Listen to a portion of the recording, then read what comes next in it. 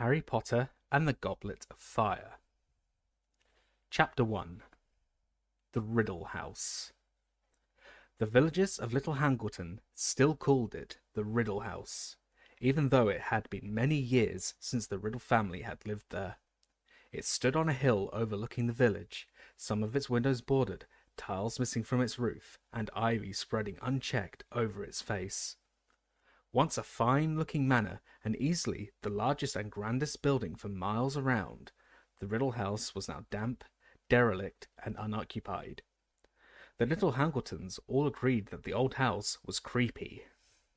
Half a century ago, something strange and horrible had happened there, something that the older inhabitants of the village still liked to discuss when topics for gossip were scarce. The story had been picked over so many times and had been embroidered in so many places that nobody was quite sure what the truth was anymore. Every version of the tale, however, started in the same place 50 years before, at daybreak on a fine summer's morning, when the Riddle House had still been well kept and impressive, and a maid had entered the drawing room to find all three riddles dead. The maid had run screaming down the hill into the village and roused as many people as she could. Lying there, with their eyes wide open, cold as ice, still in their dinner things. The police were summoned, and the whole of Little Hangleton had seethed with shocked curiosity and ill-disguised excitement. Nobody wasted their breath pretending to feel very sad about the riddles, for they had been most unpopular. Elderly Mr. and Mrs. Riddle had been rich, snobbish, and rude, and their grown-up son, Tom, had been even more so. All the villagers cared about was the identity of their murderer. Plainly, three apparently healthy people did not all drop dead of natural causes on the same night. The Hanged Man, the village pub, did a roaring trade that night. The whole village had turned out to discuss the murders. They were rewarded for leaving their firesides when the Riddle's cook arrived dramatically in their midst and announced to the suddenly silent pub that a man called Frank Bryce had just been arrested. "Frank?" cried several people. "Never!" Frank Bryce was the Riddle's gardener. He lived alone in a run-down cottage in the Riddle House gardens. Frank had come back from the war with a very stiff leg and a great dislike of crowds and loud noises. He had been working for the Riddles ever since. There was a rush to buy the cook drinks and hear more details. "Always thought he was odd," said the eagerly listening villagers after her fourth sherry. "Unfriendly, like. I'm sure if I offered him a cuppa once. I've offered it 100 times. Never wanted to mix, he didn't." "Ah, now," said a woman at the bar. "He had a hard war, Frank. He likes the quiet life. That's no reason to." "Who else had a key to the back door, then?" barked the cook. "There's been a spare key hanging in the gardener's cottage as far back as I can remember. Nobody forced the door last night. No broken windows. All Frank had to do was creep up to the big house while we was all sleeping." The villagers exchanged dark looks.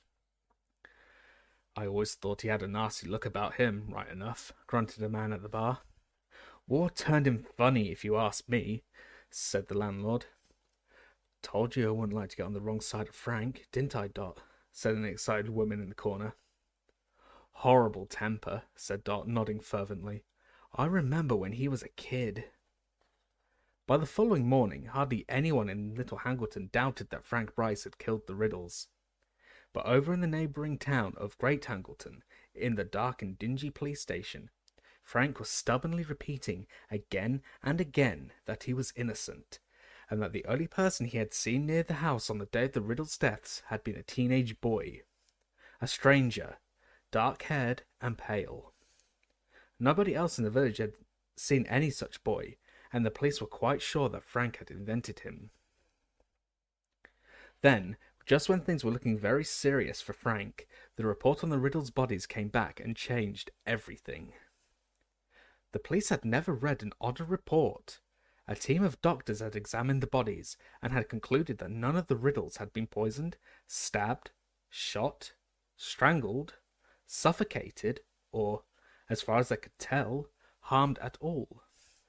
In fact, the report continued, in a tone of unmistakable bewilderment, the riddles all appeared to be in perfect health, apart from the fact that they were all dead. The doctors did note, as though determined to find something wrong with the bodies, that each of the riddles had a look of terror upon his or her face.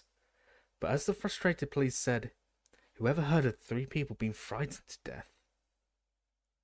As there was no proof that the riddles had been murdered at all, the police were forced to let Frank go. The riddles were buried in the Little Hangleton churchyard, and their graves remained objects of curiosity for a while. To everyone's surprise, and amidst a cloud of suspicion, Frank Bryce returned to his cottage in the grounds of the Riddle House. As far as I'm concerned, he killed them, and I don't care what the police said Dot and the Hanged Man, and if he had any decency, he'd leave here, knowing as how he knows he did it. But Frank did not leave. He stayed to tend the garden for the next family who lived in the Riddle House, and then the next, for neither family stayed long. Perhaps it was partly because of Frank that each new owner said there was a nasty feeling about the place, which, in the absence of inhabitants, started to fall into disrepair.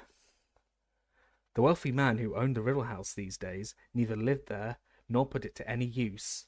They said in the village that he kept it for tax reasons, though nobody was very clear what these might be. The wealthy owner continued to pay Frank to do the gardening, however. Frank was nearing his 77th birthday now, very death, his bad legs stiffer than ever, but could be seen pottering around the flower beds in fine weather, even though the weeds were starting to creep up on him. Weeds were not the only things Frank had to contend with either. Boys from the village made a habit of throwing stones through the windows of the Riddle House. They rode their bicycles over the lawns Frank worked so hard to keep smooth. Once or twice, they broke into the old house for a dare. They knew that old Frank was devoted to the house and the grounds, and it amused them to see him limping across the garden, brandishing his stick and yelling croakily at them. Frank, on his part, believed the boys tormented him because they, like their parents and grandparents, thought him a murderer. So when Frank awoke one night in August and saw something very odd up at the old house, he merely assumed that the boys had gone one step further in their attempts to punish him. It was Frank's bad leg that had woke him. It was paining him worse than ever in his old age. He got up and limped downstairs into the kitchen with the idea of refilling his hot water bottle to ease the stiffness in his knee.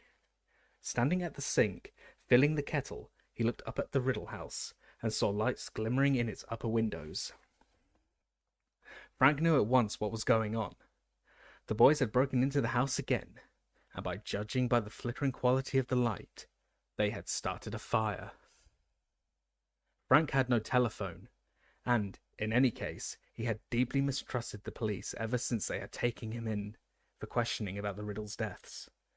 He put down the kettle at once, hurried back upstairs as fast as his bad leg would allow, and was soon back in his kitchen, fully dressed and removing a rusty old key from its hook by the door. He picked up his walking stick, which was propped up against the wall, and set off into the night. The front door of the Riddle House bore no sign of being forced, and nor did any of the windows. Frank limped around to the back of the house until he reached a door almost completely hidden by ivy, took out the old key, put it into the lock, and opened the door noiselessly. He had let himself into the cavernous kitchen. Frank had not entered it for many years. Nevertheless, although it was very dark, he remembered where the door into the hall was, and he groped his way towards it, his nostrils full of the smell of decay, ears pricked for any sound of footsteps or voices from overhead.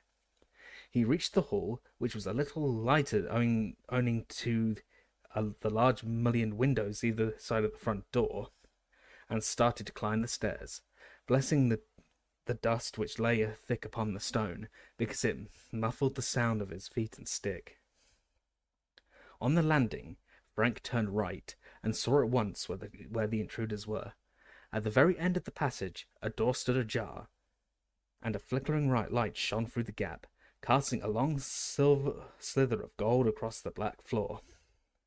Frank edged closer and closer, grasping his walking stick firmly.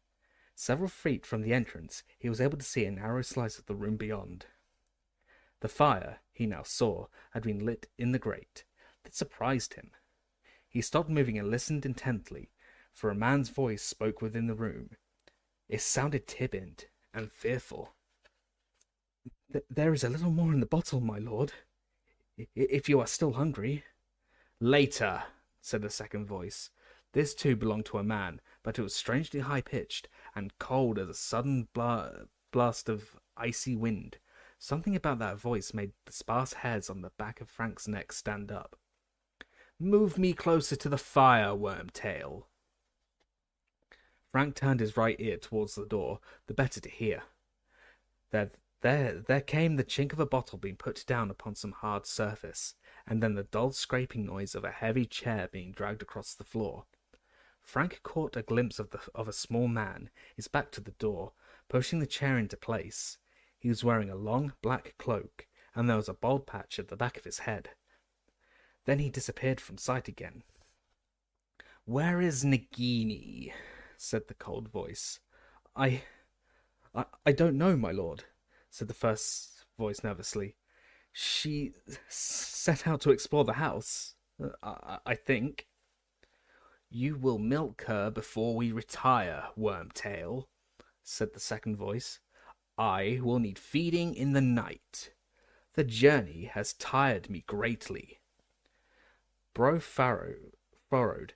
Frank inclined his good ear still closer to the door, listening very hard. There was a pause, and then the man called Wormtail spoke again.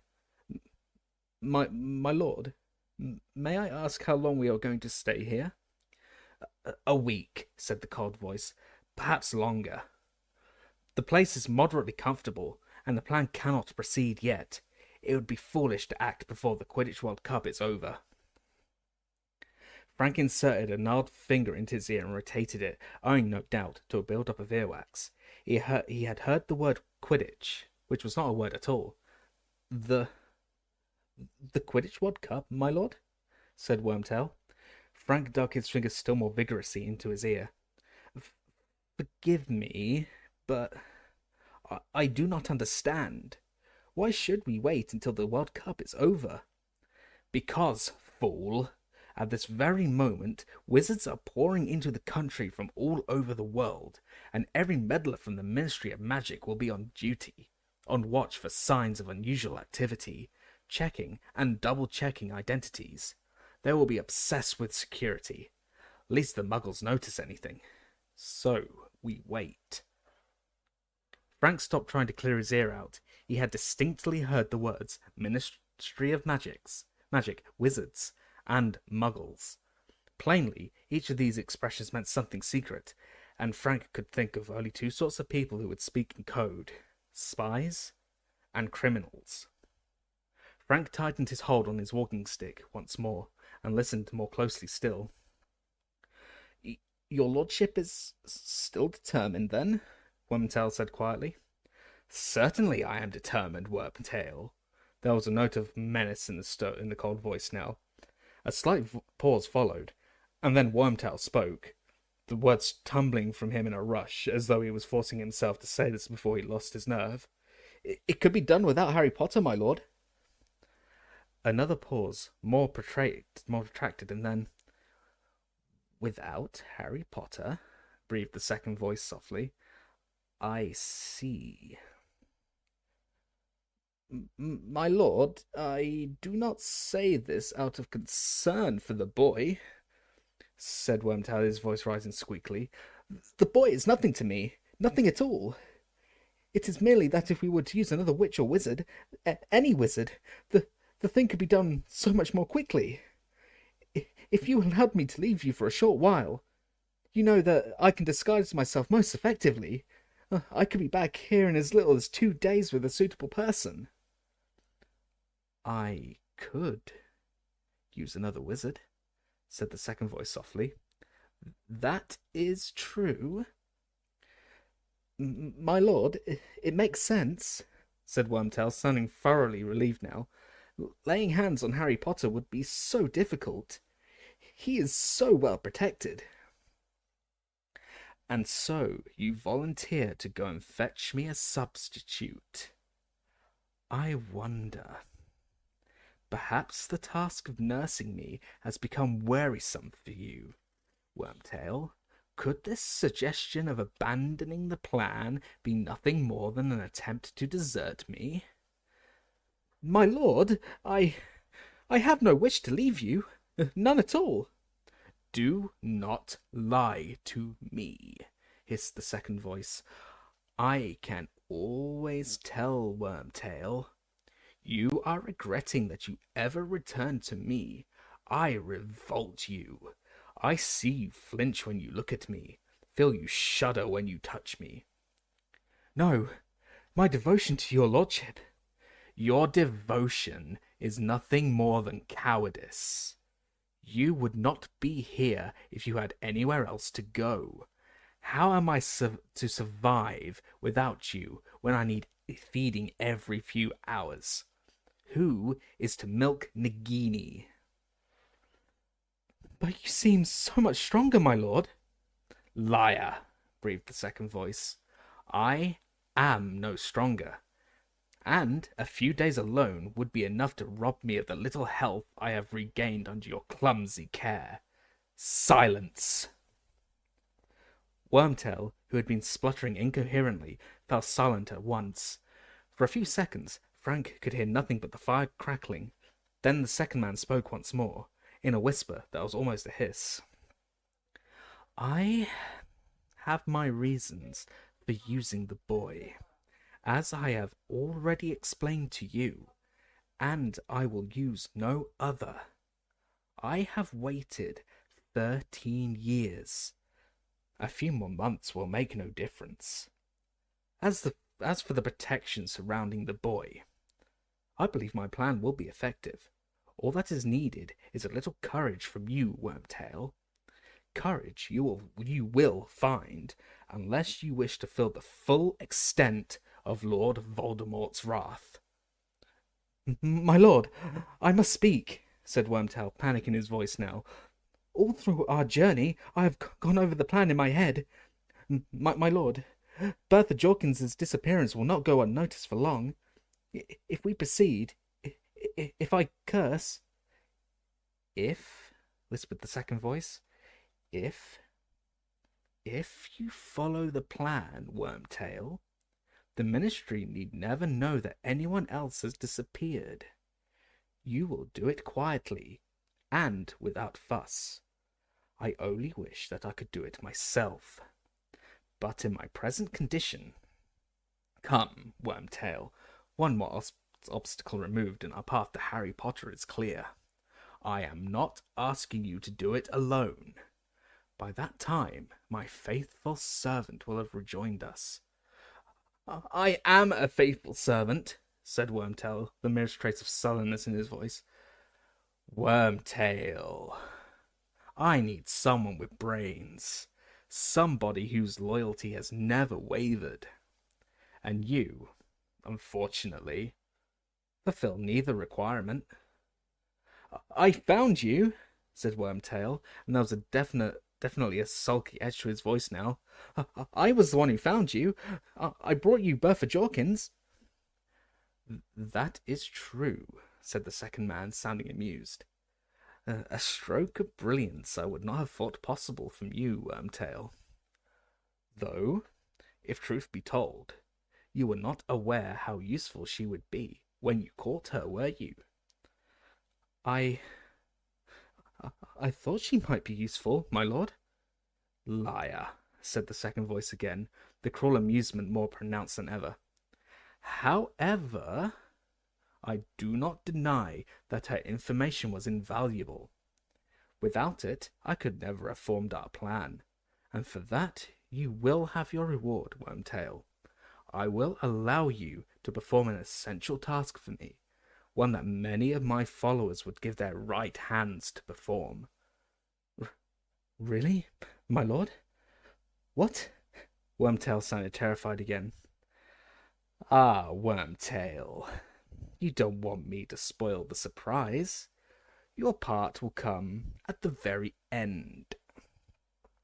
But I promise you, you will have the honor of being just as useful as Bertha Jorkins. You You... Wormtail's voice sounded suddenly hoarse, as though his mouth had gone very dry. You are going to kill me, too? Wormtail, said the cold voice silkily. Why would I kill you? I killed Bertha because I had to. She was fit for nothing after my questioning. Quite useless. In any case, awkward questions would have been asked if she had gone back to the ministry with the news that she had met you on her travels. Wizards who are supposed to be dead would do well not to run into Ministry of Magic witches at wayside inns.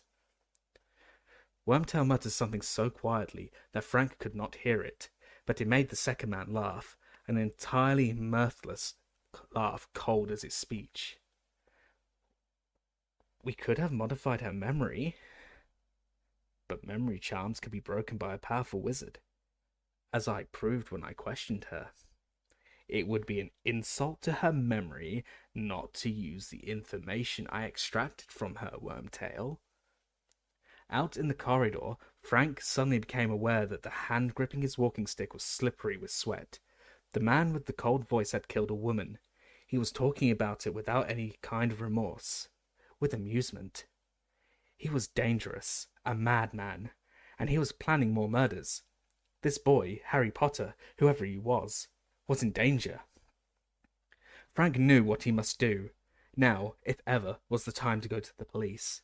He would creep out of the house and head straight for the telephone box in the village. But the cold voice was speaking again, and Frank remained where he was, frozen to the spot, listening with all his might.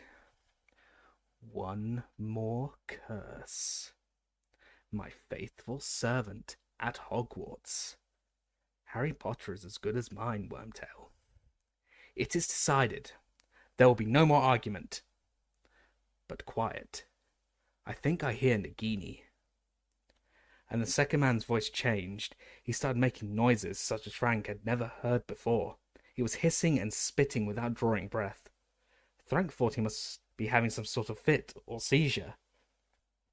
And then Frank heard movement behind him in the dark passageway. He turned to look behind him and found himself paralyzed with fright. Something was slithering towards him along the dark corridor floor, and as it drew nearer to the slither of firelight, he realized with a thrill of terror that it was a gigantic snake, at least 12 feet long. Horrified, transfixed, Frank stared at it as its undulating body cut a wide, curving track through the thick dust on the floor, coming closer and closer. What was he to do? The only means of escape was into the room where the two men sat plotting murder. Yet if he stayed where he was, the snake would surely kill him. But before he had made his decision, the snake was level with him, and then, incredibly, miraculously, it was passing.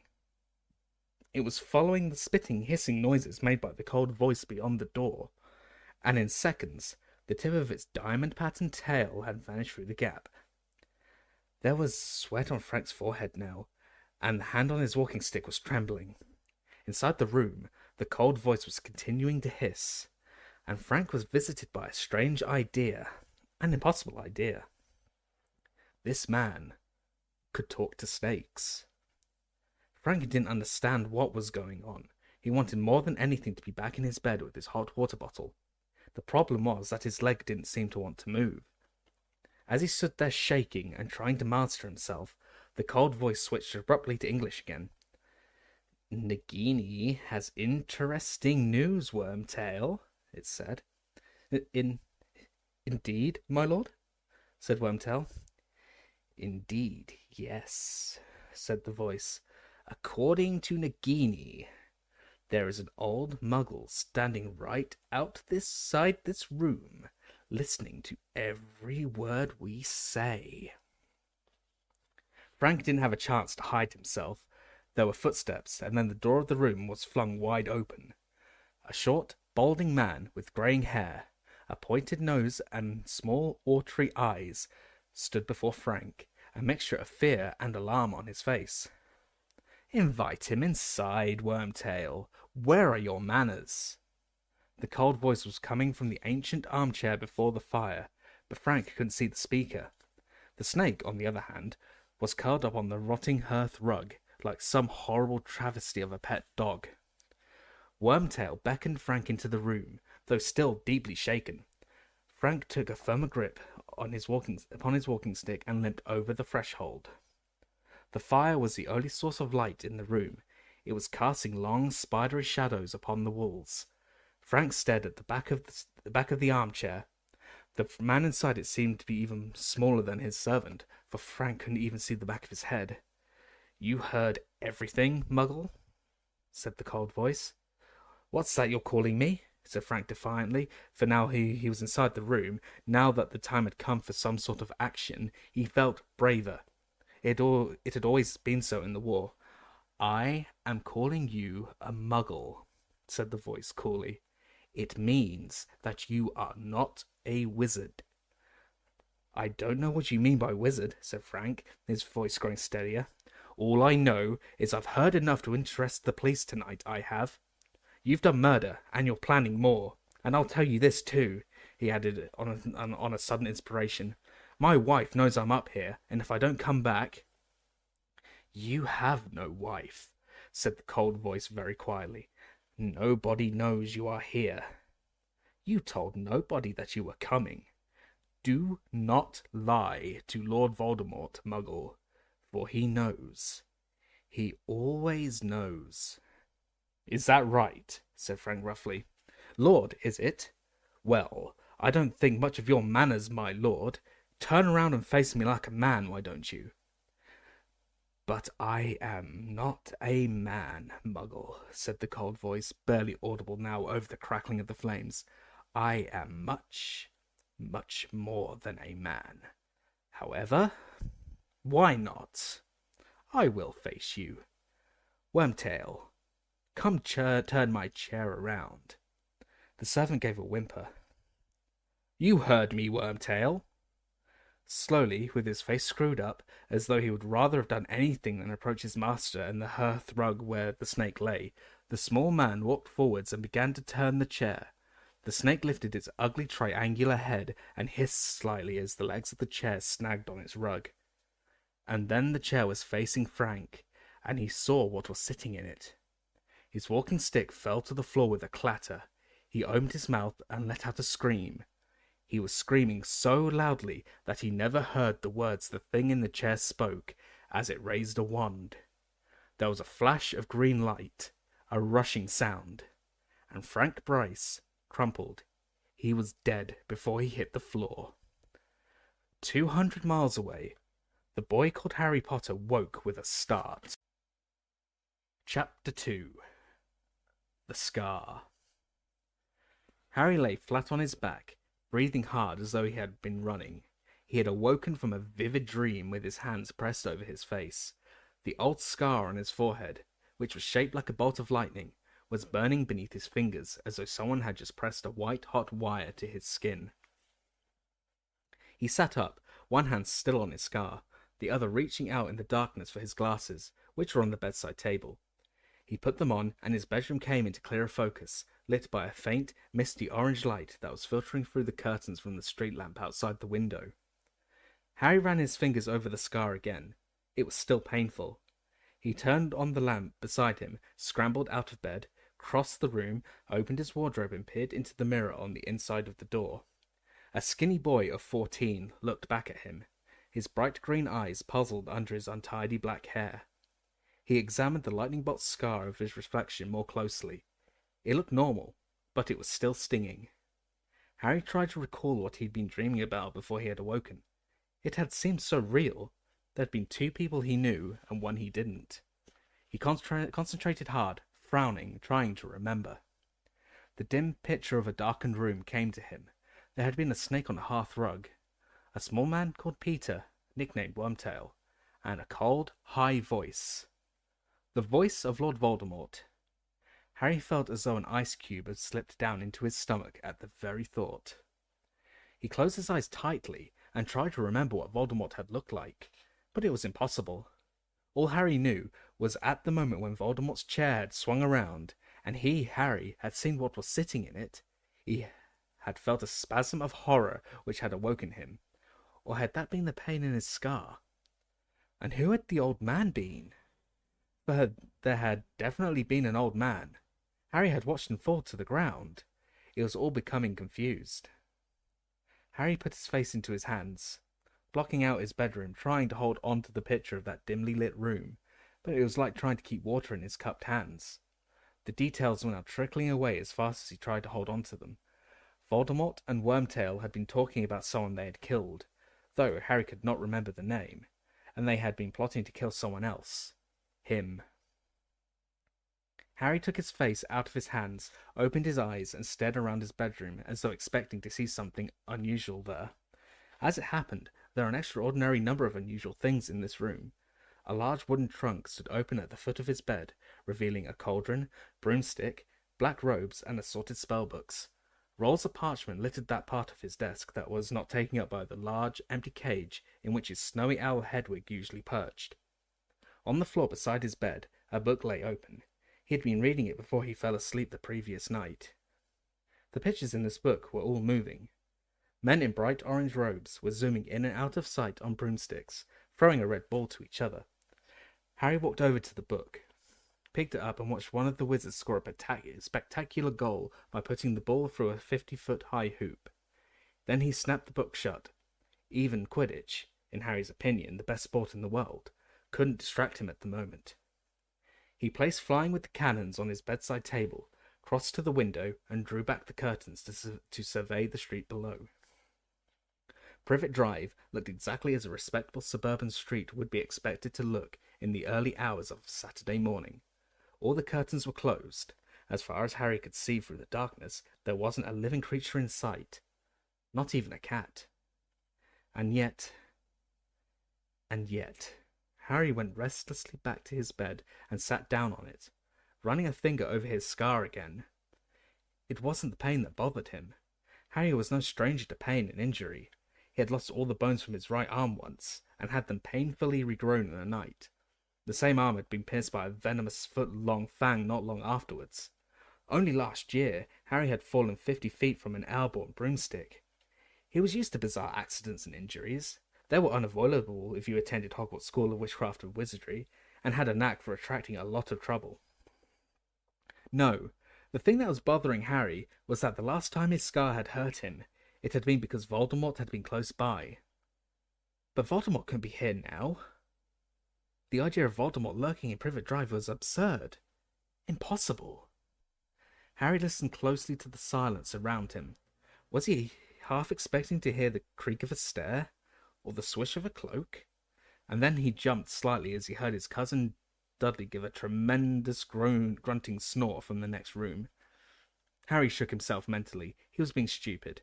There was no one in the house except Uncle Vernon, Aunt Petunia, and Dudley, and they were plainly still asleep, their dreams untroubled and painless. Asleep was the way Harry liked the Dursleys best. It wasn't as though they were any help to him awake. Uncle Vernon, Aunt Petunia, and Dudley were Harry's only living relatives. They were muggles, non-magic people, who hated and despised magic in any form, which meant that Harry was about as welcome in their house as dry rot. They had explained away Harry's long absences at Hogwarts over the last 3 years by telling everyone that he went to St. Brutus's secure centre for incurably criminal boys. They knew perfectly well that, as an underage wizard, Harry wasn't allowed to use magic outside Hogwarts, but were still apt to blame him for anything that went wrong about the house. Harry had never been able to confide in them or tell them anything about his life in the wizarding world. The very idea of going to them when they awoke and telling them about his scar hurting him, and about his worries about Voldemort, was laughable. And yet it was because of Voldemort that Harry had come to live with the Dursleys in the first place. If it hadn't been for Voldemort, Harry would not have had the lightning scar on his forehead.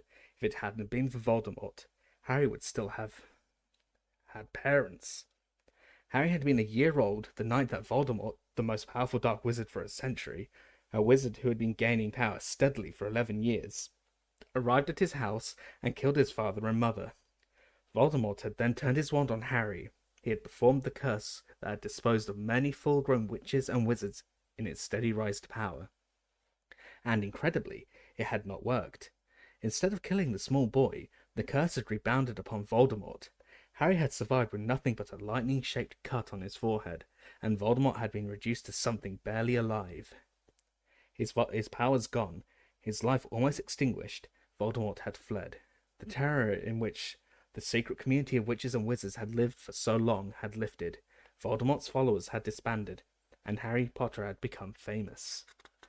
It had been enough of a shock for Harry to discover on his 11th birthday that he was a wizard. It had been even more disconcerting to find out that everyone in the hidden wizarding world knew his name. Harry had arrived at Hogwarts to find that heads turned and whispers followed him wherever he went, but he was used to it now. At the end of this summer, he would be starting his 4th year at Hogwarts, and he was already counting the days until he would be back at the castle again. But there was still a fortnight to go before he went back to school. He looked hopelessly around his room again, and his eyes paused on the birthday cards his 2 best friends had sent him at the end of July. What would they say if he wrote to them and told them about his scar hurting? At once, Hermione Granger's voice filled his head, shrill and panicky. "Your scar hurt? Harry, that's really serious. Write to Professor Dumbledore, and I'll go check common magical ailments and afflictions. Maybe there's something in there about cursed scars." Yes, that would be Hermione's advice. Go straight to the headmaster of Hogwarts. And in the meantime, consult a book. Harry stared out of the window at the inky blue-black sky. He doubted very much whether a book could help him now. As far as he knew, he was the only living person to have survived a curse like Voldemort's. It was highly unlikely, therefore, that he would find his symptoms listed in common magical ailments and afflictions. As for informing the headmaster, Harry had no idea where Dumbledore went during the summer holidays. He amused himself for a moment, picturing Dumbledore with his long silver beard, full-length wizard's robes and pointed hat, stretched out on a beach somewhere, rubbing suntan lotion into his long crooked nose. Wherever Dumbledore was, though, Harry was sure that Hedwig would be able to find him. Harry's owl had never yet failed to deliver a letter to anyone, even without an address. But what would he write? Dear Professor Dumbledore, sorry to bother you, but my scar hurt this morning. Yours sincerely, Harry Potter. Even inside his head, the words sounded stupid. And so he tried to imagine his other best friend, Ron Weasley's reaction, and in a moment, Ron's long-nosed, freckled face seemed to swim before Harry, wearing a bemused expression. Your scar hurt, but you know who can't be near you now, can he? I mean, you'd know, wouldn't you? He'd be trying to do you in again. Wouldn't he? I don't know. Harry, maybe cursed scars always twinge a bit. I'll ask Dad. Mr. Weasley was a fully qualified wizard who worked in the Misuse of Muggle Artifacts office at the Ministry of Magic, but he didn't have any particular expertise in the matter of curses, as far as Harry knew. In any case, Harry didn't like the idea of the whole Weasley family knowing that he, Harry, was getting jumpy about a few moments' pain. Mrs. Weasley would fuss worse than Hermione, and Fred and George, Ron's 16-year-old twin brothers, might think Harry was losing his nerve. The Weasleys were Harry's favourite family in the world. He was hoping that they might invite him to stay any time now. Ron had mentioned something about the Quidditch World Cup, and he somehow didn't want his visit punctuated with anxious inquiries about his scar. Harry kneaded his forehead with his knuckles. What he really wanted, and it felt almost shameful to admit it to himself, was someone like a parent, an adult wizard whose advice he could ask without feeling stupid, someone who cared about him, who had experience of dark magic. And then the solution came to him. It was so simple, so obvious, that he couldn't believe it had taken so long. Sirius. Harry leapt up from the bed, hurried across the room, and sat down at his desk. He pulled a piece of parchment towards him, loaded his eagle feather quill with ink, wrote, Dear Sirius, then paused, wondering how best to phrase his problem, and still marvelling at the fact he hadn't thought of Sirius straight away. But then perhaps it wasn't so surprising. After all, he had only found out that Sirius was his godfather 2 months ago. There was a simple reason for Sirius's complete absence from Harry's life until then. Sirius had been in Azkaban, the terrifying wizard gaol guarded by creatures called Dementors, sightless, soul-sucking fiends who had come to search for Sirius at Hogwarts when he had escaped. Yet Sirius had been innocent. The murders for which he had been convicted had been committed by Wormtail, Voldemort's supporter, whom nearly everybody now believed dead. Harry, Ron and Hermione knew otherwise, however. They had come face to face with Wormtail the previous year, though only Professor Dumbledore had believed their story. For one glorious hour, Harry had believed that he was leaving the Dursleys at last, because Sirius had offered him a home once his name had been cleared. But the chance had been snatched away from him. Wormtail had escaped before they could take him to the Ministry of Magic, and Sirius had had to flee for his life. Harry had helped him escape on the back of a hippogriff called Buckbeak, and since then, Sirius had been on the run. The home Harry might have had if Wormtail had not escaped had been haunting him all summer. It had been doubly hard to return to the Dursleys knowing that he had so nearly escaped them forever. Nevertheless, Sirius had been of some help to Harry, even if he couldn't be with him. It was due to Sirius that Harry now had all his school things in his bedroom with him. The Dursleys had never allowed this before. Their general wish of keeping Harry as miserable as possible, coupled with their fear of his powers, had led them to lock his school trunk in the cupboard under the stairs every summer prior to this. But their attitude had changed since they found out that Harry had a dangerous murderer for a godfather. Harry had conveniently forgotten to tell them that Sirius was innocent. Harry had received 2 letters from Sirius since he had been back at Privet Drive. Both had been delivered not by owls, as was usual with wizards, but by large, brightly coloured tropical birds. Hedwig had not approved of these flashy intruders. She had been most reluctant to allow them to drink from her water tray before flying off again. Harry, on the other hand, had liked them. They put him in mind of palm trees and white sand, and he hoped that wherever Sirius was, Sirius never said in case the letters were intercepted, he was enjoying himself. Somehow, Harry found it hard to imagine Dementors surviving for long in bright sunlight. Perhaps that was why Sirius had gone south. Sirius's letters, which were now hidden beneath the highly useful loose floorboard under Harry's bed, sounded cheerful, and in both of them he had reminded Harry to call on him if Harry ever needed to. Well, he needed to now, all right. Harry's lamp seemed to grow dimmer as the cold grey light that precedes sunrise slowly crept into the room. Finally, when the sun had risen, when his bedroom walls had turned gold, and when sounds of movement could be heard from Uncle Vernon in Aunt Petunia's room, Harry cleared the desk of crumpled pieces of parchment and reread his finished letter. Dear Sirius, thanks for your last letter. That bird was enormous. It could hardly get through my window. Things are the same as usual here. Dudley's diet isn't going too well. My aunt found him smuggling donuts into his room yesterday. They told him they'd have to cut his pocket money if he keeps doing it, so he got really angry and chucked his PlayStation out of the window. That's a sort of computer thing you can play games on. Bit stupid, really. Now he hasn't even got Mega Mutilation Part 3 to take his mind off things. I'm okay, mainly because the Dursleys are terrified you might turn up and turn them all into bats if I ask you to. A weird thing happened this morning, though. My scar hurt again. Last time that happened, it was because Voldemort was at Hogwarts. But I don't reckon he can be anywhere near me now, can he? Do you know if cursed scars sometimes hurt years afterwards? I'll send this with Hedwig when she gets back. She's off hunting at the moment. Say hello to Buckmeat for me. Harry. Yes, thought Harry, that looked all right. There was no point putting in the dream. He didn't want it to look as though he was too worried. He folded the parchment up and laid it aside on his desk, ready for when Hedwig returned. Then he got to his feet, stretched, and opened his wardrobe once more. Without glancing at his reflection, he started to get dressed before going down to breakfast. Chapter 3. The Invitation. By the time Harry arrived in the kitchen, the 3 Dursleys were already seated around the table. None of them looked up as he entered or sat down. Uncle Vernon's large red face was hidden behind the morning's Daily Mail, and Aunt Petunia was cutting a grapefruit into quarters, her lips pursed over her horse-like teeth.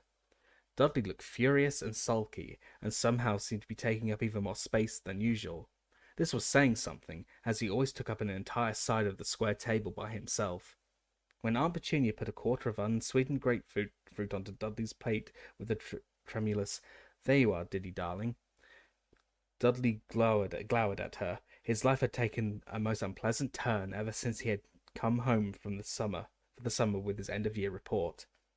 Uncle Vernon and Aunt Petunia had managed to find excuses for his bad marks as usual. Aunt Petunia always insisted that Dudley was a very gifted boy whose teachers didn't understand him, while Uncle Vernon maintained that he didn't want some swotty little Nancy boy for a son anyway. They also skated over the accusations of bullying in the report. "He's a boisterous little boy, but he wouldn't hurt a fly," said Aunt Petunia tearfully. However, at the bottom of the report there were a few well-chosen comments from the school nurse, which not even Uncle Vernon and Aunt Petunia could explain away. No matter how much Aunt Petunia wailed that Dudley was big-boned, and that his poundage was really puppy fat, and that he was a growing boy who needed plenty of food, the fact remained that the school outfitters didn't stock knickerbockers big enough for him anymore. The school nurse had seen that Aunt Petunia's eyes, so sharp when it came to spotting fingerprints on her gleaming walls, and in observing the comings and goings of the neighbours, simply refused to see that, far from needing extra nourishment, Dudley had reached roughly the size and weight of a young killer whale. So, after many tantrums, after arguments that shook Harry's bedroom floor, and many tears from Aunt Petunia, the new regime had begun. The diet sheet that had been sent by the smelting school nurse had been taped to the fridge, which had been emptied of all Dudley's favourite things, fizzy drinks and cakes, chocolate bars and burgers, and filled instead with fruit and vegetables and the sorts of things that Uncle Vernon called rabbit food. To make Dudley feel better about it all, Aunt Petunia had insisted that the whole family follow the diet too. She now passed the grapefruit quarter to Harry. He noticed that it was a lot smaller than Dudley's. Aunt Petunia seemed to feel that the best way to keep up Dudley's morale was to make sure that he had, at least, get more to eat than Harry. But Aunt Petunia didn't know what was hidden under the loose floorboard upstairs. She had no idea that Harry was not following the diet at all. The moment he had got wind of the fact that he was expected to survive the summer on carrot sticks, Harry had sent Hedwig to his friends with pleas for help, and they had risen to the occasion magnificently. Hedwig had returned from Hermione's house with a large box stuffed full of sugar-free snacks. Hermione's parents were dentists. Hagrid, the Hogwarts gamekeeper, had obliged with a sack full of his own homemade rock cakes. Harry hadn't touched these. He had had too much experience of Hagrid's cooking. Mrs. Weasley, however, had sent the family Errol with an enormous fruit cake and assorted pastries. Poor Errol, who was elderly and feeble, had needed a full 5 days to recover from the journey, and then on Harry's birthday, which the Dursleys had completely ignored, he had received 4 superb birthday cakes, one each from Ron, Hermione, Hagrid, and Sirius. Harry still had 2 of them left, and so, looking forward to a real breakfast when he got back upstairs, he started eating his grapefruit without complaint. Uncle Vernon laid aside his paper, and with a deep sniff of disapproval, and looked down at his own grapefruit quarter. "Is this it?" he said grumpily to Aunt Petunia. Aunt Petunia gave him a severe look, and then nodded pointedly at Dudley, who had already finished his own grapefruit quarter, and was eyeing Harry's with a very sour look in his piggy little eyes. Uncle Vernon gave a great sigh which ruffled his large bushy moustache and picked up his spoon. The doorbell rang. Uncle Vernon heaved himself out of his chair and set off down the hall. Quick as a flash, while his mother was occupied with the kettle, Dudley stole the rest of Uncle Vernon's grapefruit. Harry heard talking at the door and someone laughing, and Uncle Vernon answering curtly. Then the front door closed, and the sound of ripping paper came from the hall. Aunt Petunia set the teapot down on the table and looked curiously around to see where Uncle Vernon had got to. She didn't have to wait long to find out. After about a minute he was back. He looked livid. "You," he barked at Harry, "in the living room, now."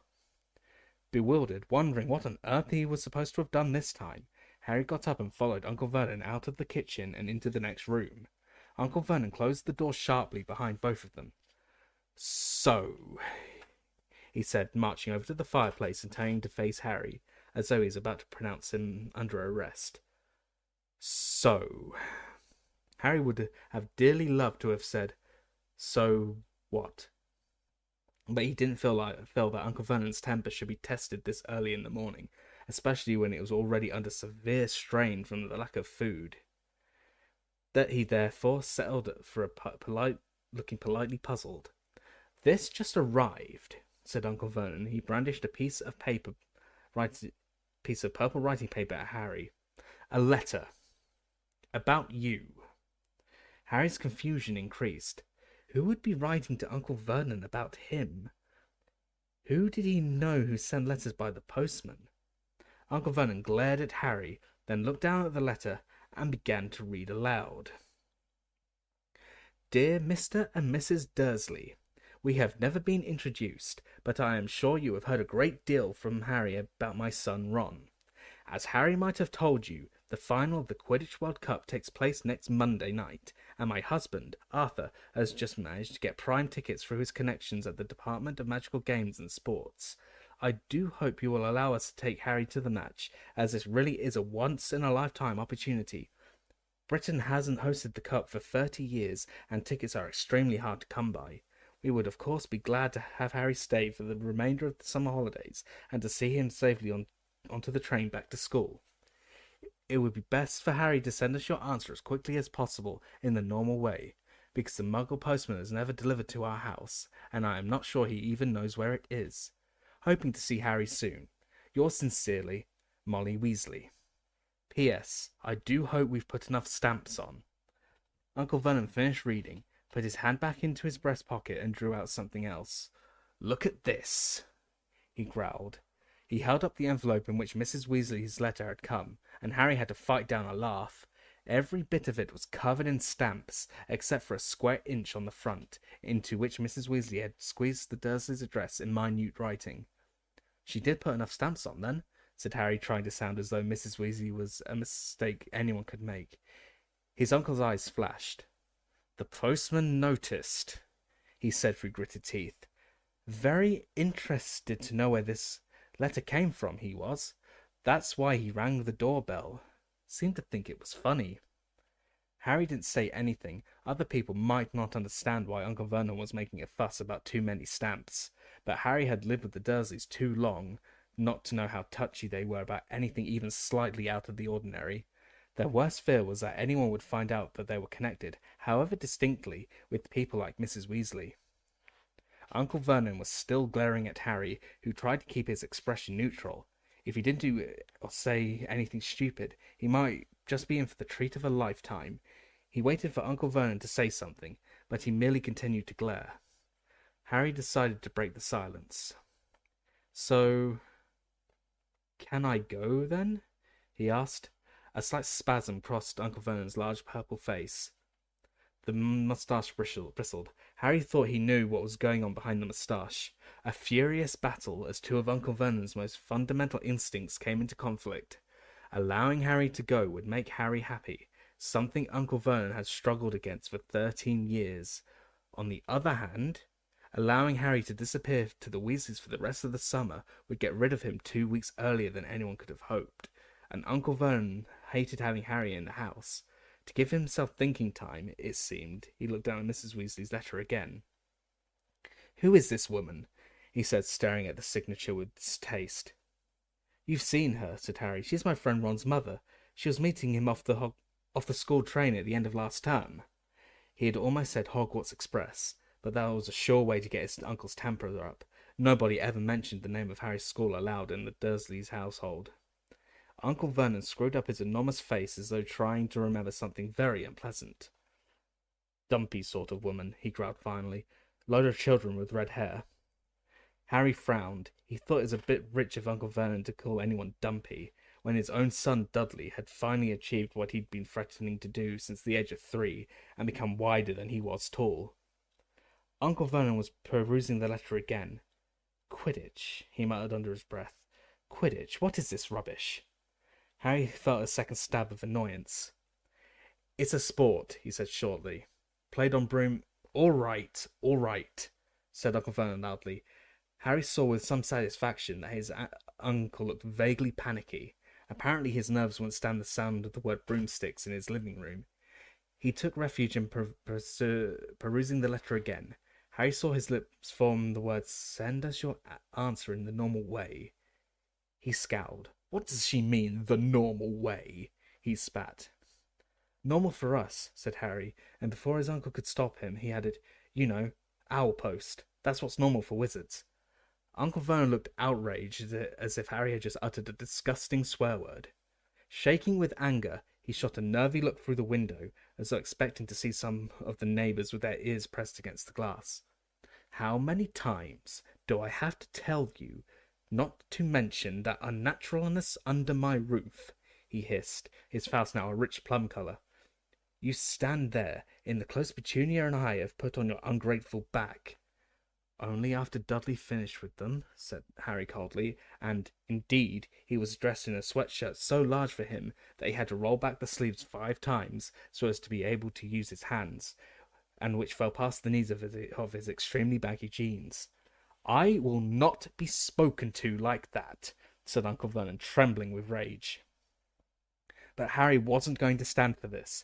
Gone were the days where he had been forced to take every single one of the Dursley's stupid rules. He wasn't following Dudley's diet, and he wasn't going to let Uncle Vernon stop him going to the Quidditch World Cup, not if he could help it.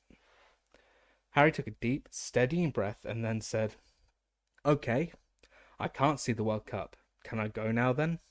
Early, I've got a letter to Sirius I want to finish. You know, my godfather. He had done it. He had said the magic words. Now he watched the purple recede blotchily from Uncle Vernon's face, making it look like badly mixed blackcurrant ice cream. You're writing to him, are you? Said Uncle Vernon in a would-be calm voice, but Harry had seen the pupils of his tiny eyes contract with sudden fear. Well, yeah, said Harry casually. It's been a while since he heard from me, and, you know, if he doesn't, he might start thinking something's wrong. He stopped there to enjoy the effect of these words. He could almost see the cogs working under Uncle Vernon's thick, dark, neatly parted hair. If he tried to stop Harry writing to Sirius, Sirius would think Harry was being mistreated. If he told Harry he couldn't go to the Quidditch World Cup, Harry would write to tell Sirius, who would know he was being mistreated. There was only one thing for Uncle Vernon to do. Harry could see the conclusion forming in his mind, as though the great moustached face was transparent. Harry tried not to smile, to keep his own face as blank as possible, and then... Well, all right then. You can go to this stupid World Cup thing. You write and tell these Weasleys they're to pick you up, mind. I haven't got time to go dropping you off all over the country, and you can spend the rest of the summer there, and you can tell your godfather, tell him you're going. Okay, then, said Harry brightly. He turned and walked towards the living room, fighting the urge to jump into the air and whoop. He was going. He was going to the Weasleys, and he was going to watch the Quidditch World Cup. Outside in the hall, he nearly ran into Dudley, who had been lurking behind the door, clearly hoping to overhear Harry being told off. He looked shocked to see the broad grin on Harry's face. That was an excellent breakfast, wasn't it? Said Harry. I feel really full, don't you? Laughing at the astonished look on Dudley's face, Harry took the stairs 3 stairs at a time. He hurled himself back into his bedroom. The first thing he saw was that Hedwig was back. She was sitting in her cage, staring at Harry with her enormous amber eyes, and clicking her beak in the way that meant she was annoyed about something. Exactly what was annoying her became apparent almost at once. Ouch! Said Harry. What appeared to be a small, grey, feathery tennis ball had just collided with the side of Harry's head. Harry massaged his head furiously, looking up to see what had hit him, and saw a minute owl, small enough to fit into the palm of his hand, whizzing excitedly around the room like a loose firework. Harry then realized that the owl had dropped a letter at his feet.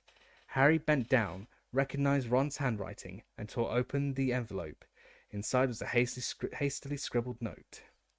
Harry, Dad got the tickets. Ireland versus Bulgaria. Monday night. Mum's writing to the Muggles to ask you to stay. They might already have the letter. I don't know how fast Muggle Post is. Thought I'd send this with Pig anyway. Harry stared at the word Pig, then looked up at the tiny owl now zooming around the lampshade on the ceiling. He had never seen anything that looked less like a pig. Maybe he couldn't read Ron's writing. He went back to the letter. We're coming for you, whether the Muggles like it or not. You can't miss the World Cup. Only Mum and Dad reckon it's better if we pretend to ask their permission first. If they say yes, send Pig back with your answer pronto, and we'll come and get you at 5 o'clock on Sunday. If they say no, send Pig back pronto, and we'll come and get you at 5 o'clock on Sunday anyway. Hermione's arriving this afternoon. Percy started work. The Department of International Magical Cooperation. Don't mention anything about abroad while you're here unless you want the pants bored off you. See you soon, Ron. Calm down, Harry said as the small owl flew low over his head, twittering madly with what Harry could only assume was pride at having delivered the letter to the right person. Come here, I need you to take my answer back. That owl fluttered down on top of Hedwig's cage. Hedwig looked coldly up at it, as though daring it to try and come any closer. Harry seized his eagle feather quill once more, grabbed a fresh piece of parchment, and wrote, Ron, it's all okay. The Muggles say I can come. See you 5 o'clock tomorrow. Can't wait. Harry. He folded this note up very small and, with immense difficulty, tied it to the tiny owl's leg as it hopped on the spot with excitement. The moment the note was secure, the owl was off again. It zoomed out of the window and out of sight. Harry turned to Hedwig. Feeling up for a long journey? He asked her. Hedwig hooted in a dignified sort of way. Can you take this to Sirius for me? He said, picking up his letter. Hang on, I just want to finish it. He unfolded the parchment again and hastily added a postscript. If you want to contact me, I'll be at my friend Ron Weasley's for the rest of the summer. His dad's got us tickets for the Quidditch World Cup. The letter finished, he tied it to Hedwig's legs. He tied it to Hedwig's leg. She kept unusually still, as though determined to show him how a real post owl should behave. I'll be at Ron's when you get back, all right? Harry told her. She nipped his finger affectionately, then with a soft swooshing noise spread her enormous wings and soared out of the open window. Harry watched her out of sight, then crawled under his bed, wrenched up the loose floorboard, and pulled a large chunk of birthday cake. He sat there on the floor eating it, savouring the happiness that was flooding through him. He had cake, and Dudley had nothing but grapefruit. It was a bright summer's day. He would be leaving Privet Drive tomorrow. His scar felt perfectly normal again, and he was going to watch the Quidditch World Cup. It was hard, just now, to feel worried about anything, even Lord Voldemort. Chapter 4. Back to the Burrow. By 12 o'clock next day, Harry's trunk was packed with his school things and all his most prized possessions. The invisibility cloak he had inherited from his father, the broomstick he had got from Sirius, the enchanted map of Hogwarts he had been given by Fred and George Weasley last year. He had emptied his hiding place under the loose floorboard of all food, double-checked every nook and cranny of his bedroom for forgotten spellbooks or quills, and taken down the chart on the wall counting the dates down to September the 1st, on which he liked to cross off the days remaining until his return to Hogwarts. The atmosphere inside number 4 Privet Drive was extremely tense. The imminent arrival at the house of an assortment of wizards was making the Dursleys uptight and irritable. Uncle Vernon had looked downright alarmed when Harry informed him that the Weasleys would be arriving at 5 o'clock the very next day. I hope you told them to dress properly, these people, he snarled at once. I've seen the sort of stuff your lot wear. They'd better have the decency to put on normal clothes. That's all. Harry felt a slight sense of foreboding. He had rarely seen Mr. or Mrs. Weasley wearing anything that the Dursleys would call normal.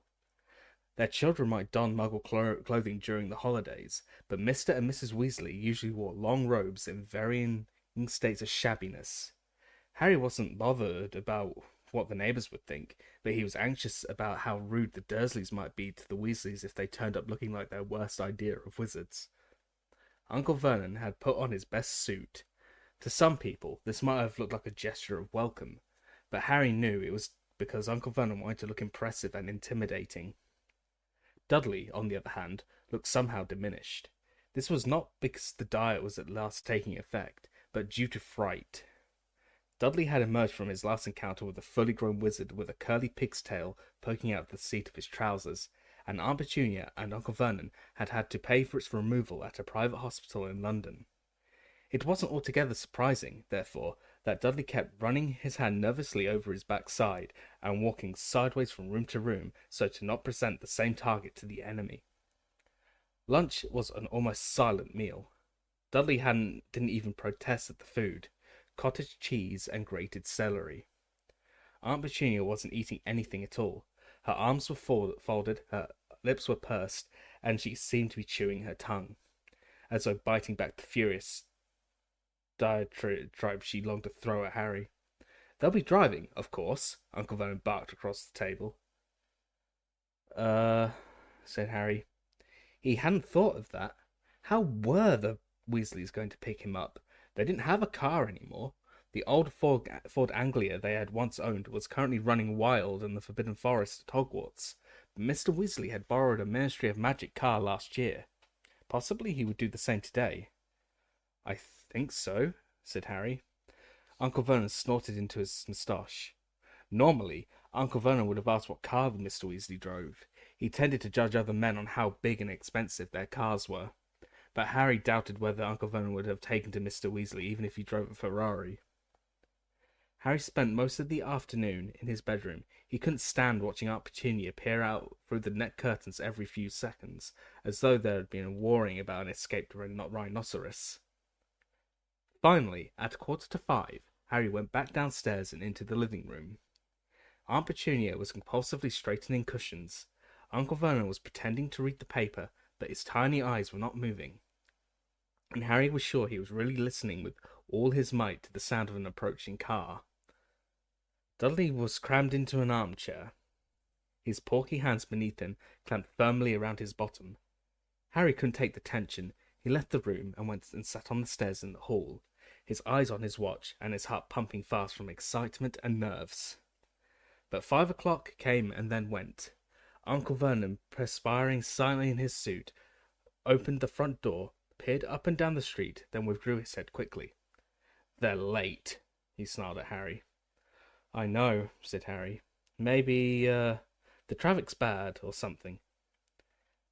5:10, then 5:15. Harry was starting to feel anxious himself now. At 5:30, he heard Uncle Vernon and Aunt Petunia conversing in terse mutters in the living room. "No consideration at all. We might have had an engagement. Maybe they think they'll get invited to dinner if they're late." "Well, they most certainly won't be," said Uncle Vernon, and Harry heard him stand up and start pacing the living room. "They'll take the boy and go. There'll be no hanging around. That's if they're coming at all. Probably mistaking the day. I dare say they don't set much store by punctuality. Either that, or they drive some tin-pot car that's broken Ah!" Harry jumped up. From the other side of the living room door came the sounds of the three Dursleys scrambling, panic-stricken, across the room. Next moment, Dudley came flying into the hall, looking terrified. "What happened?" said Harry. "What's the matter?" But Dudley didn't seem able to speak. His hands still clamped over his buttocks. He waddled as fast as he could into the kitchen. Harry hurried into the living room. Loud bangings and scrapings were coming from behind the Dursleys' boarded-up fireplace, which had a fake coal fire plugged in front of it. "What is it?" gasped Aunt Petunia, who had backed into the wall and was staring terrified towards the fire. "What is it, Vernon?" But they were left in doubt barely a second longer. Voices could be heard from inside the blocked fireplace. "Ouch! Fred! No! Go back! Go back! There's been some kind of mistake. Tell George not to... Ouch! George, no! There's no room! Go back quickly and tell Ron." "Maybe Harry can hear us, Dad. Maybe he'll be able to let us out." There was a loud hammering of fists on the boards behind the electric fire. "Harry? Harry, can you hear us?" The Dursleys rounded on Harry like a pair of angry wolverines. "What is this?" growled Uncle Vernon. "What's going on?" They've tried to get here by flue powder," said Harry, fighting a mad desire to laugh. "They can travel by fire. Only you've blocked the fireplace. Hang on." He approached the fireplace and called through the boards. Mr. Weasley, can you hear me? The hammering stopped. Somebody inside the chimney piece said, "Shh! Mr. Weasley, it's Harry. The fireplace has been blocked up. You won't be able to get through there." "Damn," said Mr. Weasley's voice. "What on earth did they want to block up the fireplace for?" "They've got an electric fire," Harry explained. "Really?" said Mr. Weasley's voice excitedly. "Electric, you say? With a plug? Gracious, I must see that. Let's think. Ouch, Ron!" Ron's voice now joined the others. "What are we doing here? Has something gone wrong?" "Oh no, Ron," came Fred's voice very sarcastically. "No, this is exactly where we wanted to end up." "Yeah, we're having the time of our lives here," said George, whose voice sounded muffled, as though he was squashed against the wall. "Boys, said Mr. Weasley vaguely. "I'm trying to think what to do." "Yes. Only way. Stand back, Harry." Harry retreated to the sofa. Uncle Vernon, however, moved forwards. "Wait a moment," he bellowed at the fire. "What exactly are you going to—" Bang! The electric fire shot across the room as the boarded-up fireplace burst outwards, expelling Mr. Weasley, Fred, George, and Ron in a cloud of rubble and loose chippings. Aunt Petunia shrieked and fell backwards over the coffee table. But Uncle Vernon caught her before she hit the floor and gaped, speechless, at the Weasleys, all of whom had bright red hair, including Fred and George, who were identical to the last freckle. "That's better," panted Mr. Weasley, brushing dust from his long green robes and straightening his glasses. "Ah, you must be Harry's aunt and uncle." Thin, tall, and balding, he moved towards Uncle Vernon, his hand outstretched, but Uncle Vernon backed away several paces, dragging Aunt Petunia. Words utterly failed Uncle Vernon. His best suit was covered in white dust, which had settled in his hair and moustache and made him look as though he'd just aged 30 years. Yes. "Sorry about that," said Mr. Weasley, lowering his hand and looking over his shoulder at the blasted fireplace. "It's all my fault. It just didn't occur to me that we wouldn't be able to get out of the other end. I had your fireplace connected to the Floo network, you see, just for an afternoon, so we could get Harry. Muggle fireplaces aren't supposed to be connected, strictly speaking, but I've got a useful contact at the Floo regulation panel and he fixed it for me. I can put it right in a jiffy, though, don't worry. I'll light a fire to send the boys back, and then I can repair your fireplace before I disapparate." Harry was ready to bet that the Dursleys hadn't understood a single word of this. They were still gaping at Mr. Weasley, thunderstruck. Aunt Petunia staggered upright again and hid behind Uncle Vernon. "Hello, Harry," said Mr. Weasley brightly. "Got your trunk ready?" "It's upstairs," said Harry, grinning back. "We'll get it," said Fred at once, winking at Harry. He and George left the room.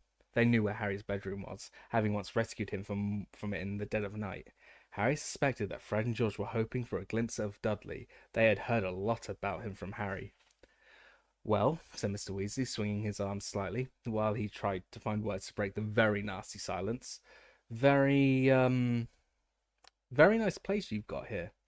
As the usually spotless living room was now covered in dust and bits of brick, this remark didn't go down too well with the Dursleys.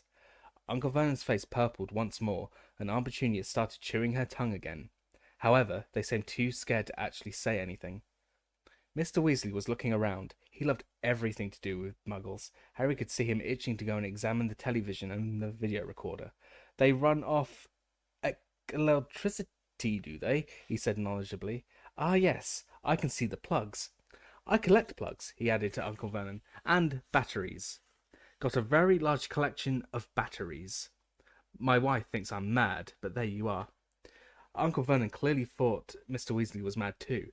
He moved ever so slightly to the right, screening Aunt Petunia from view, as though he thought Mr. Weasley might suddenly run at them and attack. Dudley suddenly reappeared in the room. Harry could hear the clunk of his trunk on the stairs, and knew that the sounds had scared Dudley out of the kitchen. Dudley edged along the wall, gazing at Mr. Weasley with terrified eyes, and attempted to conceal himself behind his mother and father. Unfortunately, Uncle Vernon's bulk, while sufficient to hide his bony Aunt Petunia, was nowhere near enough to conceal Dudley. "Ah, this is your cousin, is it, Harry?" said Mr. Weasley, taking another brave stab at making conversation.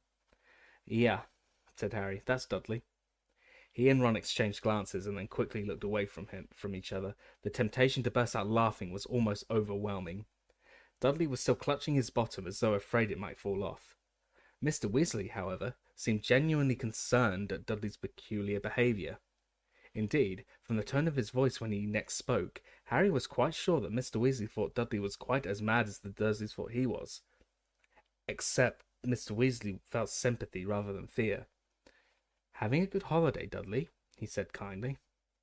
Dudley whimpered. Harry saw his hand tighten still harder over his massive backside. Fred and George came back into the room, carrying Harry's school trunk. They glanced around as they entered and spotted Dudley, their faces cracked into identical evil grins. "Ah, right," said Mr. Weasley. "Better get cracking, then." He pushed up the sleeves of his robes and took out his wand. Harry saw the Dursleys draw back against the wall as one.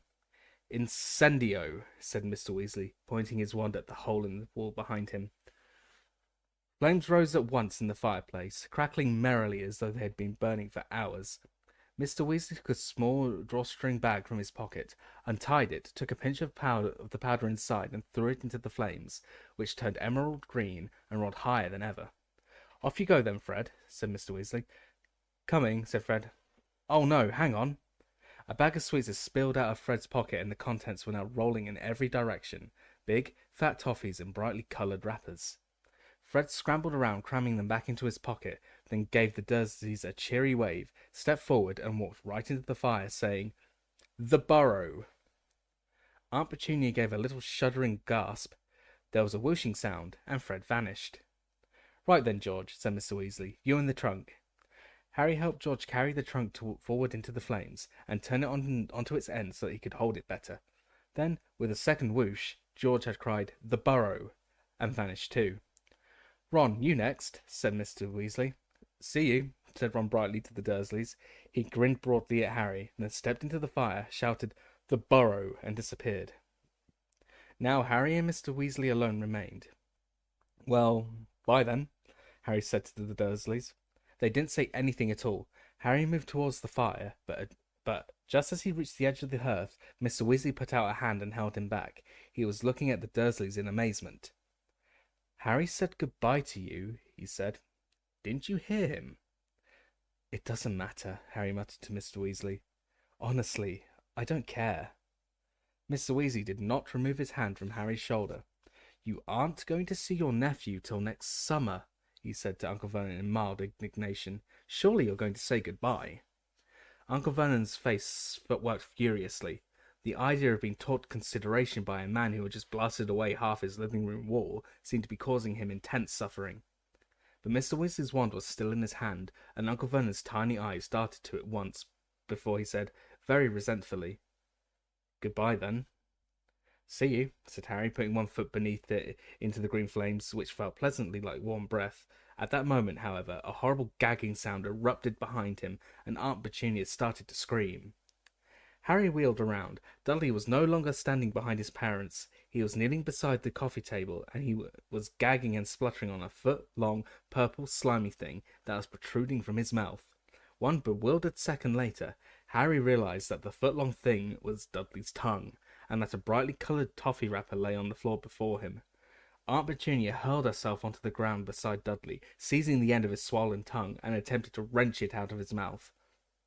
Unsurprisingly, Dudley yelled and spluttered worse than ever, trying to fight her off. Uncle Vernon was bellowing and waving his arms around, and Mr. Weasley had to shout to make himself heard. "Not to worry, I can sort him out," he yelled, advancing on Dudley, with his wand outstretched. But Aunt Petunia screamed worse than ever, and threw herself on top of Dudley, shielding him from Mr. Weasley. "No, really," said Mr. Weasley desperately. "It's a simple process. It was the toffee. My son, Fred. Real practical joker. But it's only an engorgement charm. At least I think it is. Please, I can correct it." But far from being reassured, the Dursleys became more panic-stricken. Aunt Petunia was sobbing hysterically, tugging Dudley's tongue as though determined to rip it out. Dudley appeared to be suffocating under the combined pressure of his mother and his tongue. And Uncle Vernon, who had lost control completely, seized a china figure from on top of the sideboard and threw it very hard at Mr. Weasley, who ducked, causing the ornament to shatter in the fireplace. "Now, really," said Mr. Weasley angrily, brandishing his wand. "I'm trying to help." Bellowing like a wounded hippo, Uncle Vernon snatched up another ornament. "Harry, go. Just go," Mr. Weasley shouted, his wand on Uncle Vernon. "I'll sort this out." Harry didn't want to miss the fun, but Uncle Vernon's second ornament narrowly missed his left ear, and on balance he thought it was best to leave the situation to Mr. Weasley. He stepped into the fire, looked over his shoulder as he said, "The burrow."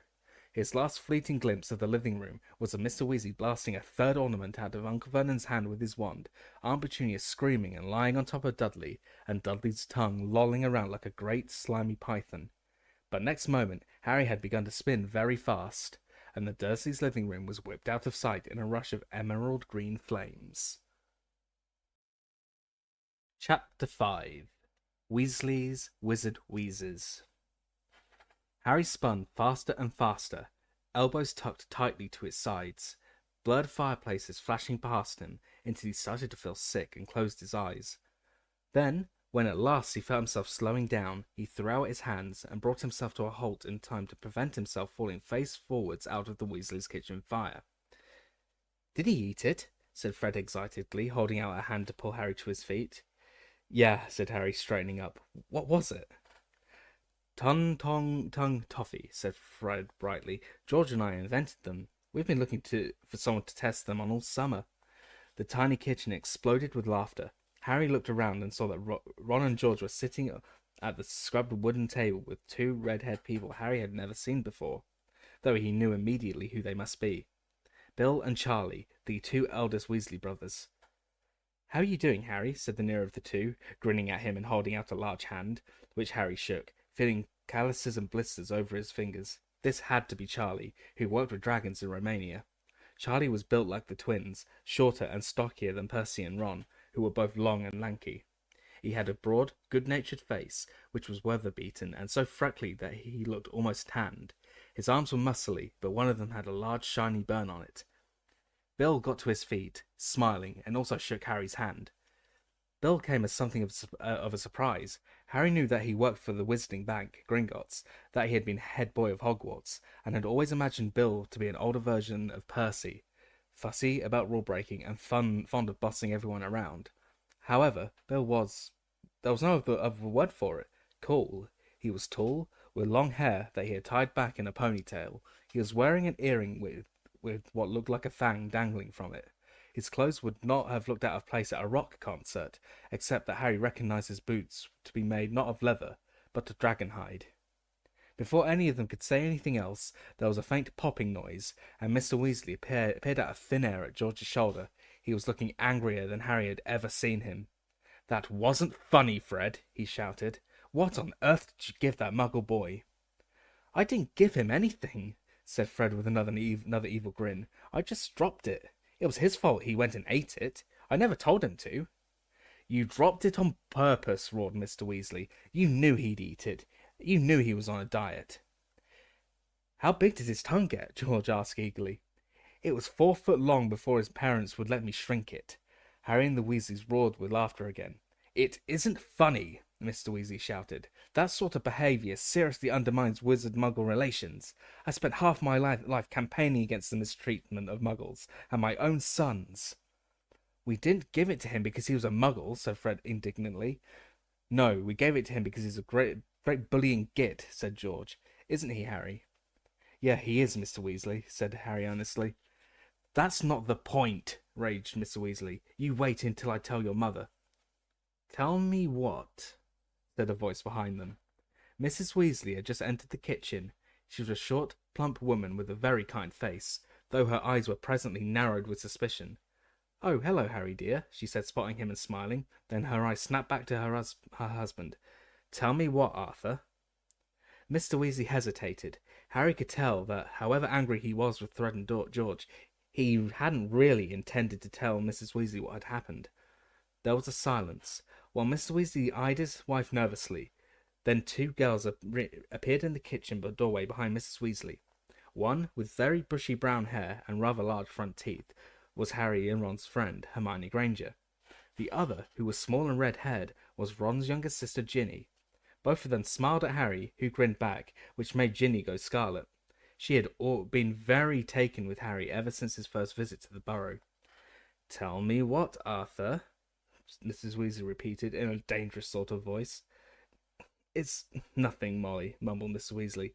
"Fred and George but I've had words with them." "What have they done this time?" said Mrs. Weasley. "If it's got anything to do with Weasley's Wizard Wheezes." "Why don't you show Harry where he's sleeping, Ron?" said Hermione from the doorway. "He knows where he's sleeping," said Ron. "In my room. He slept there last." "We can all go," said Hermione pointedly. "Oh," said Ron, cottoning on. "Right." "Yeah, we'll come too," said George. "You stay where you are," snarled Mrs. Weasley.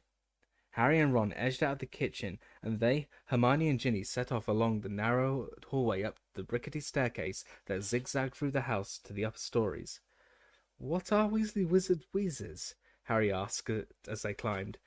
Ron and Ginny both laughed, although Hermione didn't. "Mum found this stack of order forms when she was cleaning Fred and George's room," said Ron quietly. "Great long price lists for stuff they've invented. Joke stuff, you know. Fake wands and trick sweets. Loads of stuff. It was brilliant. I never knew they'd be inventing all that. We've been hearing explosions out of their rooms for ages, but we never thought they were actually making things," said Ginny. "We thought they just liked the noise. Only most of the stuff, well, all of it, really, was a bit dangerous," said Ron. "And, you know, they were planning to sell it at Hogwarts to make some money. And Mum went mad at them, told them that they weren't allowed to make any more of it, and burnt all the order forms. She's furious at them anyway. They didn't get as many OWLs as she expected." OWLs were ordinary wizarding levels, the examinations Hogwarts students took at the age of 15. "And then there was this big row," Ginny said, "because Mum wants them to go into the Ministry of Magic like Dad, and they told her all they want to do is open a joke shop." Just then, a door on the second landing opened, and a face poked out wearing thin, horn-rimmed glasses and a very annoyed expression. "Hi, Percy," said Harry. "Oh, hello, Harry," said Percy. "I was wondering who was making all the noise. I'm trying to work in here, you know. I've got a report to finish for the office, and it's rather difficult to concentrate when people keep thundering up and down the stairs." "We're not thundering," said Ron irritably. "We're walking.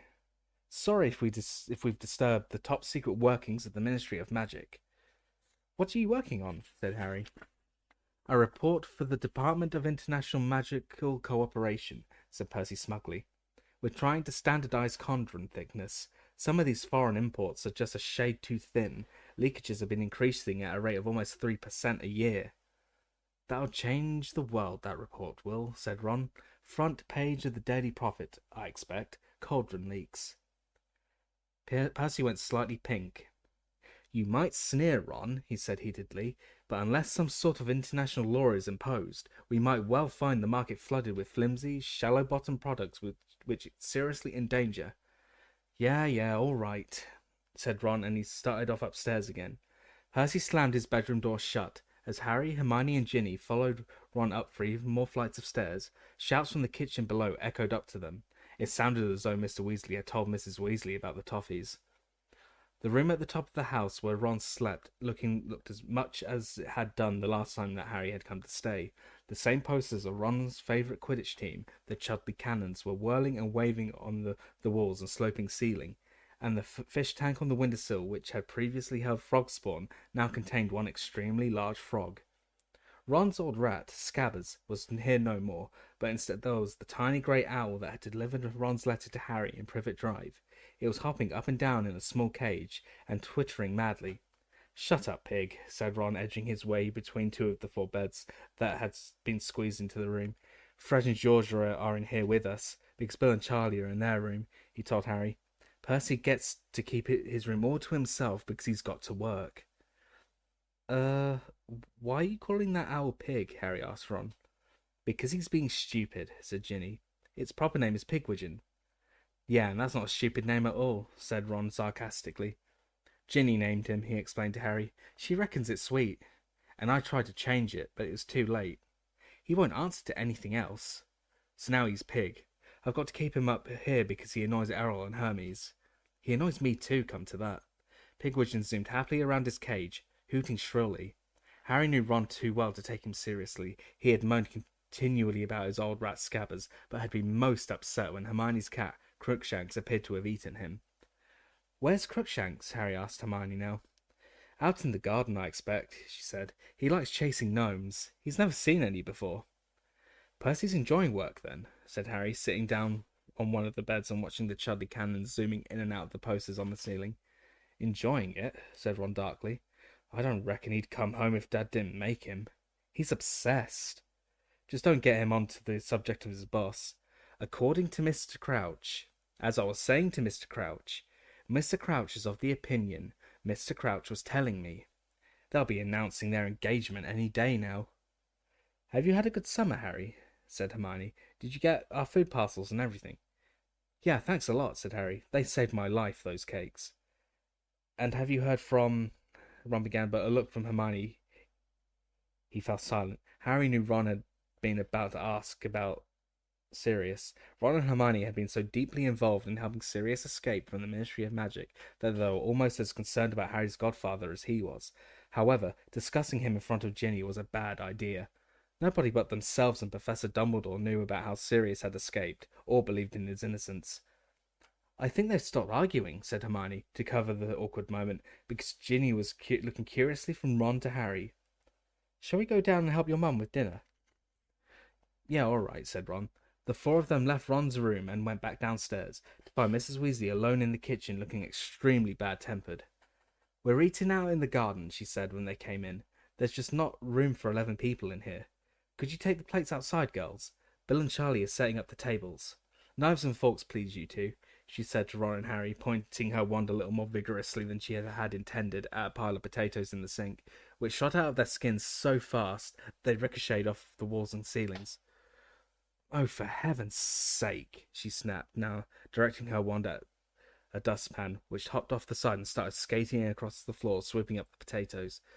"Those two," she burst out savagely, now pulling pots and pans out of a cupboard, and Harry knew she meant Fred and George.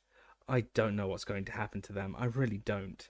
No ambition, unless you count making as much trouble as they possibly can." She slammed a large copper saucepan down on the kitchen table and began to wave her wand around inside it. A creamy sauce poured from the wand tip as she stirred. "It's not as though they haven't got brains," she continued irritably, taking the saucepan over to the stove and lighting it with a further poke of her wand. "But they're wasting them, and unless they pull themselves together soon, they'll be in real trouble. I've had more owls from Hogwarts about them than the rest put together. If they carry on the way they're going, they'll end up in front of the improper use of magic office."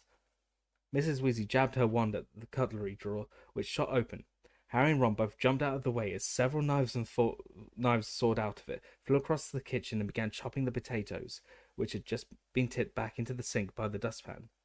"I don't know where we went wrong with them," said Mrs. Weasley, putting down her wand and starting to pull out still more saucepans. It's been the same for years, one thing after another, and they won't listen to—" "Oh, not again!" She had picked up her wand from the table, and it had emitted a loud squeak and turned into a giant rubber mouse. "One of their fake ones again," she shouted. "How many times have I told those two not to leave them lying around?" She grabbed her real wand and turned around to find the sauce on the stove was smoking.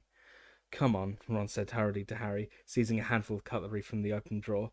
"Let's go help Bill and Charlie." They left Mrs. Weasley and headed out of the back door into the yard. They had only gone a few paces when Hermione's bandy-legged ginger cat Crookshanks came pelting out of the garden, bottle-brushed tail held high in the air, chasing what looked like a muddy potato on legs. Harry recognized it instantly as a gnome.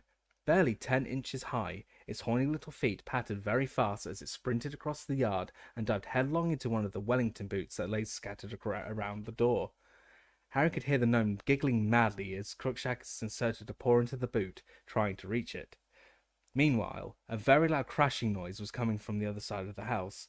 The source of the commotion was revealed as they entered the garden, and saw that Bill and Charlie both had their wands out and were making 2 battered old tables fly above the lawn, smashing into each other, each attempting to knock the others out of the air. Fred and George were cheering. Ginny was laughing, and Hermione was hovering near the edge, apparently torn between amusement and anxiety. Bill's table caught Charlie's with a huge bang and knocked one of its legs off. There was a clatter from overhead, and they all looked up to see Percy's head poking out of the window on the second floor. "Will you keep it down?" he bellowed. "Sorry, Perce," said Bill, grinning. "How are the cauldron bottoms coming on?" "Very badly," said Percy peevishly, and he slammed the window shut again. Chuckling, Bill and Charlie directed the table safely onto the grass end to end, and then, with a flick of his wand, Bill reattached the table leg and conjured tablecloths from nowhere. By 7 o'clock, the two tables were groaning under dishes and dishes of Mrs. Weasley's excellent cooking, and the 9 Weasleys, Harry and Hermione, were settling themselves down to eat beneath a clear, deep blue sky. To somebody who had been living on meals of increasingly stale cake all summer, this was paradise. At the first, Harry listened rather than talked, as he helped himself to chicken and ham pie, boiled potatoes and salad. At the far end of the table, Percy was telling his father all about his report on cauldron bottoms. "I've told Mr. Crouch that I'll have it ready by Tuesday," Percy was saying pompously. "It's a bit sooner than he expected it, but I like to keep on top of things. I think he'll be grateful that I've done it in good time. I mean, it's extremely busy in our department just now, what with all the arrangements for the World Cup. We're just not getting the support we need from the Department of Magical Games and Sports. Ludo Bagman—" "I like Ludo," said Mr. Weasley mildly. "He was the one who got us such good tickets for the Cup. I did him a bit of a favour. His brother, Otto, got into a spot of trouble. A lawnmower with unnatural powers. I smoothed the whole thing over." "Oh, Bagman's likeable enough, of course," said Percy dismissively. "But how he ever got to be head of a department when I compare him to Mr. Crouch. I can't see Mr. Crouch losing a member of our department and not trying to find out what's happened to them. You realise Bertha Jorkins has been missing for over a month now. Went on holiday to Albania and never came back." "Yes, I was asking Ludo about that," said Mr. Weasley, frowning. "He says Bertha's got lost plenty of times before now. Though, I must say, if it was someone in my department, I'd be worried." "Oh, Bertha's hopeless, all right," said Percy. "I hear she's been shunted from department to department for years, much more trouble than she's worth. But all the same, Bagman ought to be trying to find her. Mr. Crouch has been taking a personal interest. She worked in our department at one time, you know, and I think Mr. Crouch was quite fond of her. But Bagman just keeps laughing and saying she's probably misread the map and ended up in Australia instead of Albania. However," Percy heaved an impressive sigh and took a deep swig of elderflower wine, "we've got quite enough on our plates at the Department of International Magical Cooperation without trying to find members of other departments too. As you know, we've got another big event to organise right after the World Cup." He cleared his throat significantly and looked down towards the end of the table where Harry, Ron and Hermione were sitting. "You know the one I'm talking about, Father?" He raised his voice slightly. "The top secret one." Ron rolled his eyes and muttered to Harry and Hermione, "He's been trying to get us to ask what that event is ever since he started work. Probably an exhibition of thick-bottomed cauldrons." In the middle of the table, Mrs. Weasley was arguing with Bill about his earring, which seemed to be a recent acquisition. "With a horrible great thing on it. Really, Bill, what do they say at the bank?" "Mum, no one at the bank gives a damn how I dress, as long as I bring home plenty of treasure," said Bill patiently. "And your hair's getting silly, dear," said Mrs. Weasley, fingering her wand lovingly. "I wish you'd let me give it a trim." "I like it," said Ginny, who was sitting beside Bill. "You're so old-fashioned, Mum. Anyway, it's nowhere near as long as Professor Dumbledore's." Next to Mrs. Weasley, Fred, George and Charlie were all talking spiritedly about the World Cup. "It's got to be Ireland," said Charlie thickly, for a mouthful of potato. "They flattened Peru in the semi-finals." "Bulgaria have got Victor Crumb, though," said Fred. "Crumb's one decent player." "Ireland have got 7, said Charlie shortly. "I wish England had got through, though. That was embarrassing, that was." "What happened?" said Harry eagerly, regretting more than ever his isolation from the wizarding world when he was stuck in Privet Drive. Harry was passionate about Quidditch. He had played as Seeker on the Gryffindor House Quidditch team ever since his first year at Hogwarts, and owned a Firebolt, one of the best racing brooms in the world. "Went down to Transylvania. 390 to 10, said Charlie gloomily. "Shocking performance. And Wales lost to Uganda, and Scotland was slaughtered by Luxembourg." Mr. Weasley conjured up candles to light the darkening garden before they had their pudding, homemade strawberry ice cream, and by the time they had finished, Moths were fluttering low over the table, and the warm air was perfumed with the smells of grass and honeysuckle. Harry was feeling extremely well fed and at peace with the world as he watched several gnomes sprinting through the rose bushes, laughing madly and closely pursued by Crookshanks. Ron looked carefully up the table to check that the rest of the family were all busy talking, then he said very quietly to Harry, "So, have you heard from Sirius lately?" Hermione looked round, listening closely. "Yeah," said Harry softly. "Twice. He sounds okay. I wrote to him the day before yesterday. He might write back while I'm here." He suddenly remembered the reason he had written to Sirius, and for a moment was on the verge of telling Ron and Hermione about his scar hurting again, and about the dream which had awoken him. But he really didn't want to worry them just now, not when he himself was feeling so happy and peaceful. "Look at the time," said Mrs. Weasley suddenly, checking her wristwatch. "You really should be in bed, the whole lot of you. You'll be up at the crack of dawn to get to the cup. Harry, if you leave your school list out, I'll get your things for you tomorrow in Diagon Alley. I'm getting everyone else's. There might not be time after the World Cup. The match went on for 5 days last time." "Wow, I hope it does this time," said Harry enthusiastically. "Well, I certainly don't," said Percy sanctimoniously. "I shudder to think what the state of my in-tray would be if I was away from work for 5 days. "Yeah, so I might slip dragon dung in it again, eh, Percy?" said Fred.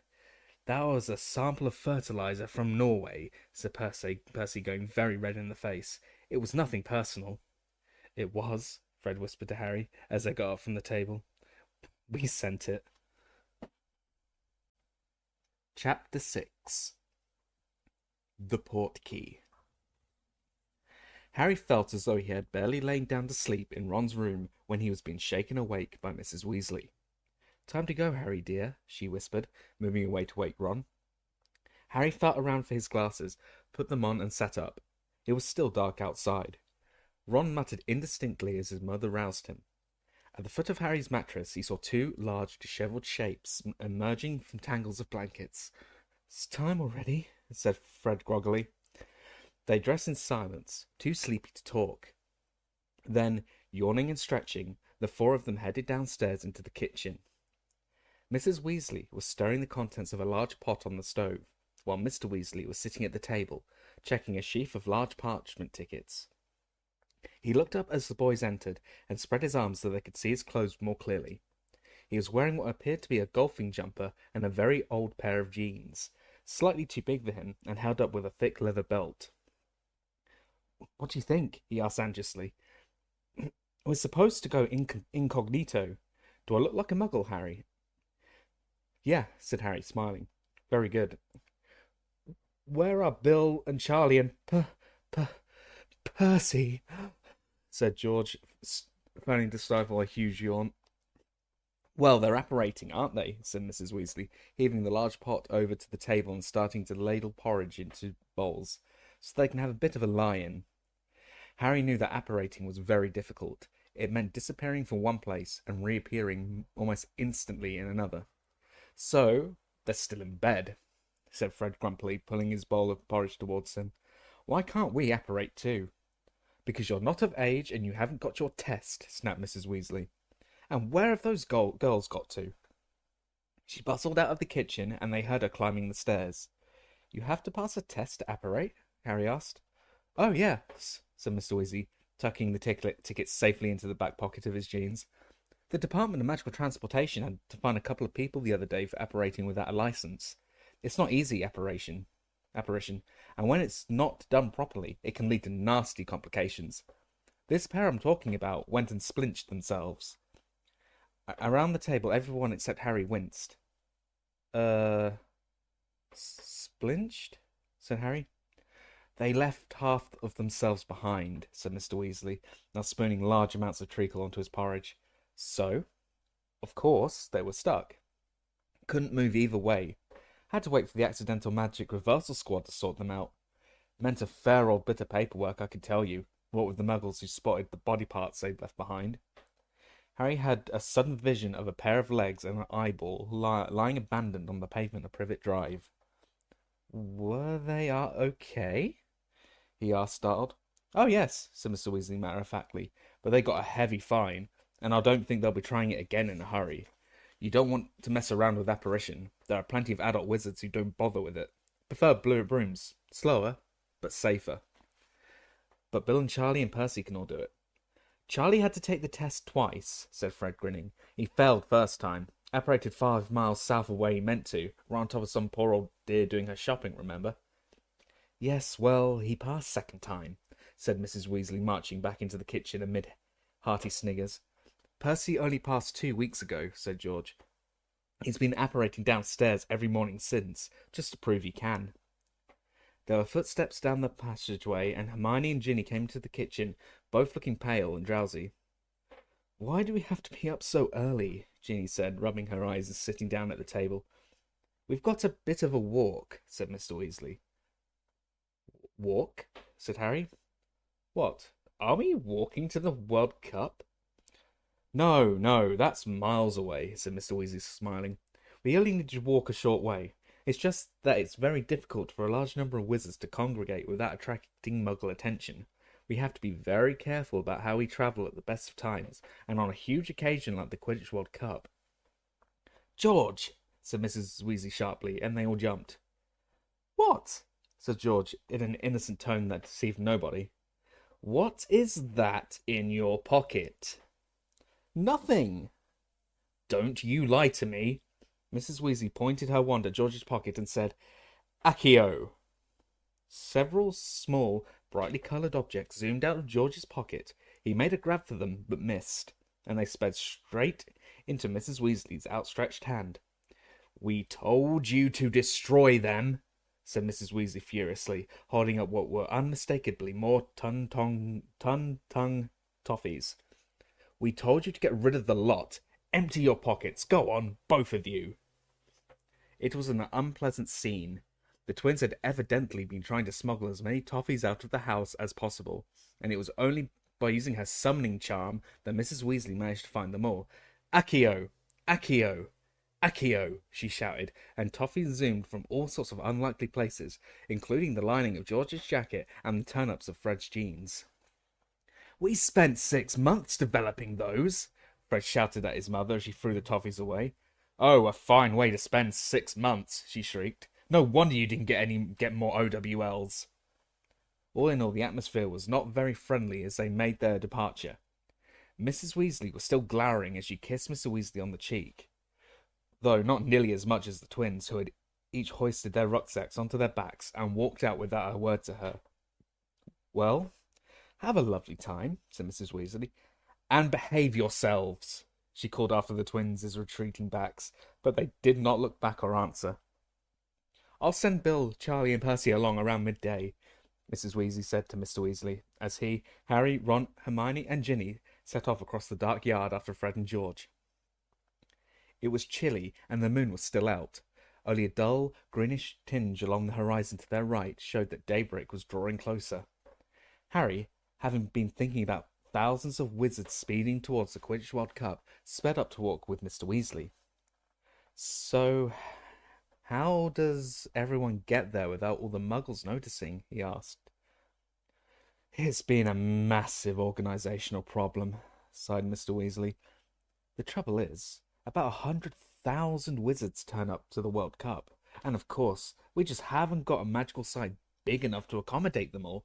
There are places muggles can't penetrate, but imagine trying to pack 100,000 wizards into Diagon Alley or Platform 9 3/4. So we had to find a nice deserted moor and set up as many anti-muggle precautions as possible. The whole ministry's been working on it for months. Firstly, of course, we had to stagger the arrivals. People with cheaper tickets have to arrive 2 weeks beforehand. A limited number use Muggle transport, but we can't have too many clogging up their buses and trains. Remember, wizards are coming from all over the world. Some apparate, of course, but we have to set up safe points for them to appear, well away from muggles. I believe there's a handy wood they're using as the apparition point.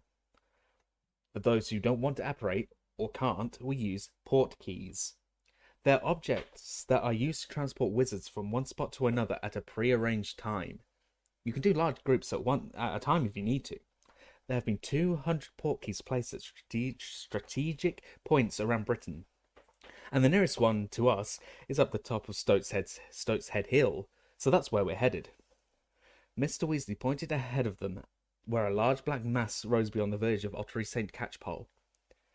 "What sort of objects are portkeys?" said Harry curiously. "Well, they could be anything," said Mr. Weasley. "Unobtrusive things, obviously, so muggles don't go picking them up and playing with them. Stuff they'll think is just litter." They trudged down the dark, dank lane towards the village, the silence broken only by their footsteps. The sky lightened very slowly as they made their way through the village, its inky blackness diluting it to deepest blue. Harry's hands and feet were freezing. Mr. Weasley kept checking his watch. They didn't have breath to spare for talking as they began to climb Stoat's Hill, stumbling occasionally in hidden rabbit holes, slipping on thick black tuffets of grass. Each breath Harry took was sharp in his chest, and his legs were starting to seize up when at last his feet found ground level. "Whew," panted Mr. Weasley, taking off his glasses and wiping them on his sweater. "Well, we've made good time. We've got 10 minutes. Hermione came over the crest of the hill last, clutching a stitch in her side. "Now we just need the portkey," said Mr. Weasley, replacing his glasses and squinting around at the ground. "It won't be big. Come on." They spread out, searching. They had only been at it for a couple of minutes, however, when a shout rent the still air. "Over here, Arthur! Over here, son, we've got it!" Two tall figures were silhouetted against the starry sky on the other side of the hilltop. "Amos," said Mr. Weasley, smiling as he strode over to the man who had shouted. The rest of them followed. Mr. Weasley was shaking hands with a ruddy-faced wizard with a scrubby brown beard. He was holding a mouldy-looking old boot in his other hand. "This is Amos Diggory, everyone," said Mr. Weasley. "Works for the Department of Regulation and Control of Magical Creatures. And I think you know his son, Cedric?" Cedric Diggory was an extremely handsome boy of around 17. He was the captain and seeker of the Hufflepuff House Quidditch team at Hogwarts. "Hi," said Cedric, looking round at them all. Everybody said hi back except Fred and George, who merely nodded. They had never quite forgiven Cedric for beating their team, Gryffindor, in the first Quidditch match of the previous year. "Long walk, Arthur?" Cedric's father asked. "Not too bad," said Mr. Weasley. "We live just on the other side of the village there. You?" "Had to get up at 2, didn't we?" said. "I tell you, I'll be glad when he's got his apparition test. Still, not complaining. Quidditch World Cup, wouldn't miss it for a sackful of galleons. And the tickets cost about that. Mind you, looks like I got off easy." Amos Diggory peered good-naturedly around the three Weasley boys, Harry, Hermione and Ginny. "All these yours, Arthur?" "Oh no, only the redheads," said Mr. Weasley, pointing out his children. "This is Hermione, friend of Ron's. And Harry, another friend." "Merlin's beard," said Amos Diggory, his eyes widening. "Harry? Harry Potter?" Yeah," said Harry. Harry was used to people looking curiously at him when they met him, used to the way their eyes moved at once to the lightning scar on his forehead. But it always made him feel uncomfortable. "Ced's talked about you, of course," said Amos Diggory. "Told us all about playing against you last year. I said to him, Ced, that'll be something to tell your grandchildren, that will. You beat Harry Potter." Harry couldn't think of any reply to this, so he remained silent. Fred and George were both scowling again. Cedric looked slightly embarrassed. "Harry fell off his broom, Dad," he muttered. "I told you. It was an accident." "Yes, but you didn't fall off, did you?" roared Amos, generally slapping his son on his back. "Always modest," I said. "Always the gentleman. But the best man won. I'm sure Harry'd say the same, wouldn't you, eh? One falls off his broom, one stays on. You don't need to be a genius to tell which one's the better flyer." "Must be nearly time," said Mr. Weasley quickly, pulling out his watch again. "Do you know whether we're waiting for any more, Amos?" "No, the Lovegoods have been there for a week already, and the Fawcetts couldn't get tickets," said Mr. Diggory. "There aren't any more of us in this area, rather." "Not that I know of," said Mr. Weasley. "Yes, it's a minute off. We'd better get ready." He looked around at Harry and Hermione. "You just need to touch the portkey, that's all. A finger will do." With difficulty, owing to the bulky backpacks, the 9 of them crowded around the old boot held out by Amos Diggory. They all stood there in a tight circle as a chill breeze swept over the hilltop. Nobody spoke. It suddenly occurred to Harry how odd this would look if a muggle were to walk up here now. 9 people, 2 grown men, clutching this manky old boot in the semi-darkness, waiting. 3, muttered Mr. Weasley, one eye still on his watch. 2, 1. It happened immediately. Harry felt as though a hook just behind his navel had been suddenly jerked irresistibly forwards. His feet had left the ground. He could feel Ron and Hermione on either side of him, their shoulders banging into his. They were all speeding forwards, in a howl of wind and swirling colour. His forefinger was stuck to the boot as though it was pulling him magnetically onwards, and then his feet slammed into the ground. Ron staggered into him, and he fell over. The portkey hit the ground near his head with a heavy thud. Harry looked up. Mr. Weasley, Mr. Diggory, and Cedric were still standing, though looking very windswept. Everybody else was on the ground. 5:07 from Stone's Hill, said a voice. Chapter 7. Bagman and Crouch. Harry disentangled himself from Ron and got to his feet. They had arrived on what appeared to be a deserted stretch of misty moor. In front of them was a pair of tired and grumpy-looking wizards, one of whom was holding a large gold watch, the other a thick roll of parchment and a quill. Both were dressed as muggles, though very inexpertly. The man with the watch wore a tweed suit with thigh-length galoshes, his colleague a kilt and a poncho. "Morning, Basil," said Mr. Weasley, picking up the boot and handing it to the kilted wizard, who threw it into a large box of used portkeys beside him. Harry could see an old newspaper, an empty drinks can, and a punctured football.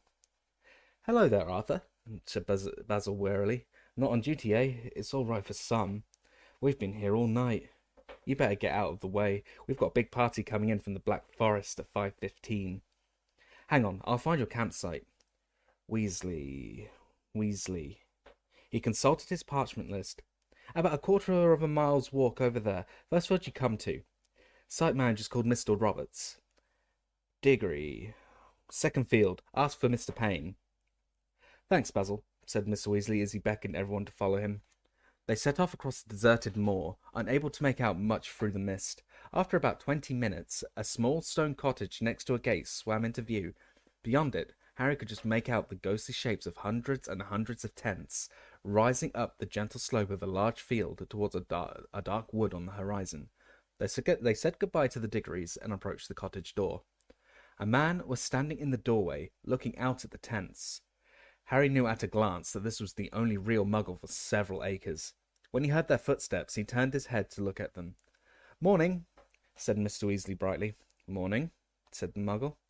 "Would you be Mr. Roberts?" I would," said Mr. Roberts. "And who are you?" "Weasley, 2 tents. Booked a couple of days ago."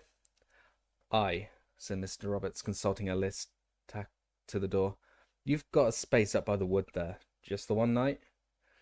"That's it," said Mr. Weasley. "You'll be paying now, then," said Mr. Roberts.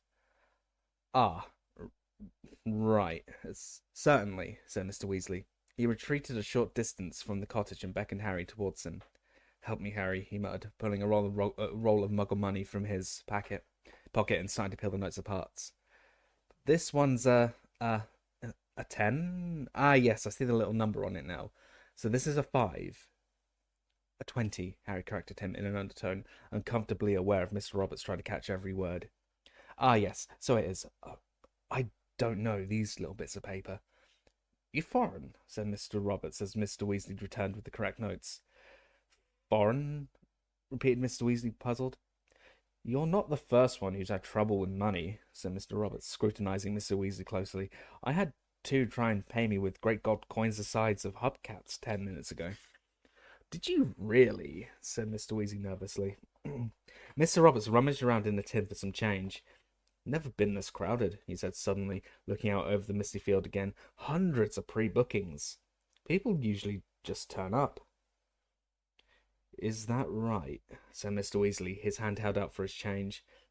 But Mr. Roberts didn't give it to him. "Aye," he said thoughtfully. "People from all over. Loads of foreigners. And not just foreigners. Widows, you know. There's a bloke walking around in a kilt and a poncho." "Shouldn't he?" said Mr. Weasley anxiously. "It's like some sort of... I dunno. Like some sort of rally," said Mr. Roberts. "They all seem to know each other. like a big party. At that moment, a wizard in 4+4s appeared out of thin air next to Mr. Roberts' front door. "Obliviate," he said sharply, pointing his wand at Mr. Roberts. Instantly, Mr. Roberts' eyes slid out of focus. His brows unknitted and a look of dreamy unconcern fell over his face. Harry recognized the symptoms of one who had just had his memory modified. "A map of the campsite for you," Mr. Roberts said placidly to Mr. Weasley, "and your change." "Thanks very much," said Mr. Weasley. The wizard in +4s accompanied them towards the gate to the campsite. He looked exhausted. His chin was blue with stubble, and there were deep purple shadows under his eyes.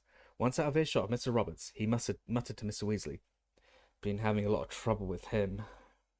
Needs a memory charm 10 times a day to keep him happy. And Ludo Bagman's not helping. Trotting around talking about bludgers and quaffles at the top of his voice. Not a worry about anti-muggle security. Blimey, I'll be glad when this is over. See you later, Arthur." He disapparated. "I thought Mr. Bagman was head of magical games and sports," said Ginny, looking surprised. "He should know better than to talk about bludgers and muggles, shouldn't he?" "He should," said Mr. Weasley, smiling and leading them through the gates into the campsite. "But Ludo's always been a bit, well, lax about security. You couldn't wish for a more enthusiastic head of the sports department, though. He played Quidditch for England himself, you know, and he was the best beater in the Wimborne Wasps ever had." They trudged up the misty field between long rows of tents. Most looked almost ordinary. Their owners had clearly tried to make them as muggle-like as possible, but had slipped up by adding chimneys, or bedpulls, or weather vanes. However, here and there was a tent so obviously magical that Harry could hardly be surprised that Mr. Roberts was getting suspicious. Halfway up the field stood an extravagant confection of striped silk like a miniature palace, with several live peacocks tethered at the entrance. A little further on, they passed a tent that had 3 floors and several turrets, and a short way beyond that was a tent which had a front garden attached, complete with bird bath, sundial, and fountain. "Always the same," said Mr. Weasley, smiling. "We can't resist showing off when we get together." "Ah, here we are. Look, this is us." They had reached the very edge of the wood at the top of the field, and there was an empty space, with a small sign hammered into the ground that read, "Weasley." "Couldn't have a better spot," said Mr. Weasley happily. "The pitch is just on the other side of the wood there. We're as close as we could be." He hoisted his backpack from his shoulders. "Right," he said excitedly. "No magic allowed. Strictly speaking, not when we're out in these numbers on Muggle lands. We'll be putting up these tents by hand. Shouldn't be too difficult. Muggles do it all the time. Here. Harry, where do you reckon we should start?" Harry had never been camping in his life. The Dursleys had never taken him on any kind of holiday, preferring to leave him with Mrs. Figg, an old neighbour.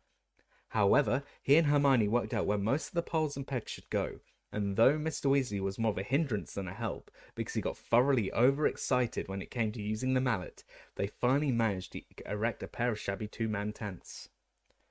All of them stood back to admire their handiwork.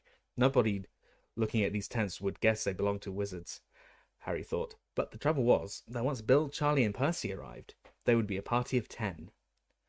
Hermione seemed to have spotted this problem, too. She gave Harry a quizzical look as Mr. Weasley dropped to his hands and knees and entered the first tent. "We'll be a bit cramped," he called, "but I think we'll all squeeze in. Come and have a look." Harry bent down, ducked under the tent flap, and felt his jaw drop. He had walked into what looked like an old-fashioned 3-roomed flat, complete with bathroom and kitchen. Oddly enough, it was furnished in exactly the same sort of style as Mrs. Figg's. There were crocheted covers on the mismatched chairs, and a strong smell of cats. "Well, it's not for long," said Mr. Weasley, mopping his bald patch with a handkerchief and peering in at the 4 bunk beds that stood in the bedroom. "I borrowed this from Perkins at the office. Doesn't count much anymore. Poor fellow, he's got lumbago." He picked up the dusty kettle and peered inside it. "We'll need water." "There's a tap marked on this map the Muggle gave us," said Ron, who had followed Harry inside the tent and seemed completely unimpressed by its extraordinary inner proportions. "It's on the other side of the field." "Well, why don't you, Harry, and Hermione go and get us some water then?" Mr. Weasley handed over the kettle and a couple of saucepans, "and the rest of us will get some wood for a fire." "But we've got an oven," said Ron. "Why can't we just—" "Ron, anti-Muggle security," said Mr. Weasley, his face shining with anticipation. "When real Muggles camp, they cook on fires outdoors. I've seen them at it." After a quick tour of the girls' tent, which was slightly smaller than the boys', though without the smell of cats, Harry, Ron, and Hermione set off across the campsite with the kettle and saucepans. Now, with the sun newly risen and the mist lifting, they could see the city of tents that stretched in every direction. They made their way slowly through the rows, staring eagerly around. It was only just dawning on Harry how many witches and wizards there must be in the world. He had never really thought much about those in other countries. Their fellow campers were starting to wake up. First to stir were the families with small children. Harry had never seen witches and wizards this young before. A tiny boy no older than 2 was crouched outside a large pyramid-shaped tent, holding a wand and poking happily at a slug in the grass, which was swelling slowly to the size of a salami. As they drew level with him, his mother came hurrying out of the tent. "How many times, Kevin? You don't touch Daddy's wand." Yuck. She had trodden on the giant slug, which burst. Her scolding carried after them in the still air, mingling with the little boy's yells. "You bust slug! You bust slug!" A short way further on, they saw 2 little witches, barely older than Kevin, who were riding toy broomsticks which rose only high enough for the girls' toes to skim the dewy grass. A ministry wizard had already spotted them. As he hurried past Harry, Ron, and Hermione, he muttered distractedly, "In broad daylight. Parents having a lie-in, I suppose." Here and there, adult witches and wizards were emerging from their tents and starting to cook breakfast. Some with furtive looks around them conjured fires with their wands. Others were striking matches with dubious looks on their faces, as though sure this couldn't work. 3 African wizards sat in serious conversation, all of them wearing long white robes and roasting what looked like a rabbit on a bright purple fire, while a group of middle-aged American witches sat gossiping happily beneath a spangled banner stretched between their tents, which said, "The Salem Witches' Institute." Harry caught snatches of the conversation in strange languages from the inside of tents as they passed, and though he couldn't understand a single word, the tone of every single voice was excited. Is it my eyes? Or has everything gone green?" said Ron. It wasn't just Ron's eyes. They had walked into a patch of tents that were all covered with a thick growth of shamrocks, so that it looked as though those small, oddly shaped hillocks had sprouted out of the earth. Grinning faces could be seen under those which had their flaps open. Then, from behind them, they heard their names. "Harry! Ron! Hermione!" It was Seamus Finnegan, their fellow Gryffindor 4th year. He was sitting in front of his own shamrock-covered tent with a sandy-haired woman who had to be his mother, and his best friend, Dean Thomas, also of Gryffindor. "Like the decorations?" said Seamus, grinning, when Harry, Ron, and Hermione had gone over to say hello. "The Ministry's not too happy." Why shouldn't we show our colours?" said Mrs. Finnegan. "You should see what the Bulgarians have got dangling all over their tents. You'll be supporting Ireland, of course," she added, eyeing Harry, Ron, and Hermione beadily. When they had assured her that they were indeed supporting Ireland, they set off again, though, as Ron said, like we'd say anything else surrounded by that lot. "I wonder what the Bulgarians have got dangling all over their tents," said Hermione. "Let's go and have a look," said Harry, pointing to a large patch of tents upfield where the Bulgarian flag, red, green, and white, was fluttering in the breeze.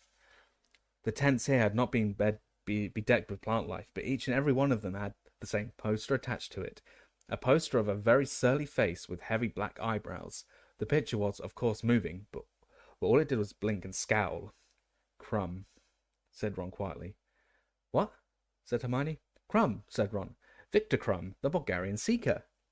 "He looks really grumpy," said Hermione, looking around at the many crumbs blinking and scowling at them.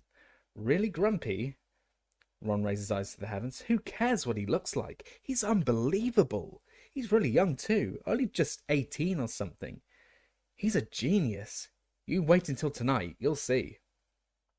There was already a small queue for the tap in the corner of the field. Harry, Ron, and Hermione joined it, right behind a pair of men who were having a heated argument. One of them was a very old wizard who was wearing a long flowery nightgown. The other was clearly a ministry wizard. He was holding out a pair of pinstripe trousers and almost crying with exasperation. "Just put them on, Archie. There's a good chap. You can't walk around like that. The muggle on the gate's already getting suspicious." "I brought this in a muggle shop," said the old wizard stubbornly. "Muggles wear them." "Muggle women wear them, Archie, not the men. "They wear these," said the ministry wizard as he brandished the pinstripe trousers. "I'm not putting them on," said old Archie in indignation. "I like a healthy breeze around my privates, thanks." Hermione was overcome with such a strong fit of the giggles at this point that she had to duck out of the queue, and only returned when Archie had collected his water and moved away again. Walking more slowly now because of the weight of the water, they made their way back through the campsite. Here and there they saw more familiar faces, other Hogwarts students with their families. Oliver Wood, the old captain of Harry's house Quidditch team who had just left Hogwarts, dragged Harry over to his parents' tent to introduce him and told him excitedly that he had just been signed to the Puddlemere United reserve team. Next, they were hailed by Ernie Macmillan, a Hufflepuff fourth year, and a little further on they saw Cho Chang, a very pretty girl who played Seeker on the Ravenclaw team. She waved and smiled at Harry, who slopped quite a lot of water down his front as he waved back. More to stop Ron smirking than anything, Harry hurriedly pointed out a large group of teenagers whom he had never seen before. "Who do you reckon they are?" he said. "They don't go to Hogwarts, do they?" "Expect they go to some foreign school," said Ron. "I know there are others. Never met anyone who went to one, though. Bill had a pen friend at a school in Brazil. This was years and years ago, and he wanted to go on an exchange trip, but Mum and Dad couldn't afford it. His pen friend got all offended when he said he wasn't going and sent him a cursed hat. It made his ears shrivel up." Harry laughed, but didn't voice the amazement he felt at hearing about other wizarding schools. He supposed now he saw representatives of so many nationalities in the campsite that he had been stupid never to realize that Hogwarts couldn't be the only one. He glanced at Hermione, who looked utterly unsurprised by the information. No doubt she had run across the news about other wizarding schools in some book or other. "You've been ages," said George as they finally got back to the Weasleys' tents. "Met a few people," said Ron, setting the water down. "You not got that fire started yet?" "Dad's having fun with the matches," said Fred. Mr. Weasley was having no success at all in lighting the fire, but it wasn't for lack of trying. Splintered matches littered the ground around him, but he looked as though he was having the time of his life. "Oops," he said as he managed to light a match and promptly dropped it in surprise. "Come here, Mr. Weasley," said Hermione kindly, taking the box from him and starting to show him how to do it properly. At last they got the fire lit, though it was at least another hour before it was hot enough to cook anything. There was plenty to watch while they waited, however. Their tent seemed to be pitched right alongside a kind of thoroughfare to the pitch, and ministry members kept hurrying up and down it, greeting Mr. Weasley cordially as they passed. Mr. Weasley kept up a running commentary, mainly for Harry and Hermione's benefit. His own children knew too much about the ministry to be greatly interested. That was Cuthbert Mockridge, head of the Goblin Liaison Office. Here comes Gilbert Wimple. He's with the Committee on Experimental Charms. He's had those horns for a while now. Hello, Arnie. Arnold Peasgood. He's an Obliviator, member of the Accidental Magic Reversal Squad, you know. That's Bowden Croker, they're Unspeakables." "They're what?" "From the Department of Mysteries. Top secret. No idea what they get up to." At last, the fire was ready, and they had just started cooking eggs and sausages when Bill, Charlie, and Percy came strolling out of the woods towards them. "Just apparated, Dad," said Percy loudly. "Ah, excellent. Lunch." They were halfway through their plates of sausages and eggs when Mr. Weasley jumped to his feet, waving and grinning at a man who was striding towards them. "Aha!" he said. "The man of the moment. Ludo." Ludo Bagman was easily the most noticeable person Harry had seen so far, even including old Archie in his flowered nightdress. He was wearing long Quidditch robes in thick horizontal strips of bright yellow and black. An enormous picture of a wasp was splashed across his chest. He had the look of a powerfully built man gone slightly to seed. The robes were stretched tightly across a large belly he surely had not had in the days when he played Quidditch for England. His nose was squashed, probably broken by a stray bludger, Harry thought, but his round blue eyes, short blonde hair, and rosy complexion made him look like a very overgrown schoolboy. "Ahoy there!" Bagman called happily. He was walking as though he had springs attached to the balls of his feet, and was plainly in a state of wild excitement. "Arthur, old man," he puffed as he reached the campfire. "What a day, eh? What a day! Could we have asked for more perfect weather? A cloudless night coming, and hardly a hiccup in the arrangements. Not much for me to do." Behind him, a group of haggard-looking ministry wizards rushed past, pointing at the distant evidence of some sort of a magical fire which was sending violet sparks 20 feet into the air. Percy hurried forwards with his hand outstretched. Apparently his disapproval of the way Ludo Bagman ran his department did not prevent him wanting to make a good impression. "Ah, yes," said Mr. Weasley, grinning. "This is my son, Percy. He's just started at the ministry. And this is Fred. No, George, sorry. That's Fred. Bill, Charlie, Ron, my daughter Ginny, and Ron's friends, Hermione Granger and Harry Potter." Bagman did the smallest of double takes when he heard Harry's name, and his eyes performed the familiar flick up towards the scar on Harry's forehead. "Everyone," Miss Weasley continued, "this is Ludo Bagman. You know who he is. It's thanks to him we've got such good tickets." Bagman beamed and waved his hand as if to say it'd mean nothing. "Fancy a flutter on the match, Arthur," he said eagerly, jingling what seemed to be a large amount of gold in the pockets of his yellow and black robes. "I've already got Roddy Pontner betting me Bulgaria will score first. I offered him nice odds, considering Ireland's front three are the strongest I've seen in years. And little Agatha Timms has put up half shares in her eel farm on a week-long match." "Oh, go on then," said Mr. Weasley. "Let's see. A galleon on Ireland to win?" "A galleon?" Ludo Bagman looked slightly disappointed, but recovered himself. Very well, very well. Any other takers?" "They're a bit young to be gambling," said Mr. Weasley. "Molly wouldn't like." "We'll bet 37 galleons, 15 sickles, 3 canuts," said Fred, as he and George quickly pulled all their money. "That Ireland win, but Victor Crumb gets the snitch. Oh, and we'll throw in a fake wand." "You don't want to go showing Mr. Bagman rubbish like that," Percy hissed. But Bagman didn't seem to think the wand was rubbish at all. On the contrary, his boyish face shone with excitement as he took it from Fred, and when the wand gave a loud squawk and turned into a rubber chicken, Bagman roared with laughter. "Excellent! I haven't seen one that convincing in years. I'd pay 5 galleons for that." Percy froze in an attitude of stunned disapproval. "Boys," said Mr. Weasley under his breath, "I don't want you betting. That's all your savings. Your mother." "Don't be a spoil sport, Arthur," boomed Ludo Bagman, rattling his pockets excitedly. "They're old enough to know what they want. You reckon Ireland will win, but Crumb will get the snitch?" "Not a chance, boys, not a chance. I'll give you excellent odds on that one. We'll add 5 galleons for the funny wand then, shall we?" Mr. Weasley looked on helplessly as Ludo Bagman whipped out a notebook and quill and began jotting down the twins' names. "Cheers," said George, taking the slip of parchment Bagman handed him and tucking it away carefully. Bagman turned most cheerfully back to Mr. Weasley. "Couldn't do me a brew, I suppose. I'm keeping an eye out for Barty Crouch. My Bulgarian opposite number's making difficulties, and I can't understand a word he's saying. Barty will be able to sort it out. He speaks about 150 languages." "Mr. Crouch?" said Percy, suddenly abandoning his look of poker stiff of disapproval and positively writhing with excitement. "He speaks over 200. Murmish and gobbledygook and troll." "Anyone can speak troll," said Fred dismissively. "All you have to do is point and grunt." Percy threw Fred an extremely nasty look and stoked the fire vigorously to bring the kettle back to the boil. "Any news of Burke Jorkins yet, Ludo?" Mr. Weasley asked, as Bagman settled himself down on the grass beside them all. "Not a dicky bird," said Bagman comfortably. "But she'll turn up. Poor old Bertha. Memory like a leaky cauldron and no sense of direction. Lost, you take my word for it. She'll wander back into the office sometime in October, thinking it's still July." "You don't think it might be time to send someone to look for her?" Mr. Weasley suggested tentatively, as Percy handed Bagman his tea.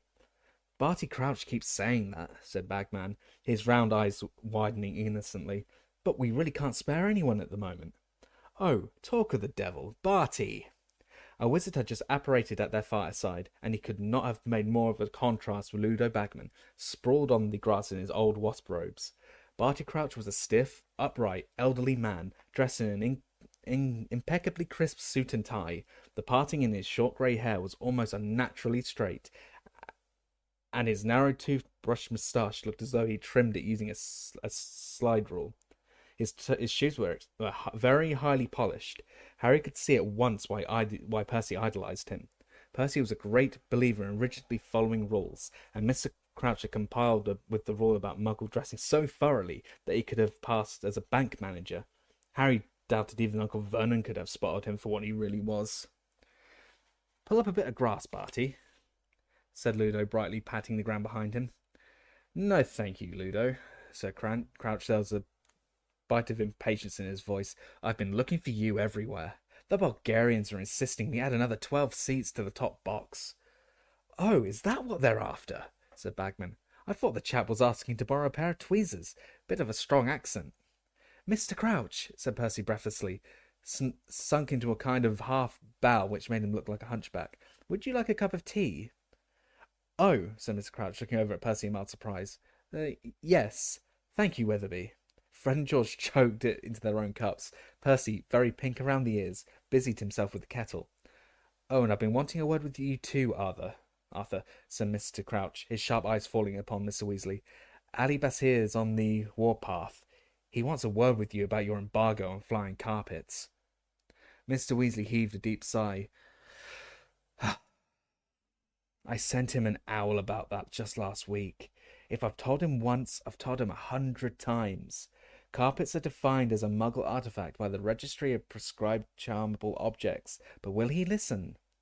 "I doubt it," said Mr. Crouch, accepting a cup from Percy. "He's desperate to export here." "Well, they'll never replace brooms in Britain, will they?" said Bagman. "Ali thinks there's a niche in the market for a family vehicle," said Mr. Crouch. "I remember my grandfather had an ex-minister that could seat 12. But that was before carpets were banned, of course." He spoke as though he wanted to leave nobody in any doubt that all his ancestors had abided strictly by the law. "So been keeping busy, Barty?" said Bagman breezily. "Fairly," said Mr. Crouch dryly. "Organising portkeys across 5 continents is no mean feat, Ludo." "I expect you'll both be glad when this is over," said Mr. Weasley. Ludo Bagman looked shocked. "Glad? Don't know when I've had more fun. Still, it's not as though we haven't got anything to look forward to, eh, Barty? Eh? Plenty left to organise, eh?" Mr. Crouch raised his eyebrows at Bagman. "We agreed not to make the announcement until all the details." "Oh, details," said Bagman, waving the word away like a cloud of midges. "They've signed, haven't they? They've agreed, haven't they? I bet you anything these kids will know soon enough anyway. I mean, it's happening at Hogwarts." "Ludo, we need to meet the Bulgarians, you know," said Mr. Crouch sharply, cutting Bagman's remark short. "Thank you for the tea, Weatherby." He pushed his undrunk tea back at Percy and waited for Ludo to rise. Bagman struggled to his feet again, swigging down the last of his tea, the gold in his pockets chinking merrily. "See you all later," he said. "You'll be in the top box with me. I'm commentating." He waved. Barty Crouch nodded curtly, and both of them disapparated.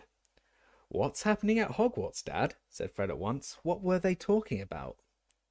"You'll find out soon enough," said Mr. Weasley, smiling. "It's classified information until such time as the Ministry decides to release it," said Percy stiffly. Mr. Crouch was quite right not to disclose it. "Oh, shut up, Weatherby," said Fred. A sense of excitement rose like a palpable cloud over the campsite as the afternoon wore on. By dusk, the still summer air itself seemed to be quivering with anticipation, as the darkness spread like a curtain over the thousands of waiting wizards. The last vestiges of pretense disappeared. The Ministry seemed to have bowed to the inevitable and stopped fighting the signs of blatant magic now breaking out everywhere. Salesmen were apparating every few feet, carrying trays and pushing carts full of extraordinary merchandise. There were luminous rosettes, green for Ireland, red for Bulgaria, which were squealing the names of the players, pointed green hats bedecked with dancing shamrocks, Bulgarian scarves adorned with lions that really roared, flags from both countries which played their national anthems as they were waved.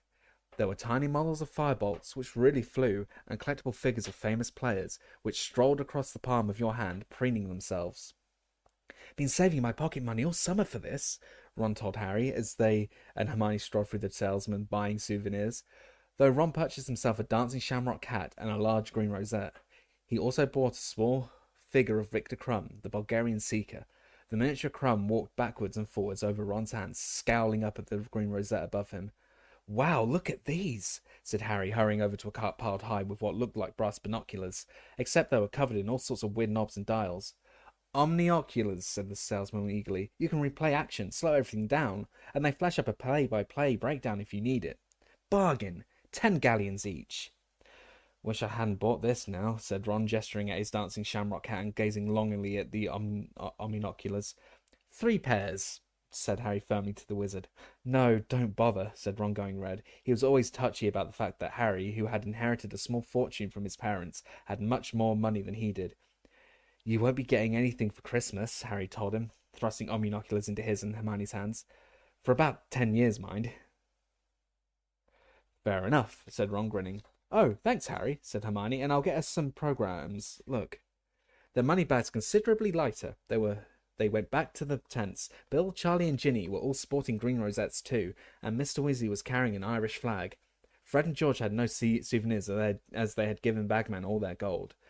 And then a deep, booming gong sounded somewhere beyond the woods, and at once green and red lanterns blazed into life in the trees, lighting a path to the pitch.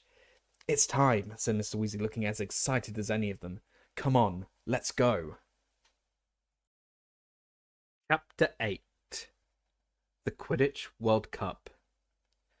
Clutching their purchases, Mr. Weasley in the lead, they all hurried into the wood, following the lantern-lit trail. They could hear the sounds of thousands of people moving around them, shouts and laughter, snatches of singing. The atmosphere of feverish excitement was highly infectious. Harry couldn't stop grinning. They walked through the wood for 20 minutes, talking and joking loudly, until at last they emerged on the other side, and found themselves in the shadow of a gigantic stadium. Though Harry could see only a fraction of the immense gold walls surrounding the pitch, he could tell that 10 cathedrals would fit comfortably inside it. Seats 100,000, said Mr. Weasley, spotting the awestruck look on Harry's face. Ministry Task Force of 500 have been working on it all year. Muggle repelling charms on every inch of it. Every time Muggles have got anywhere near here all year, they've suddenly remembered urgent appointments and had to dash away again. Bless them, he added fondly, leading the way towards the nearest entrance, which was already surrounded by a swarm of shouting witches and wizards. Prime seats, said the Ministry Witch at the entrance, when she checked their tickets. Top box, straight upstairs, Arthur, and as high as you can go. The stairs into the stadium were carpeted in rich purple. They clambered upwards with the rest of the crowd, which slowly filtered away through doors into the stands to their left and right. Mr. Weasley's party kept climbing, and at last they reached the top of the staircase and found themselves in a small box, set at the highest point of the stadium and situated exactly halfway between the golden goalposts. About 20 purple and gilt chairs stood in 2 rows here, and Harry, filing into the front seats with the Weasleys, looked down upon a scene of the like of which he could never have imagined. 100,000 witches and wizards were taking their places in the seats which rose in levels around the long oval pitch. Everything was suffused with a mysterious golden light that seemed to come from the stadium itself. The pitch looked smooth as velvet from their lofty position. At either end of the pitch stood 3 goal hoops, 50 feet high. Right opposite them, almost at Harry's eye level, was a gigantic blackboard. Gold writing kept dashing across it as though an invisible giant's hand was scrawling upon it, and then wiping it off again. Watching it, Harry saw that it was flashing advertisements across the pitch. The blue bottle, a broom for all the family. Safe, reliable, and with inbuilt anti-bludger buzzer. Mrs. Shower's all-purpose magical mess remover. No pain, no stain. Gladden's Wizardwear, London, Paris, Hogsmeade. Harry tore his eyes away from the sign and looked over his shoulder to see who else was sharing the box with them. So far, it was empty, except for a tiny creature sitting in the second from last seat to the end of the end row behind them. The creature, whose legs were so short they stuck out in front of it on the chair, was wearing a tea towel draped like a toga, and it had its face hidden in its hands. Yet those long, bat-like ears were oddly familiar. Dobby? Said Harry incredulously. The tiny creature looked up and parted its fingers, revealing enormous brown eyes and a nose the exact size and shape of a large tomato. It wasn't Dobby. It was, however, unmistakably a house elf, as Harry's friend Dobby had been. Harry had set Dobby free from his old owners, the Malfoy family. "Did Sir just call me Dobby?" squeaked the earth curiously from between its fingers. Its voice was higher than even than Dobby's had been, a teeny, quivering squeak of the voice, and Harry suspected, though it was very hard to tell with a house elf, that this one might just be female. Ron and Hermione spun around in their seats to look. Though they had heard a lot about Dobby from Harry, they had never actually met him. Even Mr. Weasley looked around in interest. Sorry, Harry told the elf. I just thought you were someone I knew. But I knows Dobby too, sir, squeaked the elf. She was shielding her face, as though blinded by light, though the top box was not brightly lit. My name is Winky, sir. And you, sir? Her dark brown eyes widened to the side plates as they rested upon Harry's scar. You is surely Harry Potter? Yeah, I am, said Harry. But Dobby talks of you all the time, sir, she said, lowering her hands very slightly and looking awestruck. How is he? Said Harry. How's freedom suiting him? Ah, sir, said Winky, shaking her head. Ah, sir, meaning no disrespect, sir, but I is not sure you did Dobby a favour, sir, when you is setting him free. Why? Said Harry, taken aback. What's wrong with him? Freedom is going to Dobby's head, sir, said Winky sadly. Ideas above his station, sir. Can't get another position, sir. Why not? Said Harry. Winky lowered her voice by a half octave and whispered, He is wanting paying for his work, sir. Paying? Said Harry blankly. Well, why shouldn't he be paid? Winky looked quite horrified at the idea and closed her fingers slightly so that her face was half hidden again. House elves is not paid, sir, she said in a muffled squeak. No, no, no. I says to Dobby, I says, go find yourself a nice family and settle down, Dobby. He's getting up to all sorts of hijinks, sir. What is unbecoming to a house elf? You goes racketing around like this, Dobby, I says, and next thing I hear you's up in front of the Department for the Regulation Control of Magical Creatures, like some common goblin. Well, it's about time he had a bit of fun, said Harry. House elves is not supposed to have fun, Harry Potter, said Winky firmly from behind her hands. House elves does what they is told. I is not liking heights at all, Harry Potter. She glanced towards the edge of the box and gulped. But my master sends me to the top box, and I comes, sir. Why's he sent you up here if he knows you don't like heights? Said Harry, frowning. Master wants me to save him a seat, Harry Potter. He is very busy, said Winky, tilting her head towards the empty space beside her. Winky is wishing she is back in Master's tent, Harry Potter, but Winky does what she is told. Winky is a good house elf. She gave the edge of the box another frightened look and hid her eyes completely again. Harry turned back to the others. So that's a house elf, Ron muttered. Weird things, aren't they? Dobby was weirder, said Harry fervently. Ron pulled out his omninoculars and started testing them, staring down into the crowd on the other side of the stadium. Wild, he said, twiddling the replay knob on the side. I can make that old bloke down there pick his nose again, and again, and again. Hermione, meanwhile, was skimming eagerly through her velvet-covered tasseled programme. A display from the team mascots will precede the match, she read aloud. Oh, that's always worth watching, said Mr. Weasley. National teams bring creatures from their native land, you know, to put on a bit of a show. The box filled gradually around them over the next half hour. Mr. Weasley kept shaking hands with people who were obviously very important wizards. Percy jumped to his feet so often that he looked as though he was trying to sit on a hedgehog. When Cornelius Fudge, the Minister for Magic himself, arrived, Percy bowed so low that his glasses fell off and shattered. Highly embarrassed, he repaired them with his wand, and thereafter remained in his seat, throwing jealous looks at Harry, whom Cornelius Fudge had greeted like an old friend. They had met before, and Fudge shook Harry's hand in fatherly fashion, asked how he was, and introduced him to the wizards on either side of them. Harry Potter, you know, he loudly told the Bulgarian minister, who was wearing splendid robes of black velvet trimmed with gold, and didn't seem to understand a word of English.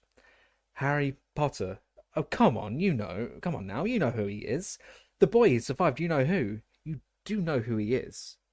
The Bulgarian wizard suddenly spotted Harry's scar and started gabbling loudly and excitedly, pointing at it. Knew we'd get there in the end, said Fudge warily to Harry. I'm no great shakes at languages. I need Barty Crouch for this sort of thing.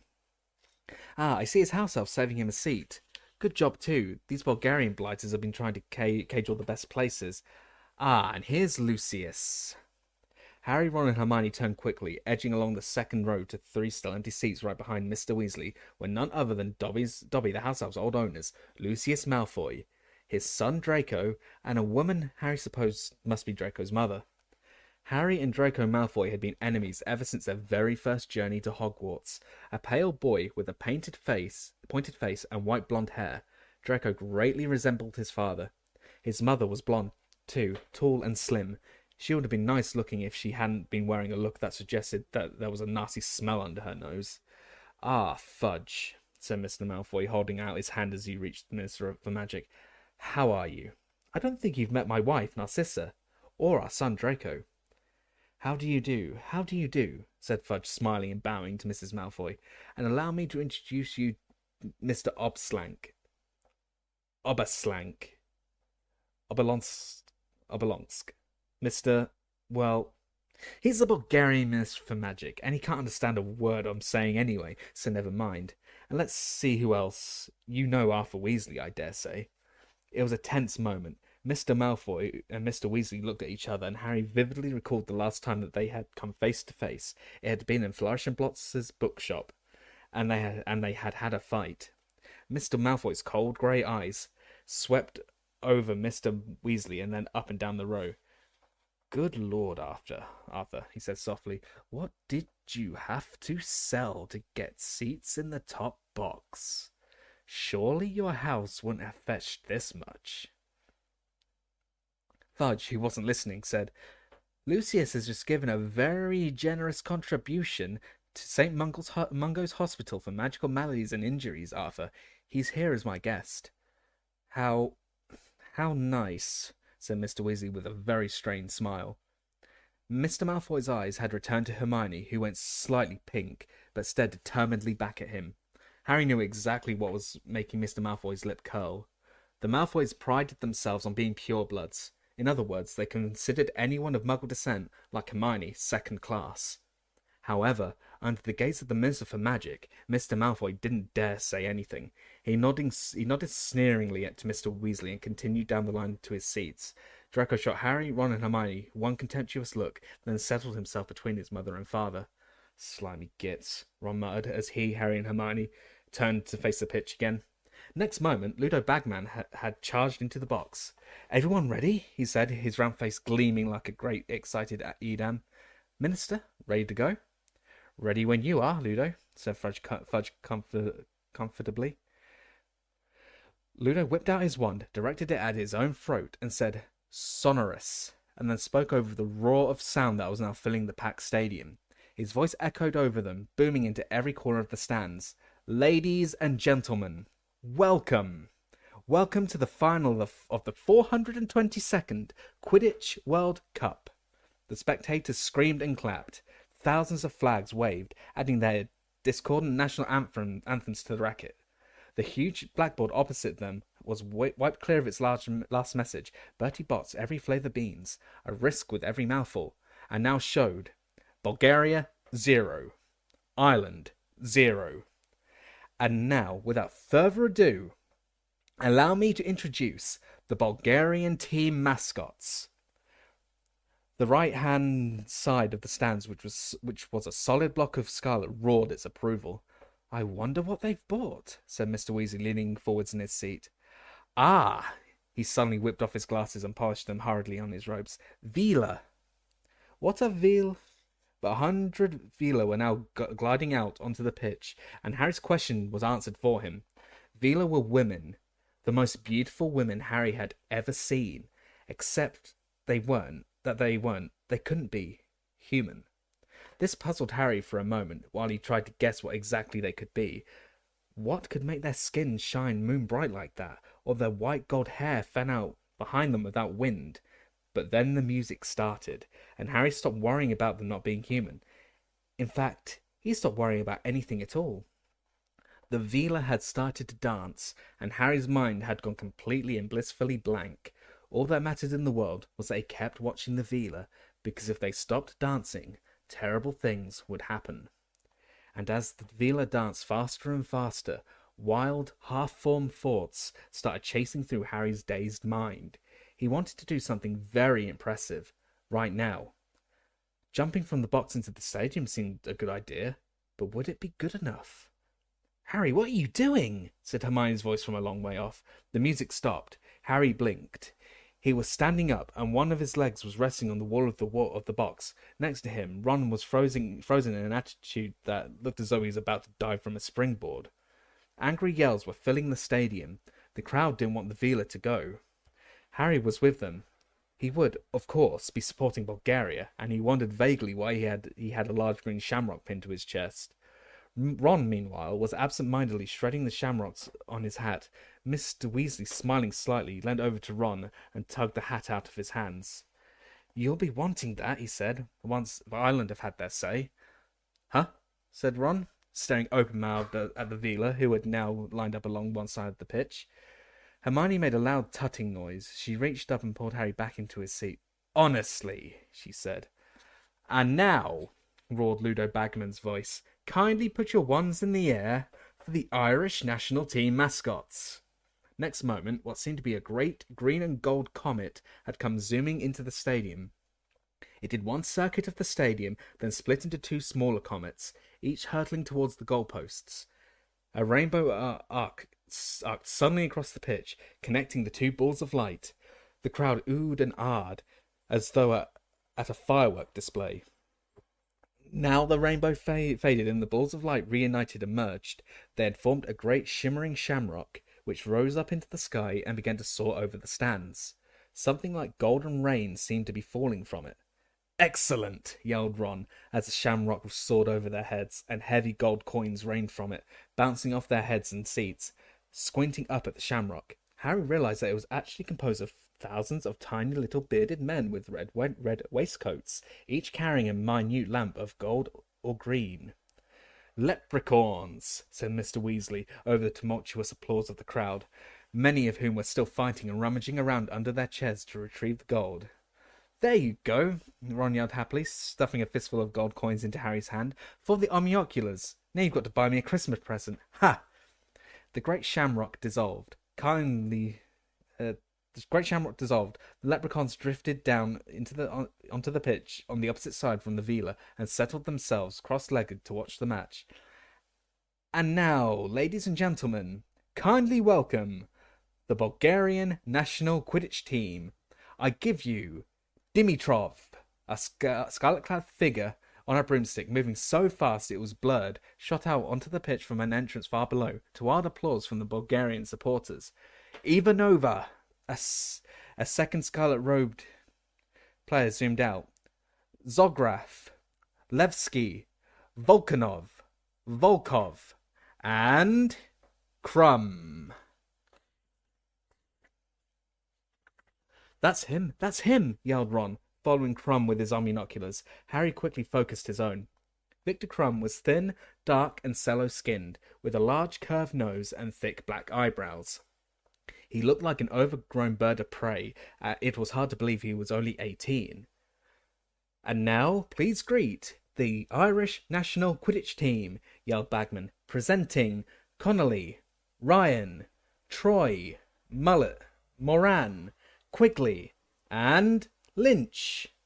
7 green blurs swept onto the pitch. Harry spun a small dial on the side of his omnioculars and slowed the players down enough to read the word Firebolt on each of their brooms and see their names embroidered in silver upon their backs. "And here, all the way from Egypt, our referee, acclaimed chair wizard of the Federal Association of Quidditch, Hassan Mustafa."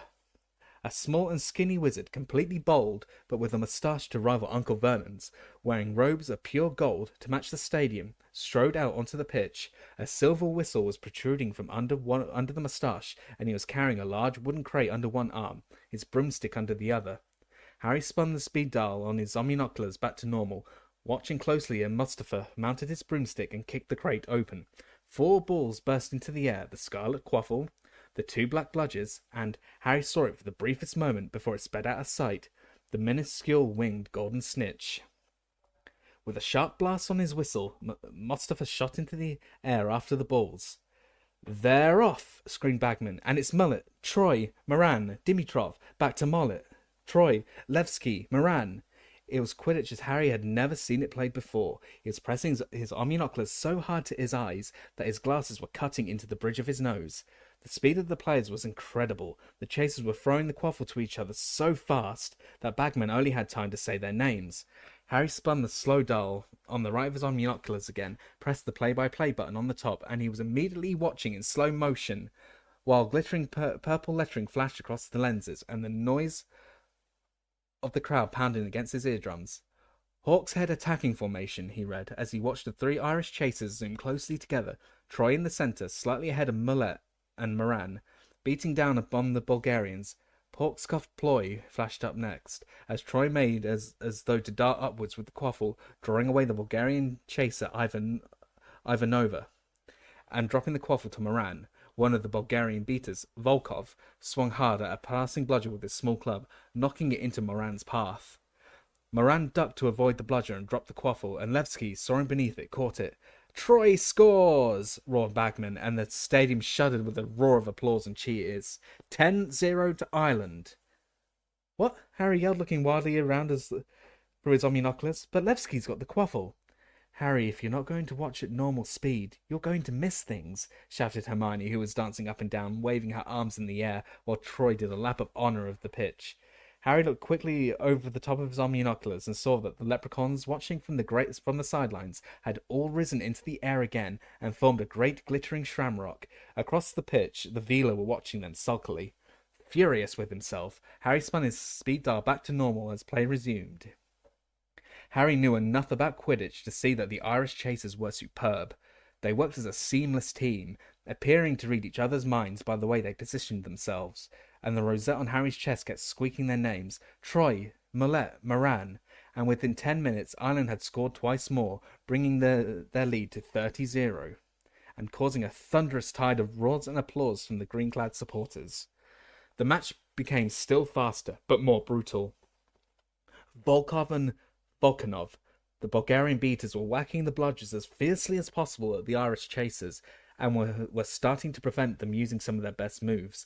Twice they were forced to scatter, and then, finally, Ivanova managed to break through their ranks, dodge the keeper Ryan, and score Bulgaria's first goal. "Fingers in your ears," bellowed Mr. Weasley, as the Vila started to dance in celebration. Harry screwed up his eyes too. He wanted to keep his mind on the game. After a few seconds, he chanced a glance at the pitch. The Vila had stopped dancing, and Bulgaria were again in possession of the quaffle. "Dimitrov, Levski, Dimitrov, Ivanova." "Oh, I say," roared Bagman. 100,000 witches and wizards gasped as the two seekers, Crumb and Lynch, pummeled through the centre of the chasers so fast that it looked as though they had just jumped from aeroplanes without parachutes. Harry followed their descent through his omninoculars, squinting to see where the snitch was. "They're going to crash!" screamed Hermione next to Harry. She was half right. At the very last second, Victor Crumb pulled out of the dive and spiralled off. Lynch, however, hit the ground with a dull thud that could be heard throughout the stadium. A huge groan rose from the Irish seats. "Fool," moaned Mr. Weasley. "Crumb was fainting." "It's time out," yelled Bagman's voice, as trained Medi-Wizards hurried onto the pitch to examine Aidan Lynch. "He'll be okay. He only got ploughed," Charlie said reassuringly to Ginny, who was hanging over the side of the box looking horror-struck, which is what Crumb was after, of course. Harry hastily pressed the replay button and play-by-play buttons on his omninoculars, twiddled the speed dial, and put them back up to his eyes. He watched as Crumb and Lynch dived again in slow motion. "Wronski faint. Dangerous seeker diversion," read the shining purple lettering across his lenses. He saw Crumb's face contorted with concentration as he pulled out of the dive just in time, while Lynch was flattened, and he understood. Crumb hadn't seen the snitch at all. He was just making Lynch copy him. Harry had never seen anyone fly like that. Crumb hardly looked as though he was using a broomstick at all. He moved so easily through the air that it looked as though he was unsupported and weightless. Harry turned his omninoculars back to normal and focused them on Crumb. He was circling high above Lynch, who was now being revived by Medi-Wizards with cups of potion. Harry, focusing still more closely upon Crumb's face, saw his dark eyes darting all over the ground 100 feet away. He was using the time while Lynch was revived to look for the snitch without interference. Lynch got to his feet at last, to loud cheers from the green-clad supporters, mounted his fireball and kicked back off into the air. His revival seemed to give Ireland new heart.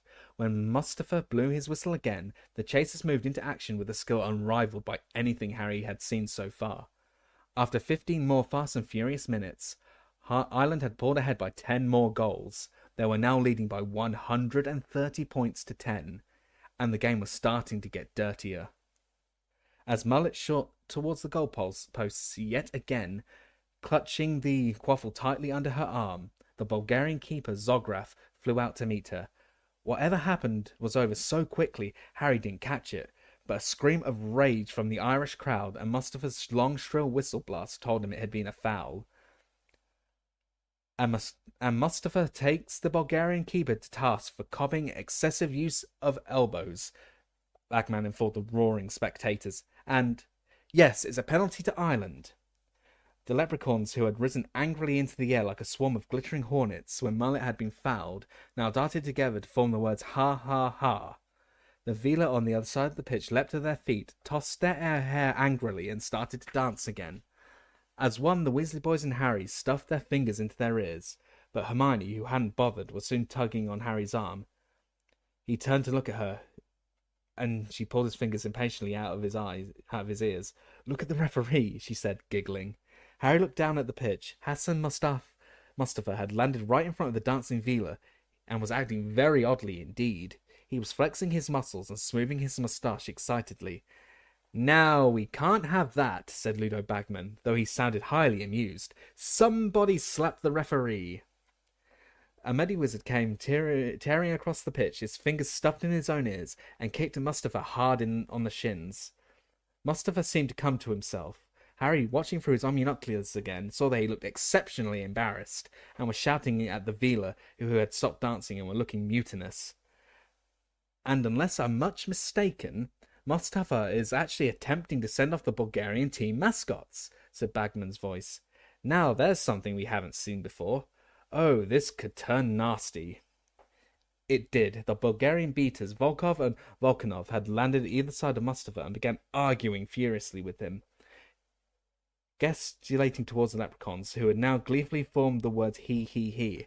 Mustafa was not impressed by the Bulgarians' arguments, however. He was jabbing his finger into the air, clearly telling them to get flying again, and when they refused, he gave 2 short blasts on his whistle. "2 penalties for Ireland," shouted Bagman, and the Bulgarian crowd howled with anger. "And Volkov and Volkanov had better get back on those brooms." "Yes, there they go, and Troy takes the quaffle." Play now reached a level of ferocity beyond anything they had yet seen. The beaters on both sides were acting without mercy. Volkov and Volkanov, in particular, seemed not to care whether their clubs made contact with bludger or human, as they swung them violently through the air. Dimitrov shot straight at Moran, who had the quaffle, nearly knocking her off her broom. "Foul!" roared the Irish supporters as one, all standing up in a great wave of green. "Foul!" echoed Ludo Bagman's magically magnified voice. "Dimitrov skins Moran, deliberately flying to collide there, and it's got to be another penalty." "Yes, there's the whistle." The leprechauns had risen into the air again, and this time they formed a giant hand, which was making a very rude sign indeed across the pitch towards the Vila. At this, the Vila lost control. They launched themselves across the pitch and began throwing what seemed to be handfuls of fire at the leprechauns. Watching through his omnioculars, Harry saw that they didn't look remotely beautiful now. On the contrary, their faces were elongating into sharp, crawl-beaked bird heads, and long, scaly wings were bursting from their shoulders. "And that, boys," yelled Mr. Weasley over the tumult of the crowd below, "is why you should never go for looks alone." Ministry wizards were flooding onto the field to separate the Vila and the leprechauns, but with little success. Meanwhile, the pitched battle below was nothing to the one above. Harry turned this way and that, staring through his omnioculars as the quaffle changed hands with the speed of a bullet. Levski, Dimitrov, Moran, Troy, Mullet, Ivanov, Moran, again, Moran. Moran scores! But the cheers of the Irish supporters were barely heard over the shrieks of the Vila, the blast now issuing from the ministry members' wands and the furious roars of the Bulgarians. The game recommenced immediately. Now Levski had the quaffle, now Dimitrov. The Irish beater quickly swung heavily at a passing bludger, and he hit it as hard as possible towards Crumb, who did not duck quickly enough. It hit him hard in the face. There was a deafening groan from the crowd. Crumb's nose looked broken. There was blood everywhere. But Hassan Mustafa didn't blow his whistle. He had become distracted, and Harry couldn't blame him. One of the Vila had thrown a handful of fire and set his broomtail alight. Harry wanted someone to realise that Crumb was injured, even though he was supporting Ireland. Crumb was the most excited player on the pitch. Ron obviously felt the same. Time out. Come on, he can't play like that. Look at him. Look at Lynch, Harry yelled.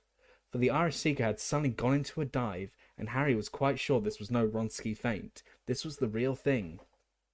He's seen the snitch, Harry shouted. He's seen it. Look at him go. Half of the crowd seemed to realise what was happening. The Irish supporters rose in a great wave of green, screaming their seeker on, but Crumb was on his tail. How he could see where he was going, Harry had no idea. There were flecks of blood flying through the air behind him, but he was drawing level with Lynch now, as the pair of them hurtled towards the ground again. They're going to crash, shrieked Hermione.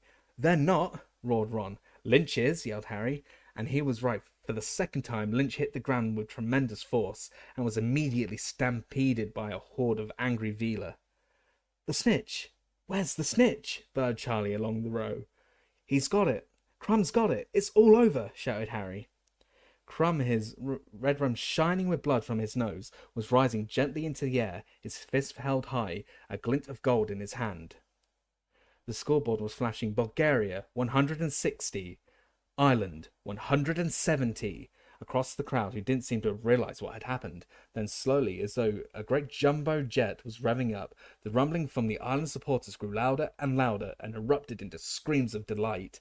Ireland win! Shouted Bagman, who, like the Irish, seemed to have been taken aback by the sudden end of the match. Crumb gets the snitch, but Ireland win! Good Lord, I don't think any of us were expecting that. What did he catch the snitch for? Ron bellowed, even as he jumped up and down, applauding with his hands over his head. He ended it when Ireland were 160 points ahead. The idiot! He knew they were never going to catch up, Harry shouted back over all the noise, also applauding loudly. The Irish chasers were too good. He wanted to end it on his terms. That's all. He was very brave, wasn't he? Hermione said, leaning forward to watch Crumb land, and the swarm of Medi-Wizards blasting a path through the battling leprechauns and Veela to get to him. He looks a terrible mess. Harry put his omninoculars to his eyes again. It was hard to see what was happening below, because leprechauns were zooming delightedly all over the pitch, but he could just make out Crumb, surrounded by Medi-Wizards. He looked surlier than ever, and refused to let them mop him up. His teammates were around him, shaking their heads and looking dejected. A short way away, the Irish players were dancing gleefully in a shower of gold descending from their mascots. Flags were waving all over the stadium. The Irish national anthem blared from all sides. The Veela were shrinking back into their usual beautiful selves now, though looking dispirited and forlorn. Well, we fought bravely, said a gloomy voice behind Harry. He looked around. It was the Bulgarian Minister for Magic. You can speak English, said Fudge, sounding outraged. And you've been letting me mime everything all day. Well, it was very funny, said the Bulgarian minister, shrugging. And as the Irish team perform a lap of honour, flanked by their mascots, the Quidditch World Cup itself is brought into the top box, roared Bagman. Harry's eyes were suddenly dazzled by a blinding white light as the top box was magically illuminated so that everyone in the stands could see inside. Squinting towards the entrance, he saw two panting wizards carrying into the box a vast golden cup, which they handed to Cornelius Fudge, who was still looking very disgruntled. They had been using sign language all day for nothing. Let's have a really loud hand for the gallant losers. Bulgaria! Bagman shouted, and up the stairs and into the box came the 7 defeated Bulgarian players. The crowd below were applauding appreciatively. Harry could see thousands and thousands of omninocular lenses flashing and winking in their direction. One by one, the Bulgarians filed between the rows of seats in the box, and Bagman called out the name of each as they shook hands with their own minister and then with Fudge. Crumb, who was last in line, looked a real mess. 2 black eyes were blooming spectacularly on his bloody face. He was still holding the snitch. Harry noticed that he seemed much less coordinated on the ground. He was slightly duck-footed and distinctly round-shouldered, but when Crumb's name was announced, the whole stadium gave a resounding, ear-splitting roar. And then came the Irish team. Aidan Lynch was being supported by Moran and Connolly. The second crash seemed to have dazed him, and his eyes looked strangely unfocused. But he grinned happily as Troy and Quigley lifted the cup into the air, and the crowd below thundered their approval. Harry's hands were numb with clapping. At last, when the Irish team had left the box to perform another lap of honour on their brooms, Aidan Lynch on the back of Connolly's, clutching hard around his waist and still grinning in a bemused sort of way, Bagman pointed his wand at his throat and muttered, quietus. "They'll be talking about this one for years," he said hoarsely. "A really unexpected twist. That shame it couldn't have lasted longer. Ah, yes. Yes, I owe you. How much?" For Fred and George had just scrambled over the backs of their seats and were standing in front of Ludo Bagman with broad grins on their faces, their hands outstretched.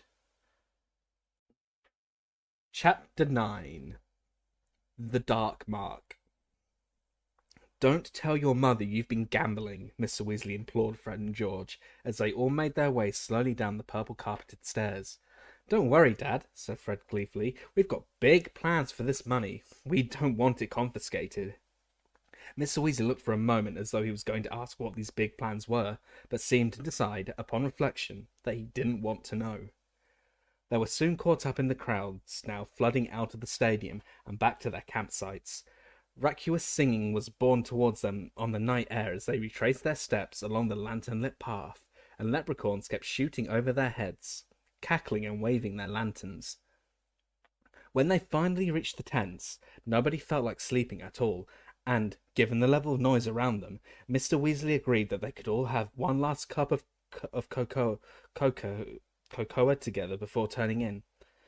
They were soon arguing enjoyably about the match. Mr. Weasley got drawn into a disagreement about cobbing with Charlie, and it was only when Ginny fell asleep right at the tiny table and spilled hot chocolate all over the floor that Mr. Weasley called a halt to the verbal replays and insisted that everyone went to bed. Hermione and Ginny went into the next tent, and Harry and the rest of the Weasleys changed into pajamas and clambered into their bunks. From the other side of the campsite they could still hear much singing and the odd echoing bang. "Oh, I am glad I'm not on duty," muttered Mr. Weasley sleepily. "I won't fancy having to go and tell the Irish they've got to stop celebrating." Harry, who was on a top bunk above Ron, lay staring up at the canvas ceiling of the tent, watching the glow of an occasional leprechaun lantern flying overhead, and picturing again some of Crumb's most spectacular moves. He was itching to get back on his own firebolt and try out the Wronski feint. Somehow Oliver Wood had never managed to convey with all his wriggling diagrams what that move was supposed to look like. Harry saw himself in robes that had his name on the back, and imagined the sensation of hearing 100,000 strong crowd roar as Ludo Bagman's voice echoed throughout the stadium, "I give you Potter!"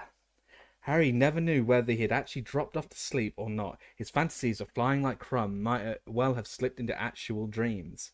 All he knew was that, quite suddenly, Mr. Weasley was shouting, "Get up! Ron! Harry! Come on now! Get up! This is urgent!" Harry sat up quickly and the top of his head hit canvas. "Smatter," he said. Dimly he could tell something was wrong. The noises in the campsite had changed. The singing had stopped. He could hear screams and the sound of people running. He slipped down from the bunk and reached for his clothes. But Mr. Weasley, who had pulled on his jeans over his own pajamas, said, No time, Harry. Just grab a jacket and get outside. Quickly." Harry did as he was told and hurried out of the tent, Ron at his heels. By the light of a few fires that were still burning, he could see people running away into the woods, fleeing something that was moving across the field towards them, something that was emitting odd flashes of light and noises like gunfire. Loud jeering, roars of laughter, and drunken yells were drifting towards them. Then came a burst of strong green light, which illuminated the scene. A crowd of wizards, tightly packed and moving together with wands pointing straight upwards, was marching slowly across the field. Harry squinted at them. They didn't seem to have faces. Then he realized that their heads were hooded and their faces masked. High above them, floating along in midair, 4 struggling figures were being contorted into grotesque shapes. It was as though the masked wizards on the ground were puppeteers, and the people above them were marionettes operated by invisible strings that rose from the wands into the air. 2 of the figures were very small. More wizards were joining the marching group, laughing and pointing up at the floating bodies. Tents crumpled and fell as the marching crowd swelled. Once or twice Harry saw one of the marchers blast a tent out of his way with his wand. Several caught fire. The screaming grew louder. The floating people were suddenly illuminated as they passed over a burning tent. Harry recognized one of them, Mr. Roberts, the campsite manager. The other 3 looked as though they might be his wife and children. One of the marchers below flipped Mrs. Roberts upside down with his wand. Her nightdress fell down to reveal vomitous draws. She struggled to cover herself up as the crowd below her screeched and hooted with glee. "That's sick," Ron muttered, watching the smallest Muggle child, who had begun to spin like a top, 60 feet above the ground, his head flopping limply from side to side. "That is really sick." Hermione and Ginny came hurrying towards them, pulling coats over their nightdresses, with Mr. Weasley right behind them. At the same moment, Bill, Charlie, and Percy emerged from the boys' tent, fully dressed, with their sleeves rolled up and their wands out. "We're going to help the Ministry," Mr. Weasley shouted over all the noise, rolling up his own sleeves. "You lot get into the woods and stick together. I'll come and fetch you when we've sorted this out." Bill, Charlie, and Percy were already sprinting away towards the oncoming marchers. Mr. Weasley tore after them. Ministry wizards were dashing from every direction towards the source of the trouble. The crowd beneath the Roberts family was coming ever closer. "Come on," said Fred, grabbing Ginny's hand and starting to pull her towards the wood. Harry, Ron, Hermione, and George followed. They all looked back as they reached the trees. The crowd beneath the Roberts family was larger than ever. They could see the Ministry wizards trying to get through it to the hooded figures in the center, but they were having great difficulty. It looked as though they were scared to perform any spell that might make the Roberts family fall. The coloured lanterns that had lit the path to the stadium had been extinguished. Dark figures were blundering through the trees. Children were crying. Anxious shouts and panicked voices were reverberating around them in the cold night air. Harry felt himself being pushed hither and thither by people whose faces he could not see. Then he heard Ron yell with pain. "What happened?" said Hermione anxiously, stopping so abruptly that Harry walked into her. "Ron, where are you?" "Oh, this is stupid. Lumos." She illuminated her wand and directed its narrow beam across the path.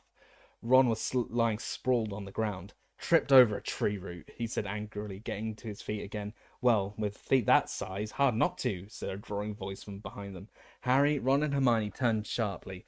Draco Malfoy was standing alone nearby them, leaning against a tree, looking utterly relaxed, his arms folded. He seemed to have been watching the scene on the campsite through a gap in the trees. Ron told Malfoy to do something that Harry knew he would never have dared say in front of Mrs. Weasley. "Language, Weasley," said Malfoy, his pale eyes glittering. "Hadn't you better be running along now? You wouldn't like her spotted, would you?"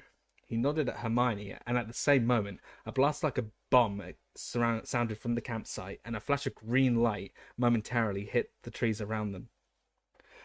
"What's that supposed to mean?" said Hermione defiantly.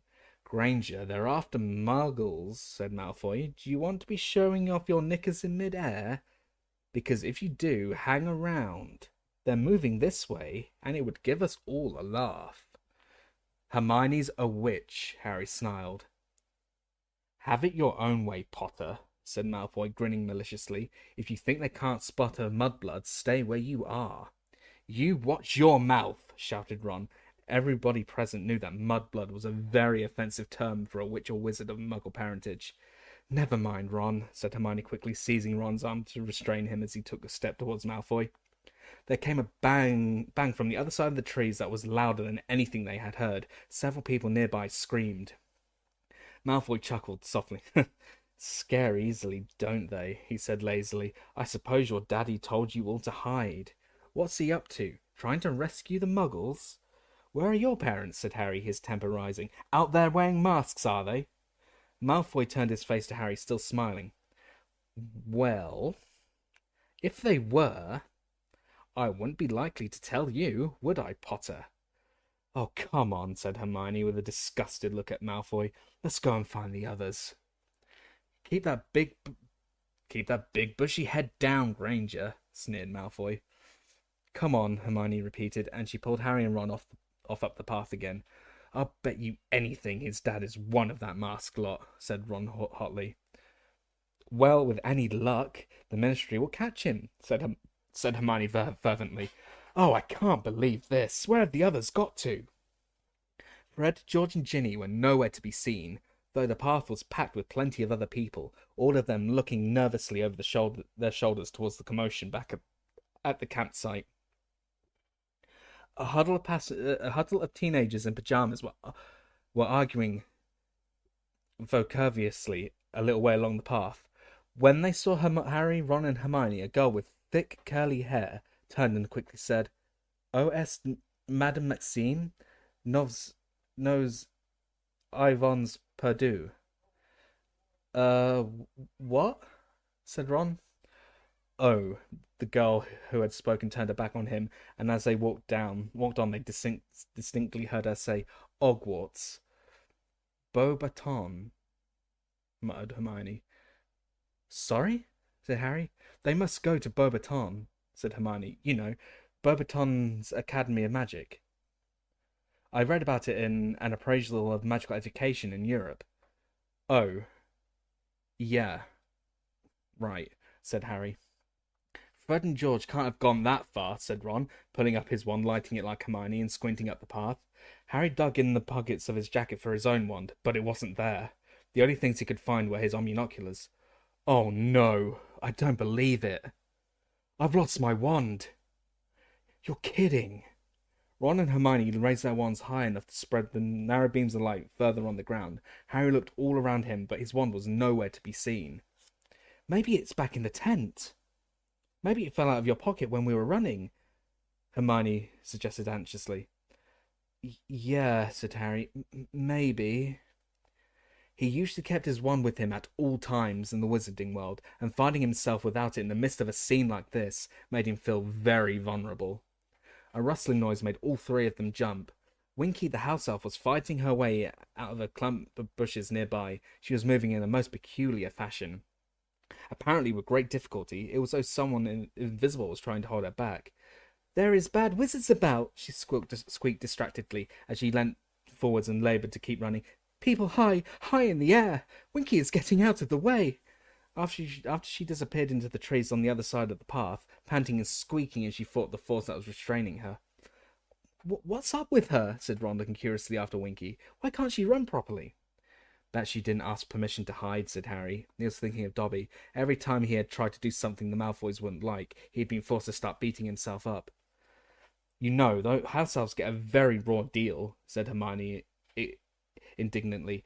It's slavery, that's what it is. That Miss Crouch made her go up to the top of the stadium, and she was terrified.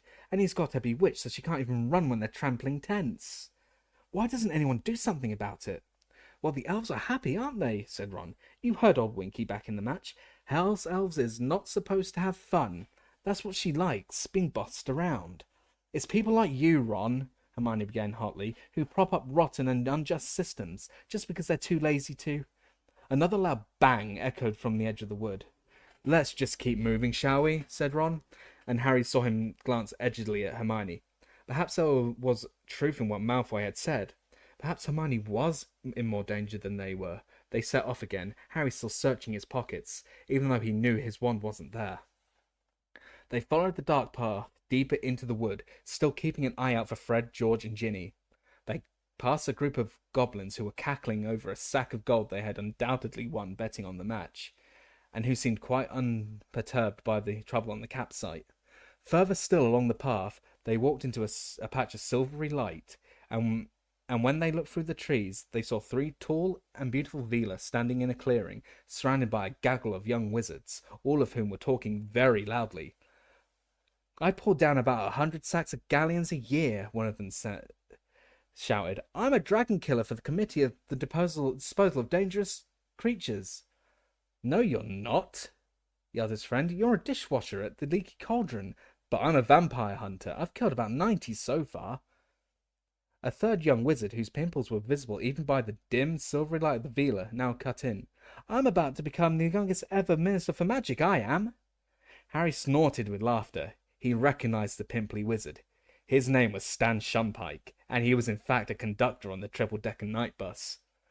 He turned to tell Ron this, but Ron's face had gone oddly slack, and next second Ron was yelling, Did I tell you, I've invented a broomstick that'll reach Jupiter?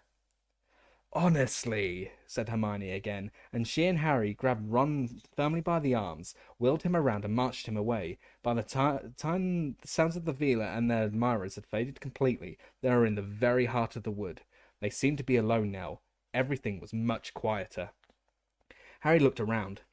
I reckon we can just wait here, you know. We'll hear anyone coming a mile off. The words were hardly out of his mouth when Ludo Bagman emerged from behind a tree right ahead of them. Even by the feeble light of the two wands, Harry could see that a great change had come over Bagman. He no longer looked buoyant and rosy-faced. There was no more spring in his step. He looked very white and strained. "Who's that?" he said, blinking down at them, trying to make out their faces. "What are you doing in here, all alone?" They looked at each other, surprised. "Well, there's sort of a riot going on," said Ron. Bagman stared at him. "What?" "On the campsite. Some people have got hold of a family of muggles." Bagman swore loudly. "Damn them," he said, looking quite distracted, and without another word he disapparated with a small pop. "Not exactly on top of things, Mr. Bagman, is he?" said Hermione, frowning. "He was a great beater, though," said Ron, leading the way off the path into a small clearing and sitting down on a patch of dry grass at the foot of a tree. "The Wimborne Wasps won the league 3 times in a row while he was with them." He took his small figure of Crumb out of his pocket, set it down on the ground, and watched it walk around for a while. Like the real Crumb, the model was slightly duck-footed and round-shouldered, much less impressive on his splayed feet than on his broomstick. Harry was listening out for noise from the campsite. Everything still seemed quiet. Perhaps the riot was over. "I hope the others are okay," said Hermione after a while. "They'll be fine," said Ron. "Imagine if your dad catches Lucius Malfoy," said Harry, sitting down next to Ron and watching the small figure of Crumb slouching over the fallen leaves. "He's always said he'd like to get something on him." "That'd wipe the smirk off old Draco's face, all right," said Ron. "Those poor muggles, though," said Hermione nervously. "What if they can't get them down?" "They will," said Ron reassuringly. "They'll find a way." "Mad, though, to do something like that when the whole Ministry of Magic's out here tonight," said Hermione. "I mean, how do they expect to get away with it?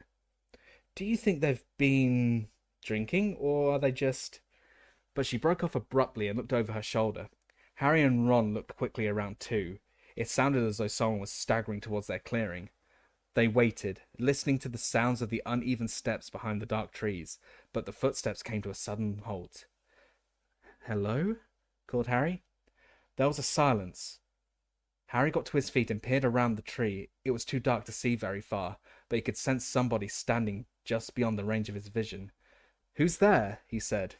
And then, without warning, the silence was rent by a voice unlike any they had heard in the wood, and it uttered not a panicked shout, but what sounded like a spell.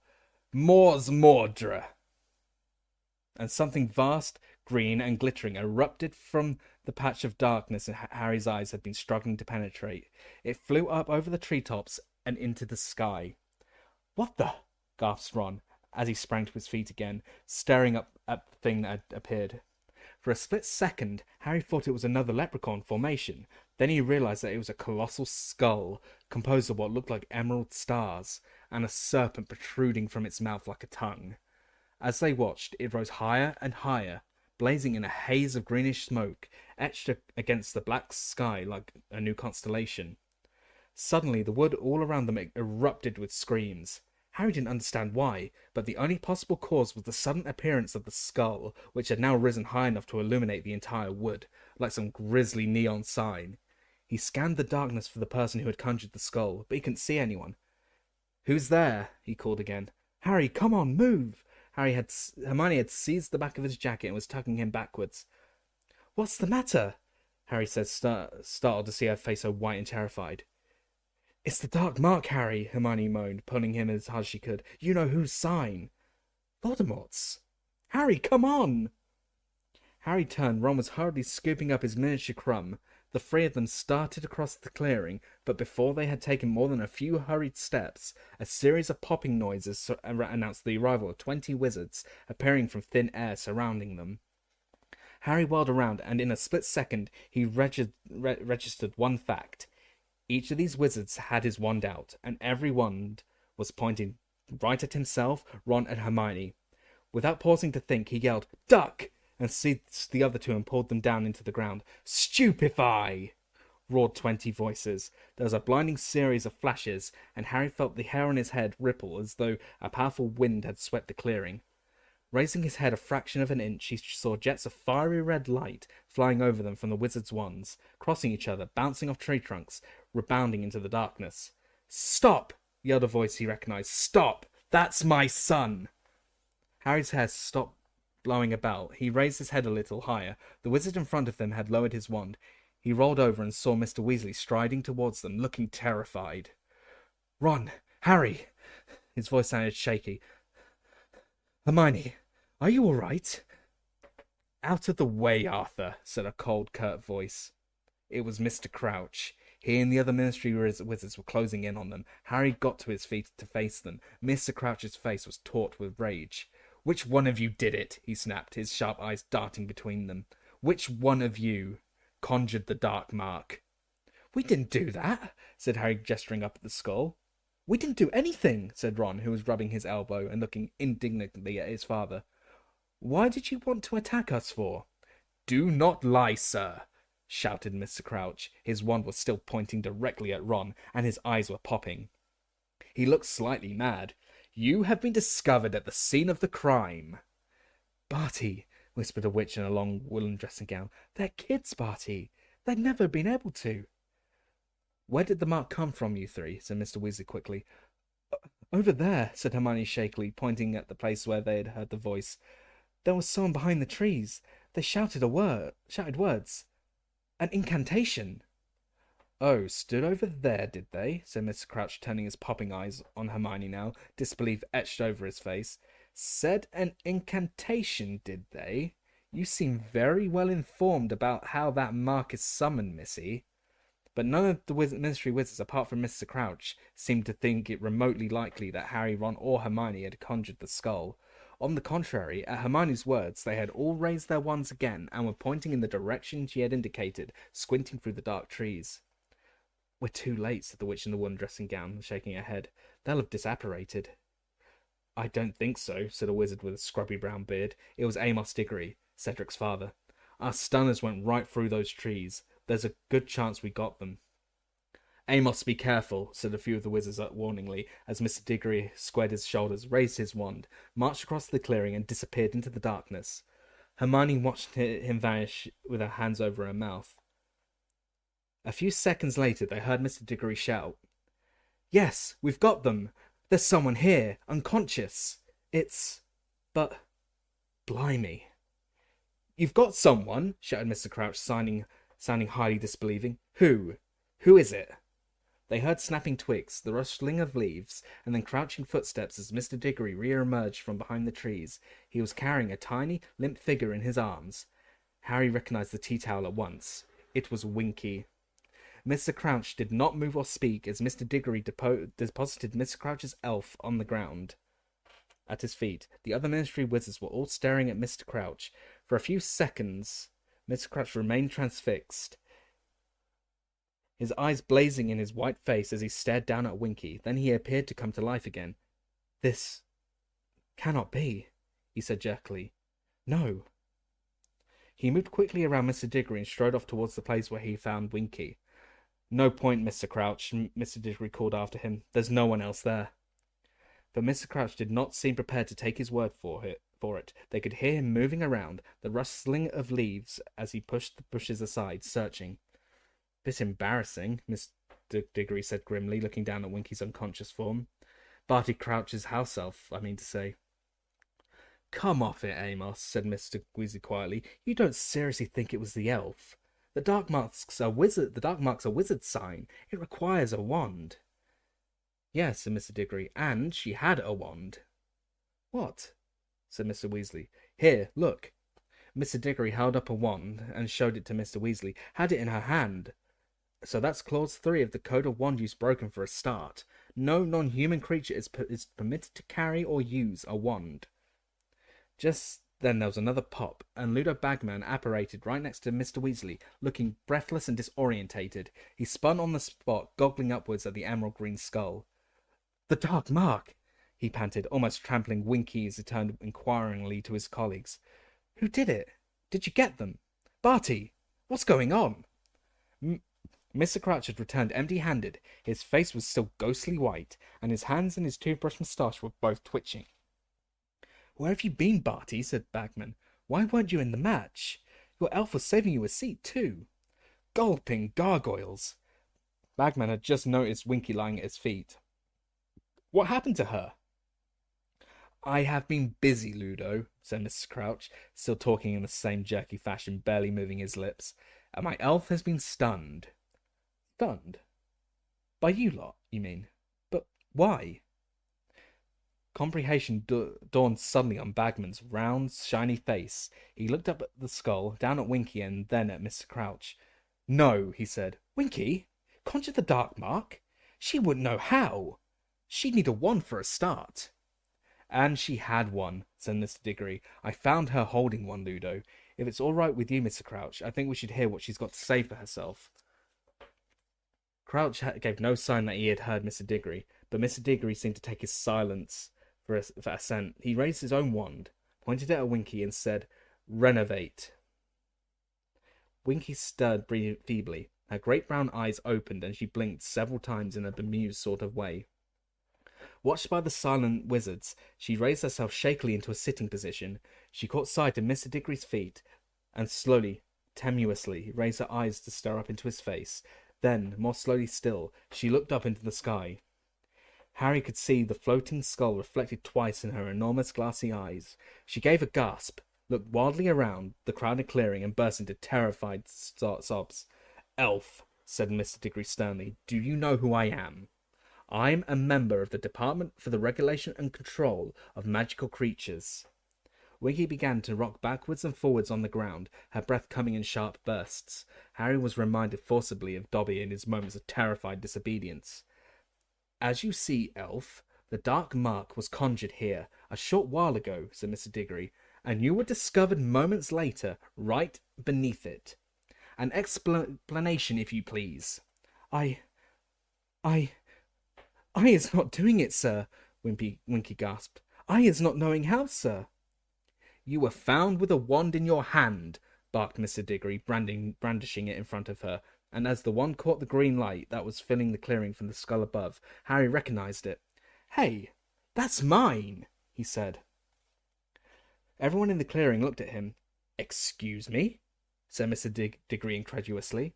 "That's my wand," said Harry. "I dropped it."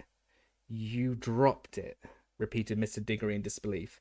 "Is this a confession? You threw it aside after you conjured the mark?" "Amos, think who you're talking to," said Mr. Weasley very angrily. "Is Harry Potter likely to conjure the Dark Mark?" Of course not," mumbled Mr. Diggory. "Sorry, carried away." "I didn't drop it there anyway," said Harry, jerking his thumb towards the trees beneath the skull. "I missed it right after we got into the wood." "So," said Mr. Diggory, his eyes hardening as he turned to look at Winky again, cowering at his feet. "You found this wand, Elf? And you picked it up and thought you'd have some fun with it, did you?" "I is not doing magic with it, sir," squealed Winky, tears streaming down the sides of her squashed and bulbous nose. I is just picking it up, sir. I is not making the Dark Mark, sir. I is not knowing how." "It wasn't her," said Hermione. She looked very nervous speaking up in front of all these Ministry wizards, yet determined all the same.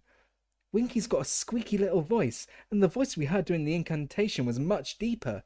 She looked round at Harry and Ron, appealing for their support. "It didn't sound anything like Winky, did it?" "No," said Harry, shaking his head. "It definitely did not sound like an elf." "Yeah, it was a human voice," said Ron. "Well, we'll soon see," growled Mr. Diggory, looking unimpressed. "There's a simple way of discovering the last spell a wand formed, Elf. Did you know that?" Winky trembled and shook her head frantically, her ears flapping, and Mr. Diggory raised his own wand again and placed it tip to tip with Harry's. "Prior incantato," roared Mr. Diggory. Harry heard Hermione gasp, horrified, as a gigantic serpent-tongued skull erupted from the point where the two wands met, but it was a mere shadow of the green skull high above them. It looked as though it was made of thick grey smoke, the ghost of a spell. "Deletrius!" Mr. Diggory shouted, and the smoky skull vanished with a wisp of smoke. "So," said Mr. Diggory with a kind of savage triumph, looking down upon Winky, who was shaking convulsively. "I is not doing it," she squealed, her eyes rolling in terror. I is not knowing how. I is a good elf. I isn't using wands. I isn't knowing how." "You've been caught red-handed, Elf," Mr. Diggory roared. "Caught with the guilty wand in your hand." "Amos," said Mr. Weasley loudly, "think about it. Precious few wizards know how to do that spell. Where would she have learnt it?" "Perhaps Amos is suggesting," said Mr. Crouch, cold anger in every syllable, that I routinely teach my servants to conjure the dark mark. There was a deeply unpleasant silence. Amos Diggory looked horrified. Mr. Crouch, not at all. You have now come very close to accusing the two people in this clearing who are least likely to conjure that mark, barked Mr. Crouch. Harry Potter and myself. I suppose you are familiar with the boy's story, Amos? Of course. Everyone knows, muttered Mr. Diggory, looking highly discomfited. And I trust you remember the many proofs I have given over a long career that I despise and detest the dark arts and those who practice them, Mr. Crouch shouted, his eyes bulging again. Mr. Crouch, I never suggested you had anything to do with it, muttered Amos Diggory, now reddening behind his scrubby brown beard. If you accuse my elf, you accuse me, Diggory, shouted Mr. Crouch. Where else would she have learnt to conjure it? She might have picked it up anywhere. Precisely, Amos, said Mr. Weasley. She might have picked it up anywhere. Winky, he said kindly, turning to the elf, but she flinched as though he too was shouting at her. Where exactly did you find Harry's wand?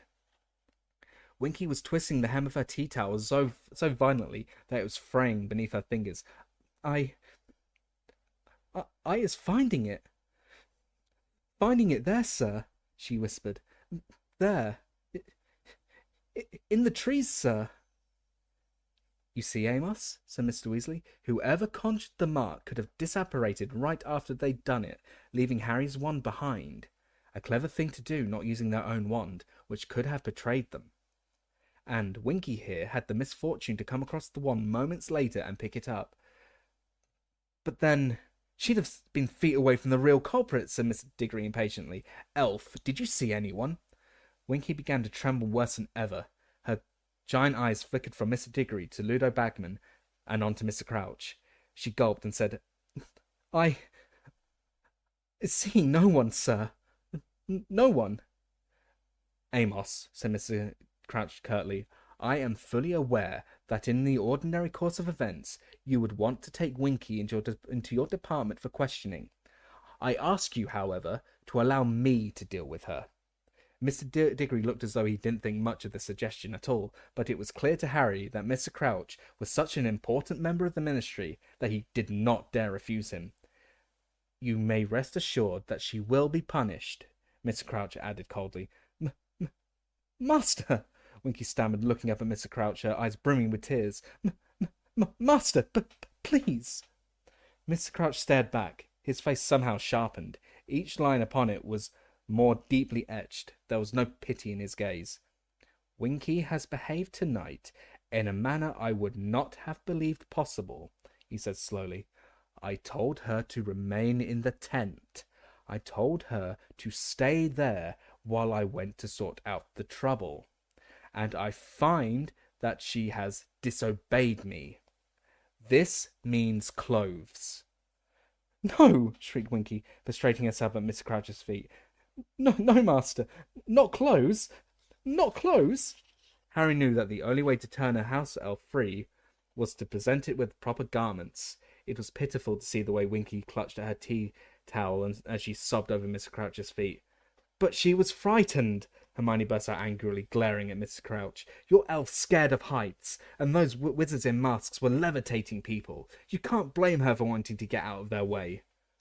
Mr. Crouch took a step backwards, freeing himself from contact with the elf, whom he was surveying as though she was something filthy and rotten that was contaminating his overshined shoes.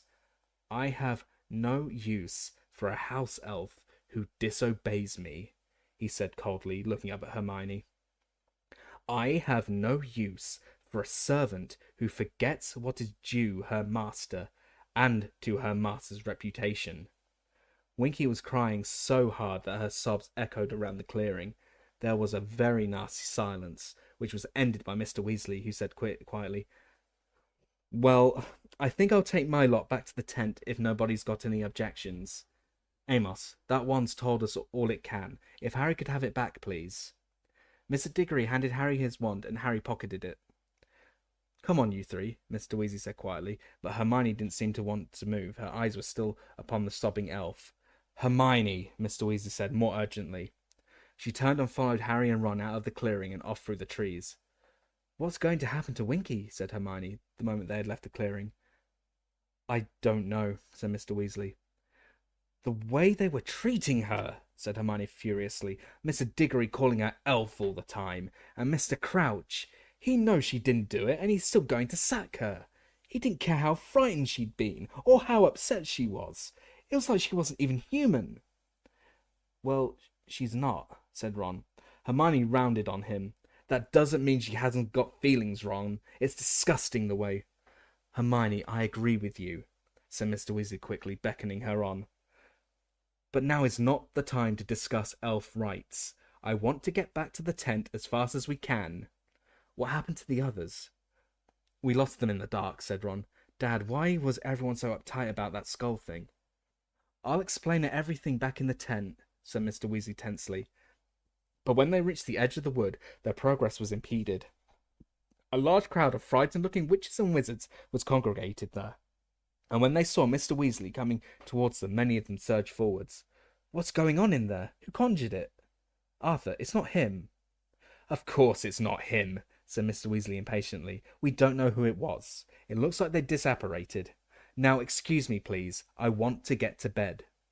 He led Harry, Ron, and Hermione through the crowd and back into the campsite. All was quiet now. There was no sign of the masked wizards, though several ruined tents were still smoking. Charlie's head was poking out of the boy's tent. Dad, what's going on? He called through the dark. Fred, George, and Ginny got back okay, but the others? I've got them here, said Mr. Weasley, bending down and entering the tent. Harry, Ron, and Hermione entered after him. Bill was sitting at the small kitchen table, holding a bedsheet to his arm, which was bleeding profusely. Charlie had a large rip in his shirt, and Percy was sporting a bloody nose. Fred, George, and Ginny looked unhurt, though shaken. Did you get them, Dad? Said Bill sharply. The person who conjured the mark? No, said Mr. Weasley. We found Barty Crouch's elf holding Harry's wand, but we're none the wiser about who actually conjured the mark. What? Said Bill, Charlie, and Percy together. Harry's wand, said Fred. Mr. Crouch's elf, said Percy, sounding thunderstruck. With some assistance from Harry, Ron, and Hermione, Mr. Weasley explained what had happened in the woods. When they had finished their story, Percy swelled indignantly. Well, Mr. Crouch is quite right to get rid of an elf like that, he said, running away when he'd expressly told her not to, embarrassing him in front of the whole ministry. How would that have looked if she'd been had up in front of the Department for the Regulation and Control? She didn't do anything. She was just in the wrong place at the wrong time. Hermione snapped at Percy, who looked very taken aback. Hermione had always got on fairly well with Percy, better, indeed, than any of the others. Hermione, a wizard in Mr. Crouch's position can't afford a house elf who's going to run amok with a wand, said Percy pompously, recovering himself. She didn't run amok, shouted Hermione. She just picked it up off the ground. Look, can someone just explain what that skull thing was? Said Ron impatiently. It wasn't hurting anyone. Why is it such a big deal? I told you. It's you know whose symbol, Ron, said Hermione, before anyone else could answer. I read about it in The Rise and Fall of the Dark Arts. And it hasn't been seen for 13 years, said Mr. Weasley quietly. Of course people panicked. It was almost like seeing you-know-who back again. I don't get it, said Ron, frowning. I mean, it's still only a shape in the sky. Ron, you-know-who and his followers sent the dark mark into the air whenever they killed, said Mr. Weasley. The terror it inspired. You have no idea. You're too young. Just picture coming home and finding the dark mark hovering over your house and knowing what you're about to find inside. Mr. Weasley winced. Everyone's worst fear. The very worst. There was a silence for a moment. Then Bill, removing the sheet from his arm to check on his cuts, said, Well, it didn't help us tonight. Whoever conjured it, it scared the Death Eaters away the moment they saw it. They all disapparated before we got near enough to unmask any of them. We caught the Robertses before they hit the ground, though. They're having their memories modified right now. Death Eaters, said Harry. What are Death Eaters? It's what you-know-whose supporters called themselves, said Bill. I think we saw what's left of them tonight. The ones who managed to keep themselves out of Azkaban anyway. We can't prove it was them, Bill, said Mr. Weasley, though it probably was, he added hopelessly. Yeah, I bet it was, said Ron suddenly. Dad, we met Draco Malfoy in the woods, and he as good as told us his dad was one of those nutters in masks, and we all know the Malfoys were right in with you-know-who. But what were Voldemort's supporters? Harry began. Everybody flinched. Like most of the Wizarding world, the Weasleys always avoided saying Voldemort's name. Sorry, said Harry quickly. What were you-know-who's supporters up to? Levitating muggles? I mean, what was the point? The point, said Mr. Weasley with a hollow laugh. Harry, that's their idea of fun. Half the muggle killings back when you-know-who was in power were done for fun. I suppose they had a few drinks tonight and couldn't resist reminding us all that lots of them are still at large. A nice little reunion for them, he finished disgustedly. But if they were the Death Eaters, why did they disapparate when they saw the Dark Mark? Said Ron. They'd have been pleased to see it, wouldn't they? Use your brains, Ron, said Bill. If they really were Death Eaters, they worked really hard to keep out of Azkaban when you-know-who lost power, and told all sorts of lies about him, forcing them to kill and torture people. I bet they'd be even more frightened than the rest of us to see him come back. They denied they'd ever been involved with him when he lost his powers, and went back to their daily lives. I don't reckon he'd be overpleased with them, do you? So, whoever conjured the Dark Mark, said Hermione slowly, were they doing it to show support for the Death Eaters, or to scare them away? Your guess is as good as ours, Hermione, said Mr. Weasley, but I'll tell you this. It was only the Death Eaters who ever knew how to conjure it. I'd be very surprised if the person who did it hadn't been a Death Eater once, even if they're not now. Listen, it's very late, and if your mother hears what happened, she'll be worried sick. We'll get a few more hours' sleep, and then try and get an early portkey out of here. Harry got back into his bunk with his head buzzing. He knew he ought to feel exhausted. It was nearly 3 a.m, but he felt wide awake and worried. 3 days ago, it felt like much longer, but it had only been 3 days, he had awoken with his scar burning, and tonight, for the first time in 13 years, Lord Voldemort's mark had appeared in the sky. What did these things mean? He thought of the letter he had written to Sirius before leaving Privet Drive. Would Sirius have got it yet? When would he reply? Harry lay looking up at the canvas, but no flying fantasies came to him now to ease him to sleep, and it was a long time after Charlie's snorts filled the tent that Harry finally dozed off. Chapter 10. Mayhem at the Ministry. Mr. Weasley woke them only after only a few hours' sleep. He used magic to pack up the tents, and they left the campsite as quickly as possible. Passing Mr. Roberts at the door of his cottage, Mr. Roberts had a strange, dazed look about him, and waved them off with a vague, "Merry Christmas." "He'll be all right," said Mr. Weasley quietly, as they marched off onto the moor. "Sometimes, when a person's memory's modified, it makes them a bit disorientated for a while, and that was a big thing they had to make him forget." They heard urgent voices as they approached the spot where the portkeys lay, and when they reached it, they found a great number of witches and wizards gathered around Basil, the keeper of the portkeys, all clamouring to get away from the campsite as quickly as possible. Mr. Weasley had a hurried discussion with Basil. They joined the queue and were able to take an old rubber tyre back to Stoat's Head Hill before the sun had really risen. They walked back through Ottery St. Catchpole towards the Burrow in the dawn light, talking very little because they were so exhausted, and thinking longingly of their breakfast. As they rounded the corner in the lane and the Burrow came into view, a cry echoed along the damp lane. "Oh, thank goodness! Thank goodness!" Mrs. Weasley, who had evidently been waiting for them in the front yard, came running towards them, still wearing her bedroom slippers. Her face pale and strained, a screwed-up copy of the Daily Prophet clutched in her hand. "Arthur, I've been so worried. So worried." She flung her arms around Mr. Weasley's neck, and the Daily Prophet fell out of her limp hand onto the ground. Looking down, Harry saw the headline, "Scenes of Terror at the Quidditch World Cup," complete with a twinkling black and white photograph of the Dark Mark over the treetops. "You're all right," Mrs. Weasley muttered distractedly, releasing Mr. Weasley and straining around them all with red eyes. "You're alive." "Oh, boys." and to everybody's surprise, she seized Fred and George and pulled them both into such a tight hug that their heads banged together. "Ouch! Mum, you're strangling us!" "I shouted at you before you left," Mrs. Weasley said, starting to sob. "It's all I've been thinking about. What if you know who had got you? And the last thing I ever said to you was that you didn't get enough OWLs. Oh, Fred, George."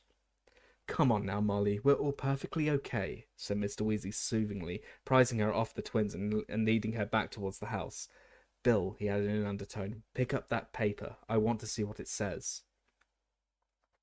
When they were all crammed into the tiny kitchen, and Hermione had made Mrs. Weasley a cup of very strong tea, into which Mr. Weasley insisted on pouring a shot of Ogden's old fire whiskey, Bill handed his father the newspaper. Mr. Weasley scanned the front page, while Percy looked over his shoulder. "I knew it," said Mr. Weasley heavily. "Ministry blunders, culprits not apprehended, lax security, dark wizards running unchecked, national disgrace." Who wrote this? Ah, of course, Rita Skeeter. "That woman's got it in for the Ministry of Magic," said Percy furiously. "Last week she was saying we're wasting our time squibbling about cauldron thickness, and when we should be stamping out vampires, as if it wasn't specifically stated in paragraph 12 of the guidelines for the treatment of non-wizard part humans." "Do us a favour, Percy," said Bill, yawning, "and shut up." "Unmentioned," said Mr. Weasley, his eyes widening behind the glasses as he reached the bottom of the Daily Prophet article. "Where?" sputtered Mrs. Weasley, choking on her tea and whiskey. "If I'd seen that, I'd have known you were alive." "Not by name," said Mr. Weasley. "Listen to this. If the terrified witches and wizards who waited breathlessly for news at the edge of the wood expected reassurance from the Ministry of Magic, they were sadly disappointed. A ministry official emerged sometime after the appearance of the Dark Mark, alleging that nobody had been hurt, but refusing to give any more information. Whether this statement will be enough to squash the rumours that several bodies were removed from the woods an hour later remains to be seen." "Oh, really?" said Mr. Weasley in exasperation, holding the paper to Percy. "Nobody was hurt. What was I supposed to say? Rumours that several bodies were removed from the woods? Well, there certainly will be rumours now she's printed that." He heaved a deep sigh. "Molly, I'm going to have to go into the office. This is going to take some smoothing over." "I'll come with you, Father," said Percy importantly. "Mr. Crouch will need all hands on deck, and I can give him my cauldron report in person." He bustled out of the kitchen. Mrs. Weasley looked most upset. "Oh, Arthur, you're supposed to be on holiday. This hasn't got anything to do with your office. Surely they can handle this without you." "I've got to go, Molly," said Mr. Weasley. "I've made things worse. I'll just change into my robes and I'll be off." "Mrs. Weasley," said Harry suddenly, unable to contain himself, "Hedwig hasn't arrived with a letter for me, has she, dear? Has she?" "Hedwig, dear?" said Mrs. Weasley distractedly. No, there hasn't been any post at all." Ron and Hermione looked curiously at Harry. With a meaningful look at both of them, he said, all right, if I go and dump my stuff in your room, Ron?"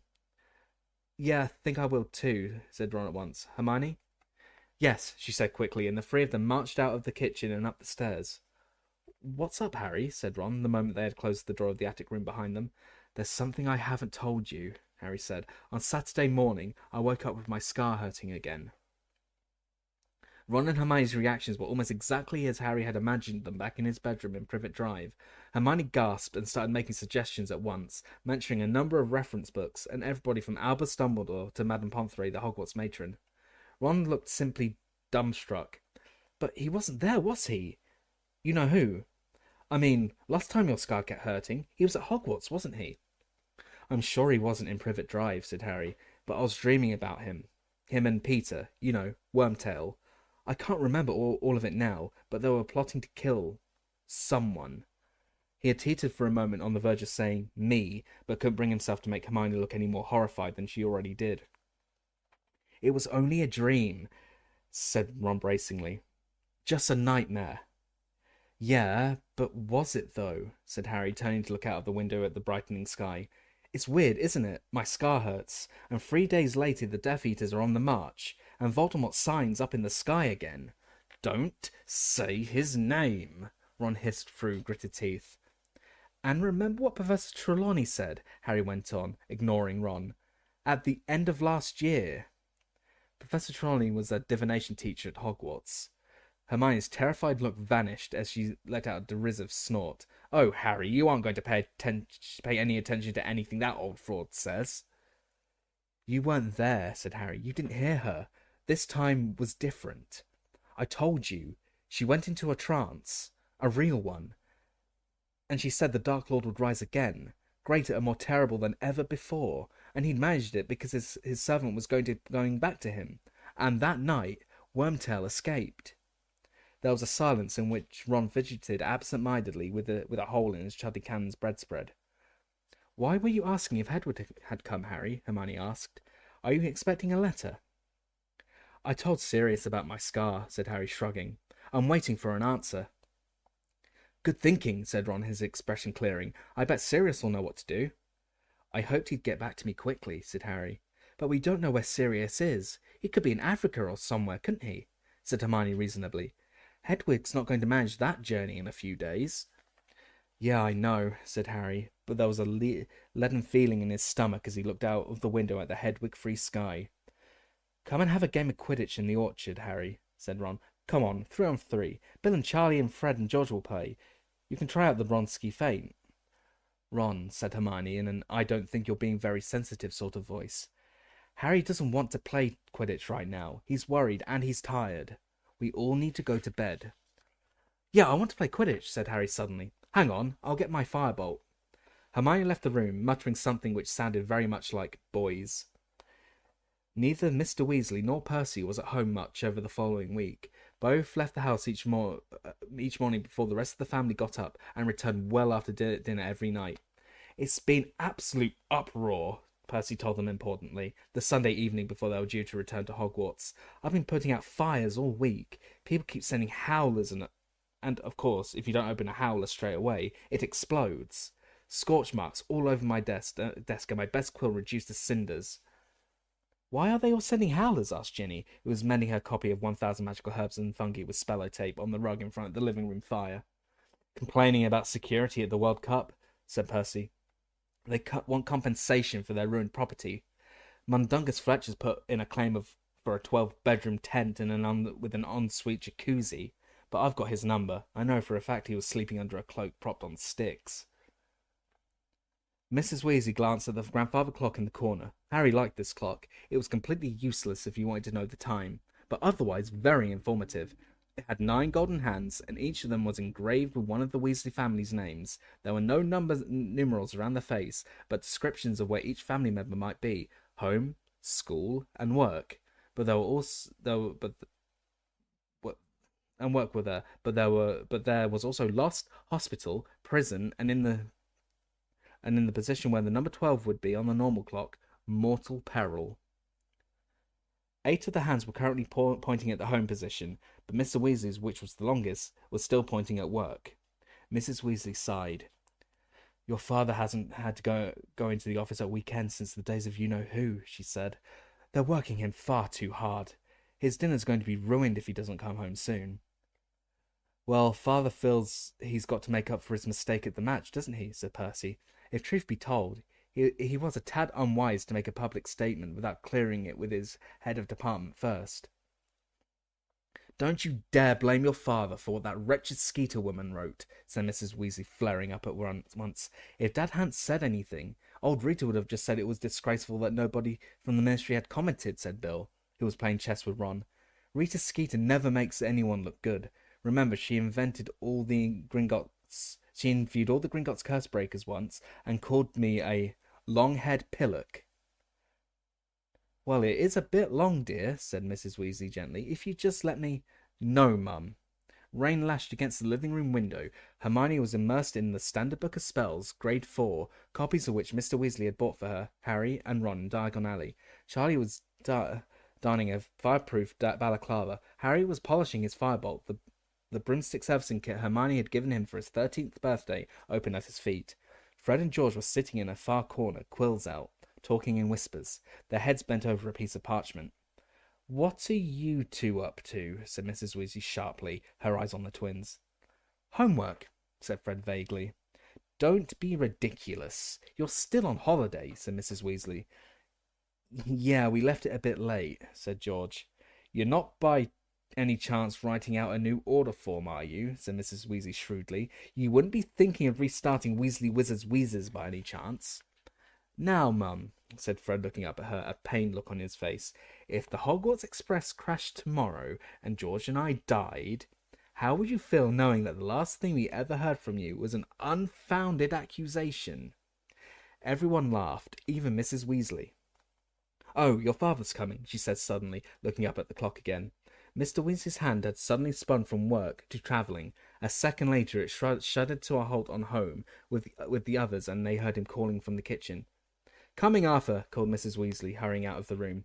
A few moments later, Mr. Weasley had come into the warm living room, carrying his dinner on a tray. He looked completely exhausted. "Well, the fat's really in the fire now," he told Mrs. Weasley, as he sat down in an armchair near the fire and toyed unenthusiastically with his somewhat shriveled cauliflower. "Rita Skeeter's been ferreting around all week, looking for more ministry mess-ups to report, and now she's found out about poor old Bertha going missing, so that'll be the headline in the Prophet tomorrow. I told Bagman he should have sent someone to look for her ages ago." "Mr. Crouch has been saying it for weeks and weeks," said Percy swiftly. "Crouch is very lucky Rita hasn't found out about Winky," said Mr. Weasley irritably. "There'd be a week's worth of headlines in his house I've been caught holding the one that conjured the dark mark." "I thought we all agreed that elf, while irresponsible, did not conjure the mark," said Percy hotly. "If you ask me, Mr. Crouch is very lucky no one at the Deadly Prophet knows how mean he is to elves," said Hermione angrily. "Now look here, Hermione," said Percy, "a high-ranking ministry official like Mr. Crouch deserves unswerving obedience from his servants." "His slave, you mean?" said Hermione, her voice rising shrilly, "because he didn't pay Winky, did he?" "I think you all better go upstairs and check you've packed properly," said Mrs. Weasley, breaking up the argument. "Come on now, all of you." Harry repacked his broomstick servicing kit, put his firebolt over his shoulder, and went back upstairs with Ron. The rain sounded even louder at the top of the house, accompanied by loud whistlings and moans from the wind, not to mention sporadic howls from the ghoul who lived in the attic. Pigwidgeon began twittering and zooming around its cage again when they entered. The sight of the half-packed trunk seemed to have sent him into a frenzy of excitement. "Bung him some owl treats," said Ron, throwing a packet across to Harry. "It might shut him up." Harry poked a few owl treats through the bars of Pigwidgeon's cage, then turned to his trunk. Hedwig's cage stood next to it, still empty. "It's been over a week," Harry said, looking at Hedwig's deserted perch. "Ron, you don't reckon Sirius has been caught, do you?" "Nah, it would have been in the Daily Prophet," said Ron. "The ministry would want to show they'd caught someone, wouldn't they?" "Yeah, I suppose." "Look, here's the stuff Mum got for you in Diagon Alley, and she's got some gold out of your vault for you, and she's washed all your socks." He heaved a pile of parcels onto Harry's camp bed and dropped the money bag and a load of socks next to it. Harry sighed, unwrapping the shopping. Apart from the Standard Book of Spells, Grade 4, by Miranda Goshawk, he had a handful of new quills, a dozen rolls of parchment, and refills for his potion-making kit. He'd been running low on spined lionfish and essence of belladonna.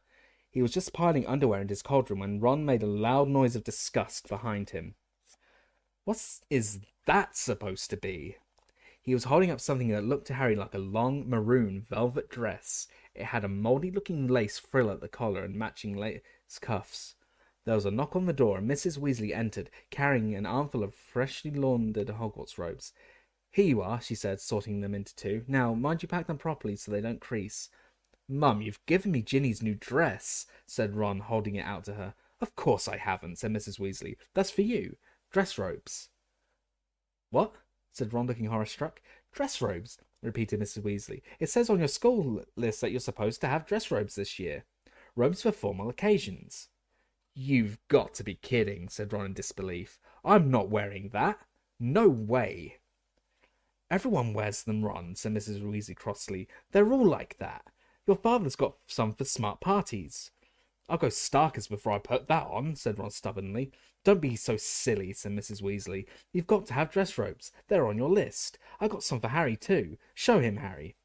In some trepidation, Harry opened the last parcel in his camp bed. It wasn't as bad as he had expected, however. His dress robes didn't have any lace on them at all. In fact, they were more or less the same as his school robes, except they were bottle green instead of black. "I thought they'd bring out the colour of your eyes, dear," said Mrs. Weasley fondly. "Well, they're okay," said Ron angrily, looking at Harry's robes. "Why couldn't I have some like that?" "Because, well, I had to get yours second hand, and there wasn't a lot of choice," said Mrs. Weasley flushingly. Harry looked away. He would willingly have split all the money in his Gringotts vault with the Weasleys, but he knew they would never take it. "I'm never wearing them," Ron was saying stubbornly. "Never." "Fine," said Mrs. Weasley. "Go naked. And Harry, make sure you get a picture of him. Goodness knows I could do with a laugh." She left the room, slamming the door behind her. There was a funny spluttering noise from behind them. Pidgewidgeon was choking on an overlarge owl treat. "Why is everything I own rubbish?" said Ron furiously, striding across the room to unstick Pigwidgeon's beak. Chapter 11. Aboard the Hogwarts Express. There was a definite end of the holiday's gloom in the air when Harry awoke next morning. Heavy rain was still splattering against the window as he got dressed in jeans and a sweatshirt. They were changing into their school robes on the Hogwarts Express. He, Ron, Fred and George had just reached the first-floor landing on their way down to breakfast when Mrs. Weasley appeared at the foot of the stairs looking harassed. "Arthur," she called up the staircase. "Arthur, urgent message from the Ministry." Harry flattened himself against the wall as Mr. Weasley came clattering past with his robes on back to front and hurtled out of sight. When Harry and the others entered the kitchen, they saw Mrs. Weasley rummaging anxiously in the dresser drawers. "I've got a quill here somewhere," and Mr. Weasley bending over the fire, talking to... Harry shut his eyes hard and opened them again to make sure they were working properly. Amos Diggory's head was sitting in the middle of the flames like a large bearded egg. It was talking very fast, completely unperturbed by the sparks flying around it and the flames licking its ears. Muggle neighbours heard bangs and shouting, so they went and called those, what do you call them, please men. "Arthur, you've got to get over here."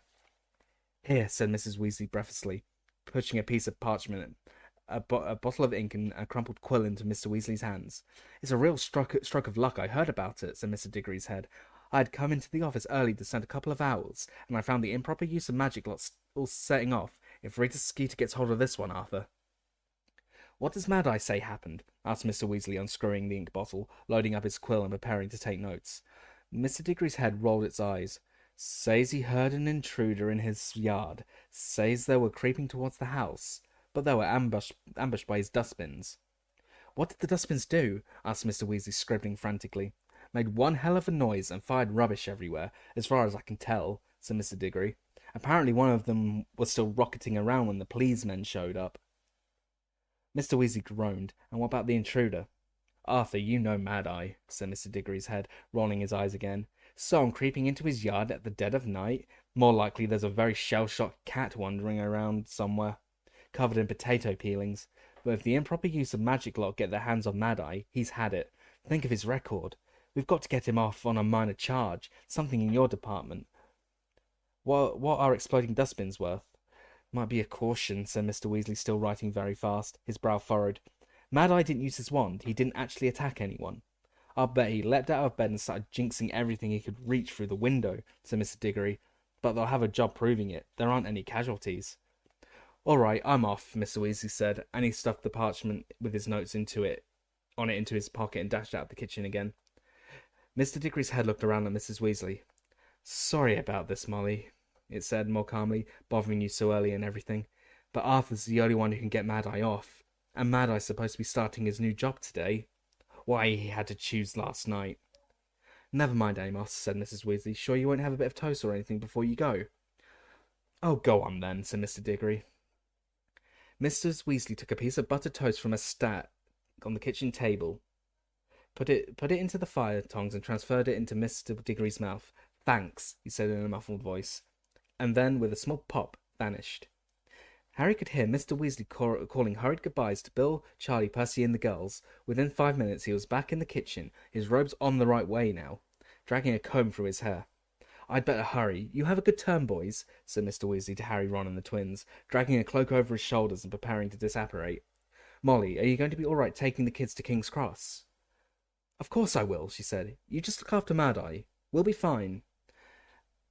As Mr. Weasley vanished, Bill and Charlie entered the kitchen. "Did someone say Mad-Eye?" Bill asked. "What's he been up to now?" "He says someone tried to break into his house last night," said Mrs. Weasley. "Mad-Eye Moody," said George thoughtfully, spreading marmalade on his toast. "Isn't he that nutter?"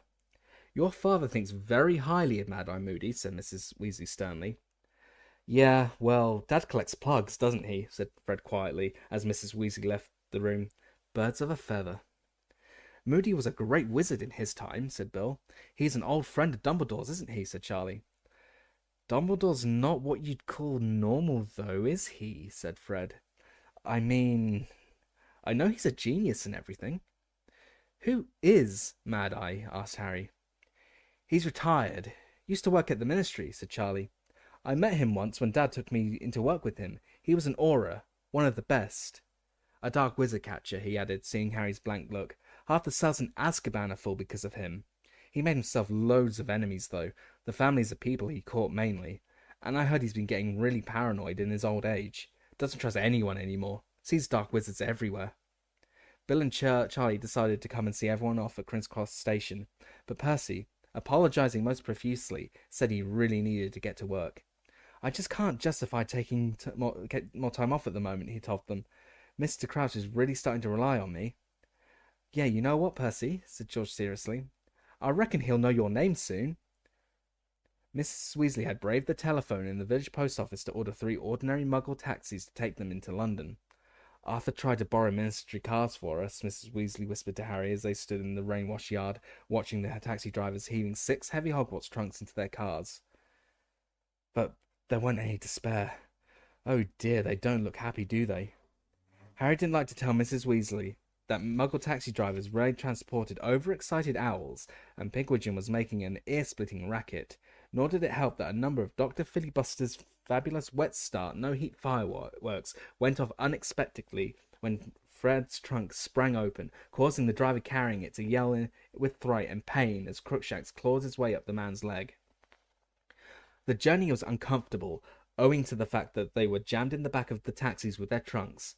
Crookshanks took quite a while to recover from the fireworks, and by the time they entered London, Harry, Ron and Hermione were all severely scratched.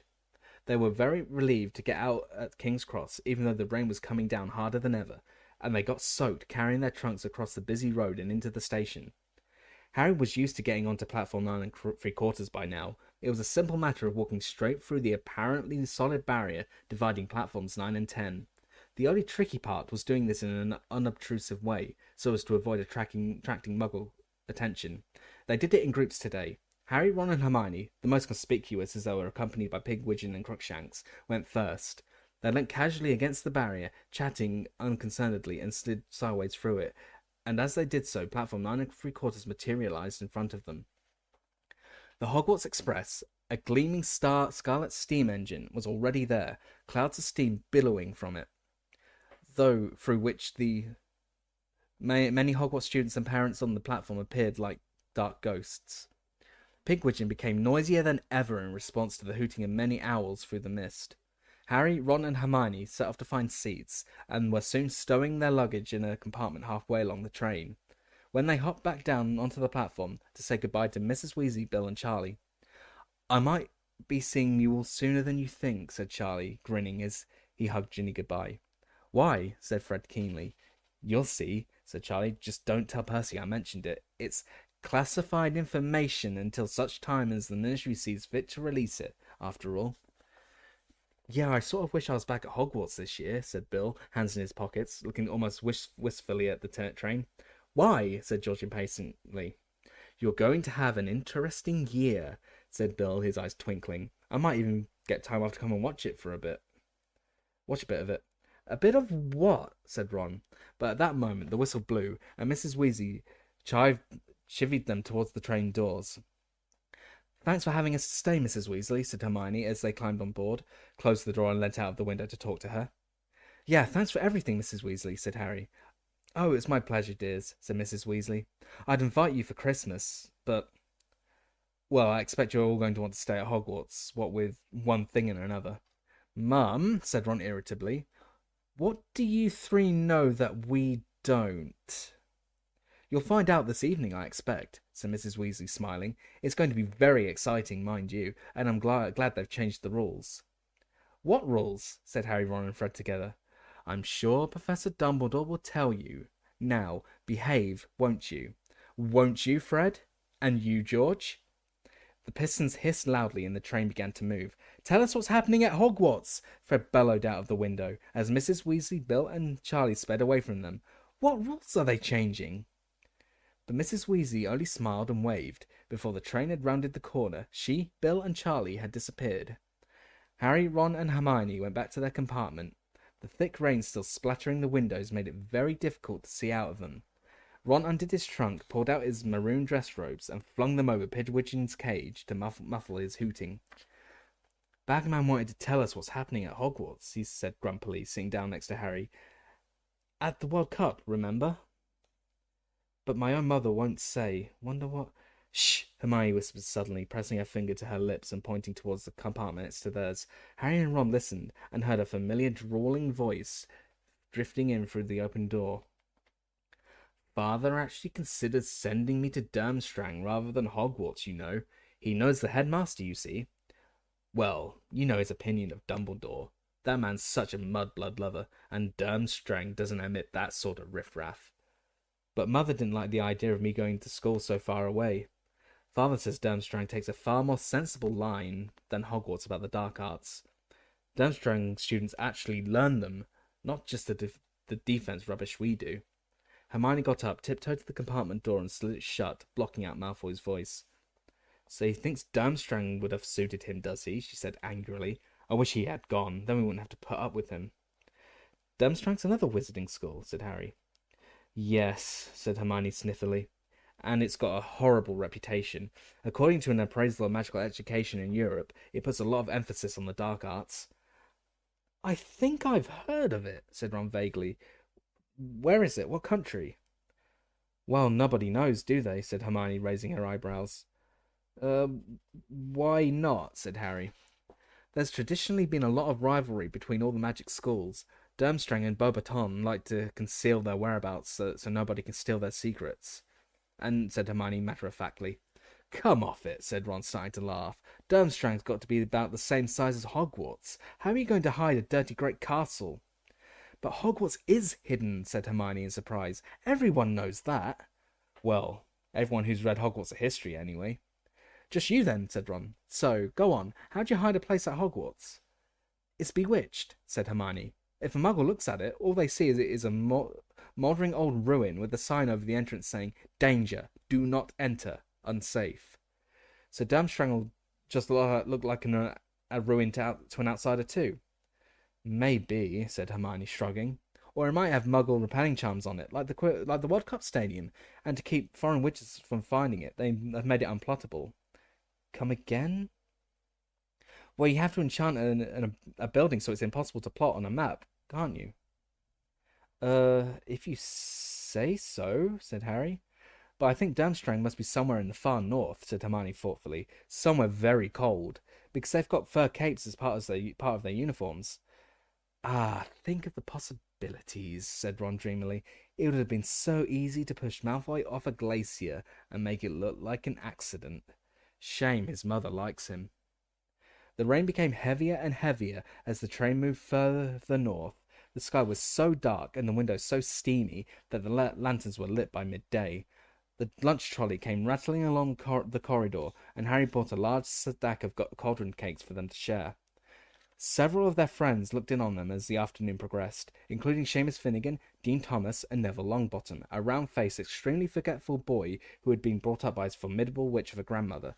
Seamus was still wearing his island rosette. Some of its magic seemed to be wearing off now. It was still squeaking Troy, Mullet, Moran, but in a very feeble and exhausted sort of way. After half an hour or so, Hermione, growing tired of the endless Quidditch talk, buried herself once more in the Standard Book of Spells, Grade 4, and started trying to learn a summoning charm. Neville listened jealously to the others conversation as they relived the cup match. Gran didn't want to go, she said miserably. Wouldn't buy tickets. It sounded amazing, though. It was, said Ron. Look at this, Neville. He rummaged in his trunk up in the luggage rack and pulled out the miniature figure of Victor Crumb. Oh, wow, said Neville enviously, as Ron tipped Crumb onto his pudgy hand. We saw him right up close as well, said Ron. We were in the top box. For the first and last time in your life, Weasley. Draco Malfoy had appeared in the doorway. Behind him stood Crabbe and Goyle, his enormous, thuggish cronies, both of whom appeared to have grown at least a foot during the summer. Evidently, they had overheard the conversation through the compartment door, which Dean and Seamus left ajar. Don't remember asking you to join us, Malfoy, said Harry coolly. Weasley, what is that? Said Malfoy, pointing at Pigwidgeon's cage. A sleeve of Ron's dress robes was dangling from it, swaying with the motion of the train, the moulded lace cuff very obvious. Ron made to stuff the robes out of sight, but Malfoy was too quick for him. He seized the sleeve and pulled. Look at this, said Malfoy in ecstasy, holding up Ron's robe and showing Crabbe and Goyle. Weasley, you weren't thinking of wearing these, were you? I mean, they were very fashionable in about 1890. Eat dung, Malfoy, said Ron, the same colour as the dress robes as he snatched them back out of Malfoy's grip. Malfoy howled with derisive laughter. Crabbe and Goyle gawped stupidly. So, going to enter, Weasley? Going to try and bring a bit of glory to the family name? There's money involved as well, you know. You'd be able to afford some decent robes if you won. What are you talking about? Snapped Ron. Are you going to enter? Malfoy repeated. I suppose you will, Potter. You never miss a chance to show off, do you?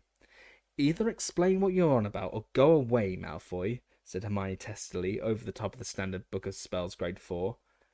A gleeful smile spread across Malfoy's pale face. Don't tell me you don't know, he said delightedly. You've got a father and brother at the Ministry and you don't even know. My God, my father told me about it ages ago. Heard it from Cornelius Fudge. But then, father's always associated with the top people at the Ministry. Maybe your father's too junior to know about it, Weasley. Yes, they probably don't talk about important stuff in front of him. Laughing once more, Malfoy beckoned to Crabbe and Goyle, and the three of them disappeared. Ron got to his feet and slammed the sliding compartment door so hard behind them that the glass shattered. Ron, said Hermione reproachfully. She pulled out her wand, muttered, Reparo, and the glass shards flew back into a single pane and back into the door. Well, making it look like he knows everything and we don't, Ron snarled. Father's always associated with the top people at the Ministry. Dad could have got a promotion any time. He just likes it where he is. Of course he does, said Hermione quietly. Don't let Malfoy get to you, Ron. Him? Get to me? As if, said Ron, picking up one of the remaining cauldron cakes and squashing it into a pulp. Ron's bad mood continued for the rest of the journey. He didn't talk much as they changed into their school robes, and was still glowering when the Hogwarts Express slowed down at last, and finally stopped in the pitch darkness of Hogsmeade Station. As the train doors opened, there was a rumble of thunder overhead. Hermione bundled Crookshanks up in her cloak, and Ron left his dress robes over Pigwidgeon as they left the train. Heads bent and eyes narrowed against the downpour, the rain was now coming down so thick and fast that it was as though buckets of ice-cold water were being emptied repeatedly over their heads. Hi, Hagrid, Harry yelled, seeing a gigantic silhouette at the far end of the platform. All right, Harry? Hagrid bellowed back, waving. See you at the feast if we don't drown. First, he has traditionally reached Hogwarts Castle by sailing across the lake with Hagrid. Ooh, I wouldn't fancy crossing the lake in this weather, said Hermione fervently, shivering as they inched slowly along the dark platform with the rest of the crowd. 100 horseless carriages stood waiting for them outside the station. Harry, Ron, Hermione, and Neville climbed gratefully into one of them.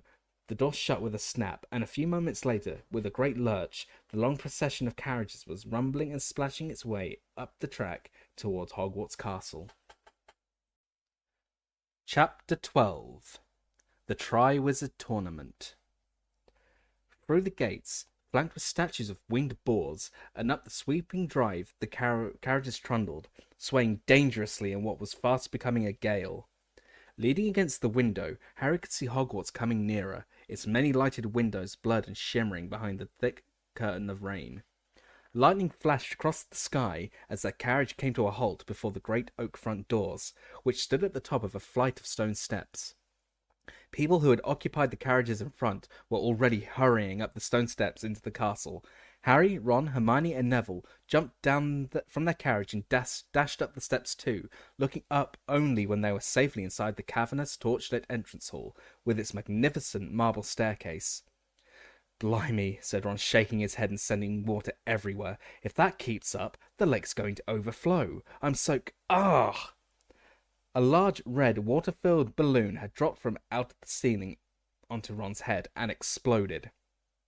Drenched and spluttering, Ron staggered sideways into Harry just as a second water bomb dropped, narrowly missing Hermione. It burst at Harry's feet, sending a wave of cold water over his trainers into his socks. People all around them shrieked and started pushing each other in their efforts to get out of the line of fire. Harry looked up and saw floating 20 feet above them Peeves the Poltergeist, a little man in a bell-covered hat and orange bow tie. His wide, malicious face contorted with concentration. He took aim again. "Peeves!" yelled an angry voice. "Peeves, come down here at once!" Professor McGonagall, deputy headmistress and head of Gryffindor House, had come dashing out of the great hall. She skidded on the wet floor and grabbed Hermione around the neck to stop herself falling. "Ouch! Sorry, Miss Granger." "That's all right, Professor," Hermione gasped, massaging her throat.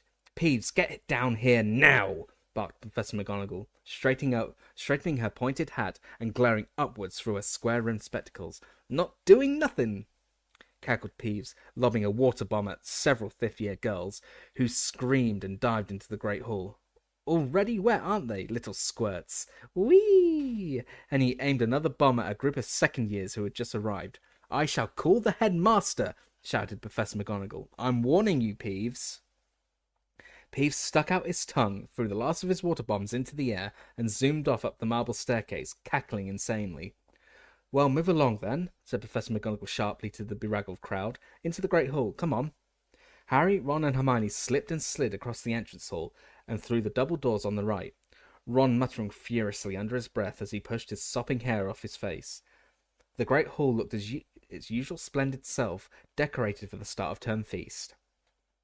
Golden plates and goblets gleamed by the light of hundreds of candles floating over the tables in mid-air. The 4 long house tables were packed with chattering students. At the top of the hall, the staff sat along one side of a fifth table, facing their pupils. It was much warmer in here.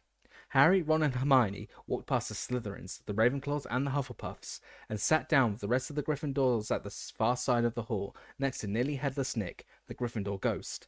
Pearly white and semi-transparent, Nick was dressed tonight in his usual doublet with a particularly large ruff, which served the dual purpose of looking extra festive and ensuring that his head didn't wobble too much on his partially severed neck. "Good evening," he said, beaming at them. "Says who?" said Harry, taking off his trainers and emptying them of water. "Hope they hurry up with the sorting. I'm starving." The sorting of the new students into houses took place at the start of every school year. But by an unlucky combination of circumstances, Harry hadn't been present at one since his own. He was quite looking forward to it. Just then, a highly excited, breathless voice came down the table. "Hiya, Harry." It was Colin Creevey, a third year to whom Harry was something of a hero. "Hi, Colin," said Harry warily. "Harry, guess what? Guess what, Harry? My brother's starting. My brother, Dennis." Good," said Harry. "He's really excited," said Colin, practically bouncing up and down in his seat. "I just hope he's in Gryffindor. Keep your fingers crossed, eh, Harry?" Yeah, all right," said Harry. He turned back to Hermione, Ron, and nearly headless Nick. "Brothers and sisters usually go in the same houses, don't they?" he said. He was judging by the Weasleys, all 7 of whom had been put in Gryffindor. "Oh, no, not necessarily," said Hermione. "Parvati Patil's sister's in Ravenclaw, and they're identical. You'd think they'd be together, wouldn't you?" Harry looked up at the staff table. There seemed to be rather more empty seats there than usual. Hagrid, of course, was still fighting his way across the lake with the first years. Professor McGonagall was presumably supervising the drying of the entrance hall floor, but there was another empty chair too, and he couldn't think who else was missing. "Where's the new defense against the dark arts teacher?" said Hermione, who was also looking up at the teachers.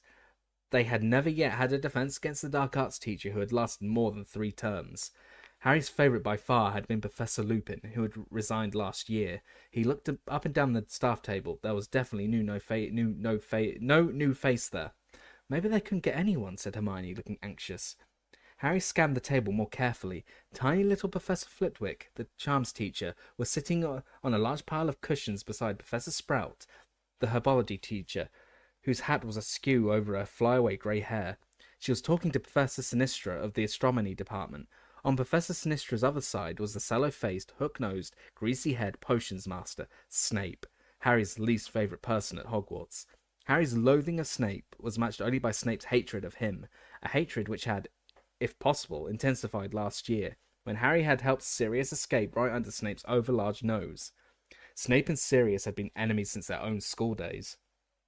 On Snape's other side was an empty seat, which Harry guessed was Professor McGonagall's. Next to it, in the very centre of the table, sat Professor Dumbledore, the headmaster, his sweeping silver hair and beard shining in the candlelight, his magnificent deep green robes embroidered with many stars and moons. The tips of Dumbledore's long, thin fingers were together, and he was resting his chin upon them, staring up at the ceiling through his half-moon spectacles, as though lost in thought. Harry glanced up at the ceiling too. It was enchanted to look like the sky outside, which he had never seen it look this stormy. Black and purple clouds were swirling across it, and as another thunderclap sounded outside, a fork of lightning flashed across it. "Oh, hurry up," Ron moaned beside Harry. "I could eat a hippogriff." The words were no sooner out of his mouth than the doors of the Great Hall opened, and silence fell. Professor McGonagall was leading a long line of first years up to the top of the hall. If Harry and Ron and Hermione were wet, it was nothing to how these first years looked. They appeared to have swum across the lake rather than sailing. All of them were shivering with a combination of cold and nerves as they filed along the staff table and came to a halt in a line facing the rest of the school. All of them, except the smallest of the lot, a boy with mousy hair, who was wrapped in what Harry recognised as Hagrid's moleskin overcoat. The coat was so big for him that it looked as though he was draped in a furry black marquee. His small face protruded from over the collar, looking almost painfully excited. When he had lined up with his terrified-looking peers, he caught Colin Creevy's eye, gave a double thumbs up, and mouthed, "I fell in the lake!" He looked positively delighted about it. Professor McGonagall now placed a 3-legged stool on the ground before the first years, and on top of it an extremely old, dirty, patched wizard's hat. The first years stared at it, so did everyone else. For a moment there was silence. Then a tear in the brim opened wide like a mouth, and the hat broke into song. "1,000 years or more ago, when I was newly sown, there lived 4 wizards of renown, whose names are still well known. Bold Gryffindor from Wild Moor, fair Ravenclaw from Glen, sweet Hufflepuff from Valley Broad, shrewd Slytherin from Fen. They shared a wish, a hope, a dream. They hatched a daring plan to educate young sorcerers. Thus Hogwarts School began. Now each of these 4 founders formed their own house for each, did value different virtues in the ones they had to teach. By Gryffindor the bravest were, prized far beyond the rest. For Ravenclaw, the cleverest, would always be the best. For Hufflepuff hard workers wore, most worthy of admission, and power-hungry Slytherin loved those of great ambition. While still alive they did divide their favourites from the throng, yet how to pick the worthy ones when they were dead and gone? 'Twas Gryffindor who found the way, he whipped me off his head. The founders put some brains in me, so I could choose instead. Now slip me snug about your ears, I've never yet been wrong. I'll have a look inside your mind, and tell you where you belong." The great hall rang with applause as the sorting hat finished. "That's not the song it sang when it sorted us," said Harry, clapping along with everyone else. "Sings a different one every year," said Ron. "It's got to be a pretty boring life, hasn't it, being a hat? I suppose it spends all year making up the next one." Professor McGonagall was now unrolling a large scroll of parchment. "When I call out your name, you will put on the hat and sit on the stool," she told the first years. "When the hat announces your house, You will go there and sit at the appropriate table. Ackley Stewart. A boy walked forward, visibly trembling from head to foot, picked up the sorting hat, put it on, and sat down on the stool. Ravenclaw! Shouted the hat. Stuart Ackley took off the hat and hurried into a seat at the Ravenclaw table, where everyone was applauding him. Harry caught a glimpse of Cho, the Ravenclaw seeker, cheering Stuart Ackley as he sat down. For a fleeting second, Harry had a strange desire to join the Ravenclaw table too. Baddock, Malcolm. Slytherin! The table on the other side of the hall erupted with cheers. Harry could see Malfoy clapping as Baddock joined the Slytherins. Harry wondered whether Baddock knew that Slytherin House had turned out more dark witches and wizards than any other. Fred and George hissed Malcolm Baddock as he sat down. Branstone, Eleanor. Hufflepuff. Claudwell, Owen. Hufflepuff. Creevy, Dennis. Tiny Dennis Creevy staggered forward, tripping over Hagrid's moleskin, just as Hagrid himself slided into the hall through a door behind the teacher's table. About twice as tall as a normal man, and at least 3 times as broad. Hagrid, with his long, wild, tangled black hair and beard, looked slightly alarming. A misleading impression, for Harry, Ron, and Hermione knew Hagrid to possess a very kind nature. He winked at them as he sat down at the end of the staff table, and watched Dennis Creevy putting on the sorting hat. The rip at the brim opened wide. Gryffindor! The hat shouted. Hagrid clapped along with the Gryffindors as Dennis Creevy, beaming widely, took off the hat, placed it back on the stool, and hurried over to join his brother. Colin, I fell in, he said shrilly, throwing himself into an empty seat. It was brilliant, and something in the water grabbed me and pushed me back in the boat. Cool, said Colin just as excitedly. It's probably the giant squid, Dennis. Wow, said Dennis, as though nobody in their wildest dreams could hope for more than being thrown into a storm-tossed, fathoms deep lake and pushed out of it again by a giant sea monster. Dennis, see that boy down there, the one with the black hair and glasses? See him? Know who he is, Dennis? Harry looked away, staring very hard at the sorting hat, now sorting Emma Dobbs. The sorting continued. Boys and girls with varying degrees of fright on their faces, moving one by one to the 3-legged stool, the line dwindling slowly as Professor McGonagall passed the L's. Oh, hurry up, Ron moaned, massaging his stomach. Now, Ron, the sorting's much more important than food, said Nearly Headless Nick, as Madly Laura became a Hufflepuff. Course it is, if you're dead, snapped Ron. I do hope this year's batch of Gryffindors are up to scratch, said Nearly Headless Nick, applauding as MacDonald Natalie joined the Gryffindor table. We don't want to break our winning streak, do we? Gryffindor had won their inter-house championship for the last 3 years in a row. Pritchard, Graham. Slytherin. Quirky, Orla. Ravenclaw. And finally with Whitby, Kevin, Hufflepuff, the sorting ended. Professor McGonagall picked up the hat and stool and carried them away. About time, said Ron, seizing his knife and fork and looking expectantly at his golden plate. Professor Dumbledore had got to his feet. He was smiling around at the students, his arms opened wide in welcome. I only have 2 words to say to you, he told them, his deep voice echoing around the hall. Tuck in. Hear, hear, said Harry and Ron loudly, as the empty dishes filled magically before their eyes. Nearly Headless Nick watched mournfully as Harry, Ron, and Hermione loaded their plates. Ah, that's there, said Ron with his mouth full of mashed potato. You're lucky there's a feast at all tonight, you know, said Nearly Headless Nick. There was trouble in the kitchens earlier. Why? What happened? Said Harry, though through a sizable chunk of steak. Peeves, of course, said Nearly Headless Nick, shaking his head, which wobbled dangerously. He pulled his ruff a little higher up his neck. The usual argument, you know. He wanted to attend the feast. Well, it's quite out of the question. You know what he's like. Utterly uncivilized. Can't see a plate of food without throwing it. We held a ghost council. The fat friar was all for giving him the chance, but most wisely, in my opinion. The Bloody Baron put his foot down. The Bloody Baron was a Slytherin ghost, a gaunt and silent spectre covered in silver bloodstains. He was the only person at Hogwarts who could really control Peeves. Yeah, we thought Peeves seemed hacked off about something, said Ron darkly. So what did he do in the kitchens? Oh, the usual, said Nearly Headless Nick, shrugging. Wreaked havoc and mayhem. Pots and pans everywhere, place swimming in soup, terrified the house elves out of their wits. Clang. Hermione had knocked over her golden goblet. Pumpkin juice spread steadily over the tablecloth, staining several feet of white linen orange. But Hermione paid no attention. "There are house elves here," she said, staring horror-struck at Nearly Headless Nick. "Here at Hogwarts." "Certainly," said Nearly Headless Nick, looking surprised at her reaction. "The largest number in any dwelling in Britain, I believe. Over 100. "I've never seen one," said Hermione.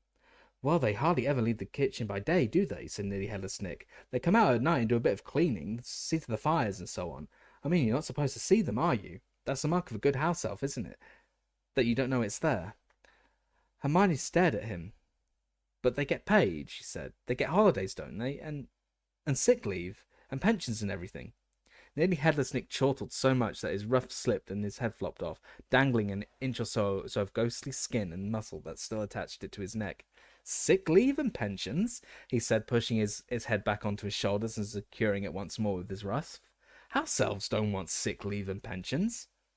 Hermione looked down at her hardly touched plate of food, then put her knife and fork down upon it and pushed it away from her.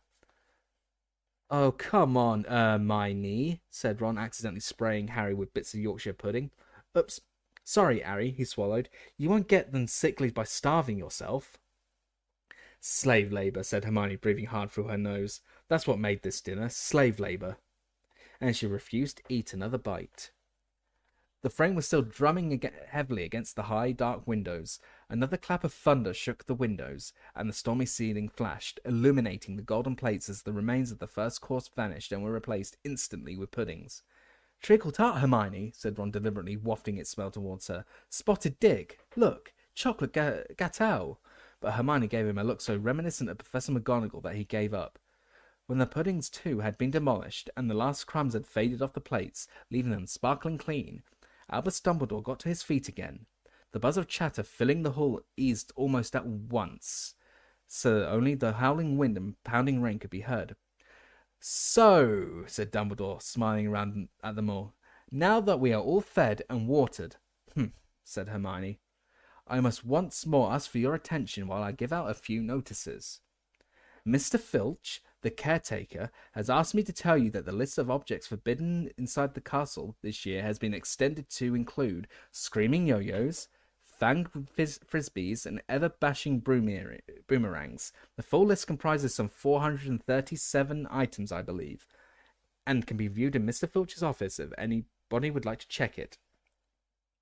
The corners of Dumbledore's mouth twitched. He continued, "As ever, I would like to remind you all that the forest in the grounds is out of bounds to students, as is the village of Hogsmeade, all below 3rd year. It is also my painful duty to inform you that the Inter-House Quidditch Cup will not take place this year." "What?" Harry gasped. He looked around at Fred and George, his fellow members of the Quidditch team. They were mouthing soundlessly at Dumbledore, apparently too appalled to speak. Dumbledore continued, "This is due to an event that will be starting in October and continuing throughout the school year, taking up much of the teacher's time and energy, but I am sure you will all enjoy it immensely. I have great pleasure in announcing that this year at Hogwarts." But at that moment there was a deafening rumble of thunder, and the doors of the great hall banged open. A man stood in the doorway, leaning upon a long staff, shrouded in a black travelling cloak. Every head in the great hall swiveled towards the stranger, suddenly brightly illuminated by a fork of lightning that flashed across the ceiling. He lowered his hood, shook out a long mane of grizzled, dark grey hair, then began to walk up towards the teacher's table. A dull clunk echoed through the hall on his every other step. He reached the end of the top table, turned right, and limped heavily towards Dumbledore. Another flash of lightning crossed the ceiling. Hermione gasped. The lightning had thrown the man's face into sharp relief, and it was a face unlike any Harry had ever seen. It looked as though it had been carved out of weathered wood by someone who had only the vaguest idea of what human faces were supposed to look like, and was none too skilled with a chisel. Every inch of skin seemed to be scarred. The mouth looked like a diagonal gash, and a large chunk of the nose was missing, but it was the man's eyes that made him frightening. One of them was small, dark and beady. The other was large, round as a coin, and a vivid electric blue. The blue eye was moving carelessly, without blinking, and was rolling up and down from side to side. quite independently of the normal eye, and then it rolled right over, pointing into the back of the man's head so that all they could see was whiteness. The stranger reached Dumbledore. He stretched out a hand that was as badly scarred as his face, and Dumbledore shook it, muttering words Harry couldn't hear. He seemed to be making some inquiry of the stranger, who shook his head unsmilingly and replied in an undertone. Dumbledore nodded and gestured the man to the empty seat on his right-hand side. The stranger sat down, shook his mane of dark grey hair out of his face, pulled a plate of sausages towards him, raised it to what was left of his nose and sniffed it. Then he took a small knife out of his pocket, speared a sausage on the end of it, and began to eat. His normal eyes was fixed upon the sausages, but the blue eye was still darting restlessly around in its socket, taking in the hall and the students. "May I introduce our new defence against the dark arts teacher?" said Dumbledore brightly into the silence. "Professor Moody." It was usual for new staff members to be greeted with applause, but none of the staff or students clapped except Dumbledore and Hagrid. Both put their hands together and applauded, but the sound echoed dismally into the silence, and they stopped fairly quickly. Everyone else seemed too transfixed by Moody's bizarre appearance to do more than stare at him. "Moody?" Harry muttered to Ron. "Mad-Eye Moody? The one your dad went to help this morning?" "Must be," said Ron in a low, awed voice. "What happened to him?" Hermione whispered. "What happened to his face?" "Dunno," Ron whispered back, watching Moody with fascination. Moody seemed totally indifferent to his less than warm welcome. Ignoring the jug of pumpkin juice in front of him, he reached again into his travelling cloak, pulled out a hip flask, and took a long draught from it. As he lifted his arm to drink, his cloak was pulled a few inches from the ground, and Harry saw, below the table, several inches of a carved wooden leg ending in a clawed foot. Dumbledore cleared his throat again. "As I was saying," he said, smiling at the sea of students before him, all of whom were still gazing transfixed at Mad-Eye Moody, "we have the honour of hosting a very exciting event over the coming months, an event which has not been held for over a century. It is my very great pleasure to inform you that the Triwizard Tournament will be taking place at Hogwarts this year." "You're joking," said Fred Weasley loudly. The tension that filled the hall ever since Moody's arrival suddenly broke. Nearly everyone laughed, and Dumbledore chuckled appreciatively. "I am not joking, Mr. Weasley," he said. "Though, now you mention it, I did hear an excellent one over the summer about a troll, a hag, and a leprechaun who all go into a bar." Professor McGonagall cleared her throat loudly. But maybe this is not the time." "No," said Dumbledore. "Where was I? Ah, yes, the Triwizard Tournament. Well, some of you will not know what this tournament involves, so I hope those who do know will forgive me for giving a short explanation, and allow their attention to wander freely. The Triwizard Tournament was first established some 700 years ago as a friendly competition between the three largest European schools of wizardry, Hogwarts, Beauxbaton, and Durmstrang. A champion was selected to represent each school, and the three champions competed in three magical tasks. The schools took it in turns to host the tournament once every 5 years, and it was generally agreed to be a most excellent way of establishing ties between young witches and wizards of different nationalities, until, that is, the death toll mounted so high that the tournament was discontinued. "Death toll?" Hermione whispered, looking alarmed, but her anxiety did not seem to be shared by the majority of students in the hall. Many of them were whispering excitedly with each other, and Harry himself was far more interested in hearing more about the tournament than worrying about deaths that had happened hundreds of years ago. "There have been several attempts over the centuries to reinstate the tournament," Dumbledore continued, "none of which have been very successful. However, our own departments of international magical cooperation and magical games and sports have decided the time is ripe for another attempt. We have worked hard over the summer to ensure that, this time, no champion will find himself or herself in mortal danger. The heads of Beauxbaton and Durmstrang will be arriving with their shortlisted contenders in October, and the selection of the three champions will take place at Halloween. An impartial judge will decide which students are most worthy to compete for the Triwizard Cup, the glory of their school, and 1,000 galleons personal prize money." "I'm going for it," Fred Weasley hissed down the table. his face lit with enthusiasm at the prospect of such glory and riches. He was not the only person who seemed to be visualizing themselves as Hogwarts champion.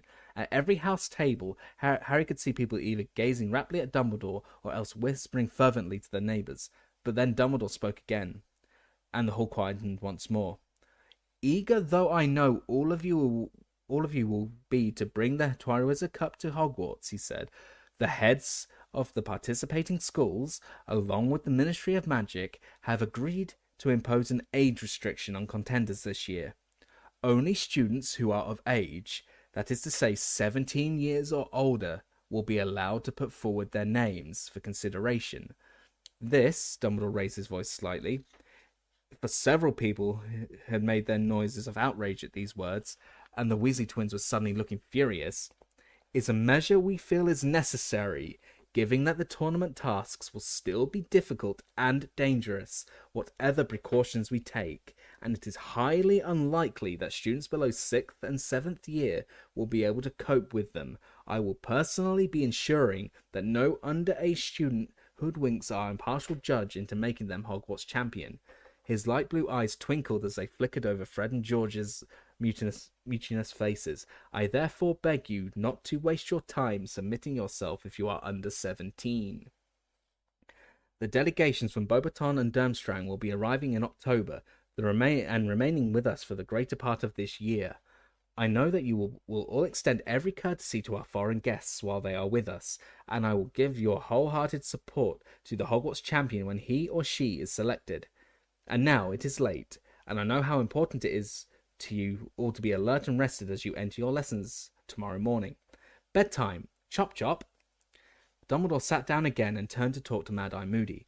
There was a great scraping and banging as all the students got to their feet and swarmed towards the double doors into the entrance hall.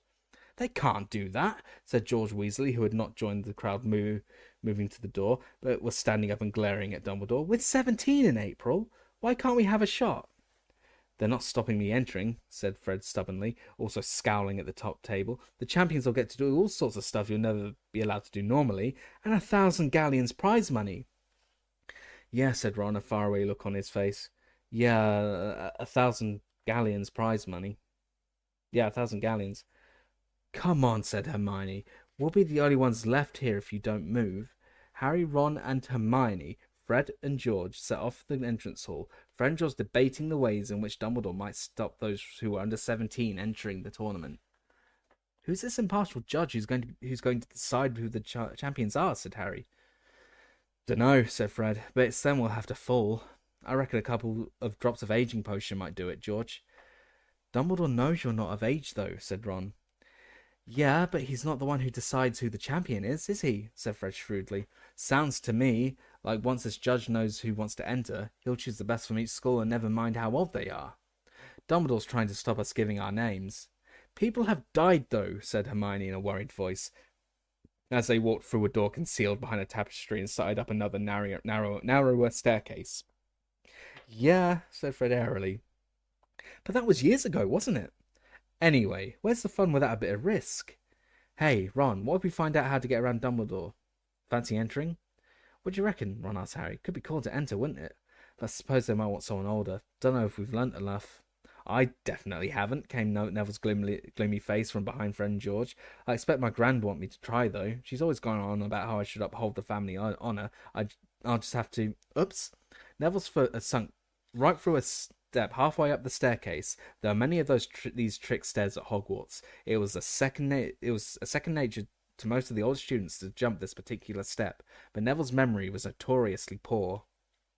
Harry and Ron seized him under the armpits and pulled him out, while a suit of armour at the top of the stairs creaked and clanked, laughing wheezily. Shut it, you, said Ron, banging down his visor as they passed.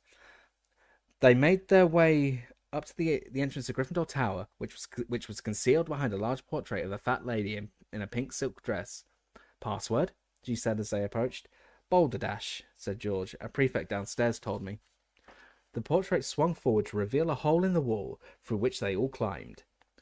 A crackling fire was warming the circular common room, which was full of squashy armchairs and tables.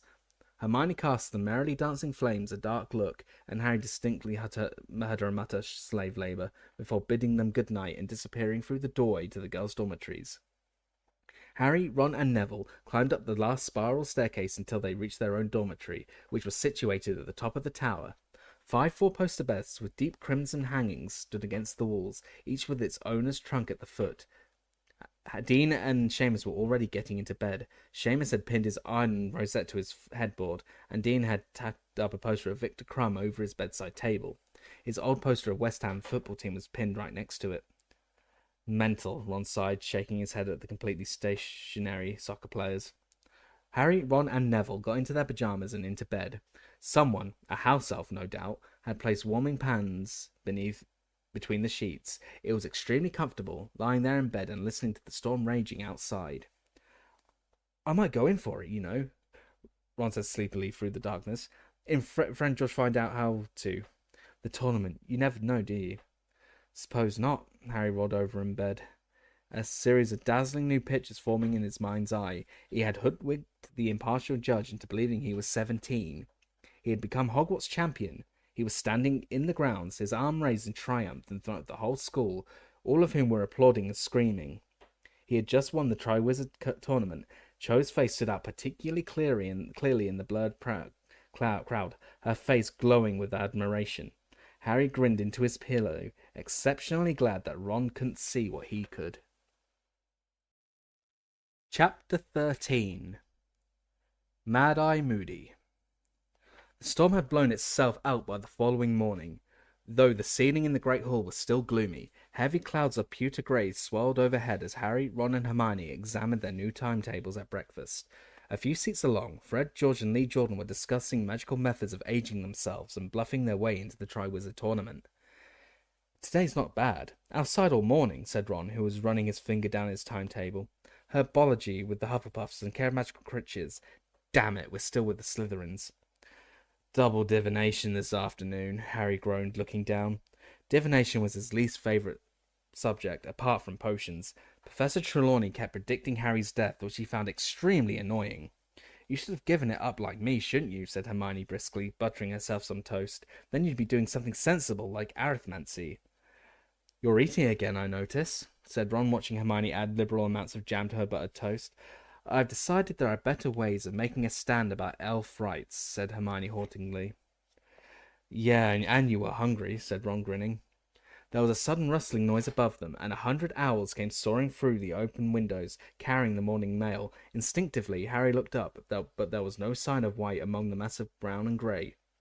The owls circled the tables, looking for the people to whom their letters and packages were addressed.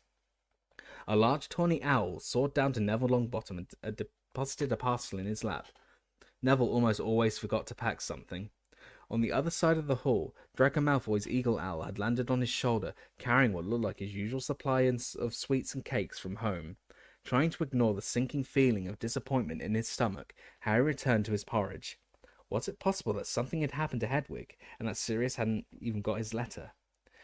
His preoccupation lasted all the way across the sodden vegetable patch, until they arrived in the Greenhouse 3.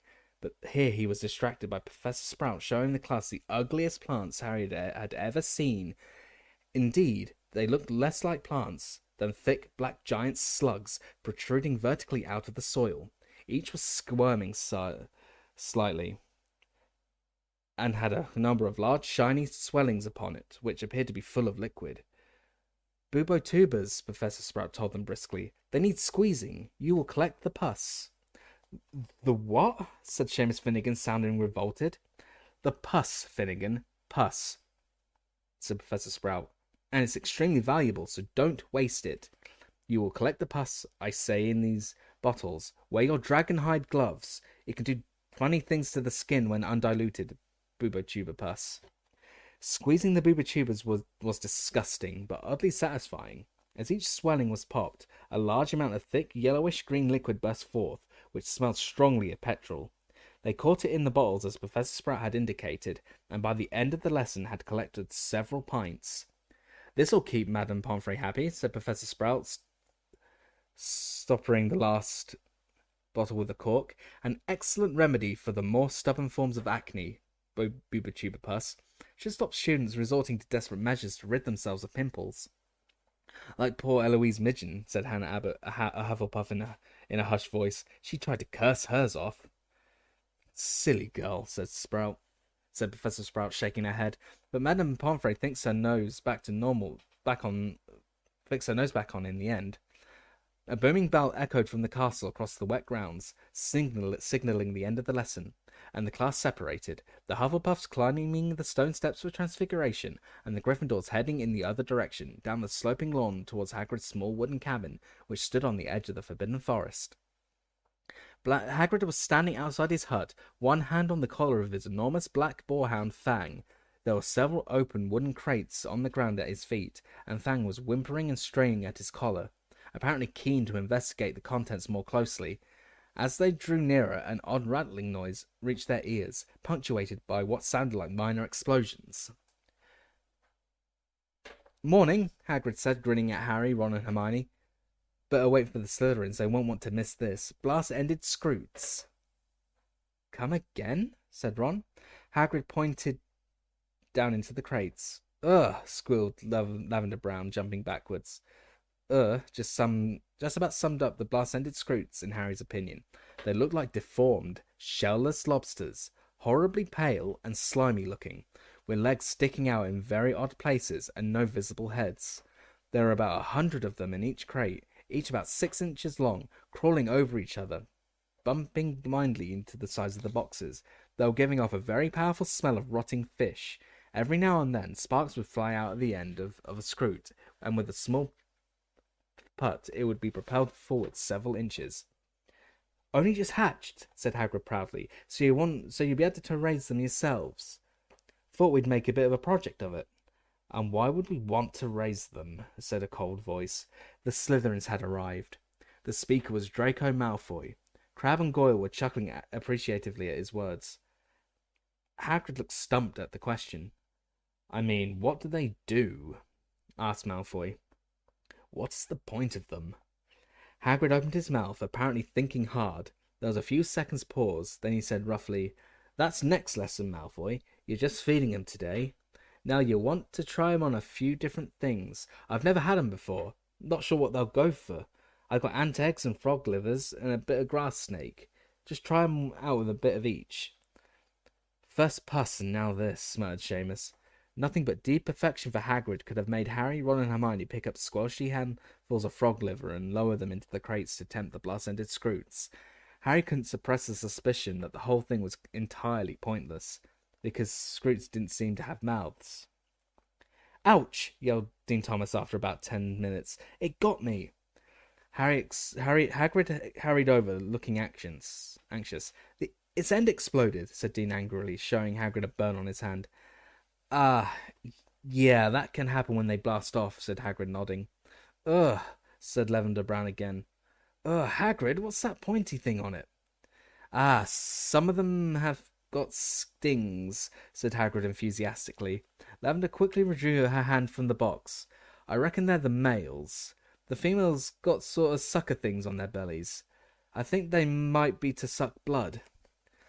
"Well, I can certainly see why we're trying to keep them alive," said Malfoy sarcastically. "Who want pets that can burn, sting, and bite all at once?" "Just because they're not very pretty doesn't mean they're not useful," Hermione snapped. "Dragon blood's amazingly magical, but you wouldn't want a dragon for a pet, would you?" Harry and Ron grinned at Hagrid, who gave them a furtive smile from behind his bushy beard. Hagrid would have liked nothing better than a pet dragon, as Harry, Ron and Hermione knew only too well. He had owned one for a brief period during the first year, a vicious Norwegian ridgeback by the name of Norbert. Hagrid simply loved monstrous creatures. The more lethal, the better. "Well, at least the Scroots are small," said Ron as they made their way back up to the castle for lunch an hour later. "They are now," said Hermione in an exasperated voice. "But once Hagrid's found out what they eat, I suspect they'll be 6 feet long." "Well, that won't matter if they turn out to cure seasickness or something, will it?" said Ron, grinning slyly at her. "You know perfectly well I only said that to shut Malfoy up," said Hermione. "As a matter of fact, I think he's right. The best thing to do would be stamp on the lot of them before they start attacking us all." She sat down at the Gryffindor table and helped themselves to lamb chops and potatoes. Hermione began to eat so fast that Harry and Ron stared at her. Is this the new stand on elf rights? Said Ron. You're going to make yourself puke instead. No, said Hermione with as much dignity as she could muster, with her mouth bulging with sprouts. I just want to get to the library. What? Said Ron in disbelief. Hermione, it's the first day back. We haven't even got homework yet. Hermione shrugged and continued to shovel down her food as though she had not eaten for days. Then she leapt to her feet, said, "See you at dinner," and departed at high speed. When the bell rang to signal the start of afternoon lessons, Harry and Ron set off for North Tower, where at the top of a tightly spiralling staircase, a silver step-ladder led to a circular trapdoor in the ceiling and the room where Professor Trelawney lived. The familiar sweet perfume emanating from the fire met their nostrils as they emerged at the top of the step-ladder. As ever, the curtains were all closed. The circular room was bathed in a dim reddish light cast by the many lamps, which were all draped with scarves and shawls. Harry and Ron walked through the mass of occupied chintz chairs and puffies that cluttered the room, and sat down on the same small circular table. "Good day," said the misty voice of Professor Trelawney right behind Harry, making him jump.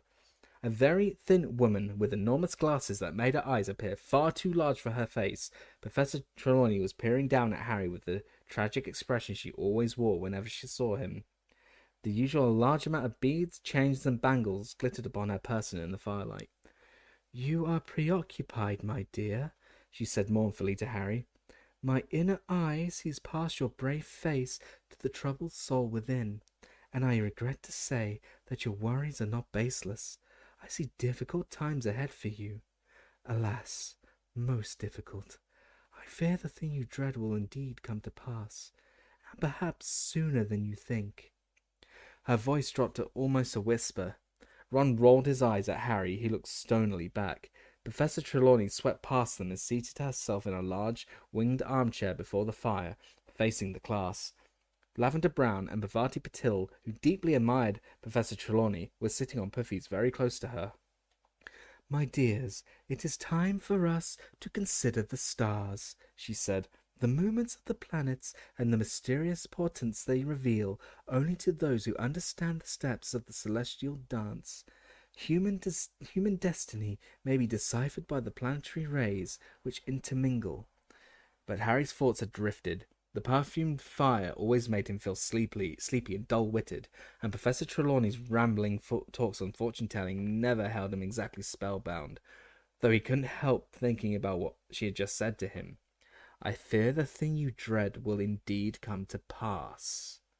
But Hermione was right, Harry thought irritably. Professor Trelawney really was an old fraud. He wasn't dreading anything at the moment at all. Well, unless you counted his fears that Sirius had been caught. But what did Professor Trelawney know? He had long since come to the conclusion that her brand of fortune-telling was really no more than lucky guesswork in a spooky manner. Except, of course, for that time at the end of last term, when she had made the prediction about Lord Voldemort rising again, and Dumbledore himself had said that he thought that trance had been genuine when Harry had described it to him. "Harry," Ron muttered. "What?" Harry looked around. The whole class was staring at him. He sat up straight. He'd been almost dozing off, lost in the heat in his thoughts. "I was saying, my dear, that you were clearly born under the baleful influence of Saturn," said Professor Trelawney, a faint note of resentment in her voice at the fact that he had obviously not been hanging on her words. "Born under what, sorry?" said Harry. "Saturn, dear. The planet Saturn," said Professor Trelawney, sounding definitely irritated that he wasn't riveted by this news. "I was saying that Saturn was surely in a position of power in the heavens at the moment of your birth. Your dark hair, your mean stature, tragic losses so young in life. I think I am right in saying, my dear, that you were born in midwinter?" "No," said Harry. "I was born in July." Ron hastily turned his laugh into a hacking cough. Half an hour later, each of them had been given a complicated circular chart, and was attempting to fill in the position of the planets at their moment of birth.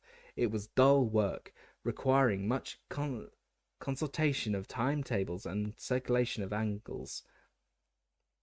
I've got 2 Neptunes here, said Harry after a while, frowning down at his piece of parchment. That can't be right, can it? Ah, said Ron, imitating Professor Trelawney's mystical whisper. When 2 Neptunes appear in the sky, it is a sure sign that a midget in glasses is being born, Harry. Seamus and Dean, who were working nearby, sniggered loudly, though not loudly enough to mask the excited squeals from Lavender Brown. Oh, Professor, look! I think I've got an unexpected planet. Oh, which one's that, Professor? It's Uranus, my dear, said Professor Trelawney, peering down at the chart. Can I have a look at Uranus too? Lavender, said Ron. Most unfortunately, Professor Trelawney heard him, and it was this, perhaps, which made her give them so much homework at the end of class. A detailed analysis on the way the planetary movements in the coming month will affect you, with reference to your personal chart, she snapped, sounding much more like Professor McGonagall than her usual airy-fairy self. I want it ready to hand in next Monday, and no excuses.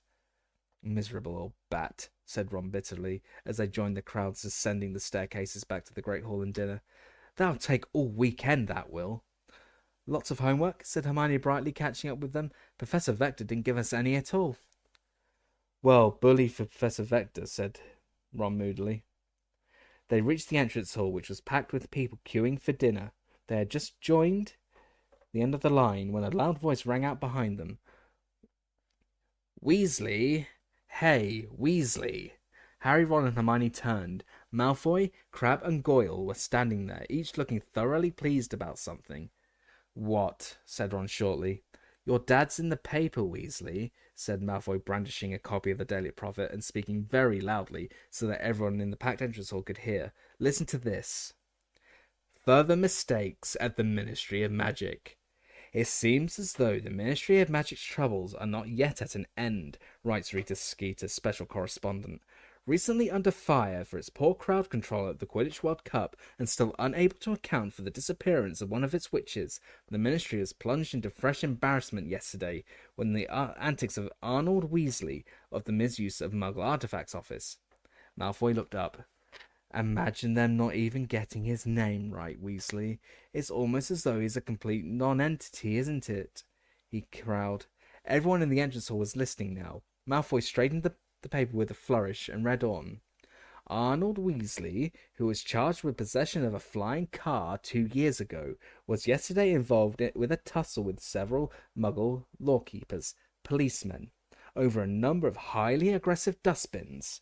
Mr. Weasley appears to have rushed to the aid of Mad Eye Moody, the aged ex-Auror who retired from the Ministry when no longer able to tell the difference between a handshake and attempted murder.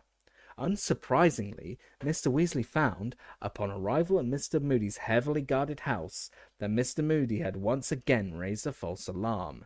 Mr. Weasley was forced to modify several memories before he could escape from the policeman, but refused to answer Daily Prophet questions about why he had involved the Ministry in such an undignified and potentially embarrassing scene.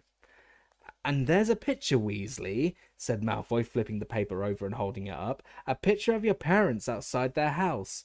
If you can call it a house. Your mother could do with losing a bit of weight, couldn't she? Ron was shaking with fury. Everyone was staring at him. Get stuffed, Malfoy, said Harry. Come on, Ron. Oh, yeah, you were staying with them this summer, weren't you? Sneered Malfoy. So, tell me, is his mother really that porky, or is it just the picture?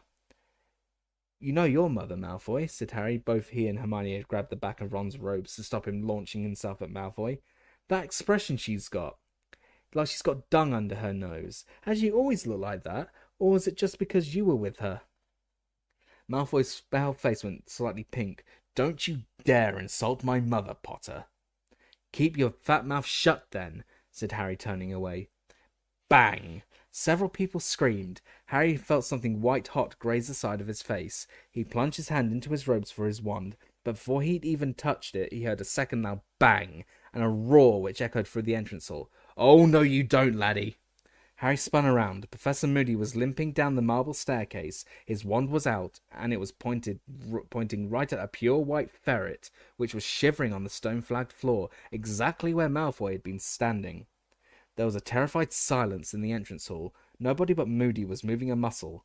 Moody turned to look at Harry. At least his normal eye was looking at Harry. The other one was pointing into the back of his head. "Did he get you?" Moody growled. His voice was low and gravelly.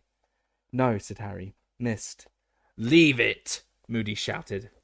"Leave what?" said Harry, bewildered. "Not you, him," Moody growled, jerking his thumb over his shoulder at Crabbe, who had just frozen, about to pick up the white ferret. It seemed that Moody's rolling eye was magical and could see out the back of his head. Moody started to limp towards Crabbe, Goyle, and the ferret, which gave a terrified squeak and took off, streaking towards the dungeons. "I don't think so," roared Moody, pointing his wand at the ferret again. It flew 10 feet into the air, fell with a smack on the floor, and then bounced up once more. "I don't like people who attack when their opponent's back's turned," growled Moody, as the ferret bounced higher and higher, squealing in pain. "Stinking, cowardly, scummy thing to do."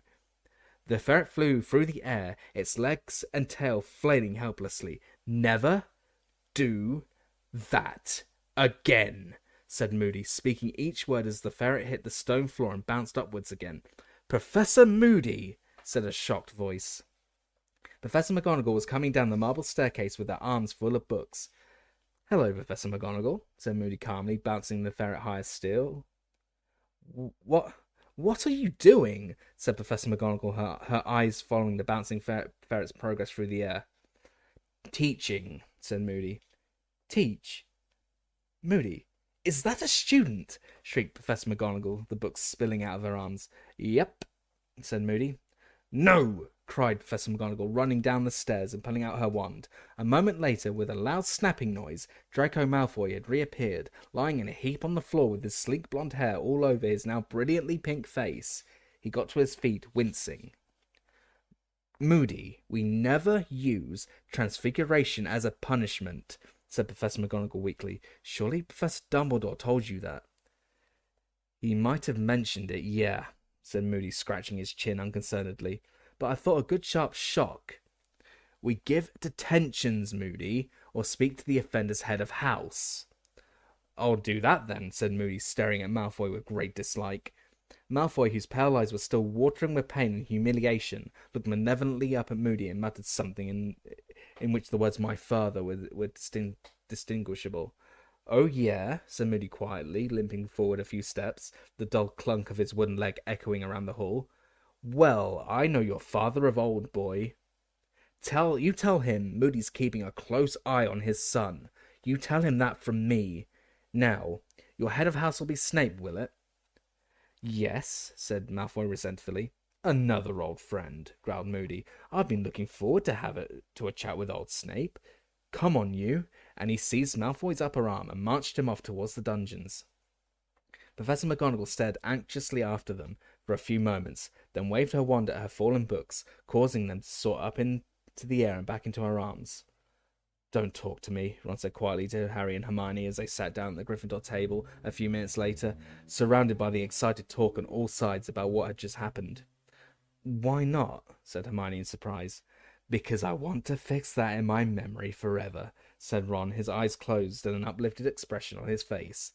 "Draco Malfoy, the amazing bouncing ferret." Harry and Hermione both laughed, and Hermione began dolling beef casserole onto each of their plates. "He could have really hurt Malfoy, though," she said. "It was good, really, that Professor McGonagall stopped it." "Hermione," said Ron furiously, his eyes snapping open again, "you're ruining the best moment of my life." Hermione made an impatient noise and began to eat at top speed again.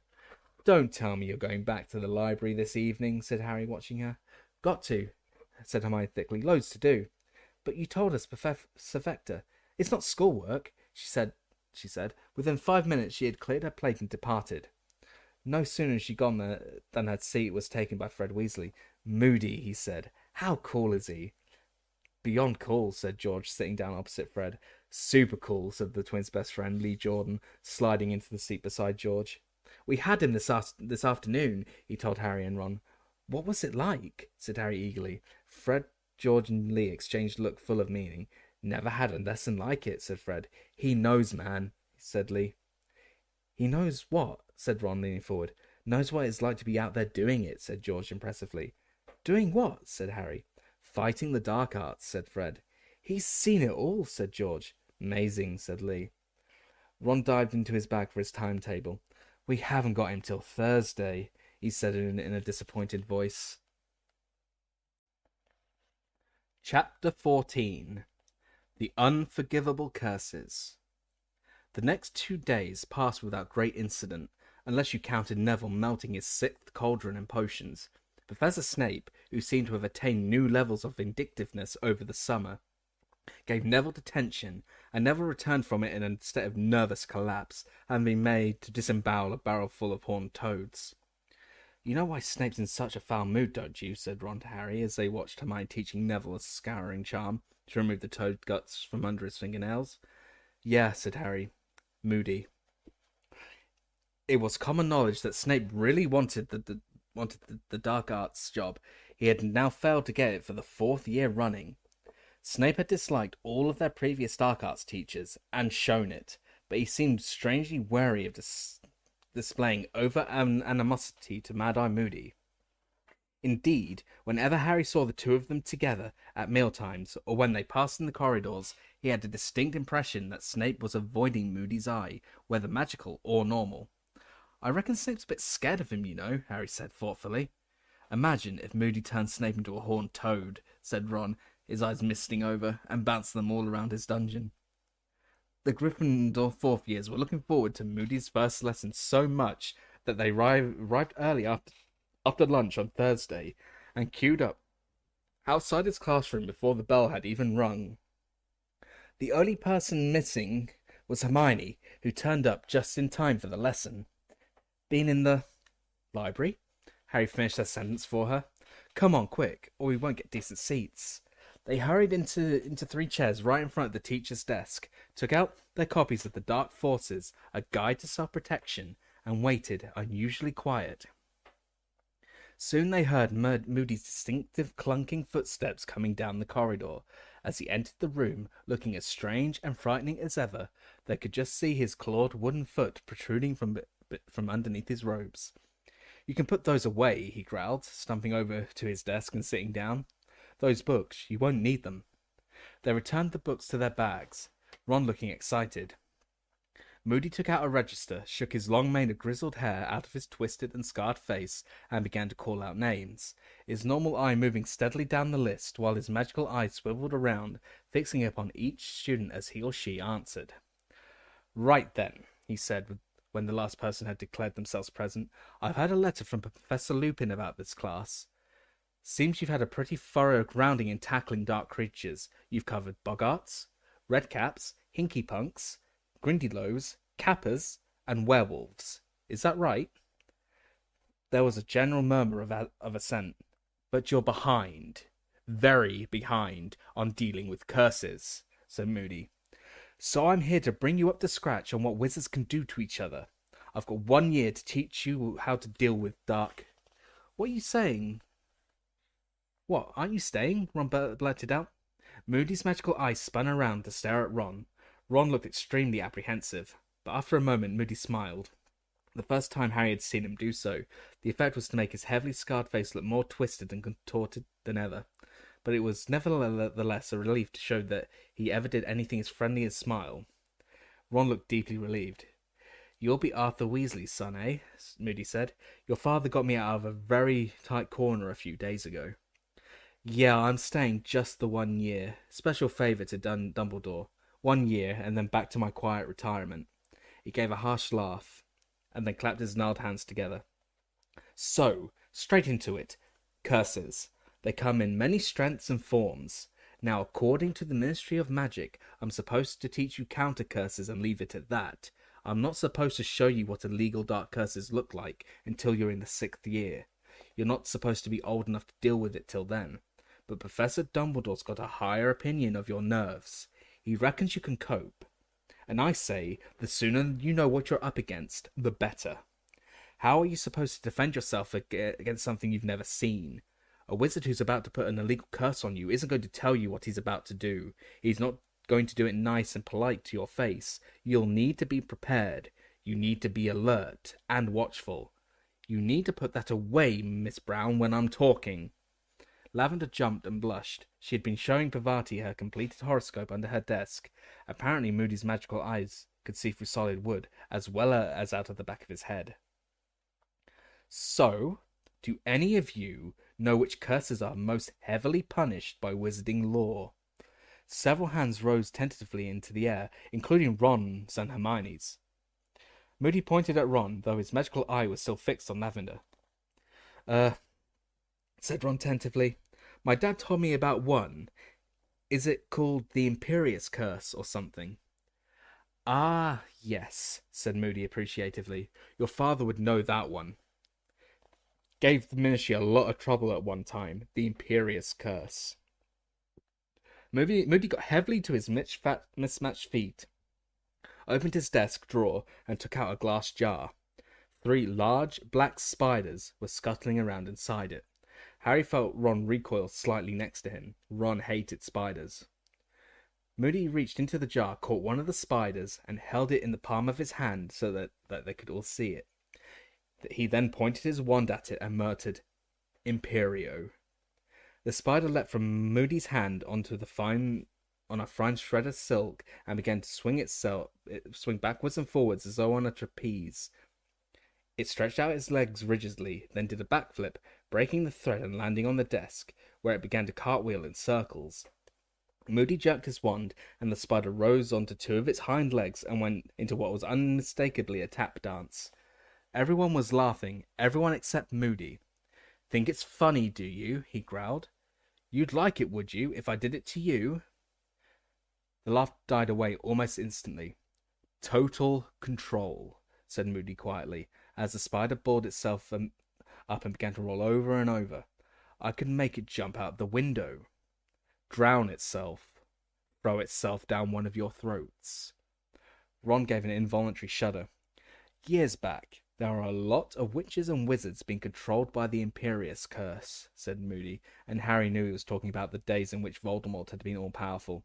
Some job for the Ministry, trying to sort out who's been forced to act and who has been acting of their own free will. The Imperious Curse can be fought, and I'll be teaching you how. But it takes real strength of character, and not everyone's got it. Better avoid being hit with it if you can. Constant vigilance, he barked, and everyone jumped. Moody picked up the somersaulting spider and threw it back into the jar. Anyone else know one? Another illegal curse. Hermione's hand flew into the air again, and so, to Harry's slight surprise, did Neville's. The only class in which Neville usually volunteered information was herbology, which was easily his best subject. Neville looked surprised at his own daring. Yes, said Moody, his magical eye rolling right over to fix on Neville's. There's one. The Cruciatus Curse, said Neville in a small but distinct voice. Moody was looking very intently at Neville, this time with both eyes. Your name's Longbottom, he said, his magical eyes swooping down to check the register again. Neville nodded nervously, but Moody made no further inquiries. Turning back to the class at large, he reached into the jar for the next spider and placed it upon the desktop, which it remained motionless, apparently too scared to move. The Cruciatus Curse, said Moody, needs to be a bit bigger for you to get the idea. He said, pointing his wand at the spider. Ingorgio. The spider swelled. It was now larger than a tarantula. Abandoning all pretense, Ron pushed his chair backwards, as far away from Moody's desk as possible. Moody raised his wand again, pointed it at the spider, and muttered, Crucio. At once the spider's legs bent in upon its body. It rolled over and over, and began to twitch horribly, rocking from side to side. No sound came from it, but Harry was sure if it could have given voice, it would have been screaming. Moody did not remove his wand, and the spider started to shudder and jerk more violently. Stop it, Hermione said shrilly. Harry looked around her. She was looking not at the spider, but at Neville, and Harry, following her gaze, saw that Neville's hands were clenched upon the desk in front of him, his knuckles white, his eyes wide and horrified. Moody raised his wand. The spider's legs relaxed, but it continued to twitch. Reducio, Moody muttered, and the spider shrank back to its proper size. He put it back into the jar. pain, said Moody softly. You don't need thumbscrews or knives to torture someone if you can perform the Cruciatus Curse. That one was very popular once too. Right, anyone know any others? Harry looked around. From the looks on everyone's faces, he guessed they were all wondering what was going to happen to the last spider. Hermione's hand shook slightly as for the third time she raised it into the air. Yes, said Moody, looking at her. Avada Kedavra, Hermione whispered. Several people looked uneasily around at her, including Ron. Ah, said Moody, another slight smile twisting his lopsided mouth. Yes, the last and worst. Avada Kedavra, the killing curse. He put his hand into the glass jar, and almost as though it knew what was coming, the third spider scuttled frantically around the bottom of the jar, trying to evade Moody's fingers, but he trapped it and placed it upon the desktop. It started to scuttle frantically across the wooden surface. Moody raised his wand, and Harry felt a sudden thrill of foreboding. Avada Kedavra, Moody roared. There was a flash of blinding green light and a rushing sound, as though a vast, invisible something was soaring through the air. Instantaneously, the spider rolled over onto its back, unmarked, but unmistakably dead. Several of the girls stifled cries. Ron had thrown himself backwards and almost toppled off his seat as the spider skidded towards him. Moody swept the dead spider off the desk onto the floor. Not nice, he said calmly. Not pleasant. And there's no counter-curse. There's no blocking it. Only one known person has ever survived it, and he's sitting right in front of me. Harry felt his face redden as Moody's eyes, both of them, looked into his own. He could feel everyone else looking around him too. Harry stared at the blank blackboard as though fascinated by it, but not really seeing it at all. So that's how his parents had died. Exactly like that spider. Had they been unblemished and unmarked too? Had they simply seen the flash of green light and heard the rush of speeding death before life was wiped from their bodies? Harry had been picturing his parents' death over and over again for 3 years now, ever since he had found out they had been murdered, ever since he'd found out what had happened that night, how Wormtail had betrayed his parents' whereabouts to Voldemort, who had come to find them at their cottage, how Voldemort had killed Harry's father first, how James Potter had tried to hold him off while he shouted at his wife to take Harry and run, and Voldemort had advanced on Lily Potter, told her to move aside so that he could kill Harry, how she had begged him to kill her instead, refused to stop shielding her son, and so Voldemort had murdered her too, before turning his wand on Harry. Harry knew these details because he had heard his parents' voices when he had fought the Dementors last year, for that was the terrible power of the Dementors, to force their victim to relive the worst memories of their life, and drown powerless in their own despair. Moody was speaking again, from a great distance. It seemed to Harry, with a massive effort, he pulled himself back to the present and listened to what Moody was saying. Avada Kedavra's a curse that needs a powerful bit of magic behind it. You could all get your wands out now and point them at me and say the words, and I doubt I'd get so much as a nosebleed. But that doesn't matter. I'm not here to teach you how to do it. Now, if there's no counter curse, why am I showing you? Because you've got to know. You've got to appreciate what the worst is. You don't want to find yourself in a situation where you're facing it. Constant vigilance, he roared, and the whole class jumped again. Now, those 3 curses, Avada Kedavra, Imperius, and Cruciatus, are known as the unforgivable curses. The use of any one of them on a fellow human being is enough to earn a life sentence in Azkaban. That's what you're up against. That's what I've got to teach you to fight. You need preparing. You need arming. But most of all, you need to practice constant, never-ceasing vigilance. Get out your quills. Copy this down. They spent the rest of the lesson taking notes on each of the unforgivable curses. No one spoke until the bell rang, but when Moody had dismissed them and they had left the classroom, a torrent of talk burst forth.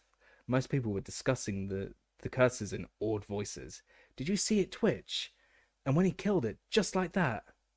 They were talking about the lesson, Harry thought, as though it had been some sort of spectacular show, but he hadn't found it very entertaining, and nor, it seemed, had Hermione. "Hurry up," she said tensely to Harry and Ron. "Not the ruddy library again," said Ron. "No," said Hermione curtly, pointing up a side passage.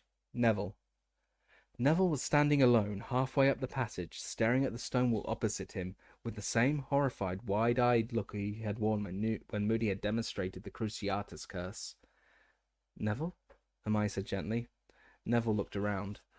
"Oh, hello," he said, his voice much higher than usual. "Interesting lesson, wasn't it? I wonder what's for dinner. I'm starving, aren't you?" "Neville, are you all right?" "Oh, yes, I'm fine," Neville gabbled in the same unnaturally high voice. "Very interesting dinner. I mean lesson. What's for eating?" Ron gave Harry a startled look. "Neville, what?" But an odd clunking noise sounded behind them, and they turned to see Professor Moody limping towards them. All four of them fell silent, watching him apprehensively, but when he spoke, it was in a much lower and gentler growl than they had yet heard. "It's all right, Sonny," he said to Neville. Why don't you come up to my office? Come on, we can have a cup of tea." Neville looked even more frightened at the prospect of tea with Moody. He neither moved nor spoke. Moody turned his magical eye upon Harry. You all right, are you, Potter?" "Yes," said Harry, almost defiantly. Moody's blue eye quivered slightly in its socket as it surveyed Harry. Then he said, "You've got to know. It seems harsh, maybe, but you've got to know. No point pretending. Well, come on, Longbottom. I've got some books that might interest you." Neville looked pleadingly at Harry, Ron, and Hermione, but they didn't say anything. So Neville had no choice but to allow himself to be steered away, one of Moody's gnarled hands on his shoulder. "What was that about?" said Ron, watching Neville and Moody turn the corner. I don't know," said Hermione, looking pensive. Some lesson, though, eh?" said Ron to Harry, and they set off for the Great Hall. "Fred and George were right, weren't they? He really knows his stuff, Moody, doesn't he? When he did Avada Kedavra, the way that spider just died, just snuffed it right." But Ron fell suddenly silent at the look on Harry's face, and didn't speak again until they reached the Great Hall. When he said he supposed they had better make a start on Professor Trelawney's predictions tonight, as they would take hours. Hermione did not join in with Harry and Ron's conversation during dinner, but ate furiously fast, and then left for the library again. Harry and Ron walked back to Gryffindor Tower, and Harry, who had been thinking of nothing else all through dinner, now raised the subject of the unforgivable curses himself. "Wouldn't Moody and Dumbledore be in trouble with the Ministry if they knew we'd seen the curses?" Harry asked as they approached the fat lady. "Yeah, probably," said Ron. "But Dumbledore's always done things his way, hasn't he? And Moody's been getting in trouble for years, I reckon." "Attacks first and ask questions later. Look at his dustbins." Balderdash. The fat lady swung forwards to reveal the entrance hole, and they climbed into Gryffindor Common Room, which was crowded and noisy. "Shall we get our divination stuff, then?" said Harry. "I suppose," Ron groaned. They went up to the dormitory to fetch their books and charts, and found Neville there alone, sitting on his bed, reading. He looked a good deal calmer than at the end of Moody's lesson, though still not entirely normal. His eyes were rather red. "You all right, Neville?" Harry asked him.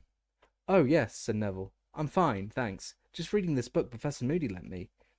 He held up the book, Magical Mediterranean Water Plants and Their Properties. "Apparently, Professor Sprout told Professor Moody I'm really good at herbology," Neville said. There was a faint note of pride in his voice that Harry had rarely heard there before. He thought I'd like this. Telling Neville what Professor Sprout had said, Harry thought, had been a very tactful way of cheering Neville up, for Neville very rarely heard he was good at anything, and it was it was the sort of thing Professor Lupin would have done. Harry and Ron took their copies of Unfogging the Future back down to the common room, found a table, and set to work on their predictions for the coming month. An hour later they had made very little progress, though their table was littered with bits of parchment bearing sums and symbols. Harry's brain was as fogged as though it had been filled with the fumes from Professor Trelawney's fire. I haven't got a clue what this lot's supposed to mean, he said, staring down at a long list of calculations. You know, said Ron, whose hair was on end because of all the times he had run his fingers through it in frustration, I think it's back to the old divination standby. What, make it up? Yeah, said Ron, sweeping the jumble of scrawled notes off the table, dipping his pen into some ink and starting to write. Next Monday, he said as he scribbled, I am likely to develop a cough owing to the unlucky conjunction of Mars and Jupiter. He looked up at Harry. You know, just put in loads of misery. She'll lap it up. Right, said Harry, crumpling up his first attempt and lobbing it over the heads of a group of chattering first years into the fire. Okay, on Monday I'll be in danger of, burns. Yeah, you will be, said Ron darkly. We're seeing the Scroots again on Monday. Okay, Tuesday, I'll, lose a treasured possession, said Harry, who was flicking through Unfogging the Future for ideas. Good one, said Ron, copying it down, because of, Mercury. Why didn't you get stabbed in the back by someone you thought was a friend? Yeah, cool, said Harry, scribbling it down. Because Venus is in the 12th house. And on Wednesday, I think I'll come off worse in a fight. I was going to have a fight. Okay, I'll lose a bet. Yeah, you'll be betting I'll win my fight. They continued to make up predictions, which grew steadily more tragic, for another hour, while the common room around them slowly emptied as people went up to bed. Crookshanks wandered over to them, leapt lightly into an empty armchair, and stared inscrutably at Harry, rather as Hermione might look if she knew they weren't doing their homework properly. Staring around the room, trying to think of a kind of misfortune he hadn't used yet, Harry saw friend George sitting together against the opposite wall, heads together, quills out, poring over a single piece of parchment. It was most unusual to see Fred and George hidden away in the corner and working silently. They usually liked to be in the thick of things, and the noisy centre of attention. There was something secretive about the way they were working on the piece of parchment, and Harry was reminded of how they sat together writing something back at the Burrow. He had thought that it was another order form for Weasley Wizard Wheezers, but it didn't look like it this time. If it had been, they would surely have let Lee Jordan in on the joke. He wondered whether it had anything to do with entering the Triwizard Tournament. As Harry watched, George shook his head at Fred, scratched something out with his quill, and said in a very quiet voice that nevertheless carried across the almost deserted room, No, that sounds like we're accusing him. Got to be careful. Then George looked over and saw Harry watching him. Harry grinned and quickly returned to his predictions. He didn't want George to think he was eavesdropping. Shortly after that, the twins rolled up their parchment, said good night, and went off to bed. Fred and George had been gone 10 minutes or so when the portrait-hole opened and Hermione climbed into the common room, carrying a sheaf of parchment in one hand and a box whose contents rattled as she walked. In the other, Crookshanks arched his back, purring. Hello, she said. I've just finished. So have I, said Ron triumphantly, throwing down his quill. Hermione sat down, laid the things she was carrying in an empty armchair, and pulled Ron's predictions towards her. Not going to have a very good month, are you? She said sardonically as Crookshanks curled up in her lap. Well, at least I'm forewarned, Yon yawned. You seem to be drowning twice, said Hermione. Oh, am I? Said Ron, peering down at his predictions. I'd better change one of them to getting trampled by a rampaging hippogriff. Don't you think it's a bit obvious you've made these up? Said Hermione. How dare you? Said Ron in mock outrage. We've been working like house elves here. Hermione raised her eyebrows. It's just an expression, said Ron hastily.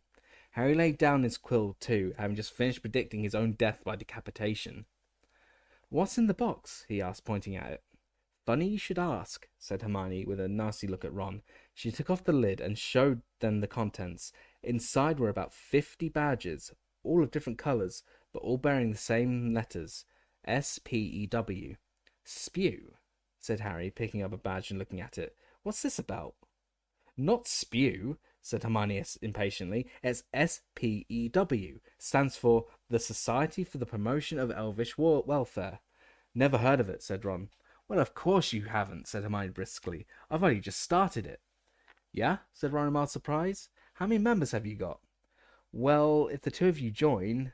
3, said Hermione. And do you think we want to walk around wearing badges saying spew, do you?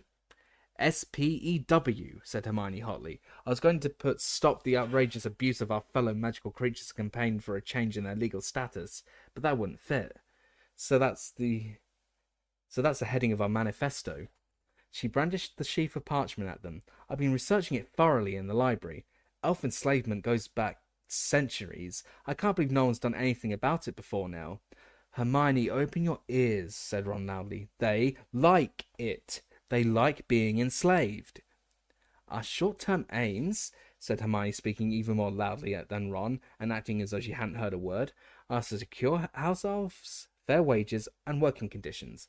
Our long-term aims include changing the law about non-wand use and trying to get an elf into the department for the regulation and control of magical creatures, because they're shockingly underrepresented. And how do we do all this? Harry asked. We start by recruiting members, said Hermione happily. I thought 2 sickles to join. That buys a badge.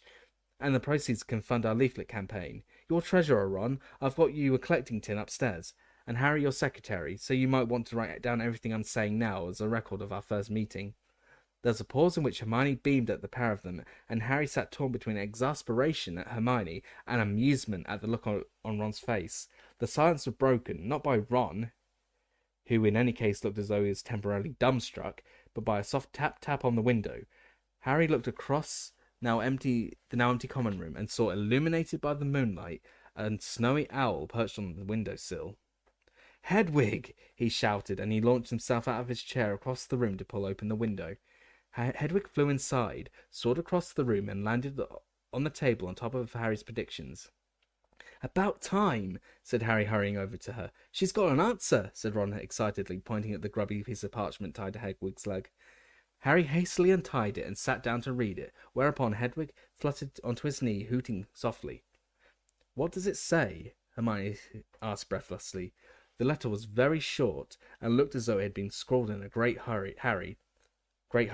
Harry read it aloud. Harry, I'm flying north immediately. This news about your scar is the latest in a series of strange rumours that have reached me here.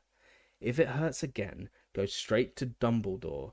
They're saying he's got Mad Eye out of retirement, which means he's reading the signs, even if no one else is. I'll be in touch soon. My best to Ron and Hermione. Keep your eyes open, Harry. Sirius.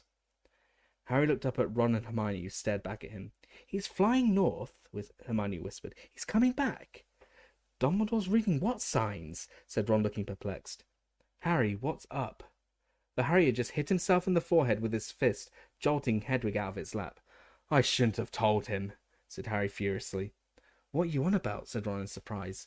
It's made him think he's got to come back, said Harry, now slamming his fist on the table so that Hedwig landed on the back of Ron's chair, hooting indignantly. Coming back because he thinks I'm in trouble, and there's nothing wrong with me, and I haven't got anything for you, he snapped at Hedwig, who was clicking her beak expectingly. You'll have to go up to the Owlery if you want food. Hedwig gave him an extremely offended look and took off the open window, cuffing him around the head with her outstretched wings as she went.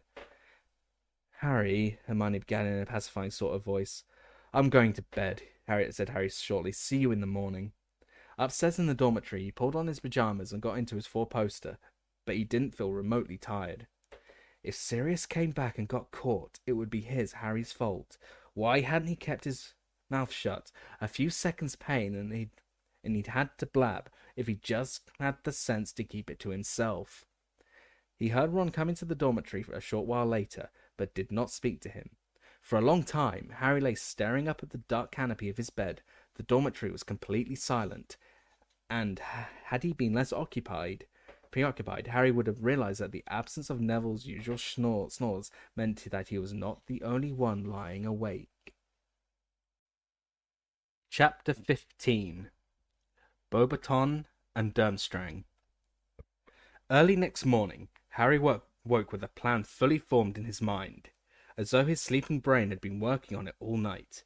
He got up, dressed in the pale dawn light, left the dormitory without waking Ron, and went down to the deserted common room, where he took a piece of parchment from the table upon which his divination homework still lay, and wrote the following letter. Dear Sirius, I reckon I just imagined my scar hurting. I was half asleep when I wrote to you last time. There's no point coming back. Everything's fine here. Don't worry about me. My head feels completely normal. Harry. He then climbed out of the portrait hole, up through the silent castle, held up only briefly by Peeves, who tried to overturn a large vase on him halfway along the fourth-floor corridor, finally arriving at the owlery, which was situated at the top of West Tower. The owlery was a circular stone room, rather cold and draughty, because none of the windows had glass on them. The floor was entirely covered in straw, owl droppings, and the regurgitated skeletons of mice and voles.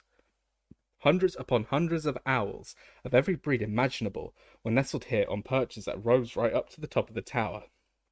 Nearly all of them asleep, though here and there a round amber eye glared at Harry.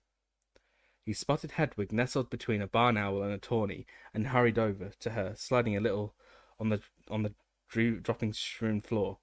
It came a little while to persuade her to wake up, and then to look at him as she kept shuffling around on her perch, showing him her tail. She was evidently still furious about his lack of gratitude the previous night. In the end, it was Harry's suggestion she might be too tired, and that perhaps he would ask Ron to borrow Pidwidgeon, that made her stick out her leg and allow him to tie the letter to it. "Just find him, all right?" Harry said, stroking her back as he carried her on his arm to one of the holes in the wall. "Before the Dementors too." She nipped his finger, perhaps rather harder than she would ordinarily have done, but hooted softly in a reassuring sort of way all the same. She then spread her wings and took off into the sunrise. Harry watched her out of sight with the familiar feeling of unease back in his stomach. He had been so sure that Sirius's reply would alleviate his worries rather than increasing them. "That was a lie, Harry," said Hermione sharply over breakfast, when he told her and Ron what he had done. "You didn't imagine your scar hurting, and you know it." "So what?" said Harry. "He's not going back to Azkaban because of me." "Drop it," said Ron sharply to Hermione as she opened her mouth to argue some more, and for once Hermione heeded him and fell silent. Harry did his best not to worry about Sirius over the next couple of weeks. True, he could not stop himself looking anxiously around every morning when the post owls arrived, nor late at night before he went to sleep, prevent him from seeing horrible visions of Sirius cornered by Dementors down some dark London street. But between times he tried to keep his mind off his godfather, he wished he still had Quidditch to distract him. Nothing worked so well on a troubled mind as a good, hard training session. On the other hand, their lessons were becoming more difficult and demanding than ever before, particularly defense against the dark arts. To their surprise, Professor Moody had announced that he would be putting the Imperious Curse on each of them in turn to demonstrate its power and to see whether they could resist its effects. But you said it's illegal, Professor," said Hermione uncertainly, as Moody cleared away the desks with a sweep of his wand, leaving a large clear space in the middle of the room. "You said to use it against another human was—" "Dumbledore wants you taught what it feels like," said Moody, his magical eyes swiveling onto Hermione and fixing her with an eerie, unblinking stare. "If you'd rather learn the hard way, when someone's putting it on you so they can control you completely, fine by me. You're excused. Off you go." He pointed one gnarled finger towards the door. Hermione went very pink and muttered something about not meaning that she wanted to leave. Harry and Ron grinned at each other. They knew Hermione would rather eat booba-tuba pus than miss such an important lesson. Moody began to beckon students forwards in turn and put the Imperious Curse upon them. Harry watched as, one by one, his classmates did the most extraordinary things under its influence. Dean Thomas hopped 3 times around the room, singing the national anthem. Lavender Brown imitated a squirrel. Neville performed a series of quite astonishing gymnastics he would certainly not have been capable of in his normal state. Not one of them seemed to be able to fight the curse off, and each of them recovered only when Moody had removed it. "Potter," Moody growled, "you next." Harry moved into the middle of the classroom, into the space that Moody had cleared of desks. Moody raised his wand, pointed it at Harry, and said, "Imperio." It was the most wonderful feeling. Harry felt a floating sensation as every thought and worry in his head was wiped gently away, leaving nothing but a vague, untraceable happiness. He stood there feeling immensely relaxed, only dimly aware of everyone watching him, and then he heard Mad-Eye Moody's voice echoing in some distant chamber of his empty brain. Jump onto the desk. Jump onto the desk. Harry bent his knees obediently, preparing to spring. Jump onto the desk. Why, though? Another voice had awoken in the back of his brain. Stupid thing to do, really, said the voice. Jump onto the desk. No, I don't think I will, thanks, said the other voice, a little more firmly. No, I don't really want to. Jump. Now. The next thing Harry felt was considerable pain. He had both jumped and tried to prevent himself from jumping. The result was that he smashed headlong into the desk, knocking it over, and by the feeling in his knees, fractured both his kneecaps. Now that's more like it, growled Moody's voice, and suddenly Harry felt the empty, echoing feeling in his head disappear. He remembered exactly what was happening, and the pain in his knees seemed to double. Look at that, you lot. Potter fought. He fought it, and he damn near beat it. We'll try that again, Potter, and the rest of you, pay attention. Watch his eyes. That's where you see it. Very good, Potter. Very good indeed. They'll have trouble controlling you. The way he talks, Harry muttered as he hobbled out of the Defence Against the Dark Arts class an hour later. Moody had insisted on putting Harry through his paces 4 times in a row until Harry could throw the curse off entirely. You'd think we were all going to be attacked any second. Yeah, I know, said Ron, who was skipping on every alternate step. He had much more difficulty with the curse than Harry, though Moody assured him the effects would have worn off by lunchtime. Talk about paranoid. Ron glanced nervously over his shoulder to check that Moody was definitely out of earshot, and went on. No wonder they were glad to get shot of him at the Ministry. Did you hear him telling Seamus what he did to that witch who shouted boo behind him on April Fool's Day, when we were supposed to read up on resisting the Imperious Curse with everything else we've got to do? All the fourth years had noticed a definite increase in the amount of work they were required to do this term. Professor McGonagall explained why, when the class gave a particularly loud groan at the amount of Transfiguration homework she had set. You are now entering a most important phase of your magical education, she told him, her eyes glinting dangerously behind her square spectacles. Your ordinary wizarding levels are drawing closer. We don't take OWLs till 5th year, said Dean Thomas indignantly. Maybe not, Thomas, but believe me, you will need all the preparation you can get. Miss Granger remains the only person in this class who has managed to turn a hedgehog into a satisfactory pincushion. I might remind you that your pincushion, Thomas, still curls up in fright if anyone approaches it with a pin.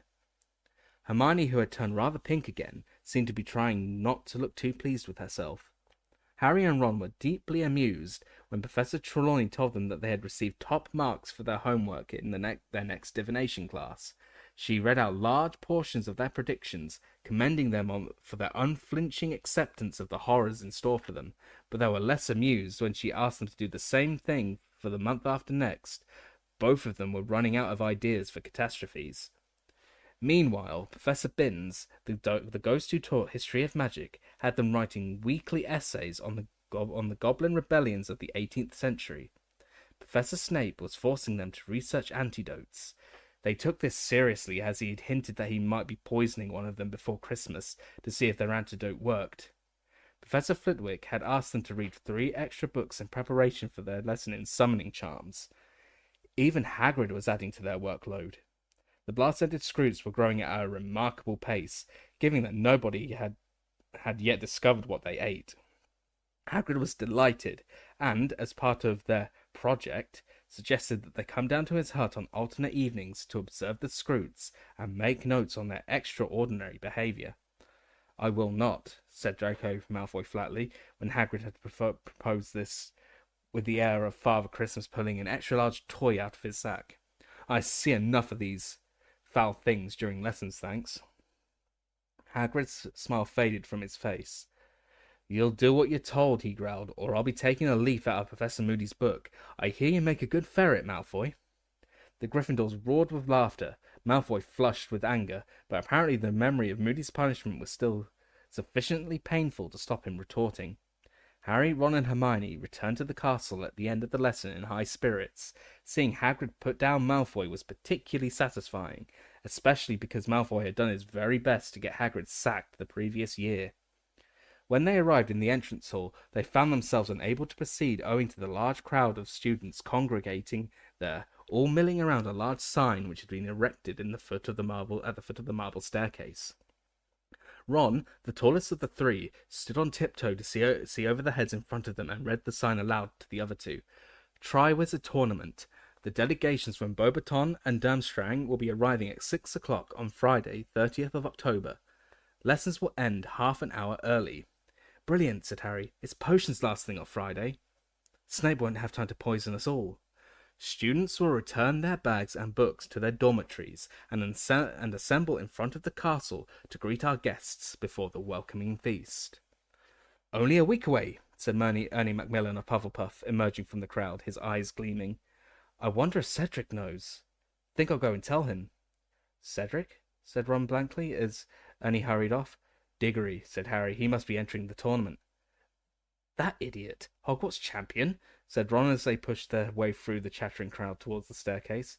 He's not an idiot. You just don't like him because he beat Gryffindor at Quidditch, said Hermione. I've heard he's a really good student, and he's a prefect. She spoke as though this settled the matter. You only like him because he's handsome, said Ron scathingly. Excuse me? I don't like people just because they're handsome, said Hermione indignantly. Ron gave a loud false cough, which sounded oddly like Lockhart. The appearance of the sign in the entrance hall had a marked effect upon the inhabitants of the castle. During the following week, there seemed to be only one topic of discussion, no matter where Harry went, the Triwizard Tournament. Rumours were flying from student to student like highly contagious germs. Who was going to try for Hogwarts champion? What the tournament would involve? How the students from Beauxbaton and Durmstrang differed from themselves. Harry noticed, too, that the castle seemed to be undergoing an extra thorough cleaning. Several grimy portraits had been scrubbed, much to the displeasure of their subjects, who sat huddled in their frames, muttering darkly and winced as they felt their raw pink faces. The suits of armour were suddenly gleaming and moving without squeaking, and Argus Filch, the caretaker, was behaving so ferociously to any student who forgot to wipe their shoes that he terrified a pair of first-year girls into hysterics. Other members of staff seemed oddly tense, too. Longbottom, kindly do not reveal that you can't even perform a simple switching spell in front of anyone from Durmstrang, Professor McGonagall barked at the end of one particularly difficult lesson, during which Neville had accidentally transplanted his own ears onto a cactus. When they went down to breakfast on the morning of the 30th of October, they found that the Great Hall had been decorated overnight. Enormous silk banners hung from the walls, each of them representing a Hogwarts house.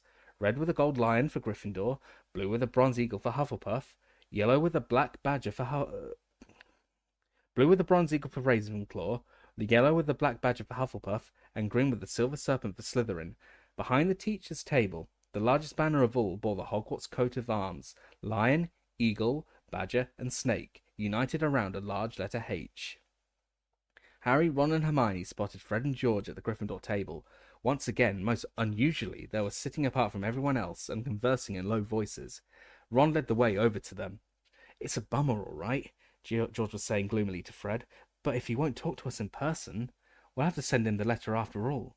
Or we'll stuff it into his hand. He can't avoid us forever. Who's avoiding you? Said Ron, sitting down next to them. Wish you would, said Fred, looking irritated at the interruption. What's the bummer? Ron asked George. Having a nosy git like you for a brother, said George. You two got any ideas on the Triwizard Tournament yet? Harry asked. Thought any more about trying to enter? I asked McGonagall how the champions are chosen, but she wasn't telling, said George bitterly. She just told me to shut up and get on with transfiguring my raccoon. Wonder what the tasks are going to be, said Ron thoughtfully. You know, I bet we could do them, Harry. We've done dangerous stuff before. Not in front of a panel of judges, you haven't, said Fred. McGonagall says the champions get awarded points according to how well they've done the tasks. Who are the judges? Harry asked. Well, the heads of the participating schools are always on the panel, said Hermione, and everyone looked around at her, rather surprised, because all three of them were injured during the tournament of 1792, when a cockatrice the champions were supposed to be catching went on the rampage. She noticed them all looking at her and said, with her usual air of impatience that nobody else had read all the books she had. "It's all in Hogwarts history, though of course that book's not entirely reliable. A revised history of Hogwarts would be a more accurate title, or a highly biased and selective history of Hogwarts, which glosses over the nastier aspects of the school." "What are you on about?" said Ron, though Harry thought he knew what was coming.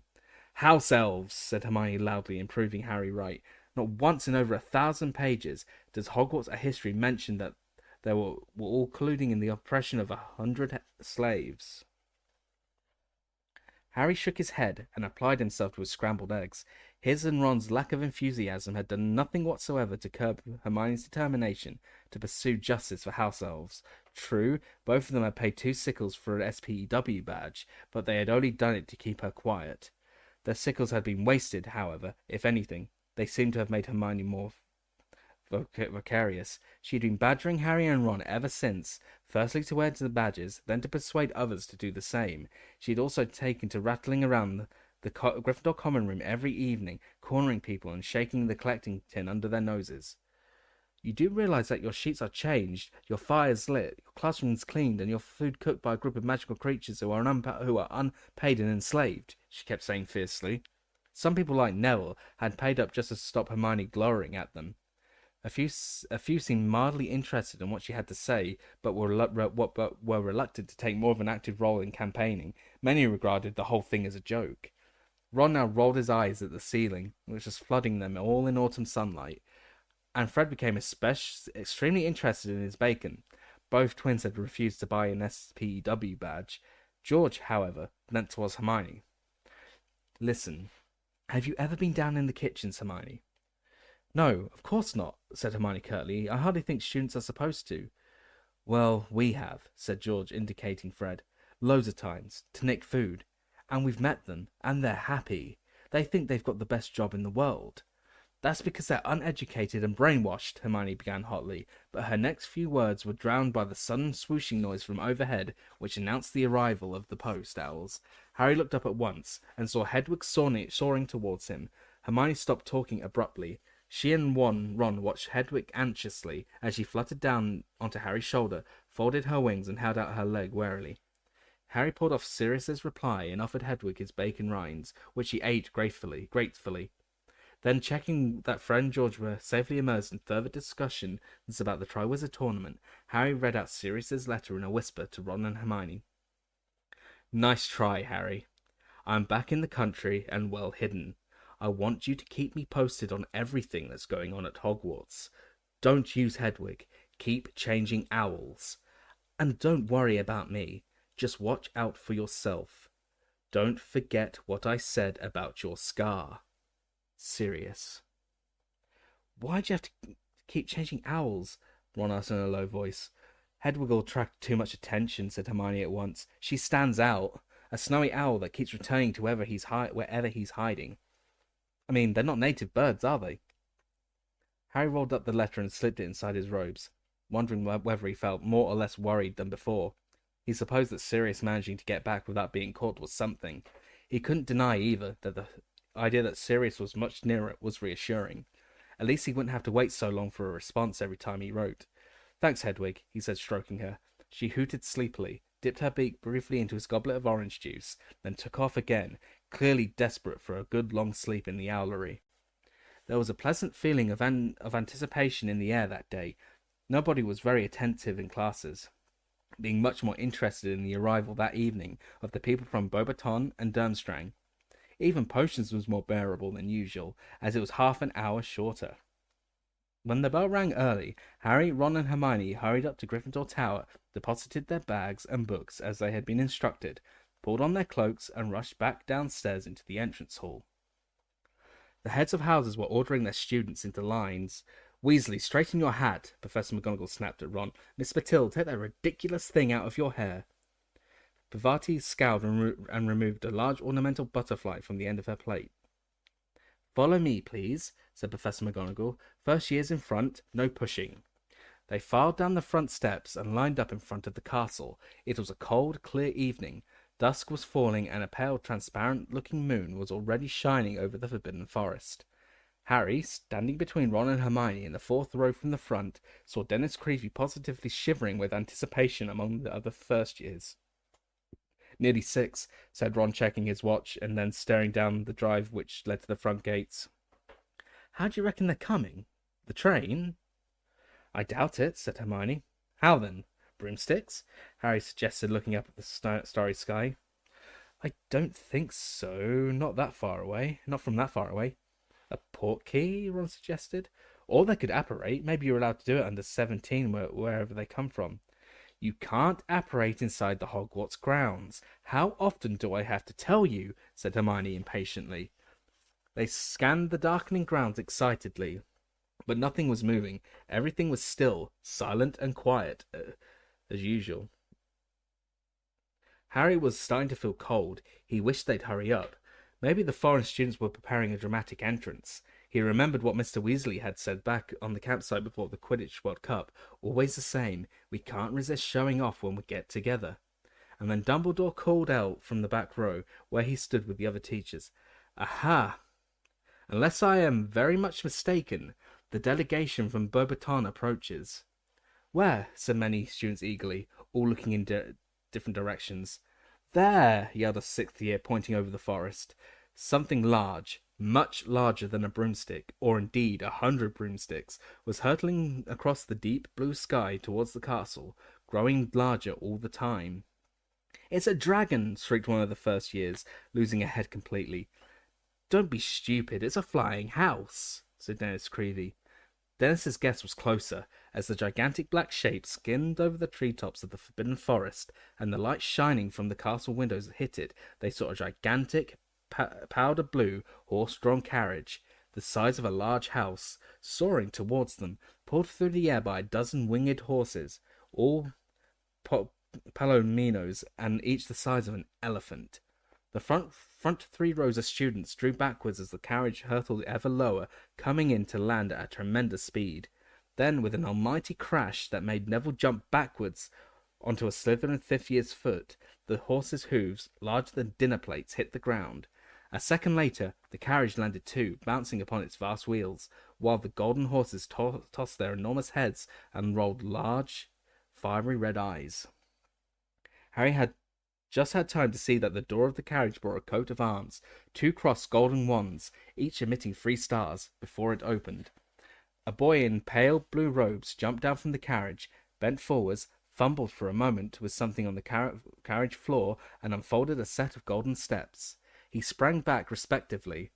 Then Harry saw a shining, high-heeled black shoe emerging from the inside of the carriage. A shoe the size of a child's sled, followed almost immediately by the largest woman he had ever seen in his life. The size of the carriage and of the horses was immediately explained. A few people gasped. Harry had only ever seen one person as large as this woman in his life, and that was Hagrid. He doubted whether there was an inch difference in their heights. Yet, somehow, maybe simply because he was used to Hagrid, this woman now at the foot of the steps and looking around at the waiting wide-eyed crowd seemed even more unnaturally large. She stepped into the light flooding from the entrance hall. She was revealed to have a handsome olive-skinned face, large, black, liquid-looking eyes, and a rather beaky nose. Her hair was drawn back in a shining knob at the base of her neck. She was dressed from head to foot in black satin, and many magnificent opals gleamed at her throat and on her thick fingers. Dumbledore started to clap. The students, following his lead, broke into applause too, many of them standing on tiptoe, the better to look at this woman. Her face relaxed into a gracious smile, and she walked forwards towards Dumbledore, extending a glittering hand. Dumbledore, though tall himself, had barely to bend to kiss it. "My dear Madame Maxime," he said, "welcome to Hogwarts." "Dumbledore," said Madame Maxime in a deep voice, "I hope I find you well." "On excellent form, I thank you," said Dumbledore. "My pupils," said Madame Maxime, waving one of her enormous hands carelessly behind her.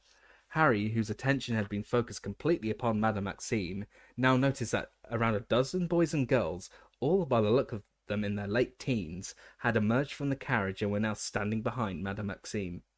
They were shivering, which was unsurprising, given that their robes seemed to be made of fine silk, and none of them were wearing cloaks.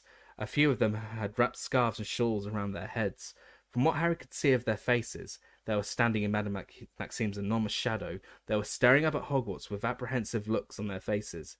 "Has Karkaroff arrived yet?" Madame Maxime asked. "He should be here any moment," said Dumbledore. "Would you like to wait here and greet him, or would you prefer to step inside and warm up a trifle?"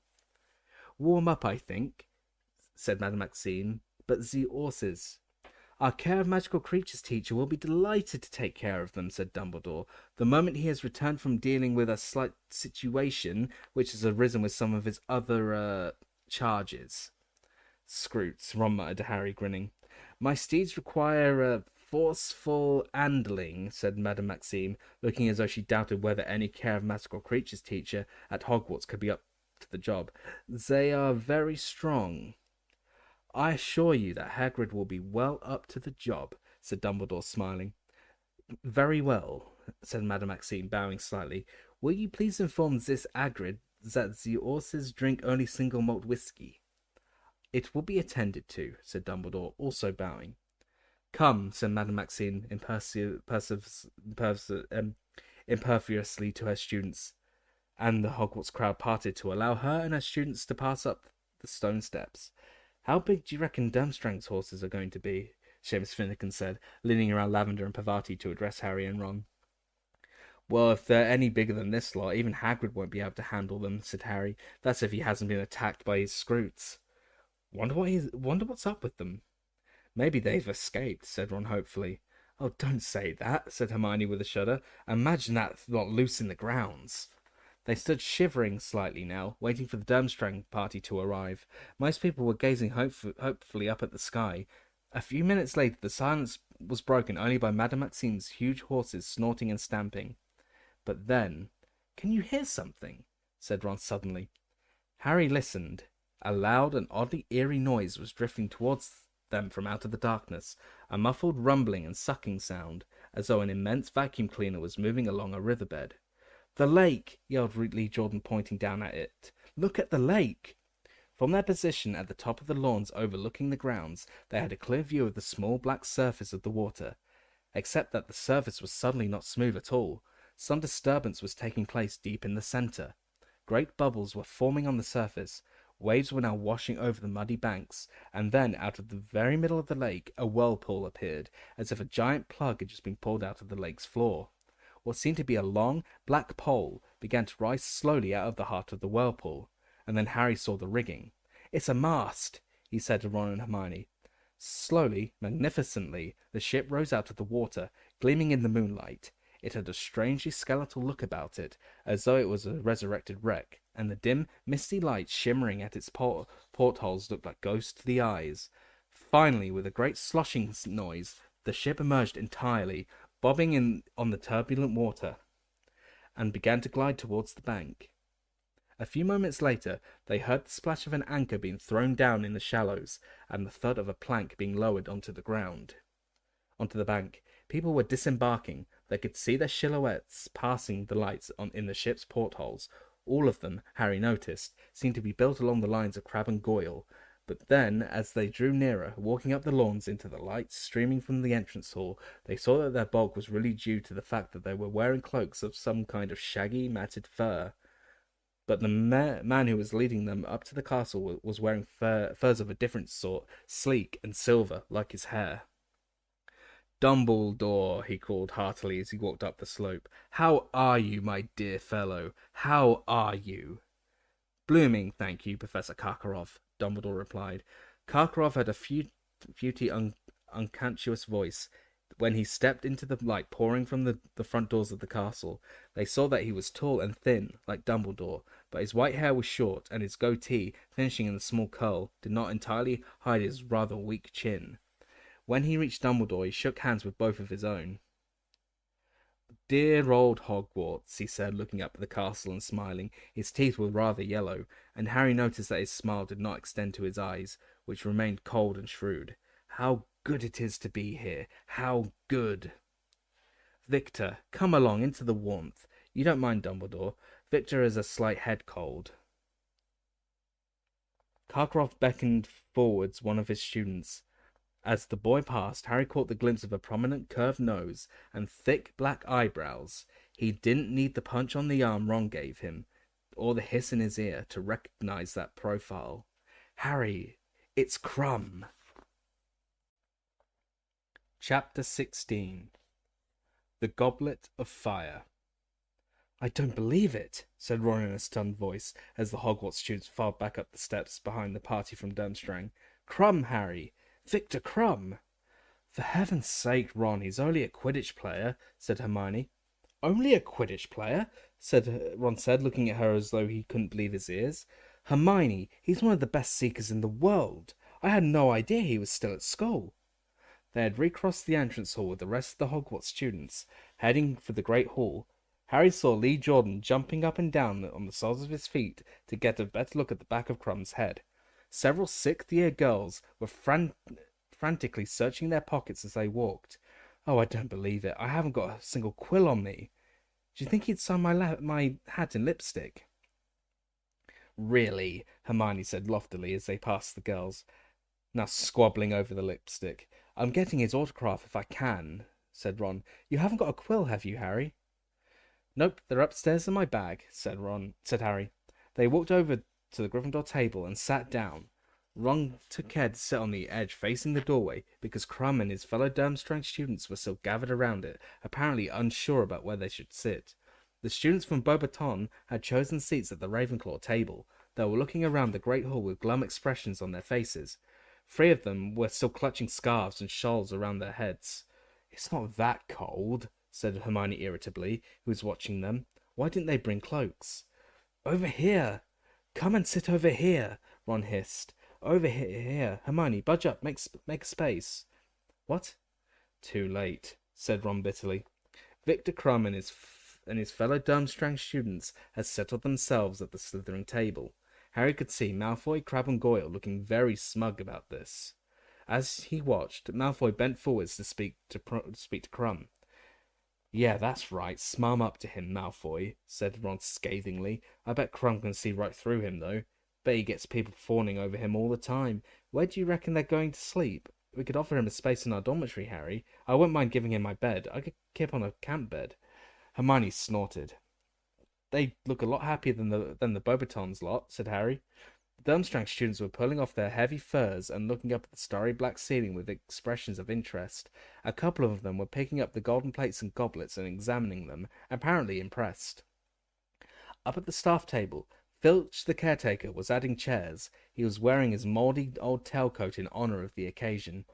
Harry was surprised to see that he added 4 chairs, 2 on either side of Dumbledore's. But there are only 2 extra people, Harry said. Why's Filch putting out 4 chairs? Who else is coming? Eh?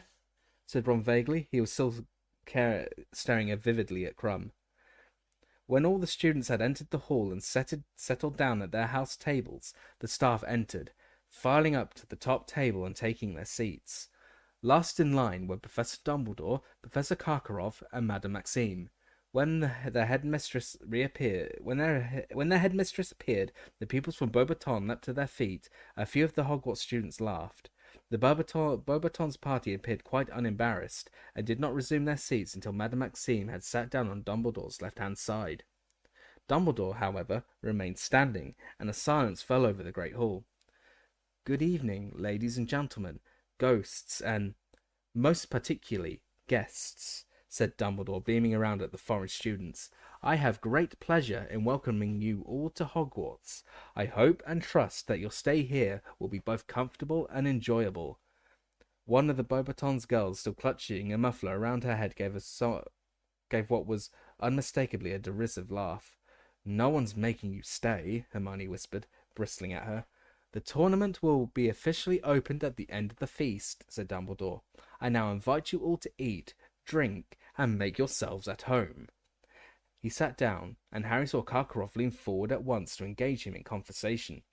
The dishes in front of them filled with food as usual. The house elves in the kitchen seemed to have pulled out all the stops. There was a greater variety of dishes in front of them than Harry had ever seen, including several that were definitely foreign.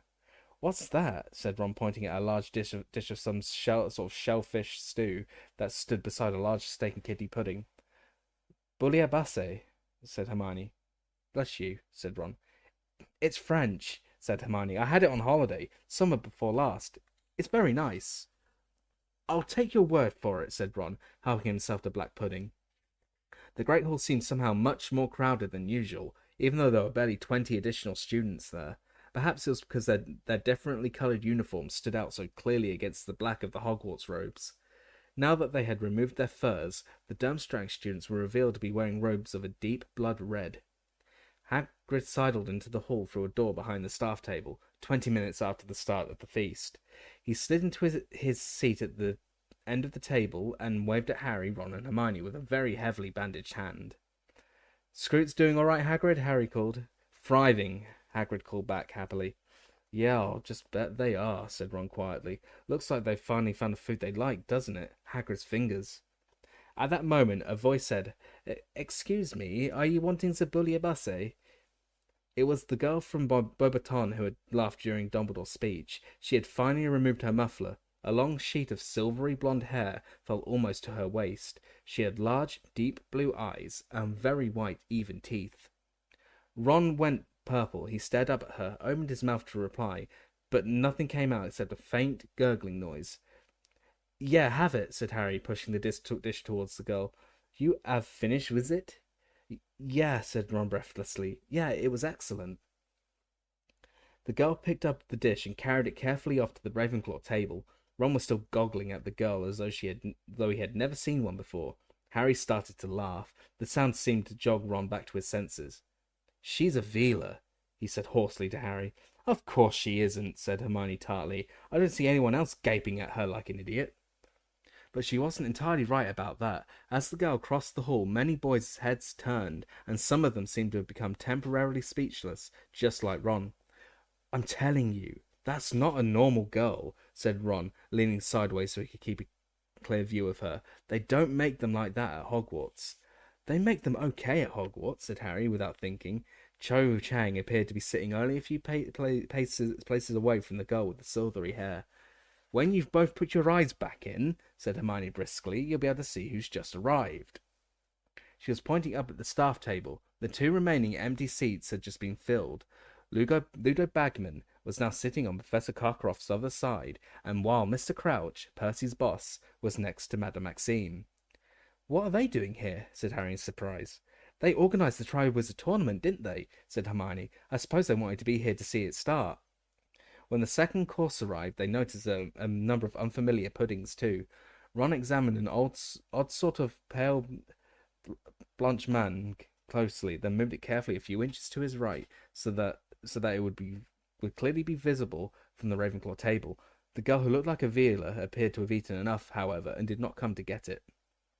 Once the golden plates had been wiped clean, Dumbledore stood up again. A pleasant sort of tension seemed to fill the hall now. Harry felt a slight thrill of excitement, wondering what was coming.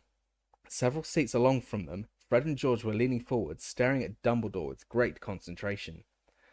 The moment has come, said Dumbledore, smiling around at the sea of upturned faces. The Triwizard Tournament is about to start. I would like to say a few words of explanation before we bring in the casket. The what? Harry muttered. Ron shrugged. Just to clarify the procedure which we will be following this year. But firstly, let me introduce, for those who do not know them, Mr. Bartimus Crouch, head of the Department of International Magical Cooperation. There was a smattering of polite applause, and Mr. Ludo Bagman, head of the Department of Magical Games and Sports. There was a much louder round of applause for Bagman than for Crouch, perhaps because of his fame as a beater, or simply because he looked so much more likeable. He acknowledged it with a jovial wave of his hand. Bartimus Crouch did not smile or wave when his name was announced. Remembering him in his neat suit at the Quidditch World Cup, Harry thought he looked strange in wizard robes. His toothbrush moustache and severe parting looked very odd next to Dumbledore's long white hair and beard.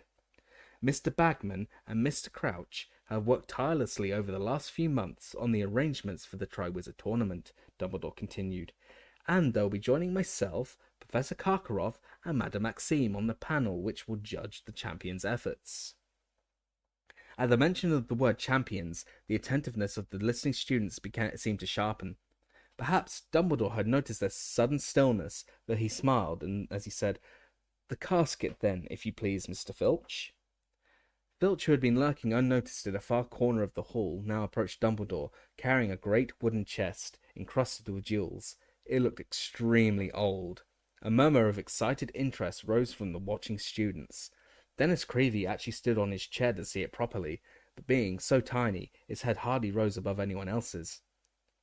"The instructions for the tasks the champions will face this year have already been examined by Mr. Crouch and Mr. Bagman," said Dumbledore, as Filch placed the chest carefully on the table before him.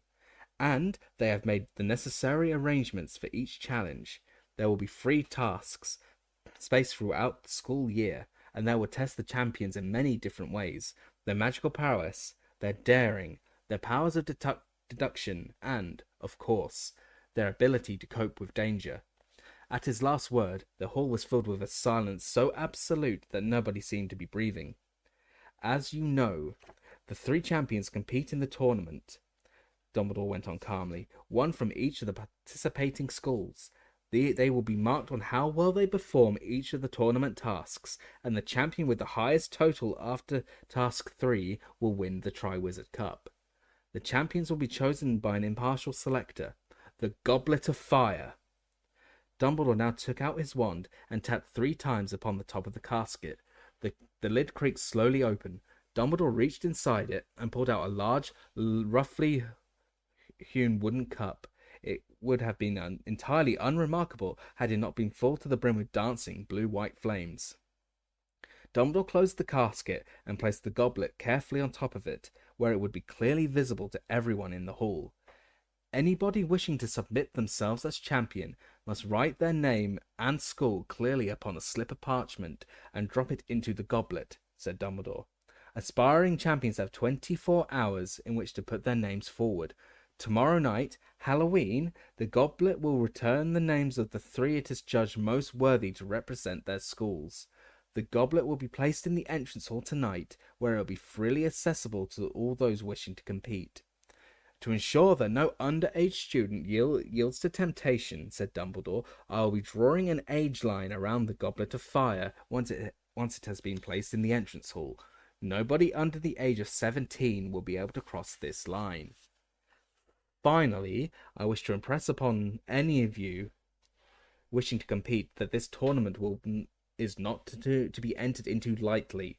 Once a champion has been selected by the Goblet of Fire, he or she is obliged to see the tournament through to the end. The placing of your name in the goblet constitutes a binding magical contract. There can be no change of heart once you have become champion.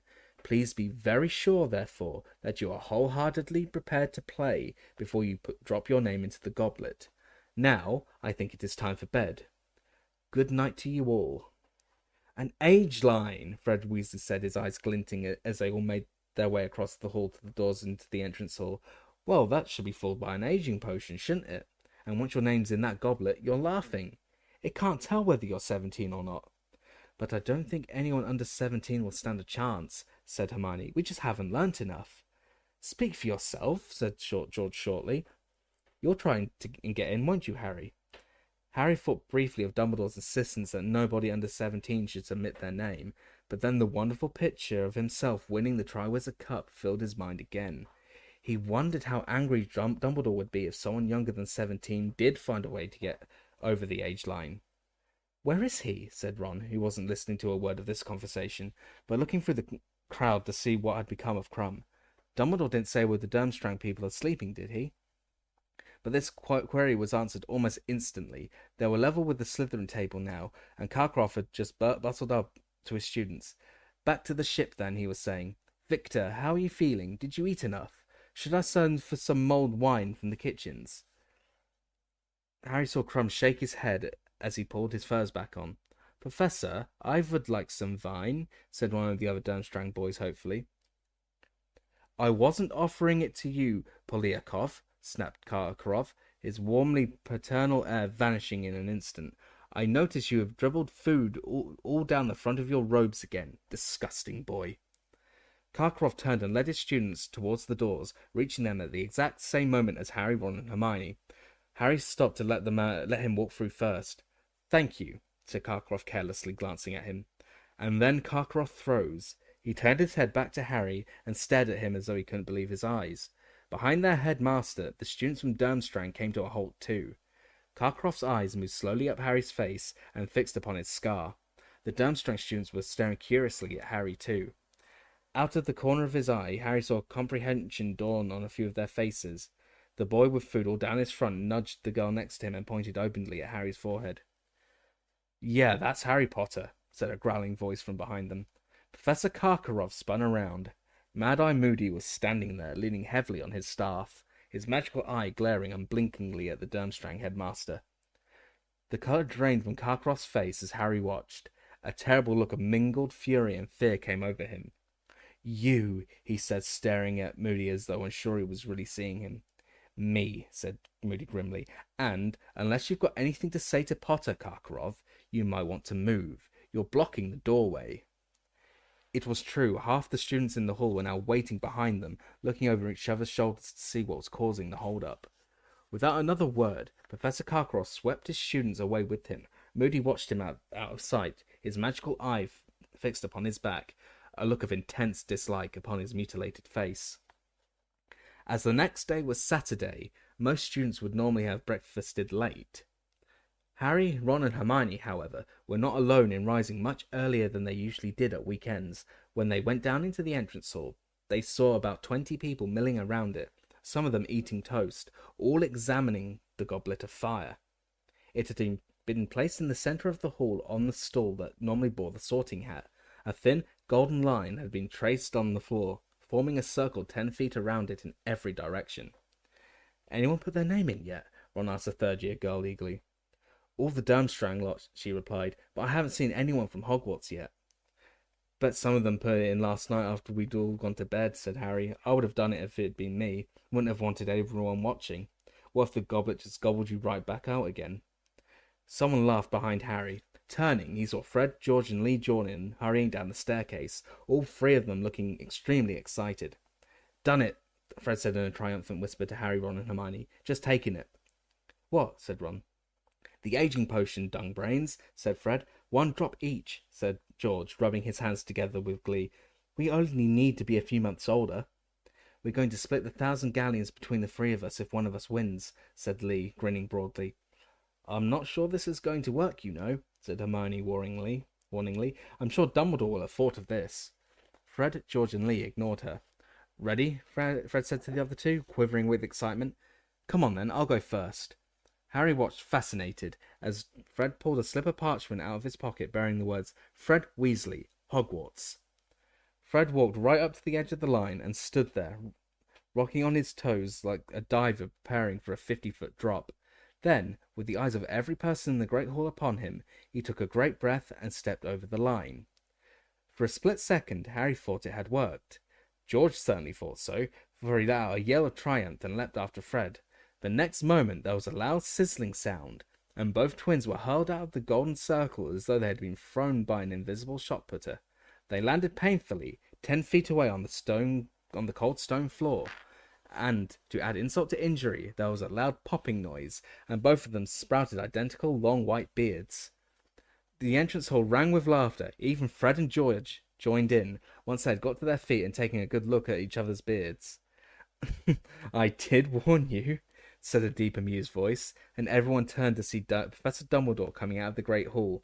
He surveyed Fred and George, his eyes twinkling. "I suggest you both go to Madame Pomfrey. She is already tending to Miss Fawcett of Ravenclaw and Mr. Summers of Hufflepuff, both of whom decided to age themselves up a bit too. Though, I must say, neither of their beards is anything like as fine as yours."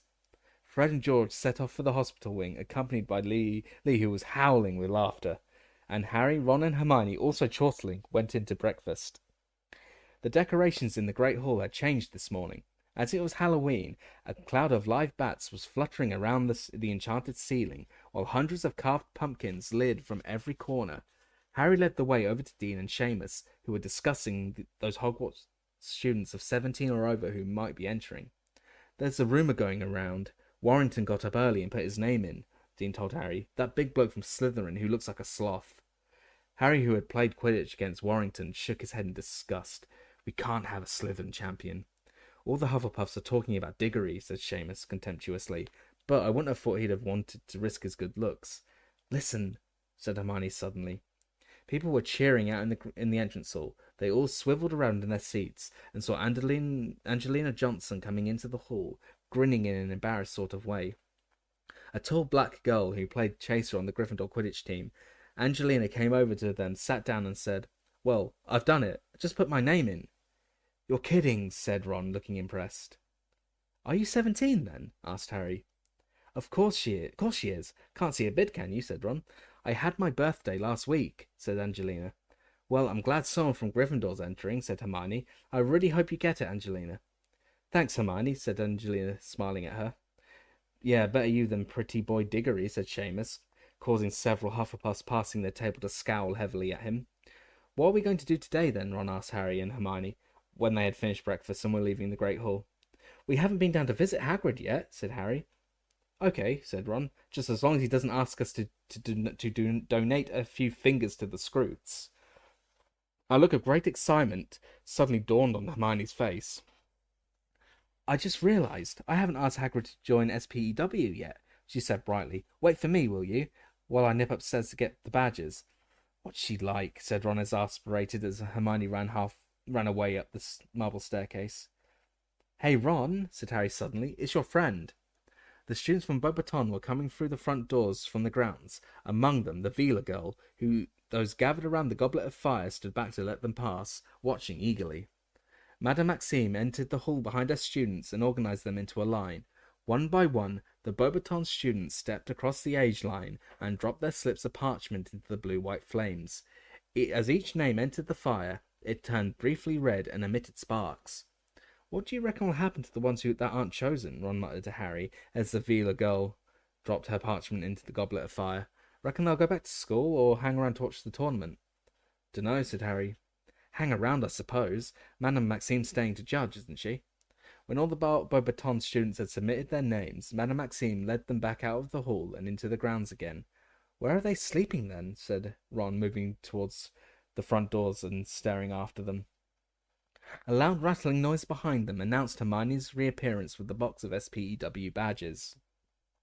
"Oh, good, hurry up," said Ron, and he jumped down the stone steps, keeping his eyes on the back of the Vila girl, who was now halfway across the lawn with Madame Maxime. As they neared Hagrid's cabin on the edge of the Forbidden Forest, the mystery of the Beauxbaton sleeping quarters was solved. The gigantic powder-blue carriage in which they had arrived had been parked 200 yards from Hagrid's front door, and the students were climbing back inside it. The elephantine flying horses that had pulled the carriage were now grazing in a makeshift paddock alongside it. Harry knocked on Hagrid's door, and Thang's booming barks answered instantly. "'Bout time," said Hagrid when he'd flung open the door and seen who was knocking. "Thought you'd lot forgotten where I live." "We've been really busy," Hermione started to say, but then she dropped dead, looking up at Hagrid, apparently lost for words. Hagrid was wearing his best and very horrible hairy brown suit, plus a checkered yellow and orange tie. This wasn't the worst of it, though. He had evidently tried to tame his hair, using large quantities of what appeared to be axle grease. It was now slickened down into two bunches. Perhaps he had tried a ponytail like Bill's, but found he had too much hair. The look didn't really suit Hagrid at all. For a moment, Hermione goggled at him. Then, obviously deciding not to comment, she said, "Where are the Scroots?" "Out by the pumpkin patch," said Hagrid happily. They're getting massive. Must be nearly 3 foot long now. Only trouble is, they've started killing each other." "Oh no, really?" said Hermione, shooting a repressive look at Ron, who, staring at Hagrid's odd hairstyle, had just opened his mouth to say something about it. "Yeah," said Hagrid sadly. "It's okay, though. I've got them in separate boxes now. Still got about 20. "Well, that's lucky," said Ron. Hagrid missed the sarcasm. Hagrid's cabin comprised of a single room, in one corner of which was a gigantic bed covered in a patchwork quilt. A similarly enormous wooden table and chairs stood in front of the fire. Beneath the quantity of cured hams and dead birds hanging from the ceiling, they sat down at the table while Hagrid started to make tea, and was soon immersed in yet more discussion of the Triwizard Tournament. Hagrid seemed quite as excited about it as they were. "You wait," he said, grinning. "You just wait. You're going to see some stuff you've never seen before. First task. But I'm not supposed to say. Go on, Hagrid, Harry, Ron and Hermione urged him, but he just shook his head, grinning. I don't want to spoil it for you, said Hagrid, but it's going to be spectacular, I'll tell you that. Them champions are going to have their work cut out. Never thought I'd live to see the Triwizard Tournament played again. They ended up having lunch with Hagrid, though they didn't eat much.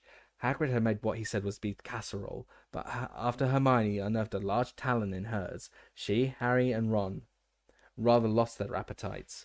They enjoyed themselves trying to make Hagrid tell them what the tasks in the tournament were going to be, however, speculating which of the entrants were likely to be selected as champions, and wondering whether Fred and George were beardless yet. A light rain had started to fall by mid-afternoon. It was very cosy sitting by the fire, listening to the gentle patter of the drops on the window, watching Hagrid darning his socks and arguing with Hermione about house elves, for he had flatly refused to join SPEW when she showed him her badges. It'd be doing them an unkindness, Hermione, he said gravely, threading a massive bone needle with thick yellow yarn. It's in their nature to look after humans. That's what they like, see? You'd be making them unhappy to take away their work, and insulting them if you tried to pay them. But Harry set Dobby free, and he was over the moon about it, said Hermione, and we heard he's asking for wages now. Yeah, well, you get weirdos in every breed. I'm not saying there isn't the odd elf who take freedom, but you'll never persuade most of them to do it. No, nothing doing, Hermione. Hermione looked very cross indeed, and stuffed her box of badges back into her cloak pocket. By 5:30, it was growing dark, and Ron, Harry, and Hermione decided it was time to go back up to the castle for the Halloween feast, and, more importantly, the announcement of the school champions. I'll come with you, said Hagrid, putting away his darning. Just give us a sec. Hagrid got up, went across to the chest of drawers beside his bed, and began searching for something inside it. They didn't pay too much attention until a truly horrible smell reached their nostrils. Coughing, Ron said, Hagrid, what's that? Said Hagrid, turning around with a large bottle in his hand. Do you like it? Is that aftershave? Said Hermione in a slightly choked voice. Eau de cologne, Hagrid muttered. He was blushing. Maybe it's a bit much, he said gruffly. I'll go take it off. Hang on. He stumped out of the cabin, and he saw him washing himself vigorously in the water barrel outside the window. Eau de cologne, said Hermione in amazement. Hagrid? And what's with the hair and the suit? Said Harry in an undertone. Look, said Ron suddenly, pointing out of the window. Hagrid had just straightened up and turned around. If he had been blushing before, it was nothing to what he was doing now. Getting to their feet very cautiously, so that Hagrid wouldn't spot them, Harry, Ron, and Hermione peered through the window and saw that Madame Maxime and the Beauxbaton students had just emerged from their carriage, clearly about to set off for the feast too. They couldn't hear what Hagrid was saying, but he was talking to Madame Maxime with a rapt, misty-eyed expression Harry had only ever seen him wear once before, when he had been looking at the baby dragon Norbert. He's going up to the castle with her, said Hermione indignantly. I thought he was waiting for us. Without so much as a backward glance at his cabin, Hagrid was trudging off up the grounds with Madame Maxime, the Beauxbaton students following their wake, jogging to keep up with her enormous strides. He fancies her, said Ron incredulously. Well, if they end up having children, they'll be setting a world record. Bet any baby of theirs would weigh about a ton. They let themselves out of the cabin and shut the door behind them. It was surprisingly dark outside. Drawing their cloaks more closely around themselves, they set up the sloping lawns. Oh, it's them! Look! Hermione whispered.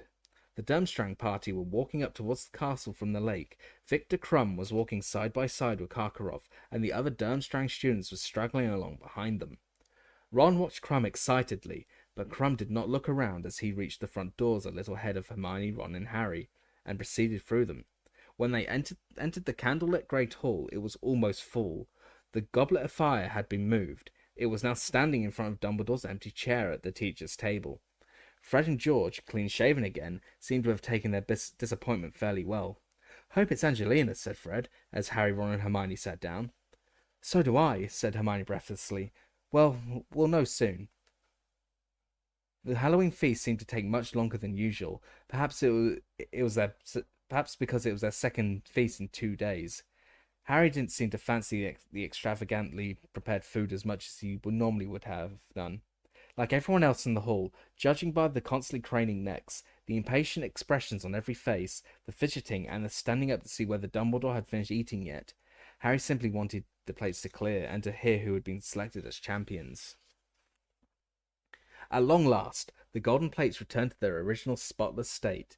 There was a sharp upswing in the level of noise within the hall, which died away almost instantly as Dumbledore got to his feet.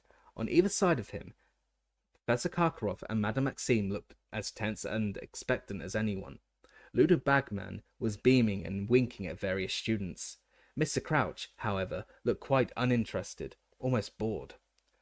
"Well, the goblet is almost ready to make its decision," said Dumbledore. "I estimate that it requires 1 more minute. Now, when the champions' names are called, I would ask them please to come up to the top of the hall, walk along the staff table, and go through into the next chamber." He indicated the door behind the staff table, where they will be receiving their first instructions. He took out his wand and gave a great sweeping wave with it. At once, all the candles except those inside the carved pumpkins were extinguished, plunging them all into a state of semi-darkness. The Goblet of Fire now shone more brightly than anything in the whole hall, the sparkling bright bluey whiteness of the flames almost painful on the eyes. Everyone watched, waiting. A few people kept checking their watches. "Any second," Lee Jordan whispered, 2 seats away from Harry. The flames inside the goblet suddenly turned red again. Sparks began to fly from it. Next moment, a tongue of flame shot into the air. A charred piece of parchment fluttered out of it. The whole room gasped.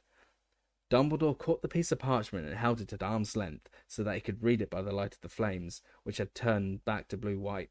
"The champion for Durmstrang," he read in a strong, clear voice, "will be Victor Crumb." "No surprises there," yelled Ron as a storm of applause and cheering swept the hall. Harry saw Victor Crumb rise from the Slytherin table and slouch up towards Dumbledore.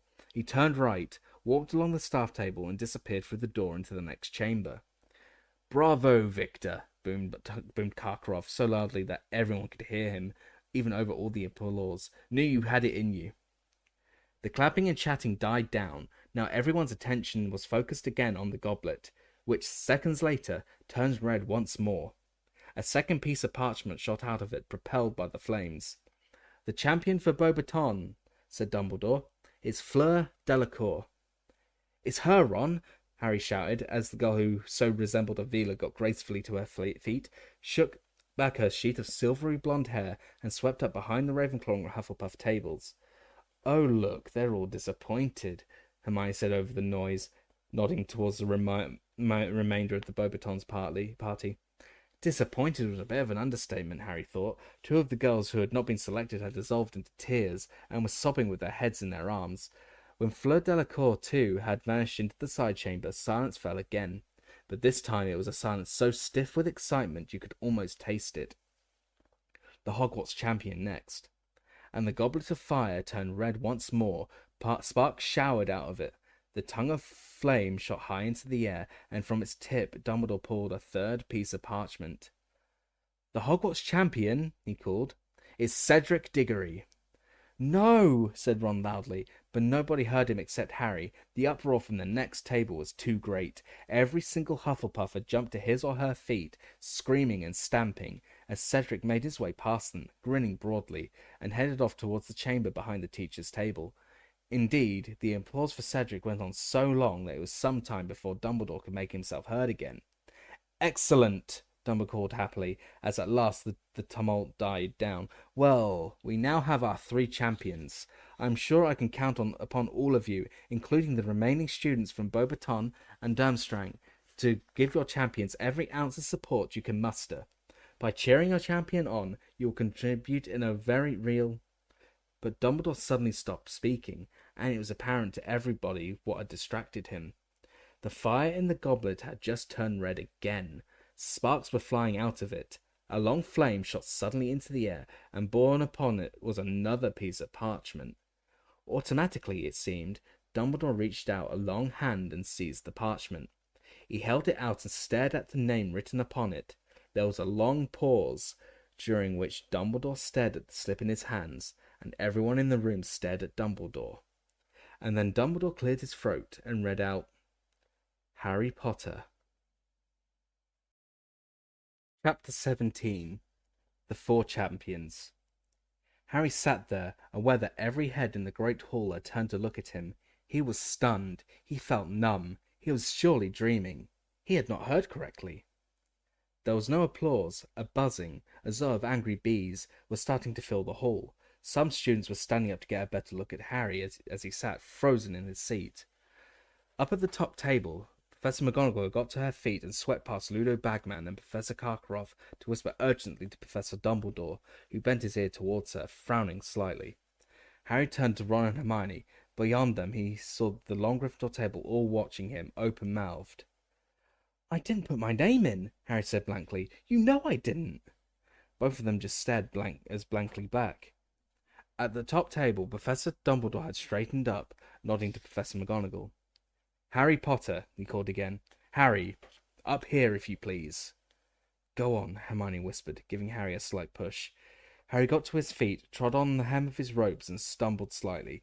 He set off up the gap between the Gryffindor and Hufflepuff tables. It felt like an immensely long walk. The top table didn't seem to be getting any nearer at all, and he could feel hundreds and hundreds of eyes upon him, as though each was a searchlight. The buzzing grew louder and louder. After what seemed like an hour, he was right in front of Dumbledore, feeling the stares of all the teachers upon him.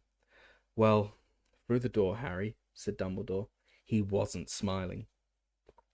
Harry moved off along the teacher's table. Hagrid was sat right at the end. He did not wink at Harry, or wave, or give any of his usual signs of greeting. He looked completely astonished, and stared at Harry as he passed. Like everyone else, Harry went through the door out of the great hall and found himself in a smaller room, lined with paintings of witches and wizards. A handsome fire was roaring in the fireplace opposite him. The faces in the portraits turned to look at him as he entered. He saw a wizened witch flit out of the frame of her picture and into the one next to it, which contained a wizard with a walrus moustache. The wizened witch started whispering in his ear. Victor Crumb, Cedric Diggory, and Fleur Delacour were grouped around the fire. They looked strangely impressive, silhouetted against the flames. Crumb, haunched up and brooding, was leaning against the mantelpiece, slightly apart from the other two. Cedric was standing with his hands behind his back, staring into the fire. Fleur Delacour looked around when Harry walked in and threw her back a sheet of long silvery hair. "What is it?" she said. "Do they want us back in the hall?" She thought he had come to deliver a message. Harry didn't know how to explain what had just happened. He just stood there, looking at the three champions. It struck him how very tall all of them were. There was a loud of scurrying feet behind him, and Ludo Bagman entered the room. He took Harry by the arm and led him forwards. "Extraordinary," he muttered, squeezing Harry's arm. "Absolutely extraordinary. Gentlemen, lady," he added, approaching the fireside and addressing the other three, "may I introduce, incredible though it may seem, the fourth Triwizard champion." Victor Crumb straightened up. His surly face looked darkened as he surveyed Harry. Cedric looked nonplussed. He looked from Bagman to Harry and back again, as though he must have misheard what Bagman had said. Fleur Delacour, however, tossed her hair, smiling, and said, "Oh, very funny joke, Mr. Bagman." "Joke?" Bagman repeated, bewildered. No, not at all. Harry's name just came out of the Goblet of Fire."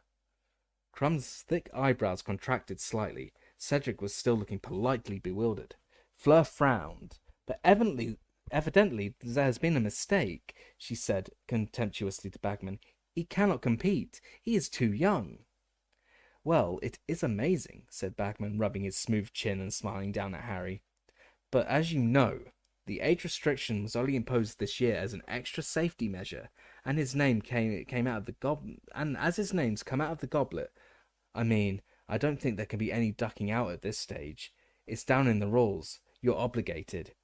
Harry will just have to do the best he..." The door behind them opened again, and a large group of people came in. Professor Dumbledore, followed closely by Mr. Crouch, Professor Karkaroff, Madame Maxime, Professor McGonagall, and Professor Snape. Harry heard the buzzing of the hundreds of students on the other side of the wall before Professor McGonagall closed the door. Madame Maxime, said Fleur at once, striding over to her headmistress, they are saying that this little boy is to compete also. Somewhere under Harry's numb disbelief, he felt a ripple of anger. Little boy? Madame Maxime had drawn herself up to her full and considerable height. The top of her handsome head brushed the candle-filled chandelier, and her gigantic black satin bosom swelled. "What is the meaning of this, Dumbledore?" she said imperiously. I'd rather like to know that myself, Dumbledore," said Professor Karkaroff. He was wearing a steely smile, and his blue eyes were like chips of ice. "2 Hogwarts champions? I don't remember anyone telling me the host school is allowed 2 champions, or have I not read the rules carefully enough?" She gave a short and nasty laugh. "That's impossible," said Professor Maxime, whose enormous hand with its many superb opals was resting upon Fleur's shoulder. "Hogwarts cannot have 2 champions. It is most unjust." "We were under the impression that your age line would keep out yonder contestants, Dumbledore," said Karkaroff, his steely smile still in place, though his eyes were colder than ever. "Otherwise, we would, of course, have brought along a wider selection of candidates from our own schools." "It's no one's fault but Potter's, Karkaroff," said Snape softly. His black eyes were alight with malice. "Don't go blaming Dumbledore for Potter's determination to break rules. He has been crossing lines ever since he arrived here."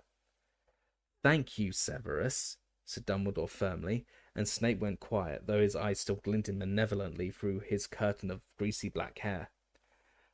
Professor Dumbledore was now looking down at Harry, who looked right back at him, trying to discern the expression of the eyes behind the half-moon spectacles. "Did you put your name into the Goblet of Fire, Harry?" Dumbledore asked calmly. "No," said Harry. He was very aware of everybody watching him closely. Snape made a soft noise of impatient disbelief in the shadows. "Did you ask an older student to put it into the Goblet of Fire for you?" said Professor Dumbledore, ignoring Snape. "No," said Harry vehemently. "But of course he is lying," cried Madame Maxime. Snape was now shaking his head, his lip curling. "He could not have crossed the age line," said Professor McGonagall sharply. "I am sure we are all agreed on that." "Dumbledore must have made a mistake with the line," said Madame Maxime, shrugging. "It is possible, of course," said Dumbledore politely. "Dumbledore, you know perfectly well you did not make a mistake," said Professor McGonagall angrily. "Really, what nonsense! Harry could not have crossed the line himself, and as Professor Dumbledore believes that he did not persuade an older student to do it for him, I am sure that there should be a good enough reason for everybody else." She shot a very angry look at Professor Snape. "Mr. Crouch, Mr. Bagman," said Karkaroff, his voice unctuous once more, "you are our objective judges. Surely you will agree that this is most irregular." Bagman wiped his round boyish face with his handkerchief and looked at Mr. Crouch, who was standing outside the circle of the firelight, his face half hidden in shadow. He looked slightly eerie, the half-darkness making him look much older, giving him an almost skull-like appearance. When he spoke, however, it was in his usual curt voice. "We must follow the rules, and the rules state clearly that those people whose names come out of the Goblet of Fire are bound to compete in the tournament." "Well, Barty knows the rule book back to front," said Bagman, beaming and turning back to Karkaroff and Madame Maxime, as though the matter was now closed. I insist upon resubmitting the names of the rest of my students," said Karkaroff. He had dropped his unctuous tone and his smile now. His face wore a very ugly look indeed. "You will set up the Goblet of Fire once more, and we will continue adding names until each school has 2 champions. It's only fair, Dumbledore." "But Karkaroff, it doesn't work like that," said Bagman.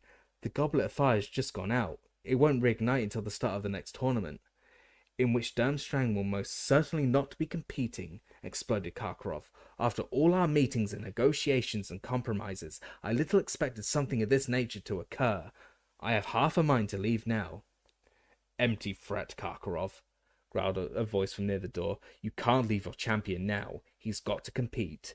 They've all got to compete. Binding magical contract, like Dumbledore said. Convenient, eh?" Dumbledore had just entered the room. He limped towards the fire, and with every right step he took, there was a loud clunk. "Convenient?" said Karkaroff. "I'm afraid I don't understand you, Moody." Harry could tell he was trying to sound disdainful, as though what Moody was saying was barely worth his notice, but his hands gave him away. They had balled themselves into fists. "Don't you?" said Moody quietly. "It's very simple, Karkaroff.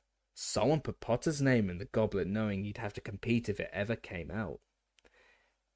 Evidently, someone who wished to give Hogwarts 2 bites at the apple," said Madame Maxime.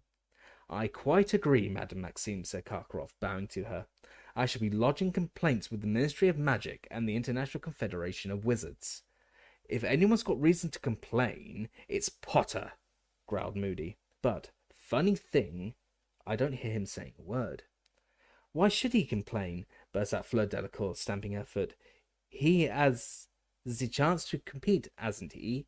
We have all been hoping to be chosen for weeks and weeks. It's the honour of our schools, 1,000 galleons in prize money. This is a chance many would die for." "Maybe someone's hoping Potter is going to die for it," said Moody, with the merest trace of a growl. An extremely tense silence followed these words. Ludo Bagman, who was looking very anxious indeed, bounced nervously up and down on his feet and said, "Moody, old man, what a thing to say." "We all know Professor Moody considers the morning wasted if he hasn't discovered 6 plots to murder him before lunchtime," said Karkaroff loudly. "Apparently he is now teaching his students to fear assassination too. An odd quality in a defense against the dark arts teacher, Dumbledore, but no doubt you had your reasons." "Imagining things, am I?"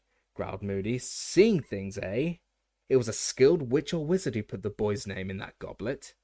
"Ah, what evidence is there of that?" said Madame Maxime, throwing up her huge hands. "Because they hoodwinked a very powerful magical object," said Moody. "It would have needed an exceptionally strong and thunderous charm to bamboozle that goblet into forgetting that only 3 schools compete in the tournament. I'm guessing they submitted Potter's name under a 4th school to make sure he was the only one in his category." "You seem to have given this a great deal of thought, Moody," said Karkaroff coldly. "And a very ingenious theory it is, though, of course, I heard you recently got it into your head that one of your birthday presents contained a cunningly disguised basilisk egg, and smashed it to pieces before realizing it was a carriage clock. So you'll understand if we don't take you entirely seriously." "There are those who turn innocent occasions to their advantage," Moody retorted in a menacing voice. "It's my job to think the way dark wizards do, Karkaroff, as you ought to remember." "Alistair," said Dumbledore warningly. Harry wondered for a moment whom he was speaking to, but then realized Mad-Eye could hardly be Moody's real first name. Moody fell silent, though still surveying Karkaroff with satisfaction. Karkaroff's face was burning. "How this situation arose, we do not know," said Dumbledore, speaking to everyone gathered in the room. "It seems to me, however, that we have no choice but to accept it. Both Cedric and Harry have been chosen to compete in the tournament. This, therefore, they will do." "Ah, but Dumbledore—" "My dear Madame Maxime, if you have an alternative, I would be delighted to hear it." Dumbledore waited, but Madame Maxime did not speak. She merely glared. She wasn't the only one either. Snape looked furious. Karkaroff livid. Bagman, however, looked rather excited. "Well, shall we crack on then?" he said, rubbing his hands together and smiling around the room. "Got to give our champions their instructions, haven't we? Barty, want to do the honours?" Mr. Crouch seemed to come out of a deep reverie. "Yes," he said. "Instructions. Yes, the first task." He moved forwards into the firelight. Close to, Harry thought he looked ill. There were dark shadows beneath his eyes, and a thin, papery look about his wrinkled skin that had not been there at the Quidditch World Cup. "The first task is designed to test your daring," he told Harry, Cedric, Fleur, and Krum. "So we're not going to be telling you what it is. Courage in the face of the unknown is an important quality in a wizard. Very important. The first task will take place on November the 24th. in front of the other students and the panel of judges. The champions are not permitted to ask for or accept help of any kind from their teachers to complete the tasks in the tournament. The champions will face the first challenge armed only with their wands. They will receive information about the second task when the first is over. Owing to the demanding and time-consuming nature of the tournament, the champions are exempt from end-of-year tests. Mr. Crouch turned to Dumbledore. I think that's all, is it, Albus? I think so, said Dumbledore, who was looking at Mr. Crouch with mild concern. Are you sure you wouldn't like to stay at Hogwarts tonight, Barty? No, Dumbledore, I must get back to the Ministry, said Mr. Crouch. It is a very busy, very difficult time at the moment. I've left young Weatherby in charge, very enthusiastic. A little over-enthusiastic, if truth be told. You'll come and have a drink before you go, at least, said Dumbledore. Come on, Barty, I'm staying, said Bagman brightly. It's all happening at Hogwarts now, you know. Much more exciting here than at the office. I think not, Ludo, said Crouch, with a touch of his old impatience. Professor Karkaroff, Madame Maxime, a nightcap, said Dumbledore. But Madame Maxime had already put her arm around Fleur's shoulders and was leading her swiftly out of the room. Harry could hear them both talking very fast in French as they went off into the great hall. Karkaroff beckoned to Crumb, and they too exited, though in silence. Harry, Cedric, I suggest you go up to bed, said Dumbledore, smiling at both of them. I am sure Gryffindor and Hufflepuff are waiting to celebrate with you, and it would be a shame to deprive them of this excellent excuse to make a great deal of mess and noise. Harry glanced at Cedric, who nodded, and they left together. The great hall was deserted now. The candles had burnt low, giving the jagged smiles of the pumpkins an eerie, flickering quality. So, said Cedric with a slight smile, we're playing against each other again. I suppose, said Harry. He really couldn't think of anything to say. The inside of his head seemed to be in complete disarray, as though his brain had been ransacked. So, tell me, said Cedric, as they reached the entrance hall, which was now lit only by torches in the absence of the Goblet of Fire. How did you get your name in? I didn't, said Harry, staring up at him. I didn't put it in. I was telling the truth.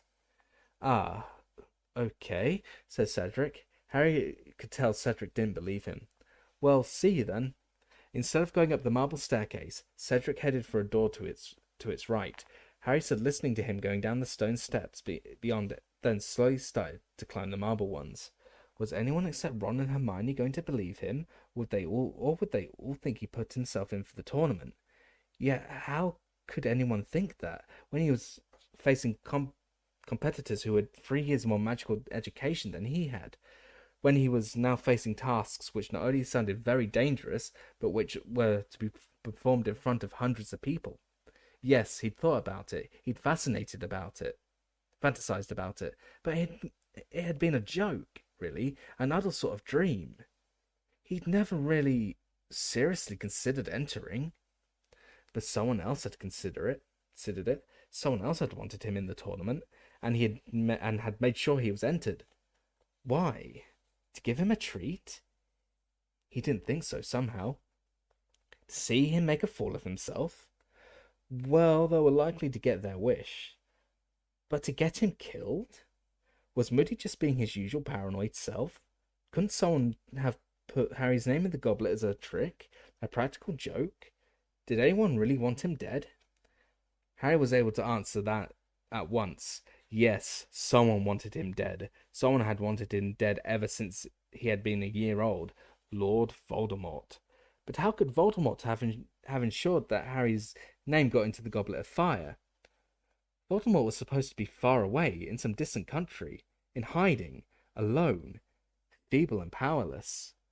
Yet, in that dream he had had, just before he had awoken with the scar hurting, Voldemort had not been alone. He'd been talking to Wormtail, plotting Harry's murder. Harry got a shock to find himself facing the fat lady already. He had barely noticed where his feet were carrying him.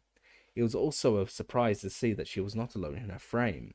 The wizened witch who had flitted into her neighbour's painting when he had joined the champions downstairs was now sitting smugly beside the fat lady. She must have dashed through every picture lining 7 staircases to reach here before him. Both she and the fat lady were looking down at him with the keenest interest. Well, well, well, said the fat lady. Violet's just told me everything. Who's just been chosen as school champion, then? Balderdash, said Harry dully. It most certainly isn't, said the Pale Witch indignantly. No, no, V, it's the password, said the fat lady soothingly, and she swung forwards on her hinges to let Harry into the common room. A blast of noise that met Harry's ears when the portrait opened almost knocked him backwards. Next thing he knew, he was being wrenched inside the common room by about a dozen pairs of hands, and was facing the whole of Gryffindor House, all of whom were screaming, applauding, and whistling. You should have told us you'd entered, bellowed Fred. He looked half annoyed, half deeply impressed. How did you do it without getting a beard? Brilliant, roared George. I didn't, Harry said. I don't know how. But Angelina had now swooped down upon him. Oh, if it couldn't have been me, at least it's a Gryffindor.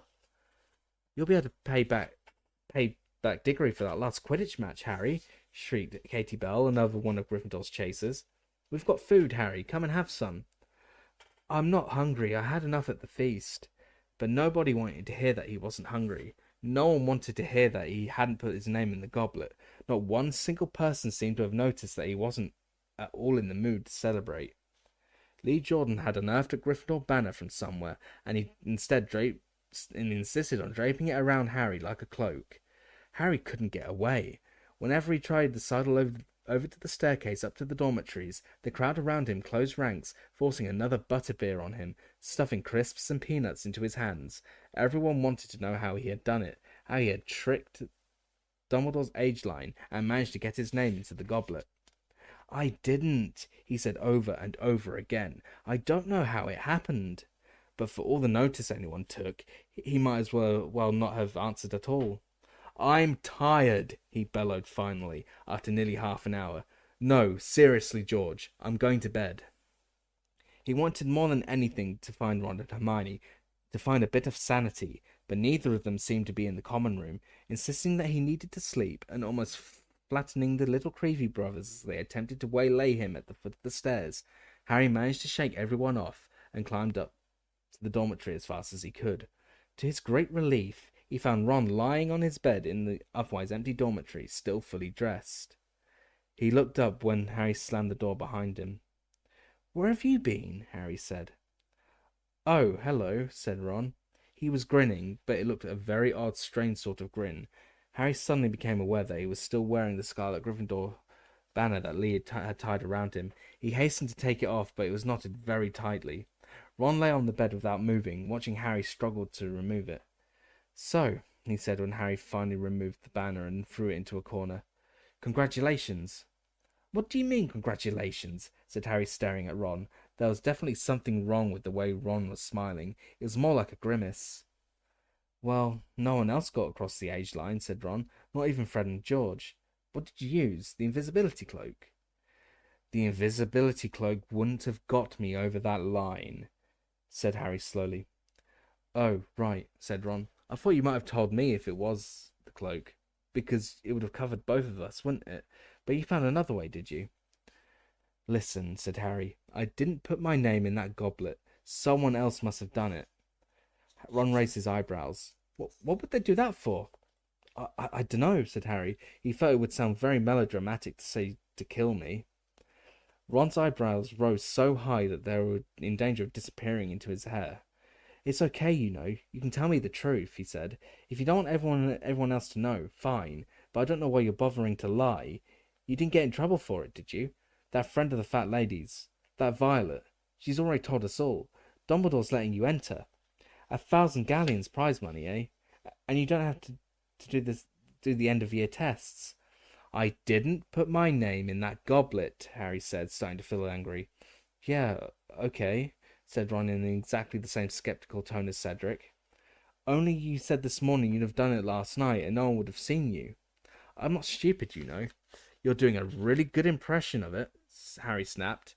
Yeah, said Ron, and there was no trace of a grin, forced or otherwise, in his face now.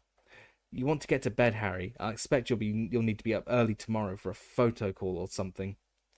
He wrenched the hangings shut around his four-poster, leaving Harry standing there by the door, staring at the dark red velvet curtains, now hiding one of the few people he had been sure would believe him. Chapter 18. The Weighing of the Wands. When Harry woke up on Sunday morning, it took him a moment to remember why he felt so miserable and worried. Then, the memory of the previous night rolled over him. He sat up and ripped back the curtains of his own four-poster, intending to talk to Ron, to force Ron to believe him, only to find that Ron's bed was empty. He had obviously gone down to breakfast. Harry dressed and went down the spiral staircase into the common room.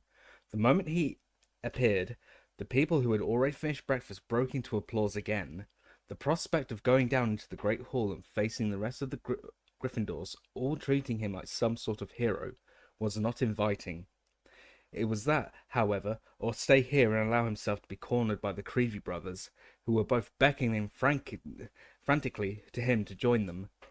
He walked resolutely over to the portrait hole, pushed it open, climbed out of it, and found himself face to face with Hermione. "Hello," she said, holding up a stack of toast, which she was carrying in a napkin. "I brought you this. Want to go for a walk?" "Good idea," said Harry gratefully. They went downstairs, crossed the Great Hall quickly without looking in at the Great Hall, and were soon striding across the lawn towards the lake, where the Durmstrang ship was moored, reflecting blackly in the water. It was a chilly morning, and they kept moving, munching their toast, as Harry told Hermione exactly what had happened after he had left the Gryffindor table the night before. To his immense relief, Hermione accepted his story without question. "Well, of course, I knew you hadn't entered yourself," she said, when he'd finished telling her about the scene in the chamber off the hall. "The look on your face when Dumbledore read out your name. But the question is, who did put it in? Because Moody's right, Harry. I don't think any student could have done it. They'd never be able to fool the goblet, or get over Dumbledore's—" "Have you seen Ron?" Harry interrupted. Hermione hesitated. Yes. He was at breakfast," she said. "Does he still think I entered myself?" "Well, no, I don't think so." "Not really," said Hermione awkwardly. "What's that supposed to mean, not really?" "Oh, Harry, isn't it obvious?" Hermione said despairingly. "He's jealous." "Jealous?" said Harry incredulously. "Jealous of what? He wants to make a prat of himself in front of the whole school, does he?" "Look," said Hermione patiently, "it's always you who gets all the attention. You know it is. I know it's not your fault," she added quickly, seeing Harry open his mouth furiously. "I know you don't ask for it. But, well, you know, Ron's got all those brothers to compete against at home, and you're his best friend, and you're really famous. He's always shunted to one side whenever people see you, and he puts up with it, and he never mentions it. But I suppose this is just one time too many." "Great," said Harry bitterly. "Really great. Tell him from me I'll swap any time he wants. Tell him from me he's welcome to it. People gawping at my forehead everywhere I go." "I'm not telling him anything," Hermione said shortly. "Tell him yourself. It's the only way to sort this out." "I'm not running around after him trying to make him grow up," said Harry, so loudly that several owls in a nearby tree took flight in alarm. "Maybe he'll believe I'm not enjoying myself once I've got my neck broken or—" "That's not funny," said Hermione quietly. "That's not funny at all." She looked extremely anxious. "Harry, I've been thinking. You know what we've got to do, don't you? Straight away, the moment we get back to the castle." "Yeah, give Ron a good kick up the—" "Right to Sirius. You've got to tell him what's happened. He asked you to keep him posted on everything that's going on at Hogwarts. It's almost like he expected something like this to happen. I brought some parchment and a quill out with me." "Come off it," said Harry, looking around to check that they couldn't be overheard, but the grounds were quite deserted. "He came back to the country just because my scar twinged. He'll probably come bursting right into the castle if I tell him someone's entered me for the Triwizard Tournament." "He'd want you to tell him," said Hermione sternly. "He's going to find out anyway." How? Harry, this isn't going to be kept quiet, said Hermione very seriously. This tournament's famous, and you're famous. I'll be really surprised if there isn't anything in the Daily Prophet about you competing. You're already in half the books about you-know-who, you know. And Sirius would rather hear it from you. I know he would. Okay, I'll write to him, said Harry, throwing his last piece of toast into the lake. They both stood and watched it floating there for a moment, before a large tentacle rose out of the water and scooped it beneath the surface. Then they returned to the castle. Whose owl am I going to use? Harry said as they climbed the stairs.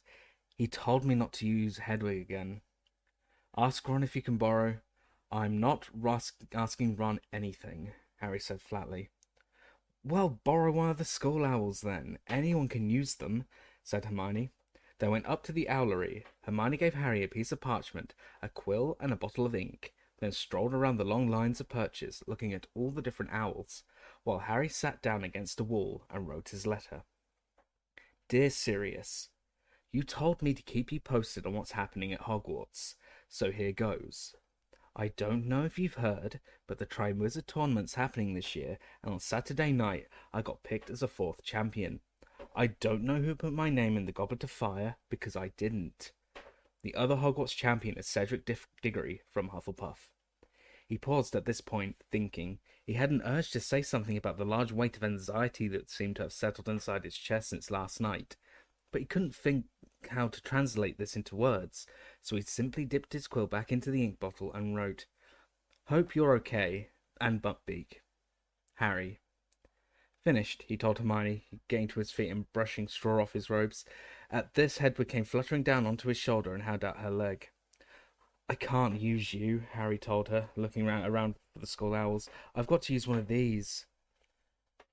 Hedwig gave a very loud hoot and gave off so suddenly that her talons cut into his shoulder. She kept her back to Harry all the time he was tying his letter to the leg of a large barn owl. When the barn owl had flown off, Harry reached out to stroke Hedwig, but she clicked her beak furiously and soared up into the rafters out of reach. First Ron, then you, Harry said angrily. This isn't my fault. If Harry had thought that matters would improve once everyone got used to the idea of him being champion, the following day showed him how mistaken he was. He could no longer avoid the rest of the school once he was back at lessons, and it was clear that the rest of the school, just like the Gryffindors, thought Harry had entered himself for the Triwizard Tournament. Unlike the Gryffindors, however, they did not seem impressed. The Hufflepuffs, who were usually on excellent terms with the Gryffindors, had turned remarkably cold towards the whole lot of them. One herbology lesson was enough to demonstrate this. It was plain that the Hufflepuffs felt that Harry had stolen their champion's glory, a feeling exacerbated, perhaps, by the fact that Hufflepuff House very rarely got any glory, and that Cedric was one of the few who had ever given them any, having beaten Gryffindor once at Quidditch. Ernie Macmillan and Justin Finch-Fletchley, with whom Harry normally got on very well, did not talk to him, even though they were repotting bouncing bulbs at the same tray. Though they did laugh rather unpleasantly when one of the bouncing bulbs wriggled free from Harry's grip and smacked him hard in the face. Ron wasn't talking to Harry either. Hermione sat between them, making very forced conversation, but though both answered her normally, they avoided making eye contact with each other. Harry thought even Professor Sprout seemed distant with him, but then she was head of Hufflepuff House. He would have been looking forward to seeing Hagrid under normal circumstances, but care of magical creatures meant seeing the Slytherins too. The first time he would come face to face with them since becoming champion. Predictably, Malfoy arrived at Hagrid's cabin with his familiar sneer firmly in place. Ah, look, boys, it's the champion, he said to Crabbe and Goyle the moment he got within earshot of Harry. Got your autograph books? Better get a signature now, because I doubt he's going to be around much longer. Half the Triwizard champions have died. How long do you reckon you're going to last, Potter? 10 minutes into the first task's my bet. Crabbe and Goyle golfed psychocantically, but Malfoy had to stop there, because Hagrid emerged from the back of its cabin, holding a teetering tower of crates, each containing a very large blast-ended Skrewt. To the class's horror, Hagrid proceeded to explain that the reason the Skrewts had been killing each other was an excess of pent-up energy, and that the solution would be for each of the class to fix a leash on the Scroot and take it for a short walk. The only good thing about this plan was that it distracted Malfoy completely. "Take this thing for a walk?" he repeated in disgust, staring into one of the boxes. "And where exactly are we supposed to fix the leash? Around the sting, the blasting end, or the sucker?" "Round the middle," said Hagrid, demonstrating. You might want to put on your dragon-hide gloves, just as an extra precaution. Like, Harry, you come here and help me with this big one." Hagrid's real intention, however, was to talk to Harry away from the rest of the class. He waited until everyone else had set off with their Scroots, then turned to Harry and said, very seriously, "So you're competing, Harry, in the tournament? School champion?" "One of the champions," Harry corrected him. Hagrid's beetle black eyes looked very anxious under his wild eyebrows. "No idea who put you in for it, Harry." "You believe I didn't do it, then?" said Harry, concealing with difficulty the rush of gratitude he felt at Hagrid's words. "Course I do," Hagrid grunted. "You say it wasn't you, and I believe you, and Dumbledore believes you and all." "Wish I knew who did it," said Harry bitterly. The pair of them looked out over the lawn. The class was widely scattered now, and all in great difficulty. The Scroots were now over 3 feet long and extremely powerful. No longer shellless and colourless, they had developed a kind of thick, greyish, shiny armour. They looked like a cross between giant scorpions and elongated crabs, but still without recognisable heads or eyes. They had become immensely strong and very hard to control. "Look like they're having fun, don't they?" Hagrid said happily. Harry assumed he was talking about the Scroots, because his classmates certainly weren't. Every now and then, with an alarming bang, one of the Scroots' ends would explode, causing it to shoot forward several yards, and more than one person was being dragged along on their stomach, trying desperately to get back on their feet. "I don't know, Harry," Hagrid sighed suddenly, looking back down at him with a worried expression on his face. "School champion, everything seems to happen to you, doesn't it?" Harry didn't answer. Yes, everything did seem to happen to him, and that was more or less what Hermione had said as they had walked around the lake, and that was the reason, according to her, that Ron was no longer talking to him. The next few days were some of Harry's worst at Hogwarts. The closest he had ever come to feeling like this had been during those months in his second year, when a large part of the school had suspected him of attacking his fellow students. But Ron had been on his side then. He thought he could have coped with the rest of the school's behaviour if he could just have had Ron back as a friend, but he wasn't going to try and persuade Ron to talk to him if Ron didn't want to. Nevertheless, it was lonely, with dislike pouring in on him from all sides. He could understand the Hufflepuff's attitudes, even if he didn't like it. They had their own champion to support. He expected nothing less than vicious insults from the Slytherins. He was highly unpopular there, and always had been, as he had helped Gryffindor beat them so often, both at Quidditch and in the Inter-House Championship. But he had hoped the Ravenclaws might have found it in their hearts to support him as much as Cedric. He was wrong, however. Most Ravenclaws seemed to think that he'd been desperate to earn himself a bit more fame by tricking the Goblet into accepting his name. Then there was the fact that Cedric looked the part of a champion so much more than he did. Exceptionally handsome, with his straight nose, dark hair, and grey eyes. It was hard to say who was receiving more admiration these days, Cedric or Victor Crumb. Harry actually saw the same sixth-year girls who had been so keen to get Crumb's autograph, begging Cedric to sign their school bags one lunchtime. Meanwhile, there was no reply from Sirius. Hedwig was refusing to come anywhere near him. Professor Trelawney was predicting his death with even more certainty than usual, and he did so badly at summoning charms in Professor Flitwick's class that he was given extra homework, the only person to get any apart from Neville.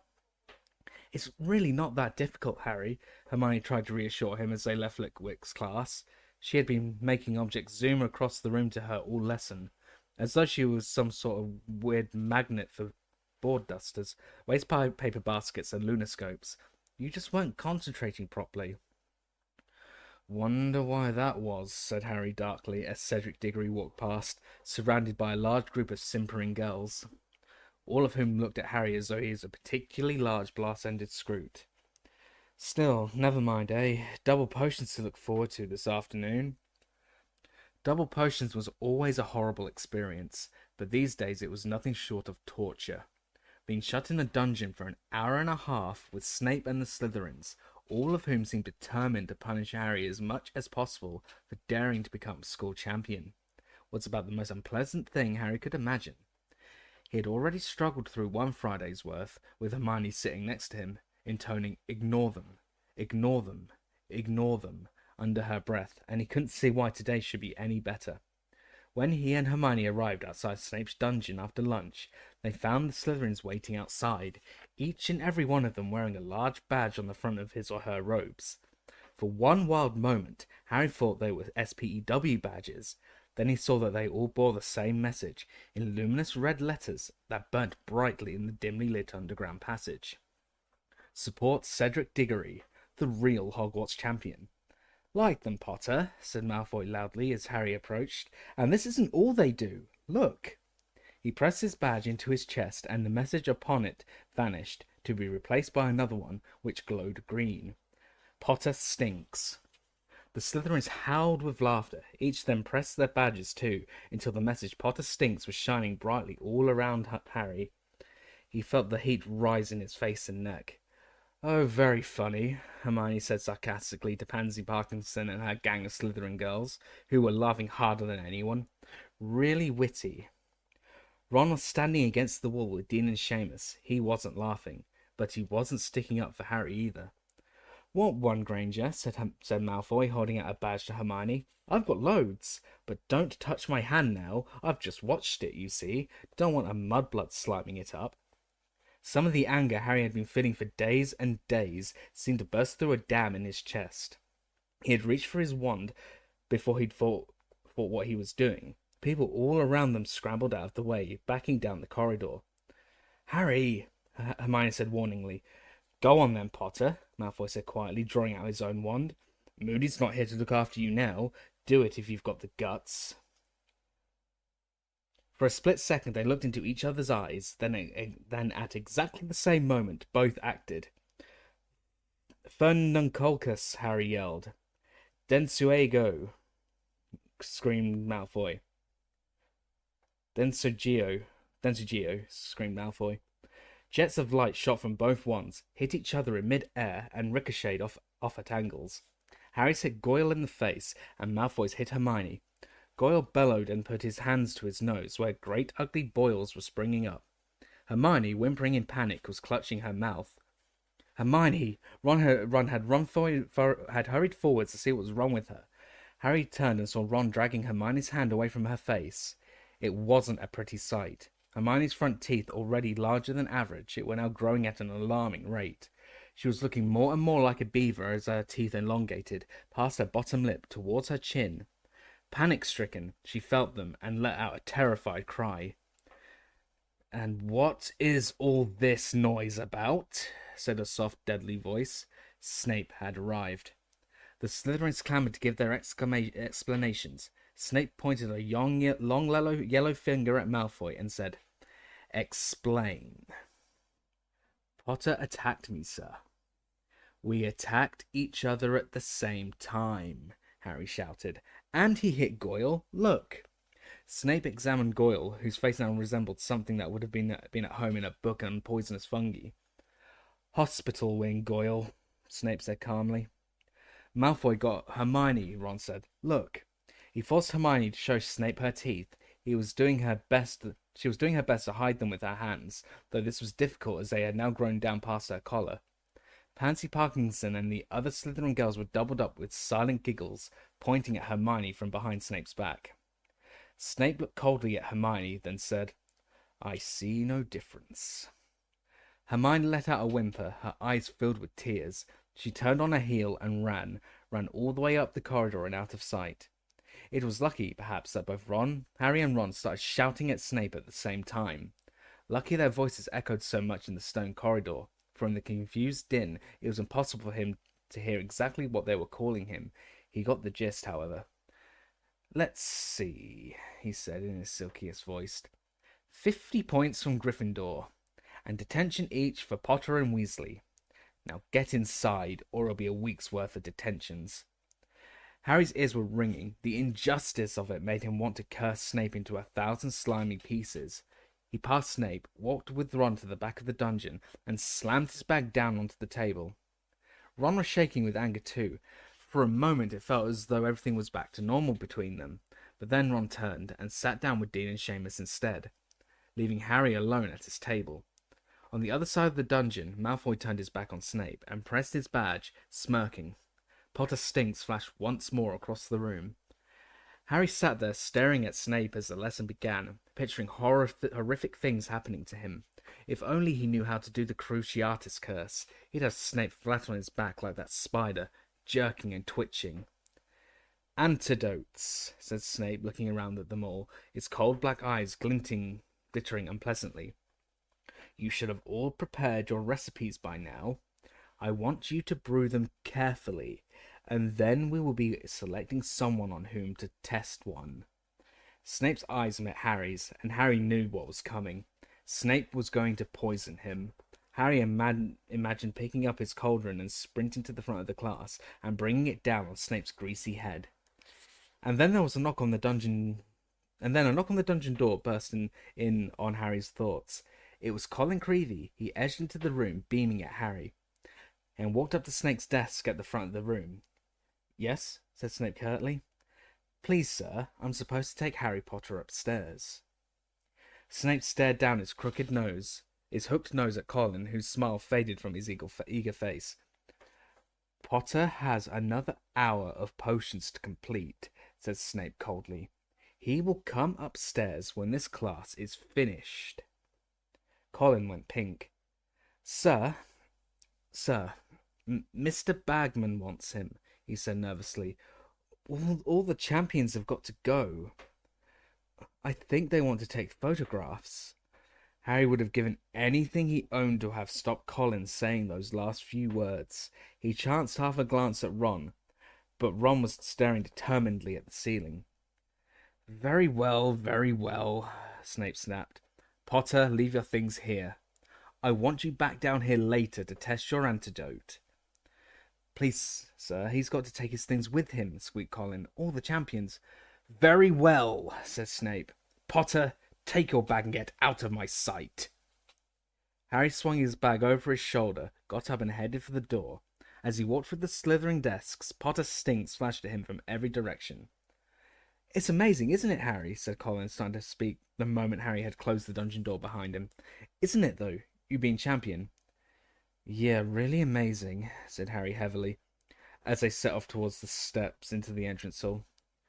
"What do they want photos for, Colin?" "The Daily Prophet, I think." "Great," said Harry dully. "Exactly what I need. More publicity." "Good luck," said Colin when they had reached the right room. Harry knocked on the door and entered. He was in a fairly small classroom. Most of the desks had been pushed away to the back of the room, leaving a large space in the middle. 3 of them, however, had been placed end to end, in front of the blackboard, and covered with a long length of velvet. 5 chairs had been set behind the velvet-covered desks, and Ludo Bagman was sitting in one of them, talking to a witch Harry had never seen before, who was wearing magenta robes. Victor Crumb was standing moodily in a corner as usual, and not talking to anybody. Cedric and Fleur were in conversation. Fleur looked a good deal happier than Harry had seen her so far. She kept throwing back her head so that her long silvery hair caught the light. A porchy man holding a large black camera which was smoking slightly was watching Fleur out of the corner of his eye. Bagman suddenly spotted Harry, got up quickly and bounded forwards. "Ah, here he is. Champion number 4. In you come, Harry, in you come. Nothing to worry about, it's just the wand weighing ceremony. The rest of the judges will be here in a moment." "Wand weighing?" Harry repeated nervously. "We have to check that your wands are fully functional. No problems, you know. As they're your most important tools in the tasks ahead," said Bagman. "The expert's upstairs now with Dumbledore, and then there's going to be a little photo shoot. This is Rita Skeeter," he added, gesturing towards the witch in magenta robes.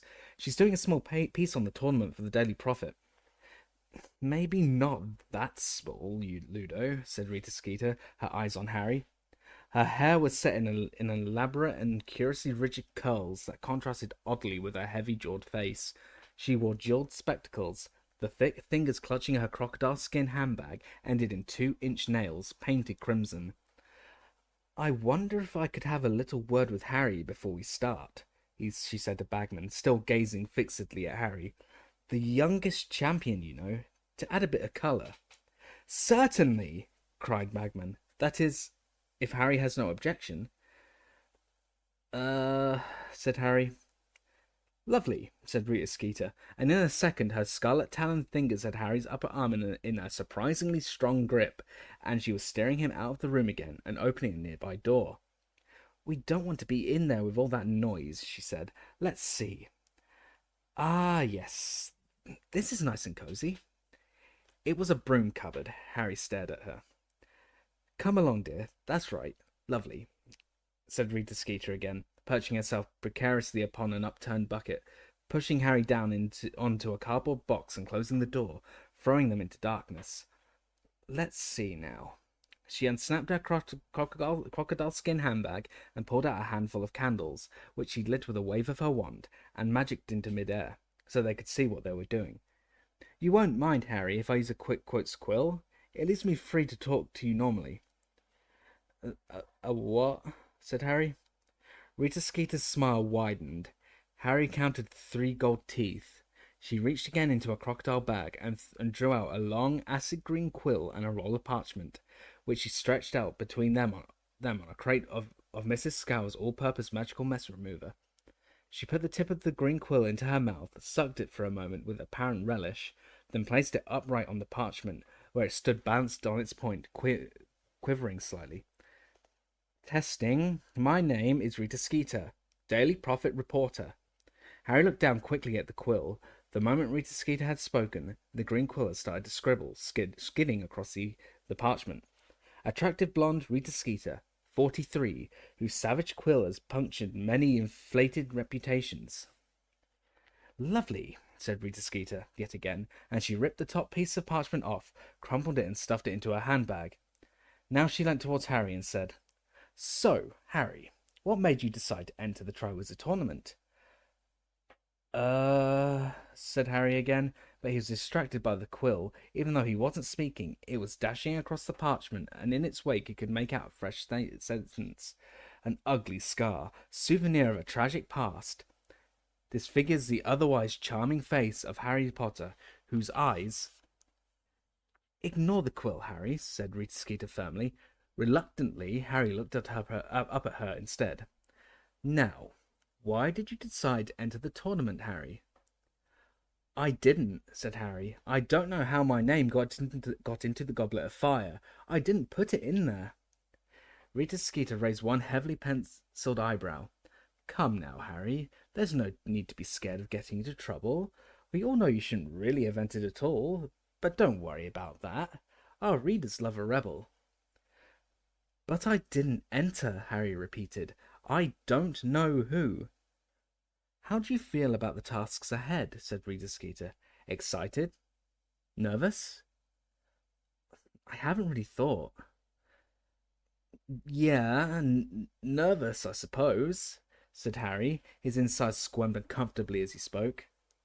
"Champions have died in the past, haven't they?" said Rita Skeeter briskly. "Have you thought about that at all?" "Well, they say it's going to be a lot safer this year," said Harry. The quill whizzed across the parchment between them, back and forwards as though it was skating. "Of course, you've looked death in the face before, haven't you?" said Rita Skeeter, watching him closely. "How would you say that's affected you?" Said Harry yet again. "Do you think that the trauma in your past might have made you keen to prove yourself, to live up to your name? Do you think that perhaps you were tempted to enter the Triwizard Tournament because—" "I didn't enter," said Harry, starting to feel irritated. "Can you remember your parents at all?" said Rita Skeeter, talking over him. "No," said Harry. "How do you think they'd feel if they knew you were competing in the Triwizard Tournament? Proud? Worried? Angry?" Harry was feeling really annoyed now. How on earth was he to know how his parents would feel if they were alive? He could feel Rita Skeeter watching him very intently. Frowning, he avoided her gaze and looked down at the words the quill had just written.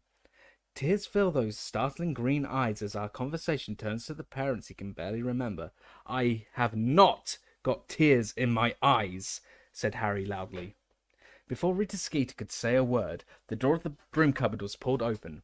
Harry looked around, blinking in the bright light. Albus Dumbledore stood there, looking down at the both of them squashed into the cupboard. Dumbledore! Cried Rita Skeeter with every appearance of delight, but Harry noticed that her quill and the parchment had suddenly vanished from the box of magical mess remover, and Rita's clawed fingers were hastily snapping shut the clasp of her crocodile skin bag. How are you? She said, standing up and holding out one of her large mannish hands to Dumbledore. I hope you saw my piece over the summer about the International Confederation of Wizards conference. Enchantingly nasty, said Dumbledore, his eyes twinkling. I particularly enjoyed your description of me as an obsolete dingbat. Rita Skeeter didn't look remotely abashed. I was just making the point that some of your ideas are a little old-fashioned, Dumbledore, and that many wizards in the street...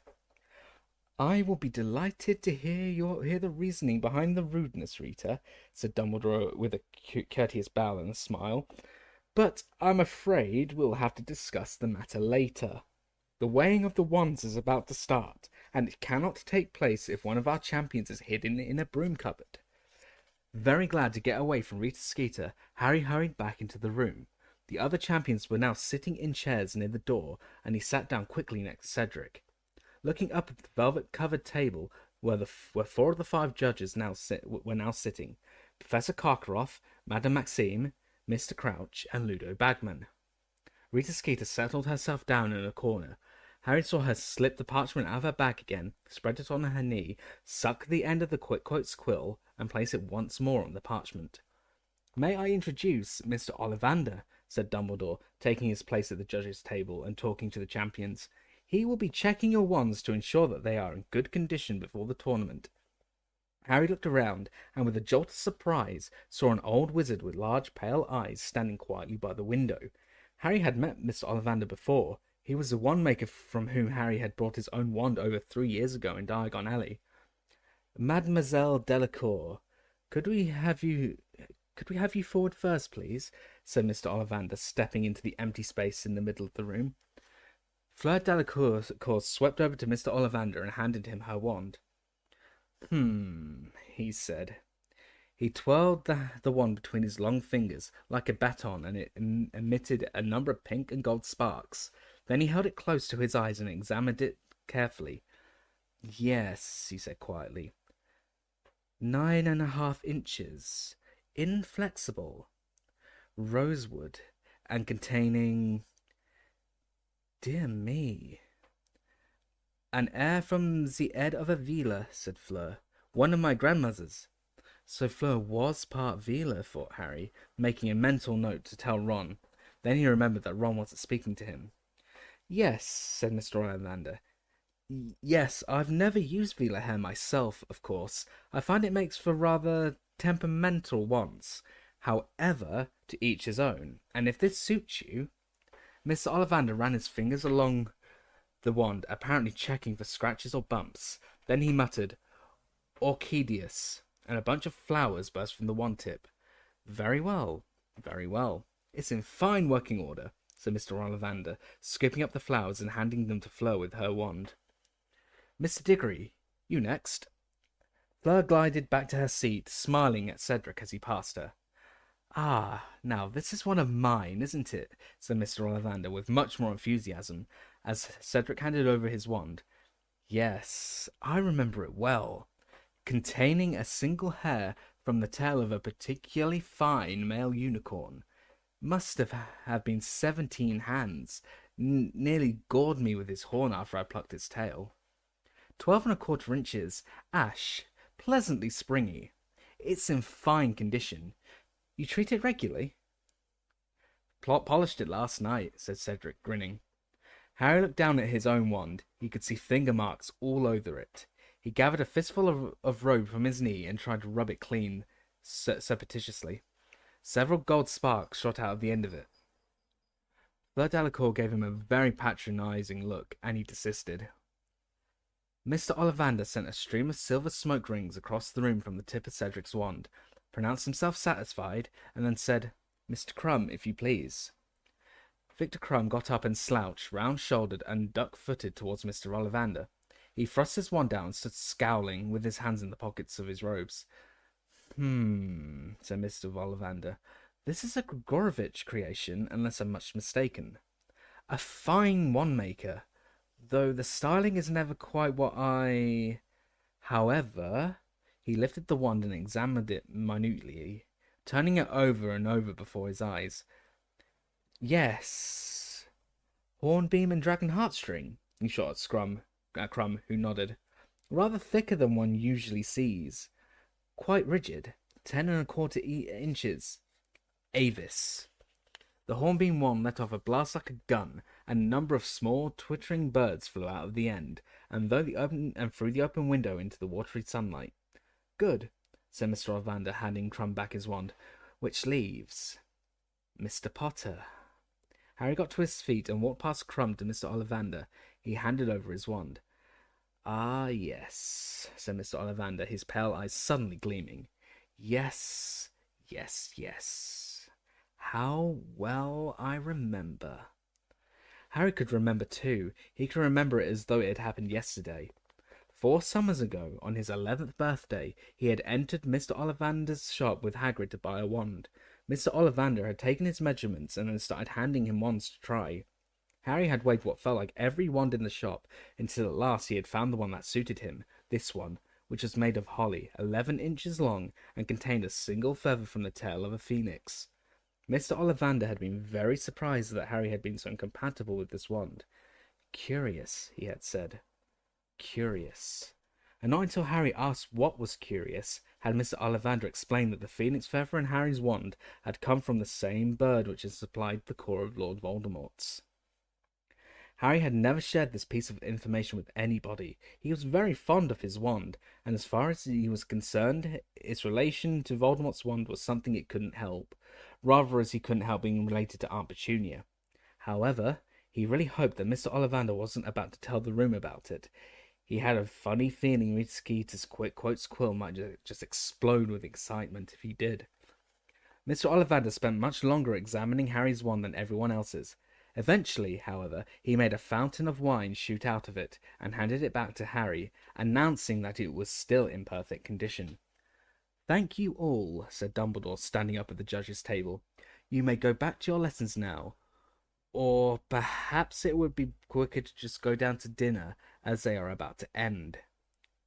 Feeling that at last something had gone right today, Harry got up to leave, but the man with the black camera jumped up and cleared his throat. "Photos, Dumbledore, photos!" cried Bagman excitedly. "All the judges and champions. What do you think, Rita?" Yes, let's do those first," said Rita Skeeter, whose eyes were upon Harry again. "And then perhaps some individual shots." The photographs took a long time. Madame Maxime cast everyone else into shadow wherever she stood, and the photographer couldn't stand far enough back to get her into the frame. Eventually, she had to sit while everyone else stood around her. Karkaroff kept twirling his goatee around his finger to give it an extra curl. Crumb, who Harry would have thought would have been used to this sort of thing, skulked half hidden at the back of the group. The photographer seemed keenest to get Fleur at the front, but Rita Skeeter kept hurrying forward and dragging Harry into greater prominence. Then she insisted on separate shots of all the champions. At last, they were free to go. Harry went down to dinner. Hermione wasn't there. He supposed she was still in the hospital wing having her teeth fixed. He ate alone at the end of the table, then returned to Gryffindor Tower, thinking of all the extra work and summoning charms that he had to do. Up in the dormitory, he came across Ron. "You've had an owl," said Ron brusquely, the moment he walked in. He was pointing at Harry's pillow. The school barn owl was waiting for him there. "Oh, right," said Harry. "And we've got to do our detentions tomorrow night, Snape's dungeon," said Ron. He walked straight out of the room, not looking at Harry. For a moment, Harry considered going after him.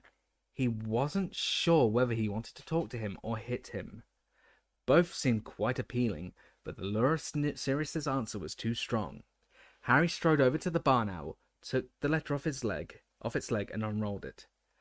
Harry, I can't say everything I would like to in a letter. It's too risky in case the owl is intercepted. We need to talk, face to face. Can you ensure that you are alone by the fire in Gryffindor Tower at 1 o'clock in the morning on the 22nd of November? I know better than anyone that you can look after yourself, and while you're around Dumbledore and Moody, I don't think anyone will be able to hurt you. However, someone seems to be having a good try. Entering you in that tournament would have been very risky, especially right under Dumbledore's nose. Be on the watch, Harry. I still want to hear about anything unusual. Let me know about the 22nd of November as quickly as you can. Sirius. Chapter 19. The Hungarian Horntail.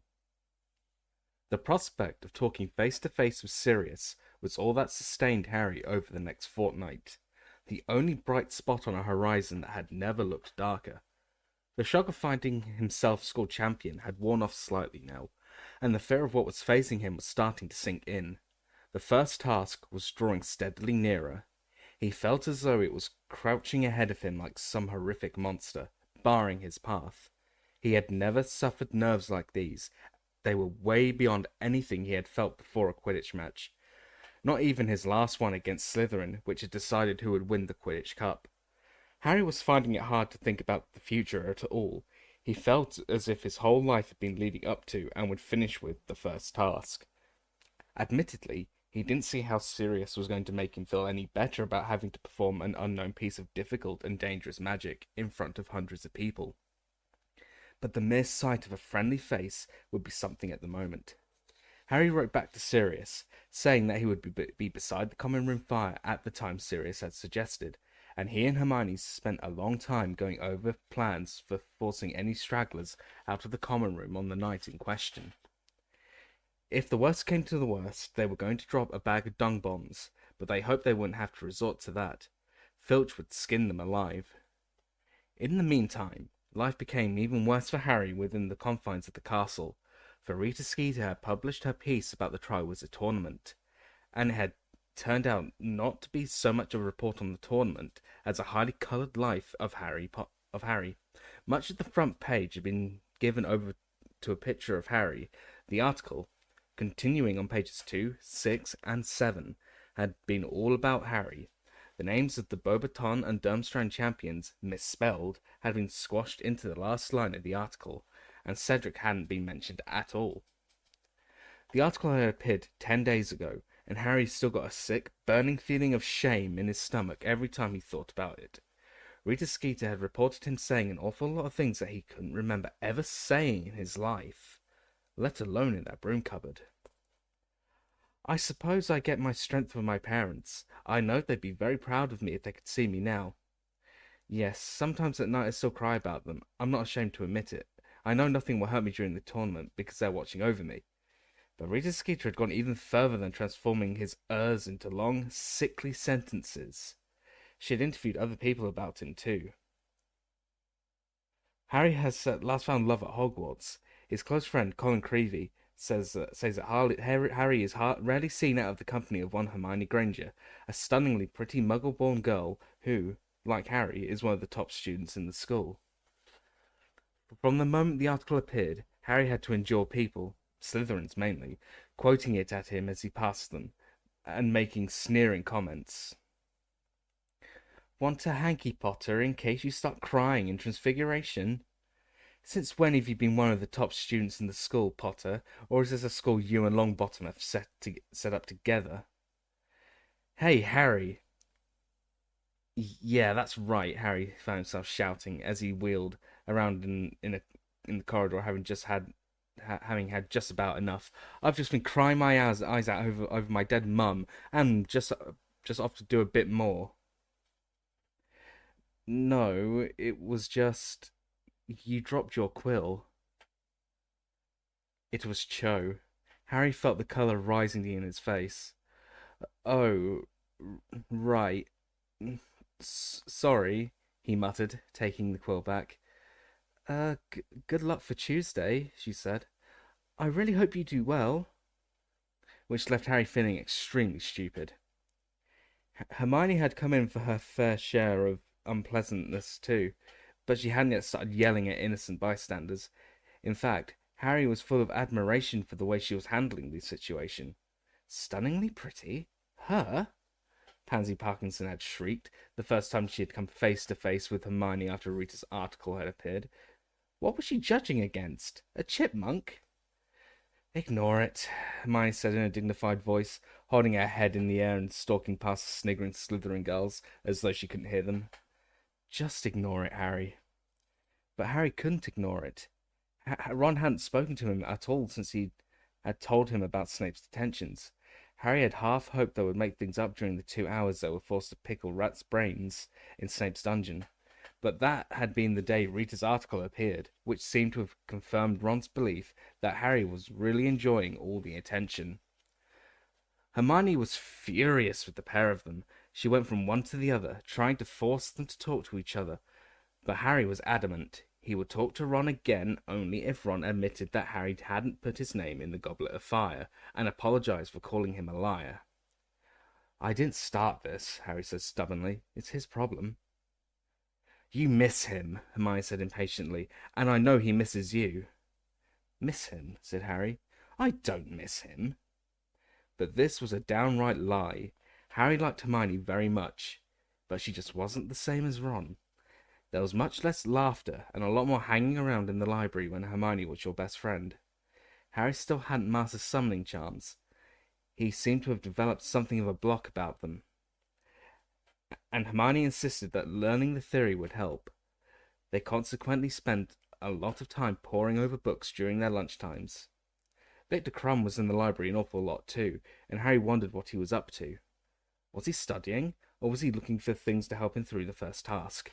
Hermione often complained about Crumb being there, not that he ever bothered them, but because groups of giggling girls often turned up to spy on him from behind bookshelves, and Hermione found the noise distracting. He's not even good looking, she muttered angrily, glaring at Crumb's sharp profile. They only like him because he's famous. They wouldn't look twice at him if he couldn't do that wonky feint thing. Ronski feint, said Harry through gritted teeth. Quite apart from liking to get Quidditch terms correct, it caused him another pang to imagine Ron's expression if he could have heard Hermione talking about wonky feints. It is a strange thing, but when you are dreading something, and would give anything to slow down time, it has a disobligating habit of speeding up. The days until the first task seemed to slip by as though someone had fixed the clocks to work at double speed. Harry's feeling of barely controlled panic was with him wherever he went, as ever-present as the snide comments about the Daily Prophet article. On the Saturday before the first task, all students in the 3rd year and above were permitted to visit the village of Hogsmeade. Hermione told Harry that it would do him good to get away from the castle for a bit, and Harry didn't need much persuasion. What about Ron, though? He said. Don't you want to go with him? Oh, well, Hermione went slightly pink. I thought we might meet up with him in the Three Broomsticks. No, said Harry flatly. Oh, Harry, this is so stupid. I'll come, but I'm not meeting Ron, and I'm wearing my invisibility cloak. Oh, all right then, Hermione snapped, but I hate talking to you in that cloak. I never know if I'm looking at you or not. So Harry put on his invisibility cloak in the dormitory, went back downstairs, and together he and Hermione set off for Hogsmeade. Harry felt wonderfully free under the cloak. He watched other students walking past them as they entered the village, most of them sporting support Cedric Diggory badges, but no horrible remarks came his way for a change, and nobody was quoting that stupid article. People keep looking at me now, said Hermione grumpily, as they came out of Honeyduke's sweet shop later, eating large cream-filled chocolates. They think I'm talking to myself. Don't move your lips so much, then. Come on, please just take off your cloak for a bit. No one's going to bother you here. Oh, yeah? Said Harry. Look behind you. Rita Skeeter and her photographer friend had just emerged from the Three Broomsticks pub, talking in low voices. They passed right by Hermione without looking at her. Harry backed into the wall of Honeydukes to stop Rita Skeeter hitting him with her crocodile skin handbag. When they were gone, Harry said, She's staying in the village. I bet she's coming to watch the first task. And as he said it, his stomach flooded with a wave of molten panic. He didn't mention this. He and Hermione hadn't discussed what was coming in the first task much. He had the feeling she didn't want to think about it. She's gone, said Hermione, looking right through Harry towards the end of the high street. Why don't we go and have a butterbeer and 3 broomsticks? It's a bit cold, isn't it? You don't have to talk to Ron, she added irritably, correctly interpreting his silence. The 3 broomsticks was packed, mainly with Hogwarts students enjoying their free afternoon, but also with a variety of magical people Harry rarely saw anywhere else. Harry supposed that as Hogsmeade was the only all-wizard village in Britain, it was a bit of a haven for creatures like hags, who were not as adept as wizards at disguising themselves. It was very hard to move through the crowds in the invisibility cloak in case you accidentally trod on someone, which tended to lead to awkward questions. Harry edged slowly towards a spare table in the corner, while Hermione went to buy drinks. On his way through the pub, Harry spotted Ron, who was sitting with Fred, George, and Lee Jordan, resisting the urge to give Ron a good hard poke in the back of the head. He finally reached the table and sat down at it. Hermione joined him a moment later and slipped him a butterbeer under his cloak. I look such an idiot, sitting here on my own, she muttered. Lucky I brought something to do. She pulled out a notebook in which she had been keeping a record of SPEW members. Harry saw his and Ron's name at the top of the very short list. It seemed a very long time ago that they had sat making up those predictions together, and Hermione had turned up and appointed them secretary and treasurer. You know, maybe I should try and get some of the villagers involved in SPEW, Hermione said thoughtfully, looking around the pub. Yeah, right, said Harry. He took a swig of butterbeer under his cloak. Hermione, when are you going to give up on this SPEW stuff? When the house elves have decent wages and working conditions, she hissed back. You know, I'm starting to think it's time for more direct action. I wonder how you get into the school kitchens. No idea. Ask Fred and George, said Harry. Hermione lapsed into thoughtful silence while Harry drank his butterbeer, watching the people in the pub. All of them looked cheerful and relaxed.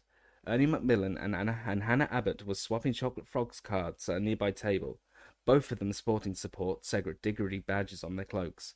Right over by the door he saw Cho and a large group of her Ravenclaw friends. She wasn't wearing a Cedric badge, though.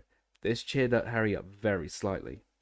What wouldn't he have given to be one of those people, sitting around laughing and talking, with nothing to worry about but homework?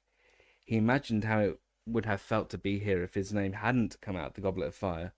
He wouldn't be wearing the invisibility cloak, for one thing. Ron would be sitting with him. The 3 of them would probably be happily imagining what deadly dangerous task the school champions would be facing on Tuesday. He'd have been really looking forward to it, watching them do whatever it was, cheering on Cedric with everyone else, safe in a seat at the back of the stands. He wondered how the other champions were feeling. Every time he had seen Cedric lately, he'd been surrounded by admirers and looking nervous but excited. Harry glimpsed Fleur Delacour from time to time in the corridors. She looked exactly as she always did, haughty and unruffled, and Crumb just sat in the library poring over books. Harry thought of Sirius, and the tight, tense knot in his chest seemed to ease slightly. He would be speaking to him in just over 12 hours, for tonight was the night they were meeting at the common room fire, assuming nothing went wrong, as everything else had done lately. Look, it's Hagrid, said Hermione. The back of Hagrid's enormous shaggy head, he had mercifully abandoned his bunches, emerged over the crowd. Harry wondered why he hadn't spotted him at once, as Hagrid was so large, but standing up carefully, he saw that Hagrid had been leaning low, talking to Professor Moody. Hagrid had his usual enormous tankard in front of him, but Moody was drinking from his hip flask. Madame Rosmerta, the pretty landlady, didn't seem to think much of this. She was looking askant at Moody as she collected glasses from tables around them. Perhaps she thought it was an insult to her mulled mead, but Harry knew better. Moody had told them all during their last defense against the dark arts lesson that he preferred to prepare his own food and drink at all times, as it was so easy for dark wizards to poison an unattended cup. As Harry watched, he saw Hagrid and Moody get up to leave. He waved, then remembered that Hagrid couldn't see him. Moody, however, paused, his magical eye on the corner where Harry was standing. He tapped Hagrid in the small of the back, being unable to reach his shoulder, muttered something to him, and then the pair of them made their way back across the pub towards Harry and Hermione's table. All right, Hermione," said Hagrid loudly. "Hello," said Hermione, smiling back. Moody limped around the table and bent down. Harry thought he was reading the SPEW notebook until he muttered, "Nice cloak, Potter." Harry stared at him in amazement. The large chunk missing from Moody's nose was particularly obvious at a few inches' distance. Moody grinned. Can you? Yeah, it can see through invisibility cloaks, Moody said quietly, and it's come in useful at times, I can tell you. Hagrid was beaming down at Harry too. Harry knew Hagrid couldn't see him, but Moody had obviously told Hagrid he was there. Hagrid now bent down on the pretext of reading the SPEW notebook as well, and said in a whisper so low that only Harry could hear it, "Harry, meet me tonight at midnight at me cabin. Wear that cloak." Straightening up, Hagrid said loudly, "Nice to see you, Hermione," winked and departed. Moody followed him. "Why does he want me to meet him at midnight?" Harry said, very surprised. "Does he?" said Hermione, looking startled. "I wonder what he's up to." "I don't know whether you should go, Harry." She looked nervously around and hissed. "It might make you late for Sirius." It was true that going down to Hagrid's at midnight would mean cutting his meeting with Sirius very fine indeed. Hermione suggested sending Hedwig down to Hagrid's and to tell him he couldn't go, always assuming she would consent to take the note, of course. Harry, however, thought it better to just be quick at whatever Hagrid wanted him for. He was very curious to know what this might be. Hagrid had never asked Harry to visit him so late at night. At 11:30 that evening, Harry, who had pretended to go up to bed early, pulled the invisibility cloak back over himself and crept back downstairs through the common room. Quite a few people were still in there. The Creevy brothers had managed to get a hold of a stack of Support Cedric Diggory badges and were trying to bewitch them to make them say Support Harry Potter instead. So far, however, all they had managed to do was get the badges stuck on Potter Stinks. Harry crept past them to the portrait hole and waited for a minute or so, keeping an eye on his watch. Then Hermione opened the fat lady for him from outside as they had planned.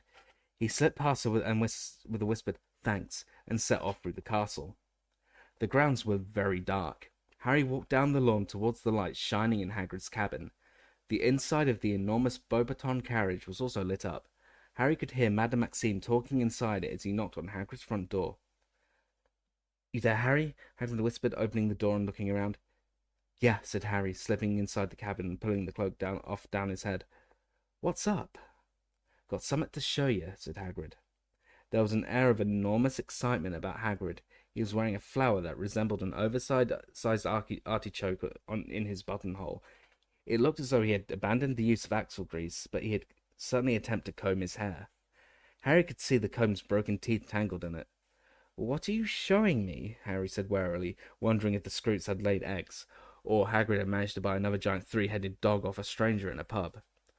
"Come with me, keep quiet, and keep yourself covered with that cloak," said Hagrid. "We won't take Fang. He won't like it." "Listen, Hagrid, I can't stay long. I've got to be back up at the castle for 1 o'clock. But Hagrid wasn't listening. He was opening the cabin door and striding off into the night. Harry hurried to follow and found, to his great surprise, that Hagrid was leading him to the Beaubaton carriage. "Hagrid, what?" "Shush," said Hagrid, and he knocked 3 times on the door, bearing the crossed golden wands. Madame Maxime opened it. She was wearing a silk shawl wrapped around her massive shoulders. She smiled when she saw Hagrid. "Ah, Hagrid, is it time?"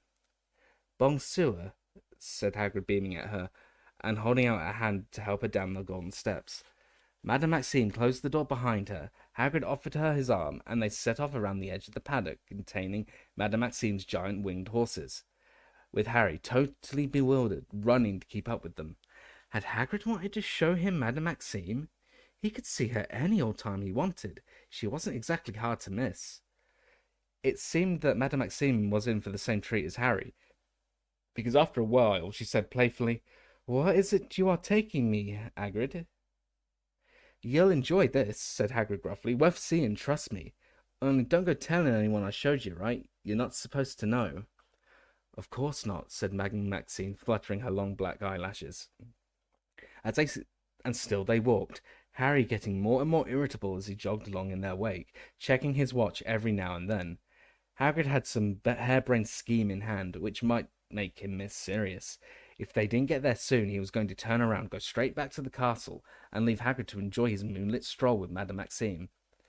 But then, when they had walked so far around the perimeter of the forest that the castle and the lake were out of sight, Harry heard something.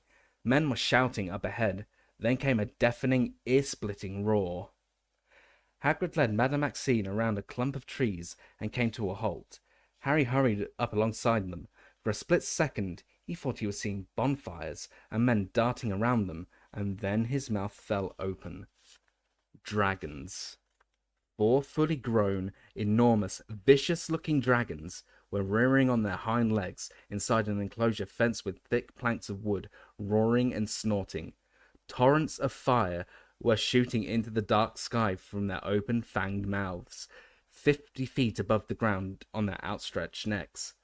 There was a silvery blue one with long pointed horns, snapping and snarling at the wizards on the ground, a smooth-scaled green one which was writhing and stamping with all its might, a red one with an odd fringe of fine gold spikes around its face, which was shooting mushroom-shaped fire clouds into the air, and a gigantic black one, more lizard-like than the others, which was nearest to them.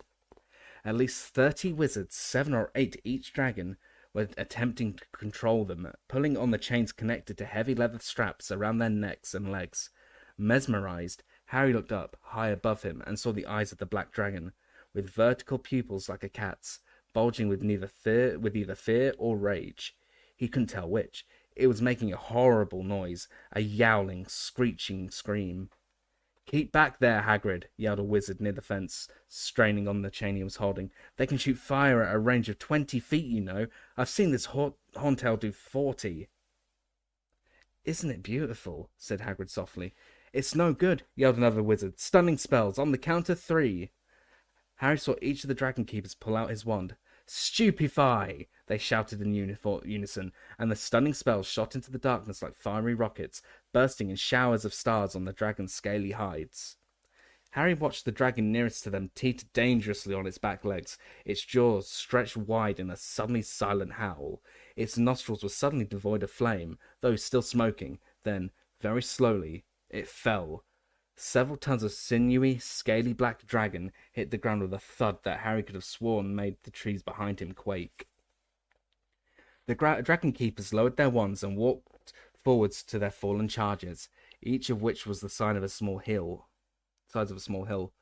They hurried to tighten the chains and fasten them securely to iron pegs, which they forced deep into the ground with their wands. "Want a closer look?" Hagrid asked Madame Maxime excitedly. The pair of them moved right up to the fence, and Harry followed.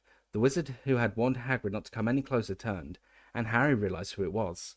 Charlie Weasley. "All right, Hagrid?" he panted, coming over to talk. "They should be okay now. We put them out with a sleeping draught on the way here. Thought it might be better for them to wake up in the dark and the quiet. But, like you saw, they weren't happy. Not happy at all."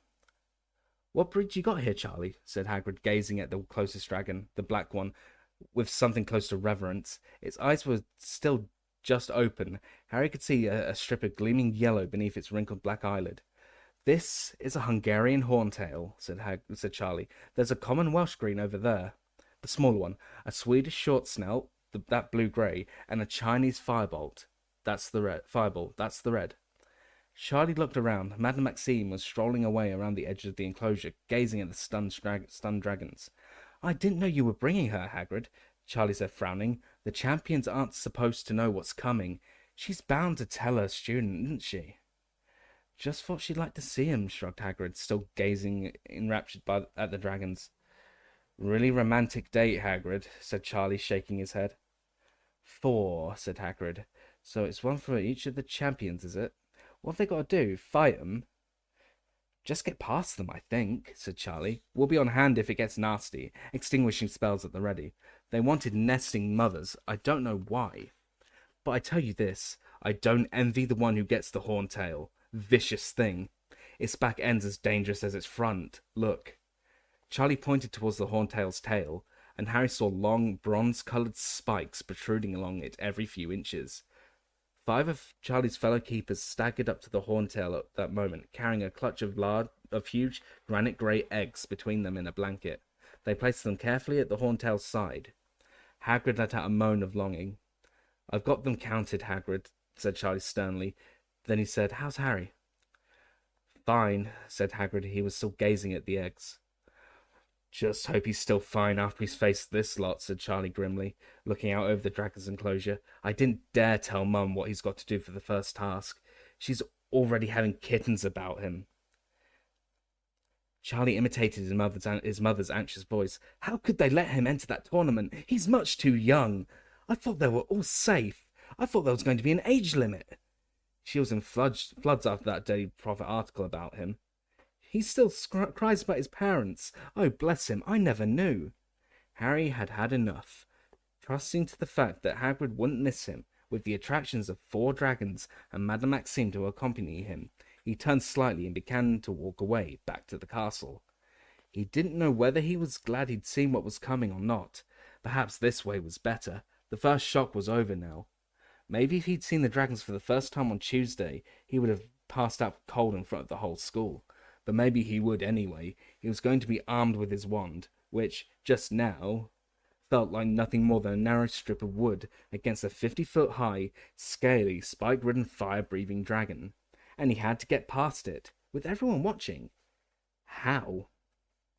Harry sped up, skirting the edge of the forest. He had just under 15 minutes to get back to the fireside and talk to Sirius, and he couldn't remember ever wanting to talk to someone more than he did right now. Then, without warning, he ran into something very solid. Harry fell backwards, his glasses askew, clutching the cloak around him. A voice nearby said, "Ouch! Who's there?" Harry hastily checked that the cloak was covering him and lay very still, staring up at the dark outline of the wizard he had hit. He recognized the goatee. It was Karkaroff. "Who's there?" said Karkaroff again, very suspiciously, looking around in the darkness. Harry remained still and silent. After a minute or so, Karkaroff seemed to decide that he had hit some sort of animal. He was looking around at waist height, as though expecting to see a dog. Then he crept back under the cover of the trees and started to edge forwards towards the place where the dragons were. Very slowly and very carefully, Harry got to his feet and set off again, as fast as he could without making too much noise, hurrying through the darkness back towards Hogwarts. He had no doubt whatsoever what Karkaroff was up to. He had sneaked off his ship to try and find out what the first task was going to be. He might even have spotted Hagrid and Madame Maxime heading off around the forest together. They were hardly difficult to spot at a distance, and now all Karkaroff had to do was follow the sound of voices, and he, like Madame Maxime, would know what was in store for the champions. By the looks of it, the only champion who would be facing the unknown on Tuesday was Cedric. Harry reached the castle, slipped in through the front doors, and began to climb the marble stairs. He was very out of breath, but he didn't dare slow down. He had less than 5 minutes to get up to the fire.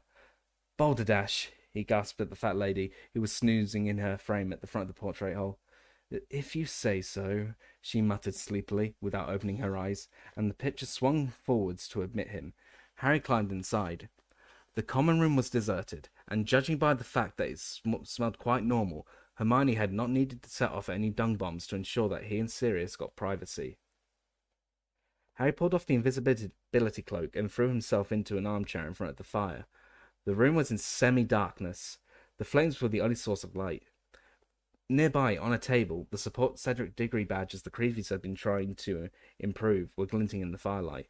They now read, "Potter really stinks." Harry looked back into the flames and jumped. Sirius's head was sitting in the fire. If Harry hadn't seen Mr. Diggory do exactly this back in the Weasley's kitchen, it would have scared him out of his wits. Instead, his face breaking into the first smile he had worn for days, he scrambled out of his chair, crouched down by the hearth, and said, "Sirius, how are you doing?" Sirius looked different from Harry's memory of him when they had said goodbye. Sirius's face had been gaunt and sunken, surrounded by a quantity of long, black, matted hair, but the hair was short and clean now. Sirius's face was fuller, and he looked younger, much more like the only photograph Harry had of him, which had been taken at the Potter's wedding. Never mind me. How are you? Said Sirius seriously. I'm. For a second, Harry tried to say fine, but he couldn't do it. Before he could stop himself, he was talking more than he had talked in days about how no one believed he hadn't entered the tournament of his own free will, how Rita Skeeter had lied about him in the Daily Prophet, how he couldn't walk down a corridor without being sneered at, and about Ron not believing him, Ron's jealousy. And now Hagrid's just shown me what's coming in the first task, and it's dragons. Sirius, I'm a goner, he finished desperately. Sirius looked at him, eyes full of concern, eyes which had not yet lost the look that Azkaban had given them, that deadened, haunted look. He had let Harry talk himself into silence without interruption, but now he said, Dragons we can deal with, Harry, but we'll get to that in a minute. I haven't got long here. I've broken into a wizarding house to use the fire, but they could be back at any time. There are things I need to warn you about. What? Said Harry, feeling his spirits slip a further few notches. Surely there could be nothing worse than the dragons coming. Karkaroff, said Sirius. Harry, he was a Death Eater. You know what Death Eaters are, don't you? Yes. What? He was caught. He was in Azkaban with me, but he got released. I'd bet everything that's why Dumbledore wanted an aura at Hogwarts this year, to keep an eye on him. Moody caught Karkaroff, put him into Azkaban in the first place. Karkaroff got released? Harry said slowly. His brain seemed to be struggling to absorb yet another piece of shocking information. Why did they release him? He did a deal with the Ministry of Magic, said Sirius bitterly. He said he'd seen the error of his ways, and then he named names. He put a load of other people into Azkaban in his place. He's not very popular in there, I can tell you. And since he got out, from what I can tell, he's been teaching the dark arts to every student who passes through that school of his. So watch out for the Durmstrang champion as well. Okay, said Harry slowly. But are you saying Karkaroff put my name in the goblet? Because if he did, he's a really good actor. He seemed furious about it. He wanted to stop me competing. We know he's a good actor, said Sirius, because he convinced the Ministry of Magic to set him free, didn't he? Now, I've been keeping an eye on the Daily Prophet, Harry. You and the rest of the world, said Harry bitterly. And reading between the lines of that Skeeter woman's article last month, Moody was attacked the night before he started at Hogwarts. Yes, I know she says it was another false alarm, Sirius said hastily, seeing Harry about to speak, but I don't think so somehow. I think someone tried to stop him getting to Hogwarts. I think someone knew their job would be a lot more difficult with him around, and no one's going to look into it too closely. Mad Eye's heard intruders a bit too often, but that doesn't mean he can't still spot the real thing. Moody was the best aura the Ministry ever had. So, what are you saying? Said Harry slowly. Karkaroff's trying to kill me. But why? Sirius hesitated. I've been hearing some very strange things, he said slowly. The Death Eaters seem to be a bit more active than usual lately. They showed themselves at the Quidditch World Cup, didn't they? Someone set off the Dark Mark. And then... Did you hear about that Ministry of Magic witch who's gone missing? Bertha Jorkins, said Harry. Exactly. She disappeared in Albania, and that's definitely where Voldemort was rumoured to be last. And she would have known the Triwizard Tournament was coming up, wouldn't she? Yeah, but it's not very likely she'd have walked straight into Voldemort, is it? Said Harry. Listen, I knew Bertha Jorkins, said Sirius grimly. She was at Hogwarts when I was. A few years above your dad and me. And she was an idiot. Very noisy, but no brains, none at all. It's not a good combination, Harry. I'd say she'd be very easy to lure into a trap. So Voldemort could have found out about the tournament? Said Harry. Is that what you mean? You think Karkaroff might be here on his orders? I don't know, said Sirius slowly. I just don't know. Karkaroff doesn't strike me as the type who'd go back to Voldemort unless he knew Voldemort was powerful enough to protect him. But whoever put your name in that goblet did it for a reason, and I can't help thinking the tournament would be a very good way to attack you and make it look like an accident." "Looks like a really good plan from where I'm standing," said Harry bleakly. "They'll just have to stand back and let the dragons do their stuff." "Right, these dragons," said Sirius, speaking very quickly now. "There's a way, Harry. Don't be tempted to try a stunning spell. Dragons are strong and too powerfully magical to be knocked out by a single stunner. You need about half a dozen wizards at a time to overcome a dragon." "Yeah, I know, I just saw," said Harry. "But you can do it alone," said Sirius. "There is a way, and a simple spell's all you need. Just..." But Harry had held up a hand to silence him, his heart suddenly pounding as though it would burst. He could hear footsteps coming down the spiral staircase behind him. "Go!" he hissed at Sirius. "Go! There's someone coming!" Harry scrambled to his feet, hiding the fire. If someone saw Sirius's face within the walls of Hogwarts, they would raise an almighty uproar. The Ministry would get dragged in. Harry, would be questioned about Sirius's whereabouts. Harry heard a tiny pop in the fire behind him and knew Sirius had gone. He watched the bottom of the spiral staircase. Who had decided to go for a stroll at 1 o'clock in the morning and stopped Sirius telling him how to get past a dragon? It was Ron, dressed in his maroon paisley pajamas. Ron stopped dead, facing Harry across the room, and looked around. "Who were you talking to?" he said. "What's that got to do with you?" Harry snarled. "What are you doing down here at this time of night?" "I just wondered where you..." Ron broke off, shrugging. "Nothing. I'm going back to bed." "Just thought you'd come nosing around, did you?" Harry shouted. He knew that Ron had no idea what he'd walked in on.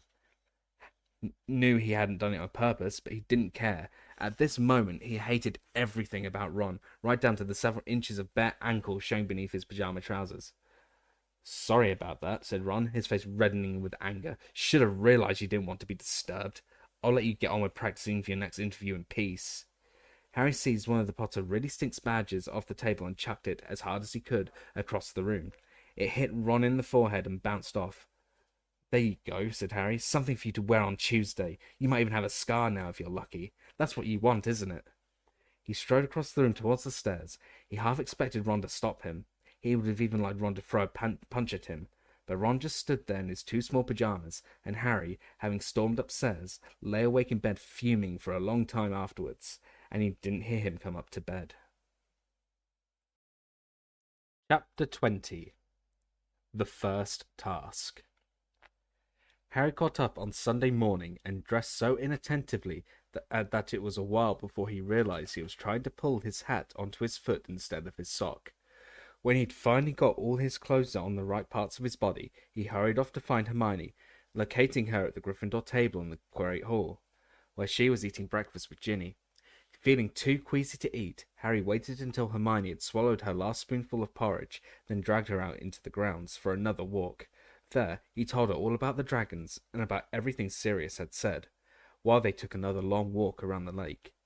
Alarmed as she was by Sirius's warnings about Karkaroff, Hermione still thought that the dragons were the more pressing problem. "Let's just try and keep you alive until Tuesday evening," she said desperately, "and then we can worry about Karkaroff." They walked 3 times around the lake, trying all the way to think of a simple spell that would subdue a dragon. Nothing whatsoever occurred to them, so they retired to the library instead. Here, Harry pulled down every book he could find on dragons, and both of them set to work searching through the large pile. Talon clipping by charms, treating scale rot. This is no good. This is for nutters like Hagrid who want to keep them healthy. Dragons are extremely difficult to slay, owing to the ancient magic that imbues their thick hides, which none but the most powerful spells can penetrate. But Sirius said a simple one would do it. "Let's try some simple spellbooks then," said Harry, throwing aside men who love dragons too much. He returned to the table with a pile of spellbooks, set them down, and began to flick through each in turn. Hermione whispered non-stop at his elbow. "Well, there are switching spells. But what's the point of switching it, unless you swapped its fangs for wine gums or something? That would make it less dangerous. The trouble is, like that book said, it's not going to get through a dragon's hide. I'd say transfigure it, but something that big, you haven't really got a hope. I doubt even Professor McGonagall..." Unless you're supposed to put the spell on yourself, maybe to give yourself extra powers. But they're not simple spells. I mean, we haven't done any of those in class, and I only know about them because I've been doing OWL practice papers. Hermione, Harry said through gritted teeth, would you shut up for a bit, please? I'm trying to concentrate. But all that happened when Hermione fell silent was that Harry's brain filled with a sort of blank buzzing, which didn't seem to allow room for concentration. He set hopelessly down the index of basic hexes for the busy and vexed. Instant scalping. But dragons had no hair. Pepper breath. That would probably increase the dragon's fire power. Horn tongue. Just what he needed to give it an extra weapon. Oh no, he's back again. Why can't he read on his stupid ship? Said Hermione irritably as Victor Crumb slouched in, cast a surly look over at the pair of them, and settled himself in a distant corner with a pile of books. Come on, Harry, we'll go back to the common room. His fan club will be here in a moment, twittering away. And sure enough, as they left the library, a gang of girls tiptoed past them into the library, one of them wearing a Bulgaria scarf tied around her waist. Harry barely slept that night. When he awoke on Monday morning, he seriously considered, for the first time ever, just running away from Hogwarts. But as he looked around the Great Hall at breakfast time, the thought about what leaving the castle would mean, he knew he couldn't do it. It was the only place he had ever been happy. Well, he supposed he must have been happy with his parents too, but he couldn't remember that. Somehow, the knowledge that he would rather be here and facing a dragon than back in Privet Drive with Dudley was good to know. It made him feel slightly calmer. He finished his bacon with difficulty. His throat wasn't working too well, and as he and Hermione got up, he saw Cedric Diggory leaving the Hufflepuff table. Cedric still didn't know about the dragons. The only champion who didn't. If Harry was right in thinking that Maxime and Karkaroff would have told Fleur and Crumb. Hermione, I'll see you in the greenhouses, Harry said, coming to his decision as he watched Cedric leaving the hall. Go on, I'll catch you up. Harry, you'll be late. The bell's about to ring. I'll catch you up, okay? By the time Harry reached the bottom of the marble staircase, Cedric was at the top. He was with a load of sixth-year friends. Harry didn't want to talk to Cedric in front of them. They were among those who had been quoting Rita Skeeter's article at him every time he went near them. He followed Cedric at a distance and saw that he was heading towards the Charms corridor. This gave Harry an idea. Pausing at a distance from them, he pulled out his wand and took careful aim. Diffindo. Cedric's bag split. Parchment, quills, and books spilled out of it onto the floor. Several bottles of ink smashed. Don't bother, said Cedric in an exasperated voice as his friends bent down to help him. Tell Flitwick I'm coming. Go on. This was exactly what Harry had been hoping for.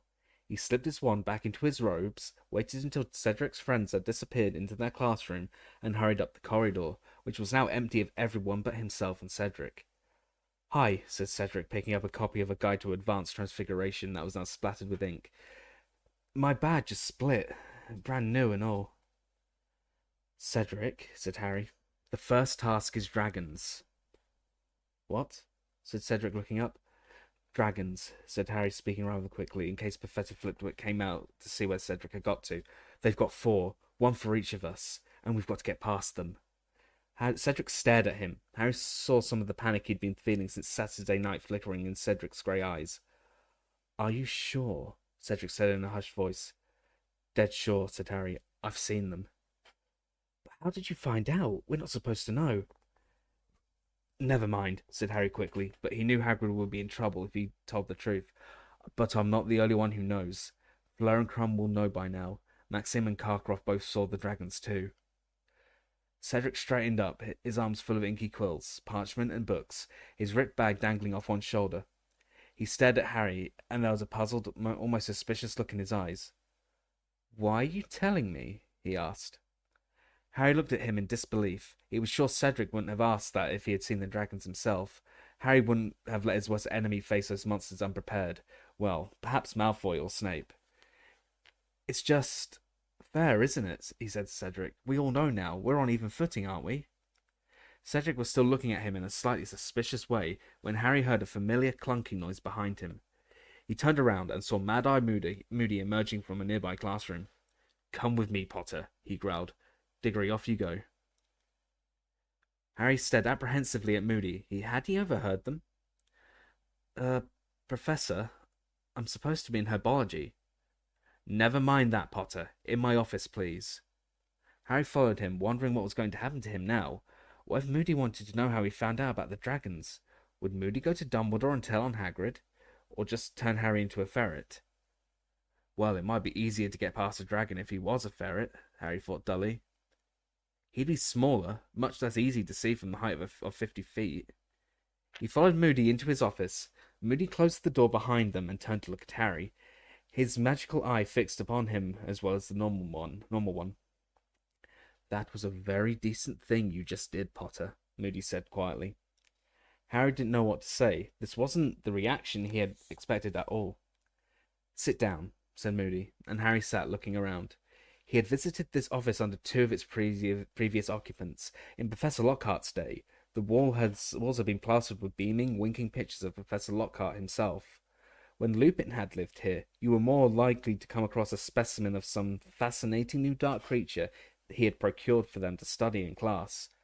Now, however, the office was full of a number of exceptionally odd objects that Harry supposed Moody had used in the days when he had been an Auror. On his desk stood what looked to be a large, cracked glass spinning top. Harry recognized it at once as a sneakoscope, because he owned one himself, though it was much smaller than Moody's. In the corner on a small table stood an object that looked something like an extra squiggly golden television aerial. It was humming slightly. What appeared to be a mirror hung opposite Harry on the wall, but it was not reflecting the room. Shadowy figures were moving around inside it, none of them clearly in focus. "Like my dark detectors, do you?" said Moody, who was watching Harry closely. "What's that?" Harry asked, pointing at the squiggly golden aerial. "Secrecy sensor. Vibrates when it detects concealment and lies. No use here, of course. Too much interference. Students in every direction lying about why they haven't done their homework. Been humming ever since I got here. I had to disable my sneakoscope because it wouldn't stop whistling. It's extra sensitive. Picks up stuff about a mile around. Of course, it could be picking up more than kids' stuff," he added in a growl. "And what's the mirror for?" "Oh, that's my faux glass. See them out there, skulking around? I'm not really in any trouble until I see the whites of their eyes. That's when I open my trunk." He let out a short, harsh laugh and pointed to the large trunk under the window. It had 7 keyholes in a row. Harry wondered what was in there, until Moody's next question brought him sharply back to earth. "So, found out about the dragons, have you?" Harry hesitated. He'd been afraid of this, but he hadn't told Cedric, and he certainly wasn't going to tell Moody that Hagrid had broken the rules. "It's all right," said Moody, sitting down and stretching out his one leg with a groan. "Cheating's a traditional part of the Triwizard Tournament and always has been." "I didn't cheat," said Harry sharply. "It was a sort of accident that I found out." Moody grinned. "I wasn't accusing you, laddie. I've been telling Dumbledore from the start. He can be as high-minded as he likes, but you can bet old Karkaroff and Maxime won't be. They'll have told their champions everything they can. They want to win. They want to beat Dumbledore. They'd like to prove he's only human." Moody gave a harsh laugh, and his magical eyes swiveled around so fast it made Harry feel queasy to watch it. "So, got any ideas how you're going to get past your dragon yet?" said Moody. "No," said Harry. "Well, I'm not going to tell you," said Moody gruffly. "I don't show favoritism, me. I'm just going to give you some good general advice. And the first bit is, play to your strengths." "I haven't got any," said Harry, before he could stop himself. "Excuse me," growled Moody. "You've got strengths if I say you've got them. Think now, what are you best at?" Harry tried to concentrate. What was he best at? Well, that was easy, really. "Quidditch," she said dully, "and a fat lot of help." "That's right," said Moody, staring at him very hard, his magical eye barely moving at all. "You're a damn good flyer, from what I've heard." "Yeah, but..." Harry stared at him. "I'm not allowed a broom. I've only got my wand." "My second piece of general advice," said Moody, loudly interrupting him, "is to use a nice, simple spell which will enable you to get what you need." Harry looked at him blankly. What did he need? Come on, boy, whispered Moody. Put them together. It's not that difficult. And it clicked. He was best at flying. He needed to pass the dragon in the air. For that, he needed his firebolt. And for his firebolt, he needed... Hermione, Harry whispered when he had sped into Greenhouse 10 minutes later, uttering a hurried apology to Professor Sprout as he passed her. Hermione, I need you to help me. What do you think I've been trying to do, Harry? She whispered back, her eyes round with anxiety over the top of the quivering flutterby bush she was pruning. Hermione, I need to learn how to do a summoning charm properly by tomorrow afternoon. And so they practiced. They didn't have lunch, but headed for a free classroom, where Harry tried with all his might to make various objects fly across the room towards him. He was still having problems. The books and quills kept losing heart halfway across the room and dropping like stones to the floor. Concentrate, Harry. Concentrate. What do you think I'm trying to do? Said Harry angrily. A filthy great dragon keeps popping up in my head for some reason. Okay, try again. He wanted to skip divination to keep practicing, but Hermione refused point-blank to skive off arithmancy, and there was no point staying without her. He therefore had to endure over an hour of Professor Trelawney, who spent half the lesson telling everyone that the position of Mars in relation to Saturn at that moment meant that people born in July were in great danger of sudden violent deaths. Well, that's good, said Harry loudly, his temper getting the better of him. Just as long as it's not drawn out, I don't want to suffer. Ron looked for a moment as though he was going to laugh. He certainly caught Harry's eye for the first time in days, but Harry was still feeling too resentful towards Ron to care. He spent the rest of the lesson trying to attract small objects towards him under the table with his wand. He managed to make a fly zoom straight into his hand, though he wasn't entirely sure that was owing to his prowess at summoning charms. Perhaps the fly was just stupid. He forced down some dinner after divination, then returned to the empty classroom with Hermione using the invisibility cloak to avoid the teachers. They kept practicing until past midnight. They would have stayed longer, but Peeves turned up, and pretending to think that Harry wanted things thrown at him, started chucking chairs across the room. Harry and Hermione left in a hurry before the noise attracted Filch, and went back to the Gryffindor common room, which was now mercifully empty.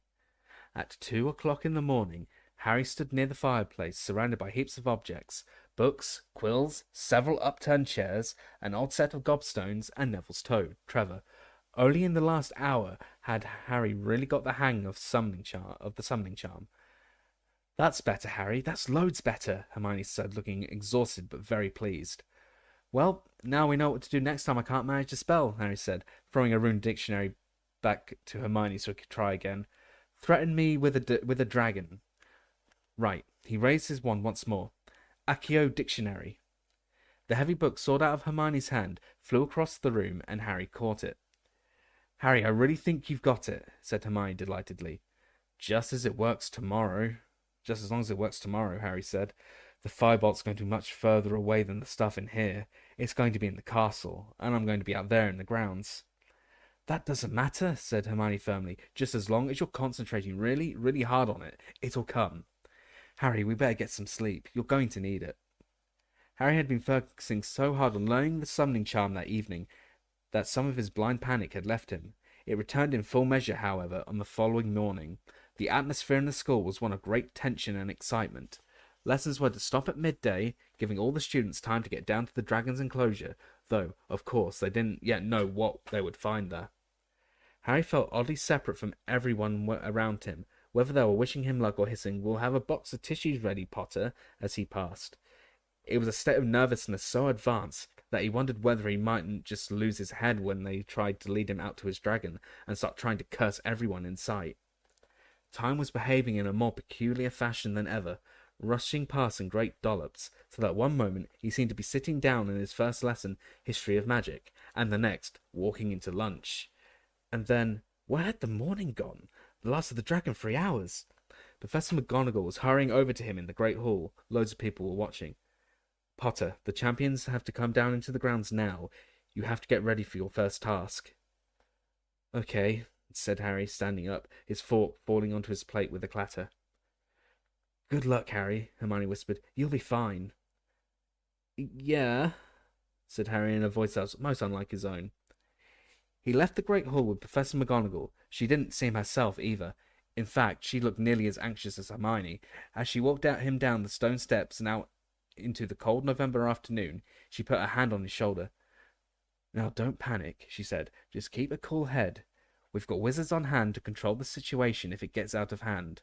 The main thing is, just do your best, and nobody will think any worse of you. Are you all right?" "Yes," Harry heard himself say. "Yes, I'm fine." She was leading him towards the place where the dragons were, around the edge of the forest, but when they approached the clump of trees behind which the enclosure would be clearly visible, Harry saw that a tent had been erected, its entrance facing them, screening the dragons from view.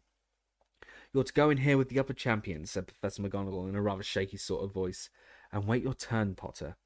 Mr. Bagman is in there. He'll be telling you the procedure. Good luck." "Thanks," said Harry in a flat, distant voice. She left him at the entrance of the tent. Harry went inside. Fleur Delacour was sitting in a corner on a low wooden stool. She didn't look nearly as composed as usual, but rather pale and clammy. Victor Crumb looked even surlier than usual, which Harry supposed was his way of showing nerves. Cedric was pacing up and down.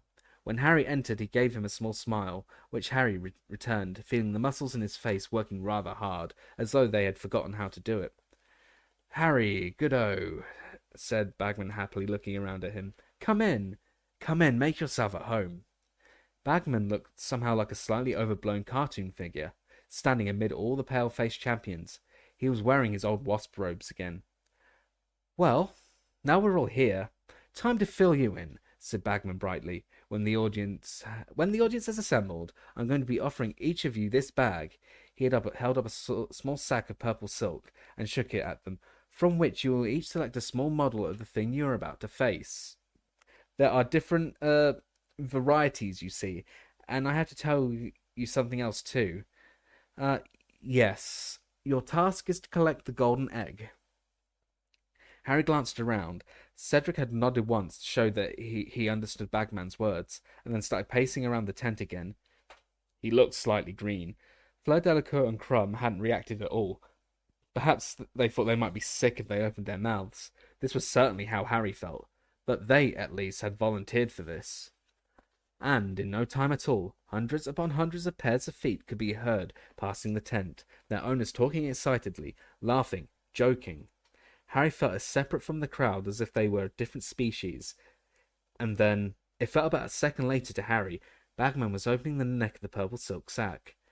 "Ladies first," he said, offering it to Fleur Delacour.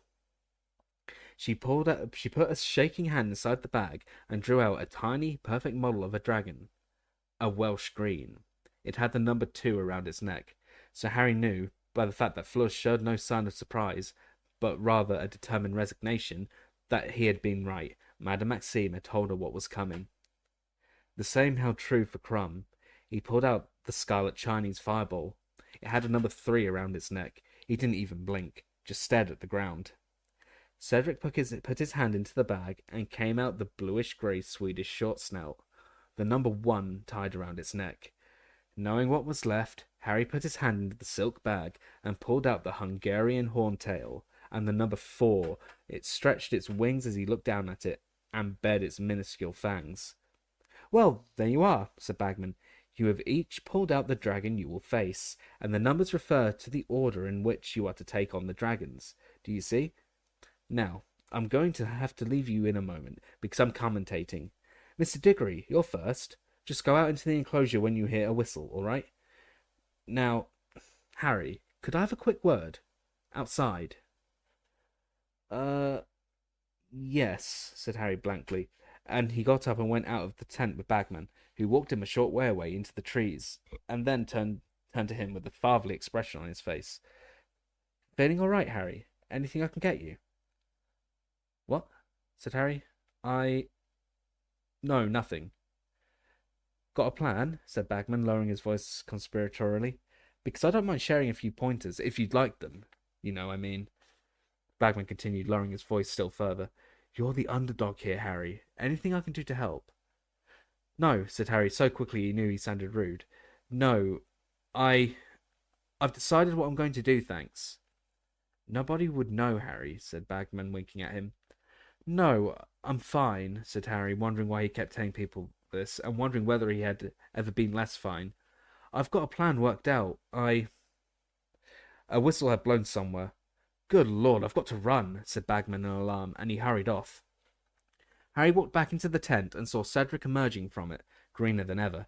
Harry tried to wish him luck as he walked past, but all that came out of his mouth was a sort of hoarse grunt. Harry went back inside to Fleur and Crumb.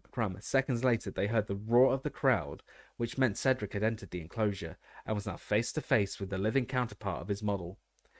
It was worse than Harry could have ever imagined, sitting there and listening. The crowd screamed, yelled, gasped like a single many-headed entity, and Cedric did whatever he was doing to get past the Swedish short snout. Crumb was still staring at the ground. Fleur had now taken to retracing Cedric's steps, round and round the tent, and Bagman's commentary made everything much, much worse. Horrible pictures formed in Harry's mind as he heard, "Ooh, narrow miss there, very narrow. He's taking risks, this one. Clever move. Pity it didn't work." And then, after about 15 minutes, Harry heard the deafening roar that could mean only one thing. Cedric had got past his dragon and seized the golden egg. "Very good indeed," Bagman was shouting. "And now, the marks from the judges." But he didn't shout out the marks. Harry supposed the judges were holding them up and showing them to the crowd. "One down, 3 to go," Bagman yelled, as the whistle blew again. "Miss Delacour, if you please." Fleur was trembling from head to foot. Harry felt more warmly towards her than he had done so far, as she left the tent with her head held high and her hand clutching her wand. He and Crumb were left alone at opposite ends of the tent, avoiding each other's gaze. The same process started again. "Oh, I'm not sure that was wise," they could hear Bagman shouting gleefully. "Oh, nearly. Careful now. Good Lord, I thought she'd had it then." 10 minutes later, Harry heard the crowd erupt into applause once more. Fleur had been successful, too. A pause while Fleur's marks were being shown, more clapping, then for the third time, the whistle. "And here comes Mr. Crumb," cried Bagman, and Crumb slouched out, leaving Harry quite alone. He felt much more aware of his body than usual, very aware of the way his heart was pumping fast, and his fingers tingling with fear. Yet, at the same time, he seemed to be outside himself, seeing the walls of the tent and hearing the crowd as though from far away. "Very daring!" Bagman was yelling, and Harry heard the Chinese fireball emit a horrible roaring shriek, while the crowd drew its collective breath. "That's some nerve he's showing, and... yes, he's got the egg!" Applause shattered the wintry air like breaking glass. Crumb had finished. It would be Harry's turn at any moment. He stood up, noticing dimly that his legs seemed to be made of marshmallow. He waited, and then he heard the whistle blow. He walked out through the entrance of the tent, the panic rising into a crescendo around him, and now he was walking past the trees, through a gap in the enclosure fence. He saw everything in front of him as though it was a very highly coloured dream. There were hundreds and hundreds of faces staring down at him from stands which had been magicked there since he'd last stood on this spot. And there was the horntail, at the other end of the enclosure, crouched low over her clutch of eggs, her wings half furled, her evil yellow eyes upon him, a monstrous scaly black lizard thrashing her spiked tail, leaving yard-long gouge marks in the hard ground. The crowd was making a great deal of noise, but whether friendly or not, Harry didn't know or care. It was time to do what he had to do, to focus his mind entirely and absolutely upon the thing that was his only chance. He raised his wand. "Accio, firebolt!" he shouted. He waited, every fibre of him hoping, praying, if it hadn't worked, if it wasn't coming. He seemed to be looking at everything around him through some sort of shimmering, transparent barrier, like a heat haze, which made the enclosure of the hundreds of faces looking around him swim strangely. And then he heard it. Speeding through the air behind him, he turned and saw his firebolt hurtling towards him around the edge of the woods, soaring into the enclosure, and stopping dead in mid-air beside him. Waiting for him to mount, the crowd was making even more noise. Bagman was shouting something, but Harry's ears were not working properly anymore. Listening wasn't important. He swung his leg over the broom and kicked off from the ground, and a second later something miraculous happened. As he soared upwards, and the wind rushed through his hair, as the crowd's faces became mere flesh-coloured pinpricks below, and the horntail shrank to the size of a dog, he realized that he had left not only the ground behind, but also his fear. He was back where he belonged. This was just another Quidditch match. That was all. Just another Quidditch match. And that horntail was just another ugly opposing team.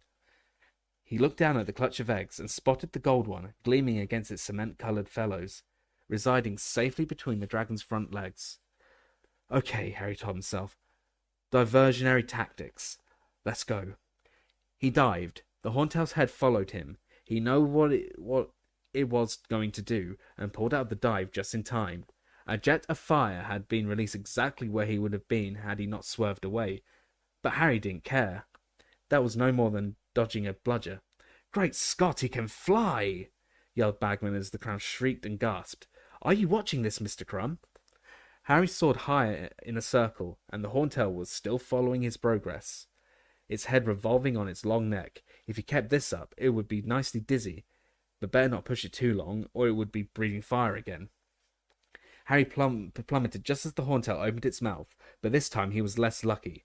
He missed the flames, but the tail came whipping up to meet him instead, and he swerved to the right. One of the long spikes grazed his shoulder, ripping his robes.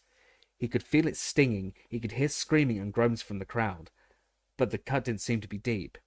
Now he zoomed around the back of the horntail, and a possibility occurred to him. The horntail didn't want to take off. She was too protective of her eggs. Though she writhed and twisted, furling and unfurling her wings and keeping those fearsome yellow eyes on Harry, she was afraid to move too far from them. But he had to persuade her to do it, or he'd never get near them.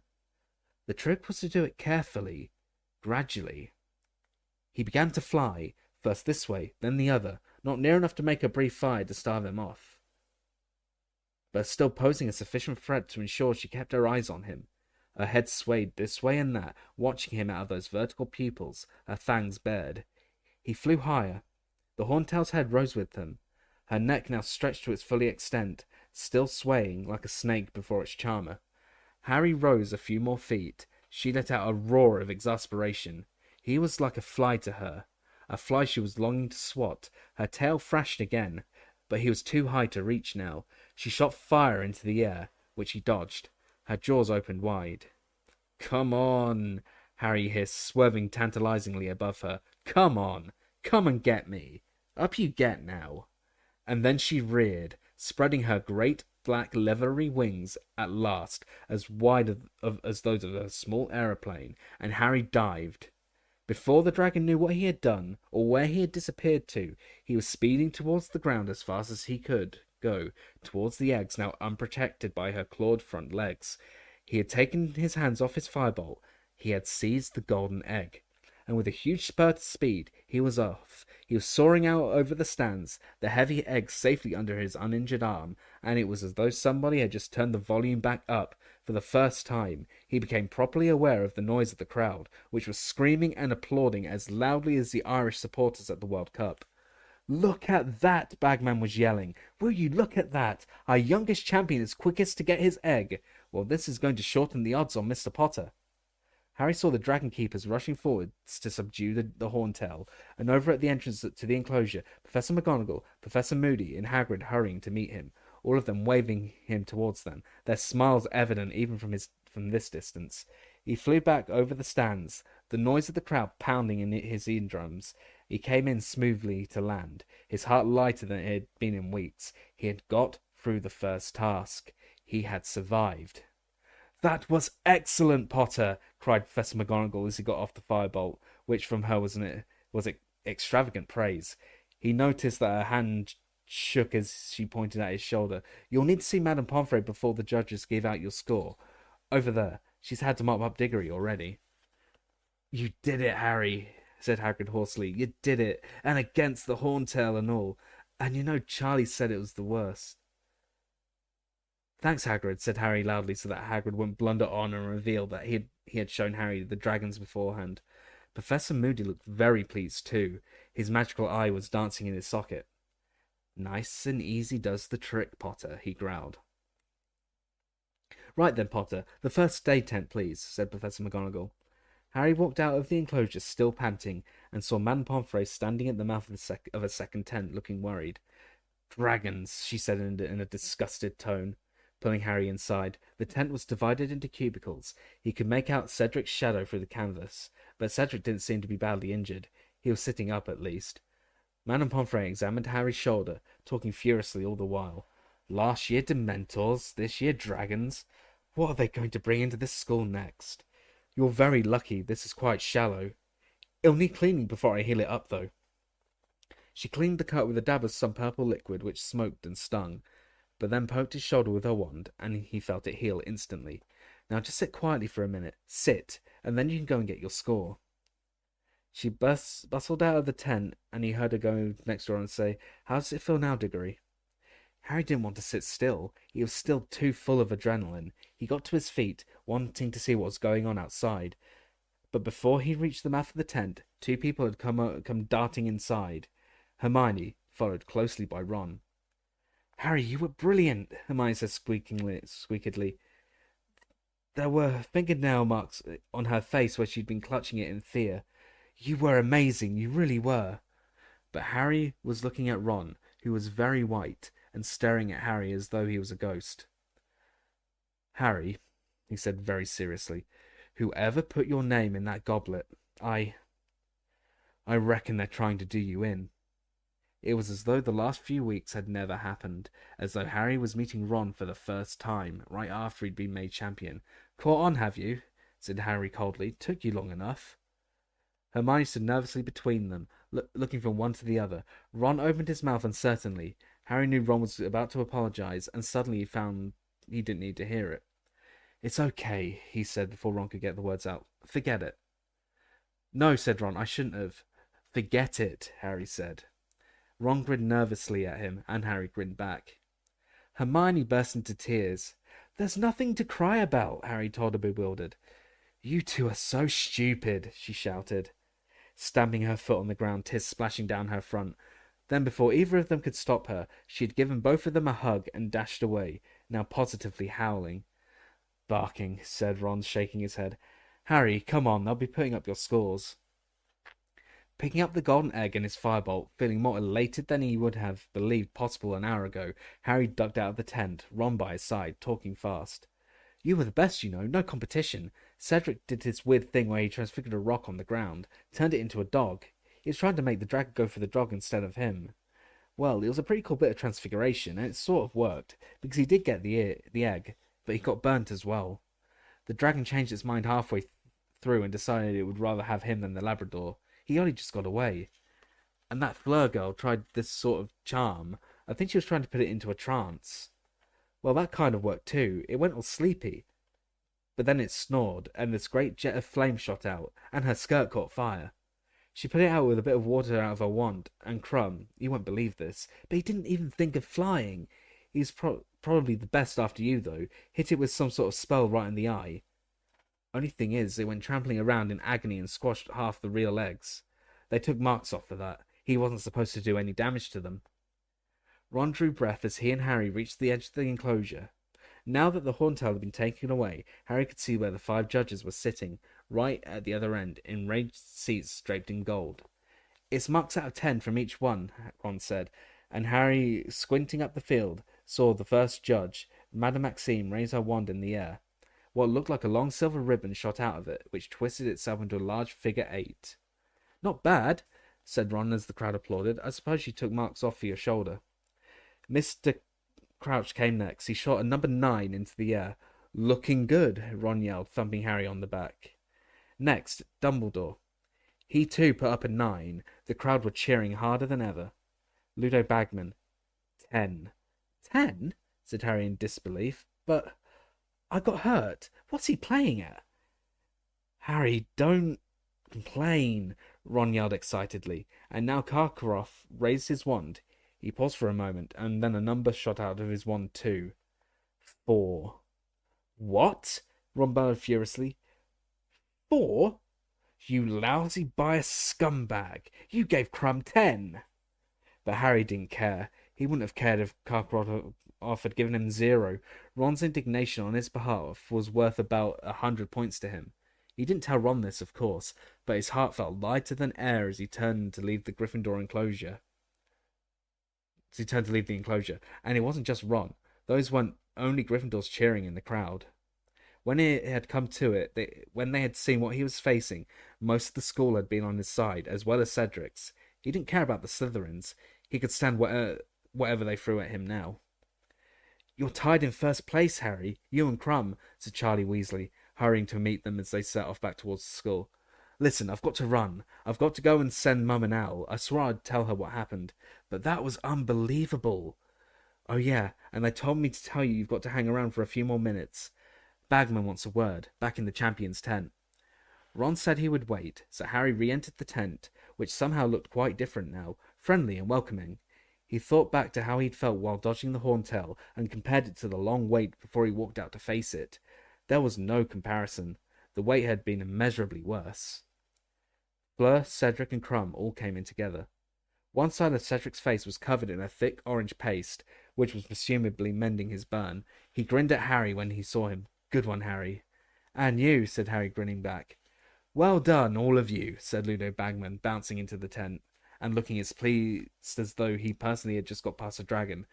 "Now, just a quick few words. You've got a nice long break before the second task, which will take place at 9:30 on the morning of February the 24th. But we're giving you something to think about in the meantime. If you look down at those golden eggs you're all holding, you will see they open. See the hinges there? You need to solve the clue inside the egg, because it will tell you what the second task is and enable you to prepare for it. All clear? Sure? Well, off you go then." Harry left the tent, rejoined Ron, and they started to walk back around the edge of the forest. Talking hard, Harry wanted to hear what the other champions had done in more detail. Then, as they rounded the clump of trees behind which Harry had first heard the dragon's roar, a witch leapt out from behind them. It was Rita Skeeter. She was wearing acid green robes today. The quick quotes quill in her hand blended perfectly against them. "Congratulations, Harry," she said, beaming at him. "I wonder if you could give me a quick word, how you felt facing that dragon, and how you feel now about the fairness of the scoring." "Yeah, you can have a word," said Harry savagely. "Goodbye." And he set off back to the castle with Ron. Chapter 21. The House Elf Liberation Front. Harry, Ron, and Hermione went up to the Owlery that evening to find Pidgewiggin, so that Harry could send Sirius a letter telling him that he had managed to get past his dragon unscathed. On the way, Harry filled Ron in on everything Sirius had told him about Karkaroff. Though shocked at first to hear that Karkaroff had been a Death Eater, by the time they entered the Owlery, Ron was saying that they ought to have suspected it all along. "Fits, doesn't it?" he said. "Remember what Malfoy said on the train about his dad being friends with Karkaroff?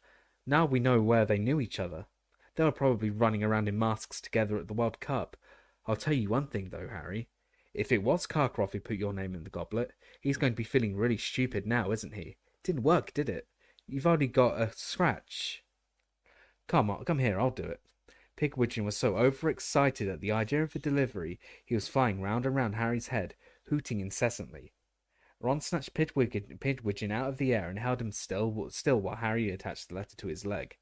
"There's no way any of the other tasks are going to be that dangerous. How could they be?" Ron went on, as he carried Pigwidgeon to the window. "You know what? I reckon you could win this tournament, Harry. I'm serious." Harry knew that Ron was only saying this to make up for his behaviour of the last few weeks, but he appreciated it all the same. Hermione, however, leant against the Owlery wall, folded her arms, and frowned at Ron. "Harry's got a long way to go before he finishes this tournament," she said seriously. "If that was the first task, I hate to think what's coming next." "Right, little ray of sunshine, aren't you?" said Ron. "You and Professor Trelawney should get together sometime." He threw Pigwidgeon out of the window. Pigwidgeon plummeted 12 feet before managing to pull himself back up again. The letter attached to his leg was much longer and heavier than usual. Harry hadn't been able to resist giving Sirius a blow-by-blow account of exactly how he had swerved, circled, and dodged the Horntail. They watched Pigwidgeon disappear into the darkness, and then Ron said, "Well, we better get downstairs for your surprise party, Harry. Fred and George should have nicked enough food from the kitchens by now." Sure enough, when they entered the Gryffindor common room, it exploded with cheers and yells again. There were mountains of cakes and flagons of pumpkin juice and butterbeer on every surface. Lee Jordan had let off some Dr. Filibuster's fabulous no-heat wet start fireworks so that the air was thick with stars and sparks. And Dean Thomas, who was very good at drawing, had put up some impressive new banners, most of which depicted Harry zooming around the Horntail's head on his firebolt, though a couple showed Cedric with his head on fire. Harry held himself to food. He had almost forgotten what it was like to feel properly hungry. He sat down with Ron and Hermione. He couldn't believe how happy he felt. He had Ron back on his side. He'd got through the first task, and he wouldn't have to face the second one for 3 months.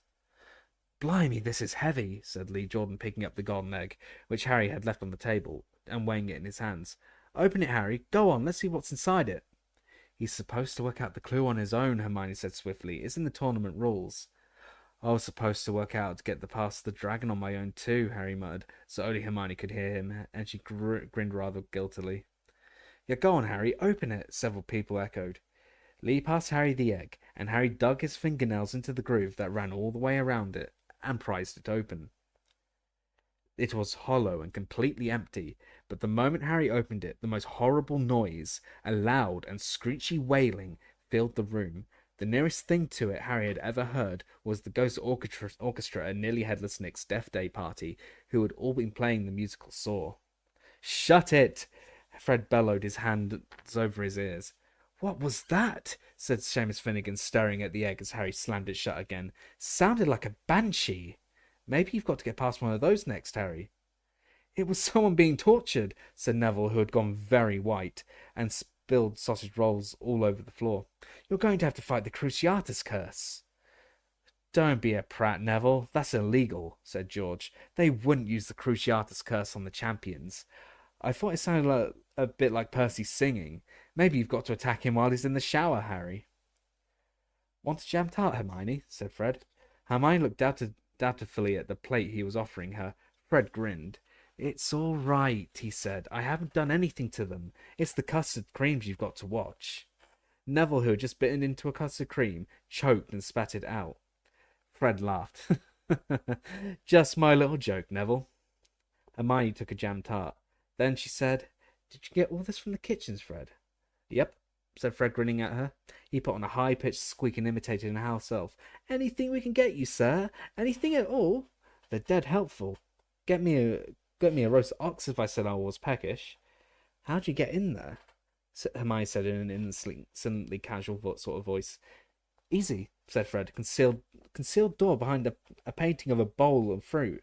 Just tickle the pear, and it giggles, and..." He stopped and looked suspiciously at her. "Why?"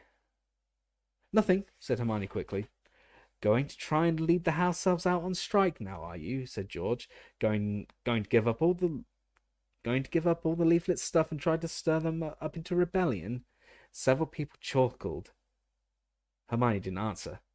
"Don't you go upsetting them and telling them they've got to take clothes and salaries," said Fred warningly. "You'll put them off their cooking." Just then Neville caused a slight diversion by turning into a large canary. "Oh, sorry, Neville," Fred shouted over all the laughter. "I forgot it was the custard creams we hexed." Within a minute, however, Neville had molted, and once his feathers had fallen off, he reappeared looking entirely normal. He even joined in laughing. "Canary creams," Fred shouted to the excitable crowd. "George and I invented them. 7 sickles each. Bargain." It was nearly 1 a.m. when Harry finally went up to the dormitory with Ron, Neville, Seamus, and Dean. Before he pulled the curtains of his 4-poster shut, Harry set his tiny model of the Hungarian horntail on the table next to his bed, where it yawned, curled up, and closed its eyes. Really, Harry thought as he pulled the hangings on his 4-poster closed, Hagrid had a point. They were all right, really, dragons. The start of December brought wind and sleet to Hogwarts. Draughty though the castle always was in winter, Harry was glad of its fires and thick walls every time he passed the Durmstrang ship on the lake, which was pitching in the high winds, its black sails billowing against the dark skies. He thought the Beauxbatons caravan was likely to be pretty chilly too. Hagrid, he noticed, was keeping Madame Maxime's horses well provided with their preferred drink of single malt whisky. The fumes wafting from the trough in the corner of their paddock were enough to make the entire Care of Magical Creatures class light-headed. This was unhelpful, as they were still tending the horrible Scroots, which needed their wits about them. I'm not sure whether they hibernate or not, Hagrid told the shivering class in the Windy Pumpkin Patch next lesson.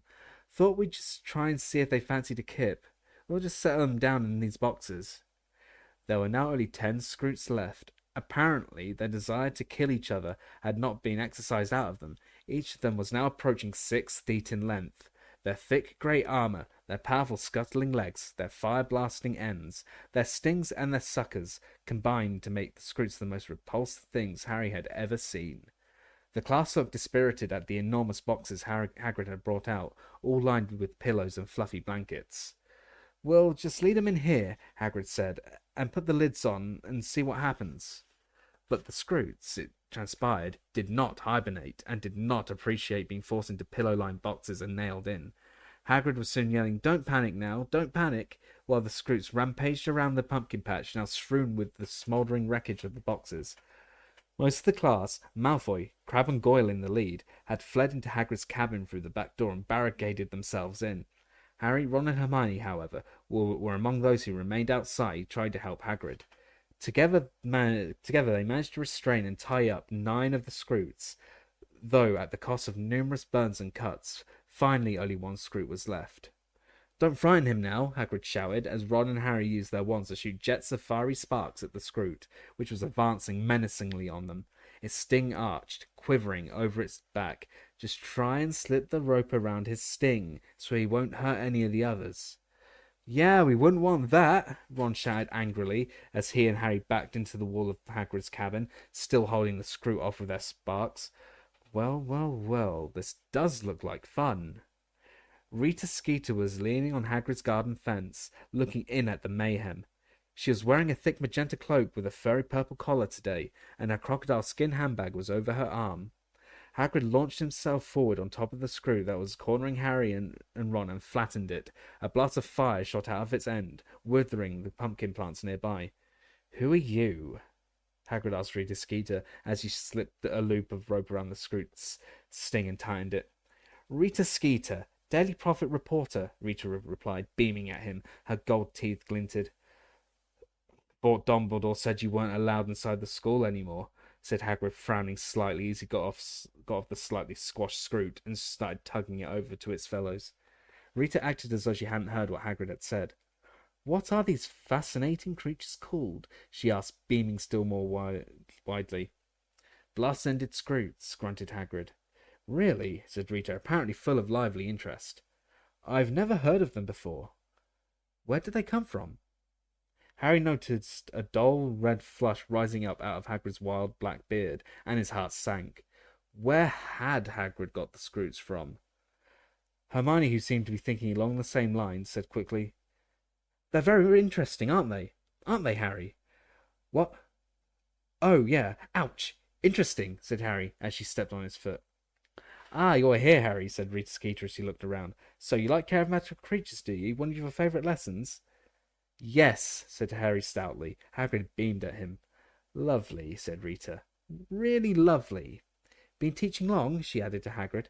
Harry noticed her eyes travel over Dean, who had a nasty cut across one cheek, Lavender, whose robes were badly singed, Seamus, who was nursing several burnt fingers, and then to the cabin windows where most of the class stood, their noses pressed against the glass, waiting to see if the coast was clear. "This is only my 2nd year," said Hagrid. "Lovely. I don't suppose you'd like to give me an interview, would you? Share some of your experience in magical creatures? The Prophet does a zoological column every Wednesday, as I'm sure you know. We could feature these, bang-ended scoots." "Blast-ended Scroots," Hagrid said eagerly. Yeah, why not?" Harry had a very bad feeling about this, but there was no way of communicating it to Hagrid without Rita Skeeter seeing, so he had to stand and watch in silence as Hagrid and Rita Skeeter made arrangements to meet in the Free Broomsticks for a good, long interview later that week. Then the bell rang up at the castle, signalling the end of the lesson. "Well, goodbye, Harry," Rita Skeeter called merrily to him as he set off with Ron and Hermione. "Until Friday night, then, Hagrid." "She'll twist everything he says," Harry said under his breath. "Just as long as he didn't import those Scroots illegally or anything," said Hermione desperately. They looked at each other. It was exactly the sort of thing Hagrid might do. Harry's been in loads of trouble before, and Dumbledore's never sacked him, said Ron consolingly. Worst thing that can happen is Hagrid will have to get rid of the Scroots. Sorry, did I say worst? I meant best. Harry and Hermione laughed, and feeling slightly more cheerful, went off to lunch. Harry thoroughly enjoyed double divination that afternoon. They were still doing star charts and predictions, but now that he and Ron were friends once more, the whole thing seemed very funny again. Professor Trelawney, who had been so pleased with the pair of them when they had been predicting their own horrific deaths, quickly became irritated as they sniggered through her explanation of the various ways in which Pluto could disrupt everyday life. I would think, she said in a mystical whisper that did not conceal her obvious annoyance, that some of us, she said very meaningfully at Harry, might be a little less frivolous that they had they seen what I have seen during my crystal gazing last night. As I sat here, absorbed in my needlework, the urge to consult the orb overpowered me. I arose, I settled myself before it, and I gazed into its crystalline depths. And what do you think I saw gazing back at me? An ugly old bat in outsized specs, Ron muttered under his breath. Harry fought hard to keep his face straight. Death, my dears. Parvati and Lavender both put their hands over their mouths, looking horrified. Yes, said Professor Trelawney, nodding impressively. It comes ever closer. It circles overhead like a vulture, ever lower over the castle. She stared pointedly at Harry, who yawned very widely and obviously. It'd be a bit more impressive if she hadn't done that about 80 times before, Harry said, as they finally regained the fresh air of the staircase beneath Professor Trelawney's room. But if I dropped dead every time she's told me I'm going to, I'd be a medical miracle. You'd be a sort of extra concentrated ghost, said Ron, chortling, as they passed the Bloody Baron, going in the opposite direction, his wide eyes staring sinisterly. At least we didn't get homework. I hope Hermione got loads of Professor Vector. I love not working when she is. But Hermione wasn't at dinner, and nor was she in the library as they went to look for her afterwards. The only person in there was Victor Crumb. Ron hovered behind the bookshelves for a while, watching Crumb, debating in whispers with Harry whether he should ask for an autograph. But then Ron realised that 6 or 7 girls were lurking in the next row of books, debating exactly the same thing, and he lost his enthusiasm for the idea. Wonder where she's got to, Ron said, as he and Harry went back to Gryffindor Tower. Dunno. Balderdash. But the fat lady had barely swung forwards when the sound of racing feet behind them announced Hermione's arrival. Harry, she panted, skidding to a halt beside him. The fat lady stared down at her, eyebrows raised. Harry, you've got to come. You've got to come. The most amazing thing's happened. Please. She seized Harry's arm and started to try and drag him back along the corridor. What's the matter? Harry said. I'll show you when we get there. Oh, come on, quick.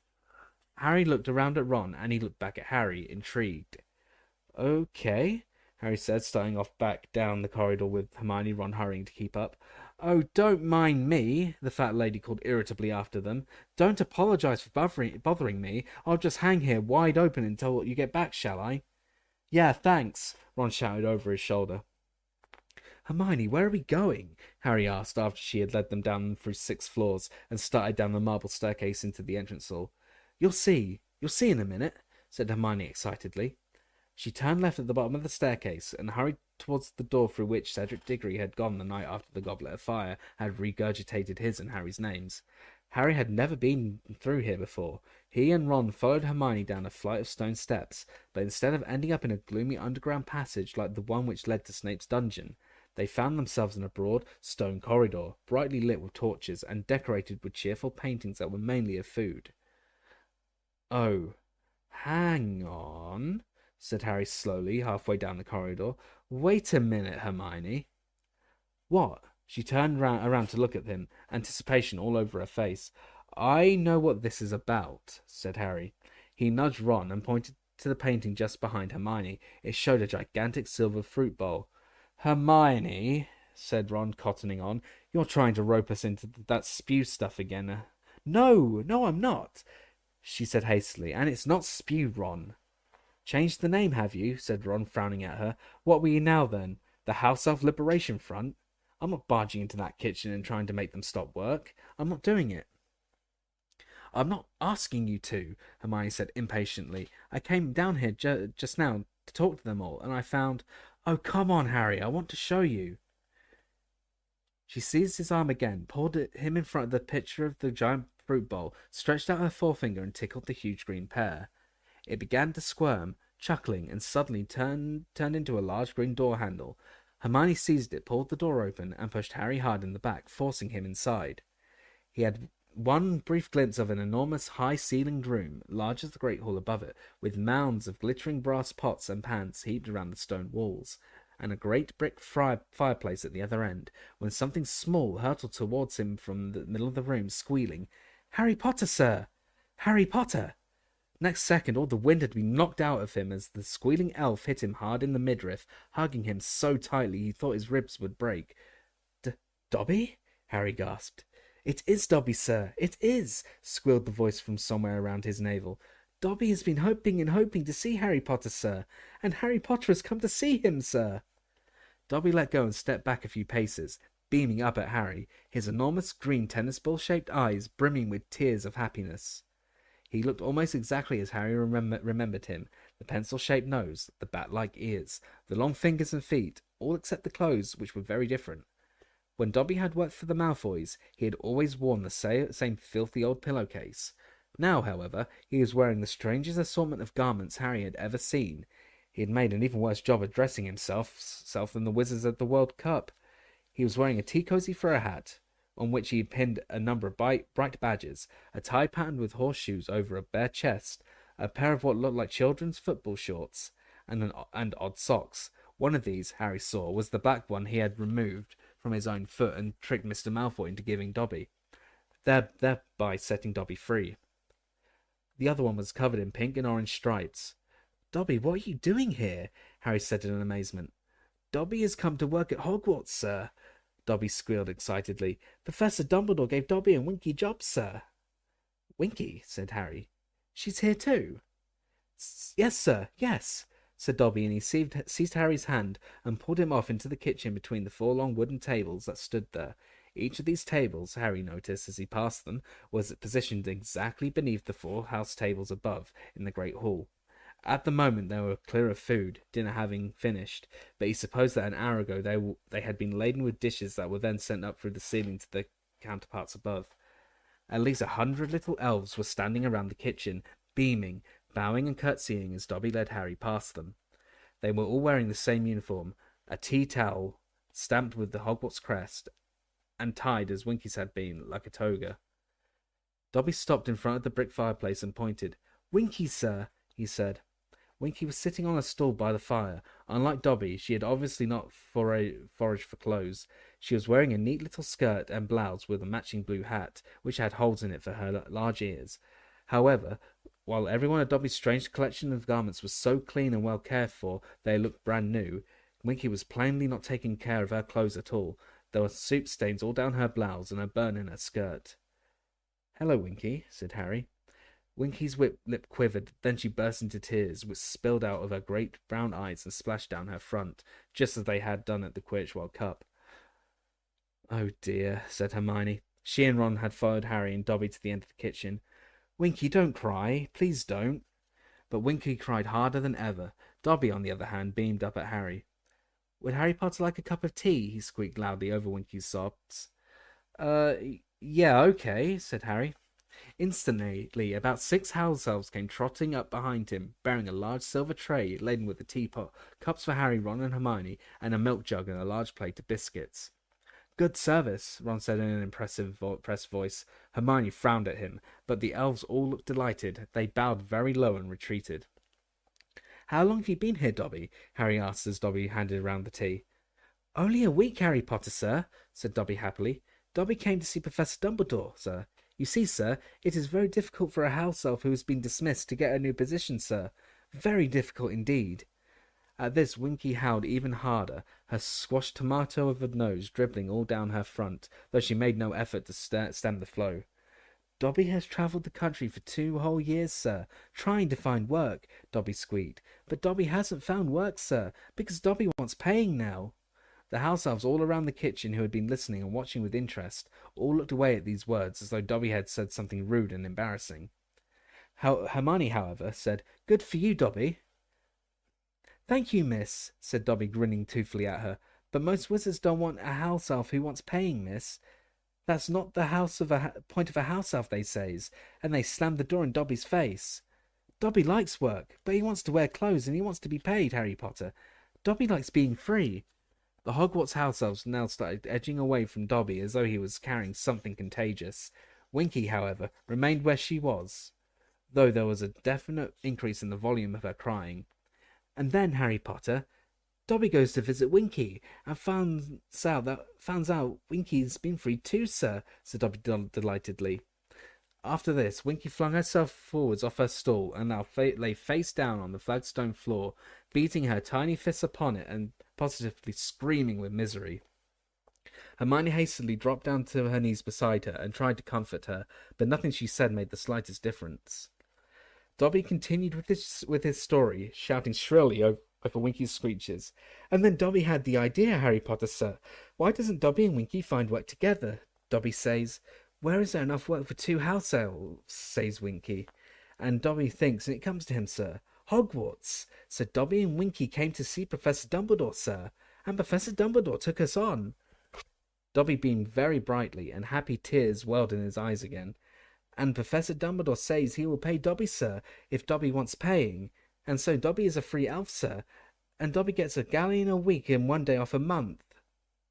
"That's not very much," Hermione shouted indignantly from the floor over Winky's continued screaming and fist beating. "Professor Dumbledore offered Dobby 10 galleons a week and weekends off," said Dobby, suddenly giving a little shiver, as though the prospect of so much leisure and riches was frightening. "But Dobby beat him down, miss. Dobby likes freedom, miss, but he isn't wanting too much, miss. He likes work better." "And how much is Dumbledore paying you, Winky?" Hermione asked kindly. If she thought this would cheer Winky up, she was widely mistaken. Winky did not stop crying, but when she sat up, she was glaring at Hermione through her massive brown eyes, her whole face sopping wet and suddenly furious. "Winky is a disgraced elf, but Winky is not yet getting paid," she squeaked. "Winky is not sunk so low as that. Winky is properly ashamed of being freed." "Ashamed?" said Hermione blankly. "But, Winky, come on. It's Mr. Crouch who should be ashamed, not you. You didn't do anything wrong. He was really horrible to you." At these words, Winky clapped her hands over the holes in her hat, flattening her ears so she couldn't hear a word, and screeched, "You is not insulting my master, miss. You is not insulting Mr. Crouch. Mr. Crouch is a good wizard, miss. Mr. Crouch is right to sack bad Winky." "Winky is having trouble adjusting, Harry Potter," squeaked Dobby confidentially. "Winky forgets she is not bound to Mr. Crouch any more. She's allowed to speak her mind now, but she won't do it." "Can't house elves speak their minds about their masters, then?" Harry asked. "Oh, no, sir, no," said Dobby, looking suddenly serious. "'Tis part of the house elves' enslavement, sir. We keeps their secrets and are silent, sir. We upholds the family's honour, and we never speaks ill of them. Though Professor Dumbledore told Dobby he does not insist upon this. Professor Dumbledore said we is three to... Dobby looked suddenly nervous and beckoned Harry closer. Harry bent forwards. Dobby whispered, "He said we is free to call him a balmy old codger if we liked, sir." Dobby gave a frightened sort of giggle. "But Dobby is not wanting to, Harry Potter," he said, talking normally again and shaking his head so that his ears flapped. "Dobby likes Professor Dumbledore very much, sir, and is proud to keep his secrets for him." "But you can say what you like about the Malfoys now," said Harry, grinning. A slightly fearful look came into Dobby's immense eyes. Dobby could," he said doubtfully. He squared his small shoulders. "Dobby could tell Harry Potter that his old masters were bad dark wizards." Dobby stood for a moment, quivering all over, horror-struck by his own daring. Then he rushed over to the nearest table and began banging his head on it very hard, squealing, "Bad Dobby! Bad Dobby!" Harry seized Dobby by the back of his tie and pulled him away from the table. "Thank you, Harry Potter, thank you," said Dobby breathlessly, rubbing his head. "You just need a bit of practice," Harry said. "Practice?" squealed Winky furiously. "You ought to be ashamed of yourself, Dobby, talking that way about your masters." "They isn't my masters any more, Winky," said Dobby defiantly. "Dobby doesn't care what they think any more." "Oh, you is a bad elf, Dobby," moaned Winky, tears leaking down her face once more. "My poor Mr. Crouch. What is he doing without Winky? He is needing me. He is needing my help. I is looking after the Crouches all my life, and my mother is doing it before me, and my grandmother is doing it before her. Oh, what is they saying if they knew Winky was free? Oh, the shame! The shame!" She buried her face in her skirt again and bawled. "Winky," said Hermione firmly, "I'm quite sure Mrs. Crouch is getting along perfectly well without you. We've seen him, you know." "You were seeing my master," said Winky breathlessly, raising her tear-stained face out of her skirt once more and goggling at Hermione. "You were seeing him here at Hogwarts." "Yes," said Hermione. "He and Mr. Bagman are judges in the Triwizard Tournament." "Mr. Bagman comes too," squealed Winky, and to Harry's great surprise, and Ron and Hermione's too, by the looks on their faces, she looked angry again. "Mr. Bagman is a bad wizard, a very bad wizard. My master isn't liking him. Oh no, not at all." "Bagman? Bad?" said Harry. "Oh yes," Winky said, nodding her head furiously. "My master is telling Winky some things, but Winky is not saying. Winky keeps her master's secrets." She dissolved yet again into tears. They could hear her sobbing into her skirt. "Poor master! Poor master! No Winky to help him no more." They couldn't get another sensible word out of Winky. They left her to her crying and finished their tea, while Dobby chatted happily about his life as a free elf and his plans for his wages. "Dobby is going to buy a jumper next, Harry Potter," he said happily, pointing at his bare chest. "Tell you what, Dobby," said Ron, who seemed to have taken a great liking to the elf. "I'll give you the one my mum knits me this Christmas. I always get from her. You don't mind maroon, do you?" Dobby was delighted. "We might have to shrink it a bit to fit you," Ron told him, "but it'll go well with your tea cosy." As they prepared to take their leave, many of the surrounding elves pressed in upon them, offering snacks to take back upstairs. Hermione refused, with a pained look at the way the elves kept bowing and curtsying, but Harry and Ron loaded their pockets with cream cakes and pies. "Thanks a lot," Harry said to the elves, who had all clustered around the door to say good night. "See you, Dobby." "Harry Potter, can Dobby come and see you sometime, sir?" Dobby asked tentatively. "Of course you can," said Harry, and Dobby beamed. "You know what?" said Ron, once he, Hermione, and Harry had left the kitchens behind and were climbing the steps into the entrance hall again. "All these years, I've been really impressed with Fred and George nicking food from the kitchens. Well, it's not exactly difficult, is it? They can't wait to give it away." "I think this is the best thing that could have happened to those elves, you know," said Hermione, leading the way back up the marble staircase. "Dobby coming to work here, I mean. The other elves will see how happy he is being free, and slowly it'll dawn on them that they want it too." "Let's hope they don't look too closely at Winky," said Harry. "Oh, she'll cheer up," said Hermione, though she sounded a bit doubtful. "Once the shock's worn off and she's got used to Hogwarts, she'll see how much better off she is without that Crouch man."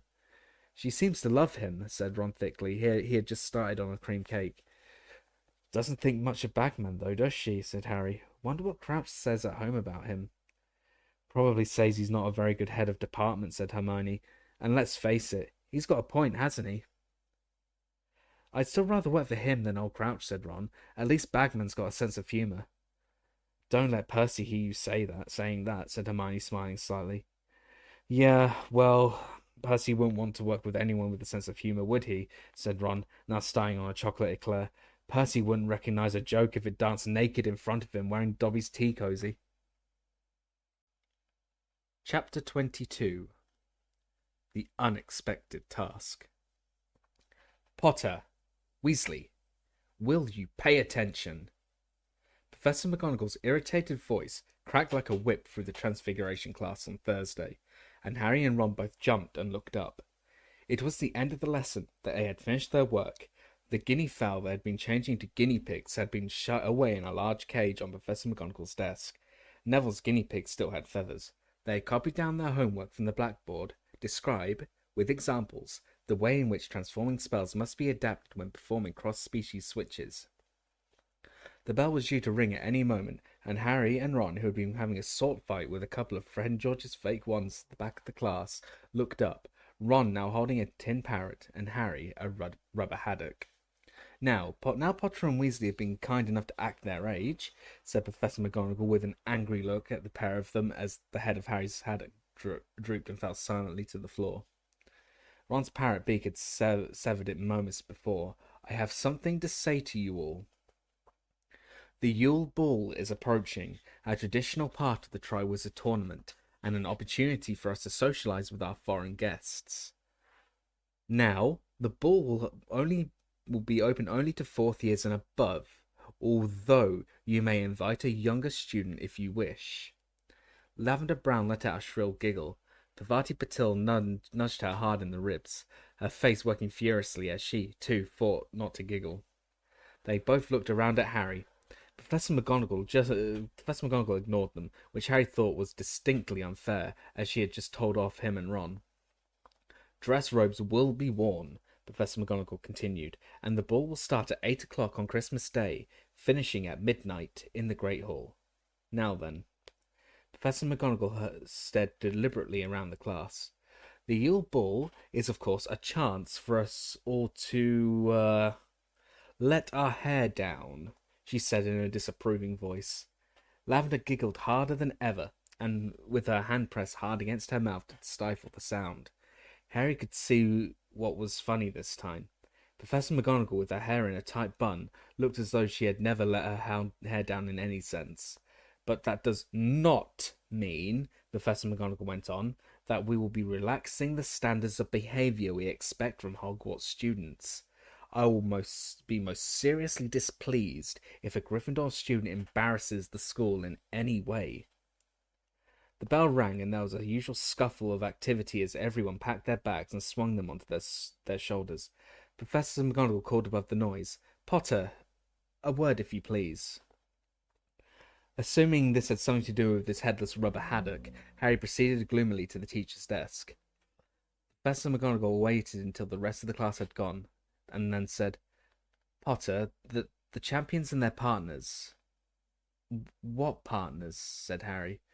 Professor McGonagall looked suspiciously at him, as though she thought he was trying to be funny.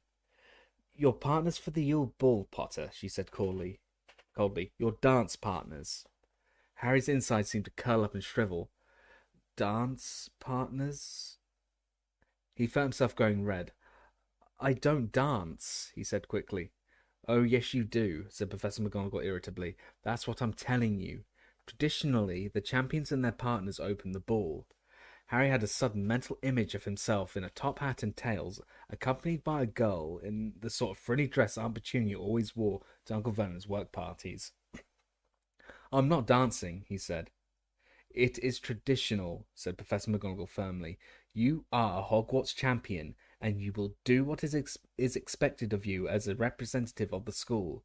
So make sure you get yourself a partner, Potter." "But I don't—" "You heard me, Potter," said Professor McGonagall in a very final sort of way. A week ago, Harry would have said finding a partner for a dance would be a cinch compared to taking on a Hungarian horntail, but now he had done the latter, and was facing the prospect of asking a girl to the ball. He thought he'd rather have another round with the horntail. Harry had never known so many people to put their names down to stay at Hogwarts for Christmas. He always did, of course, because the alternative was usually going back to Privet Drive, but he had always been very much in the minority before now. This year, however, everyone in the 4th year and above seemed to be staying, and they all seemed to Harry to be obsessed with the coming ball, or, at least, all the girls were, and it was amazing how many girls Hogwarts suddenly seemed to hold. He had never quite noticed that before.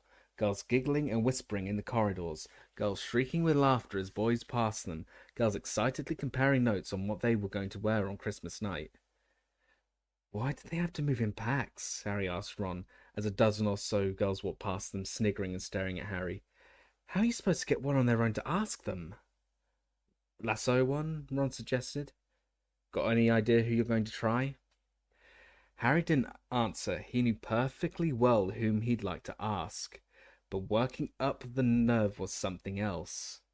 Cho was a year older than he was. She was very pretty. She was a very good Quidditch player, and she was also very popular. Ron seemed to know what was going on inside Harry's head. Listen, you're not going to have any trouble. You're a champion. You've just beaten a Hungarian Horntail. I'll bet they'll be queuing up to go with you. In tribute to their recently repaired friendship, Ron had kept the bitterness in his voice to a bare minimum. Moreover, to Harry's amazement, he turned out to be quite right. A curly-haired third-year Hufflepuff girl, to whom Harry had never spoken in his life, asked him to go to the ball with her at the very next day. Harry was so taken aback, he said no before he'd even stopped to consider the matter. The girl walked off looking rather hurt, and Harry had to endure Dean's, Seamus's, and Ron's taunts about her all through history and magic. The following day, 2 more girls asked him, a second year, and, to his horror, a 5th year who looked as though she might knock him out if he refused. She was quite good looking, said Ron fairly, after he stopped laughing. She was a foot taller than me, said Harry, still unnerved. Imagine what I'd look like trying to dance with her. Hermione's words about Crumb kept coming back to him. They only like him because he's famous. Harry doubted very much if any of the girls who had asked to be his partner so far would have wanted to go to the ball with him if he hadn't been school champion. Then he wondered if this would bother him if Cho asked him. On the whole, Harry had to admit that even with the embarrassing prospect of opening the ball before him, life had definitely improved since he had got through the first task. He wasn't attracting nearly as much unpleasantness in the corridors anymore, which he suspected had a lot to do with Cedric. He had an idea Cedric might have told the Hufflepuffs to leave Harry alone, in gratitude for Harry's tip-off about the dragons. There seemed to be fewer support Cedric Diggory badges around, too. Draco Malfoy, of course, was still quoting Rita Skeeter's article at him at every possible opportunity, but he was getting fewer and fewer laughs out of it. And just to heighten Harry's feelings of well-being, no story about Hagrid had appeared in the Daily Prophet. She didn't seem very interested in magical creatures, to tell you the truth, Hagrid said, when Harry, Ron and Hermione asked him how his interview with Rita Skeeter had gone during the last Care of Magical Creatures lesson of term. To their great relief, Hagrid had given up on direct contact with the Scroots now, and they were mainly sheltering behind his cabin today, sitting at a trestle table and preparing a fresh selection of food with which to tempt the Scroots. She just wanted me to talk about you, Harry, Hagrid continued in a low voice. Well, I told her we'd been friends since I went to fetch you from the Dursleys. Never had to tell him off in 4 years, she said. Never played you up in lessons, has she? I told her no, and she didn't seem happy at all. You'd think she wanted me to say you were horrible, Harry. Course she did, said Harry, throwing lumps of dragon liver into a large metal bowl and picking up his knife to cut some more. She can't keep writing about what a tragic little hero I am. It'll get boring. She wants a new angle, Hagrid, said Ron wisely, as he shelled salamander eggs. You were supposed to say Harry's a mad delinquent. But he's not, said Hagrid, looking genuinely shocked. She should have interviewed Snape, said Harry grimly. He'd give her the goods on me any day. Potter has been crossing lines ever since he first arrived at this school. Said that, did he? Said Hagrid, while Ron and Hermione laughed. Well, you might have bent a few roles, Harry, but you're all right, really, aren't you? Cheers, Hagrid, said Harry, grinning. You coming to this ball thing on Christmas Day, Hagrid, said Ron. Thought I might look into it, yeah, said Hagrid gruffly. Should be a good do, I reckon. You'll be opening the dancing, won't you, Harry? Who are you taking? No one yet, said Harry, feeling himself going red again. Hagrid didn't pursue the subject. The last week of term became increasingly boisterous as it progressed. Rumours about the Yule Ball were flying everywhere, though Harry didn't believe half of them. For instance, that Dumbledore bought about 800 barrels of mulled mead from Madame Rosmerta. It seemed to be fact, however, that he had booked the Weird Sisters. Exactly who or what the Weird Sisters were, Harry didn't know, never having had access to a wizard's wireless, but he deduced from the wild excitement of those who had grown up listening to the WWN Wizarding Wireless Network that they were a very famous musical group. Some of the teachers, like little Professor Flitwick, gave up trying to teach them much when their minds were so clearly elsewhere. He allowed them to play games in his lesson on Wednesday, and spent most of it talking to Harry about the perfect summoning charm he had used during the first task of the Triwizard Tournament. Other teachers were not so generous. Nothing would ever deflect Professor Binns, for example, from ploughing on through his notes on goblin rebellions, as Binns hadn't let his own death stand in the way of continuing to teach. They supposed a small thing like Christmas wasn't going to put him off. It was amazing how he could make even bloody and vicious goblin riots sound as boring as Percy's Cauldron Bottom report. Professors McGonagall and Moody kept them working until the very last second of their classes too, and Snape, of course, would no sooner let them play games in class than adopt Harry. Staring nastily around at them all, he informed them that he would be testing them on poison antidotes during the last lesson of the term. Evil he is, Ron said bitterly that night in the Gryffindor common room, springing a test on us on the last day, ruining the last bit of term with a whole load of revision. You're not exactly straining yourself, though, are you? Said Hermione, looking at him over the top of her potion notes. Ron was busy building a card castle out of his exploding snap pack, a much more interesting pastime than with muggle cards, because of the chance that the whole thing would blow up at any second. It's Christmas, Hermione, said Harry lazily. He was rereading Flying with the Cannons for the 10th time in an armchair near the fire. Hermione looked severely over at him too. I'd have thought you'd be doing something constructive, Harry, even if you don't want to learn your antidotes. Like what? Said Harry as he watched Joey Jerkins of the Cannons belt a bludgeon towards the Ballycastle Bat's chaser. That egg, Hermione hissed. Come on, Hermione, I've got till February the 24th, Harry said. He had put the golden egg upstairs in his trunk, and hadn't opened it since the celebration party after the first task. There were still 2.5 months to go until he needed to know what all the screechy wailing meant after all. But it might take weeks to work it out, said Hermione. You're going to look like a real idiot if everyone else knows what the next task is and you don't. Leave him alone, Hermione. He's earned a bit of a break, said Ron, and he placed the last 2 cards on top of the castle, and the whole lot blew up, singeing his eyebrows. Nice look, Ron. Go well with your dress robes, that will. It was Fred and George. They sat down at the table with Harry, Ron and Hermione, as Ron felt how much damage had been done.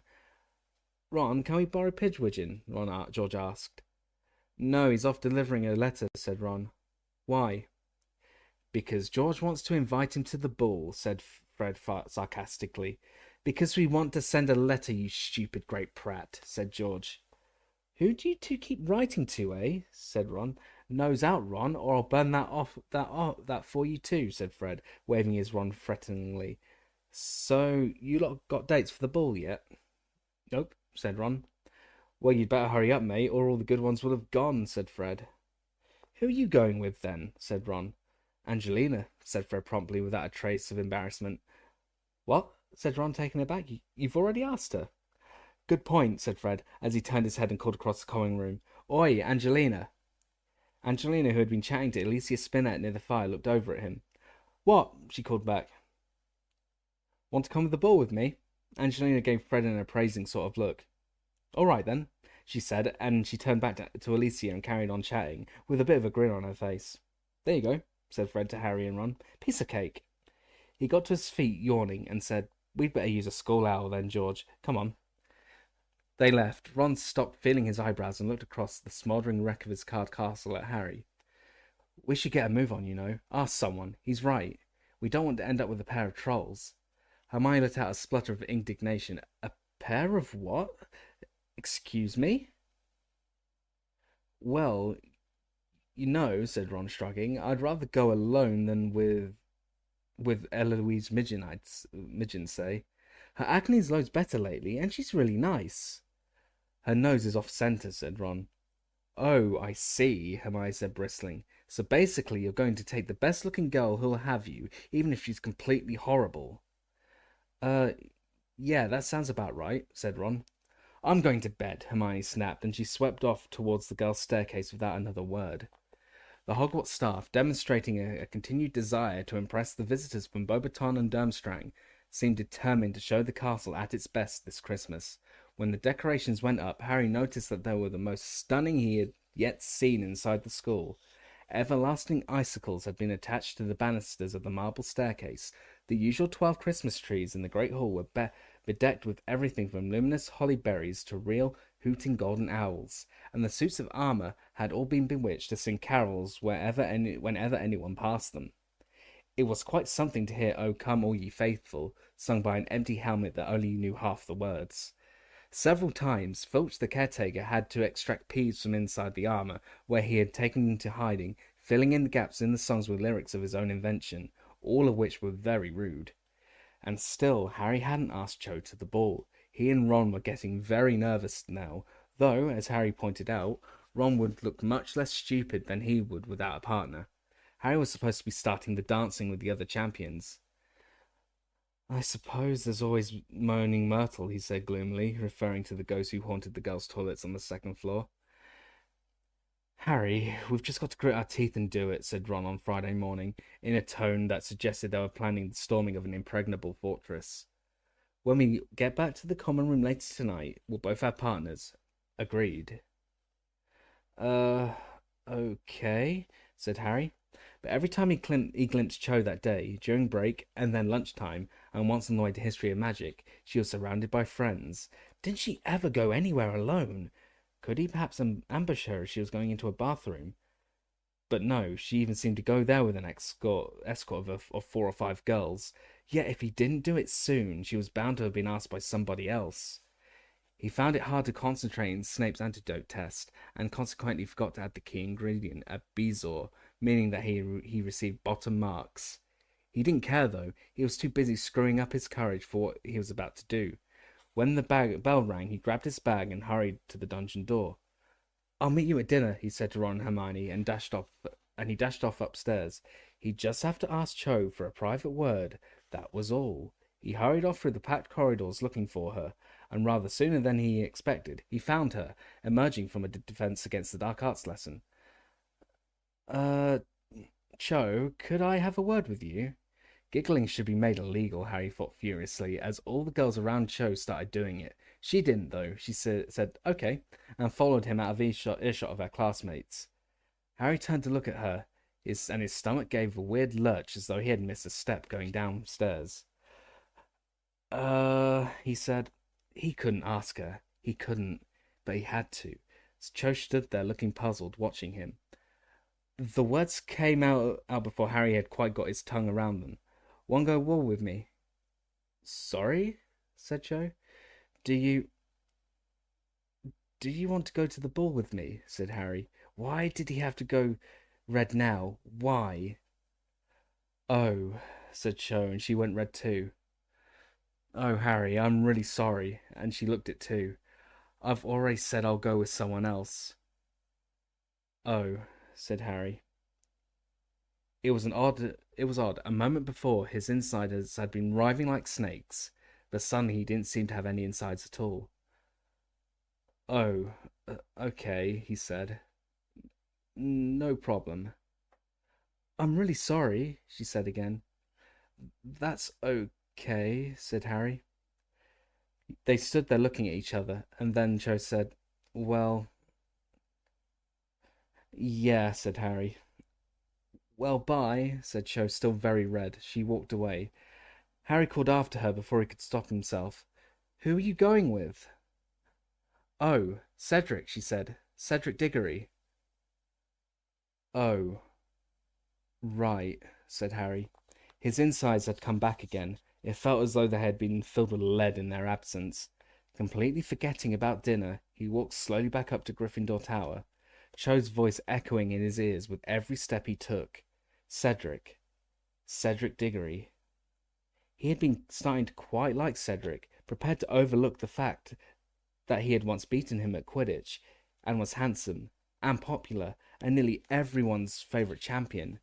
Now he suddenly realised that Cedric was in fact a useless pretty boy who didn't have enough brains to fill an egg cup. "Fairy lights," he said dully to the fat lady. The password had been changed the previous day. "Dear." "Yes, indeed, dear," she trilled, straightening her now tinsel hairband as she swung forwards to admit him. Entering the common room, Harry looked around, and to his surprise, he saw Ron sitting ashen-faced in a distant corner. Ginny was sitting with him, talking to him in what seemed to be a low, soothing voice. "What's up, Ron?" said Harry, joining them. Ron looked up at Harry, a sort of blind horror in his face. Why did I do it? He said widely. I don't know what made me do it. What? Said Harry. He, just asked Fleur Delacour to go to the ball with him, said Ginny. She looked as though she was fighting back a smile, but she kept patting Ron's arm sympathetically. You what? Said Harry. I don't know what made me do it, Ron gasped again. What was I playing at? There were people all around. I've gone mad. Everyone watching. I was just walking past her in the entrance hall. She was standing there talking to Diggory, and it sort of came over me. And I asked her. Ron moaned and put his face in his hands. He kept talking, though the words were barely distinguishable. She looked at me like I was a sea slug or something, didn't even answer. And then, I dunno, I just sort of came to my senses and ran for it. She's part Veela, said Harry.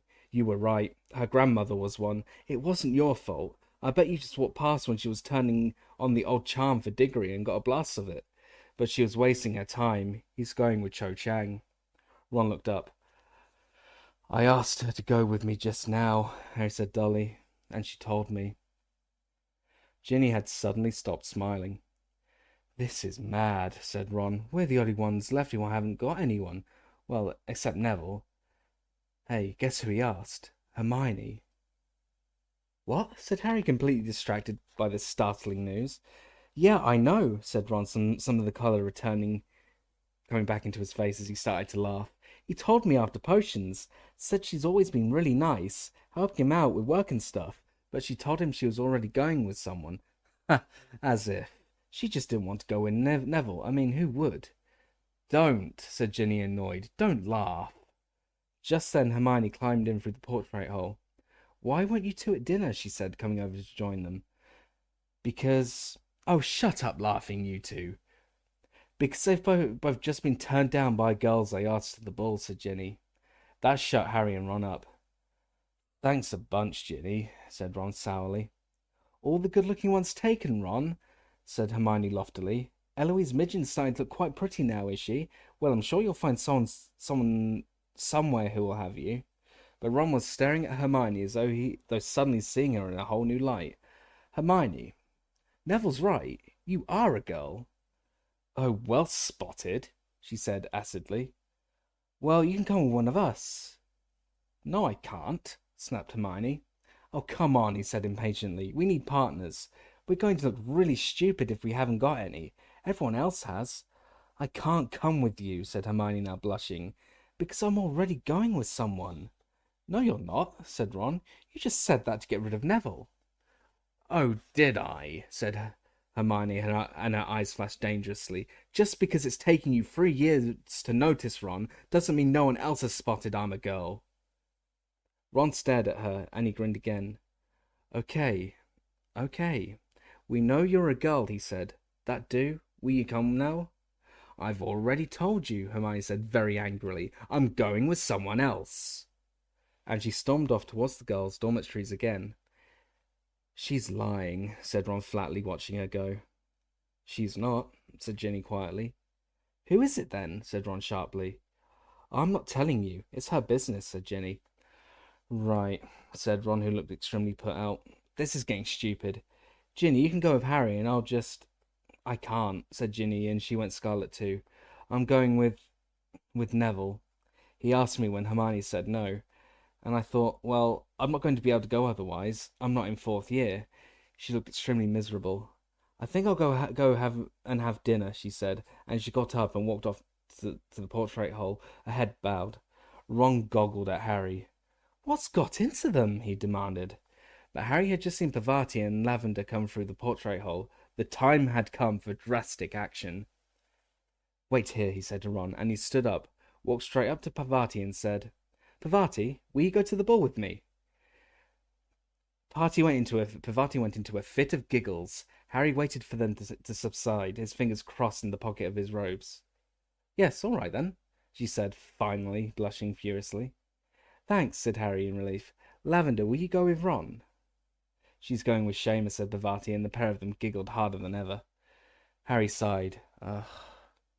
Can't you think of anyone who'd go with Ron? He said, lowering his voice so that Ron wouldn't hear. What about Hermione Granger? Said Parvati. She's going with someone else. Parvati looked astonished. Ooh, who? She said keenly. No, Harry shrugged. No idea, he said. So what about Ron? Well, said Parvati slowly, I suppose my sister might. Padma, you know, in Ravenclaw. I'll ask her if you like. Yeah, that would be great, said Harry. Let me know, will you? And he went back over to Ron, feeling that this ball was a lot more trouble than it was worth, and hoping very much that Padma Patil's nose was dead center. Chapter 23. The Yule Ball. Despite the very heavy load of homework that the fourth years had been given for the holidays, Harry was in no mood to work when term ended, and spent the week leading up to Christmas enjoying himself as fully as possible along with everyone else. Gryffindor Tower was hardly less crowded now than during term time. It seemed to have shrunk slightly too, as its inhabitants were being so much rowdier than usual. Fred and George had had a great success with their canary creams, and for the first couple of days of the holidays, people kept bursting into feather all over the place. Before long, however, all the Gryffindors had learnt to treat food anybody else offered them with extreme caution, in case there had been a canary cream concealed in the centre. And George confided to Harry that he and Fred were now working on developing something else. Harry made a mental note never to accept as much as a crisp from Fred and George in future. He still hadn't forgotten Dudley and the Ton-Tongue Toffee. Snow was falling thickly upon the castle and its grounds now. The pale blue Beaubaton carriage looked like a large, chilly frosted pumpkin next to the iced gingerbread house that was Hagrid's cabin, while the Durmstrang ship's portholes were glazed with ice, the rigging white with frost. The house elves down in the kitchen were outdoing themselves with a series of rich, warming stews and favoury puddings, and only Fleur Delacour seemed to be able to find anything to complain about. It is too heavy, all this Hogwarts food, they heard her saying grumpily, as they left the great hall behind her one evening, Ron skulking behind Harry, keen to not be spotted by Fleur. I will not fit into my dress robes. Oh, there's a tragedy, said Hermione snappily, as Fleur went out into the entrance hall. She really thinks a lot of herself, that one, doesn't she? Hermione, who are you going to the ball with? Said Ron. He kept springing this question on her, hoping to startle her into a response by asking it when she least expected it. However, Hermione merely frowned and said, I'm not telling you. You'll just make fun of me. You're joking, Weasley, said Hermione behind him. You're not telling me someone's asked that to the ball. Not the long-moled mudblood. Harry and Ron both whipped around, but Hermione said loudly, waving to somebody over Malfoy's shoulder, Hello, Professor Moody. Malfoy went pale and jumped backwards, looking wildly around for Moody, but he was still up at the staff table, finishing his stew. Twitchy little ferret, aren't you, Malfoy? Said Hermione scathingly, and she, Harry, and Ron went up the marble staircase, laughing heartily. Hermione, said Ron, looking sideways at her, suddenly frowning, your teeth? What about them? She said. Well, they're different. I've just noticed. Of course they are. Did you expect me to keep those fangs Malfoy gave me? No, I mean they're different to how they were before he put the hex on you. They're all straight and normal-sized. Hermione suddenly smiled very mischievously, and Harry noticed it too. It was a very different smile to the one he had remembered. Well, when I went up to Madame Pomfrey to get them shrunk, she held up a mirror and told me to stop her when they were back to how they normally were, she said, and I just let her carry on a bit. She smiled even more widely. Mum and Dad won't be too pleased. I've been trying to persuade them to let me shrink them for ages, but they wanted me to carry on with my brace. You know, they're dentists. They just don't think teeth and magic should. Look, Pigwidgeon's back. Ron's tiny owl was twittering madly on top of the icicle-laden banisters, a scroll of parchment tied to his leg. People passing him were pointing and laughing, and a group of third-year girls paused and said, Oh, look at the weeny owl, isn't he cute? Stupid little feathery git, Ron hissed, hurrying up the stairs and snatching Pigwidgeon up. You bring letters straight to the addressee. You don't hang around showing off. Pigwidgeon hooted happily, his head protruding over Ron's fist. The third-year girls all looked very shocked. "Clear off," Ron snapped at them, waving the fist holding Pigwidgeon, who hooted more happily than ever as he soared through the air. "Here, take it, Harry," Ron added in an undertone, as the third-year girl scuttled away looking scandalized. He pulled Sirius's reply off Pigwidgeon's leg. Harry pocketed it, and they hurried back to Gryffindor Tower to read it. Everyone in the common room was much too busy letting off more holiday steam to observe what anyone else was up to. Harry, Ron, and Hermione sat apart from everyone else by a dark window that was gradually filling up with snow, and Harry read out, "Dear Harry, congratulations on getting past the Horntail. Whoever put your name in that goblet shouldn't be feeling too happy right now. I was going to suggest a conjunctivitis curse, as a dragon's eyes are its weakest point." "That's what Crumb did," Hermione whispered. "But your way was better. I'm impressed." "Don't get complacent, though, Harry. You've only done one task. Whoever put you in for the tournament's got plenty more opportunity if they're trying to hurt you. Keep your eyes open, particularly when the person we discussed is around, and concentrate on keeping yourself out of trouble. Keep in touch. I still want to hear about anything unusual. Sirius." "He sounds exactly like Moody," said Harry quietly, tucking the letter away again inside his robes. "Constant vigilance. You'd think I walk around with my eyes shut, banging off the walls." "But he's right, Harry," said Hermione. You have still got two tasks to do. You really ought to have a look at that egg, and start working out what it means." "Hermione, he's got ages," snapped Ron. "Want a game of chess, Harry?" "Yeah, okay," said Harry. Then, spotting the look on Hermione's face, he said, "Come on, how am I supposed to concentrate with all this noise going on? I won't even be able to hear the egg over this lot." "Oh, I suppose not," she sighed, and she sat down to watch the chess match, which culminated in an exciting checkmate of Ron's, involving a couple of recklessly brave pawns and a very violent bishop. Harry awoke very suddenly on Christmas Day, wondering what had caused his abrupt return to consciousness.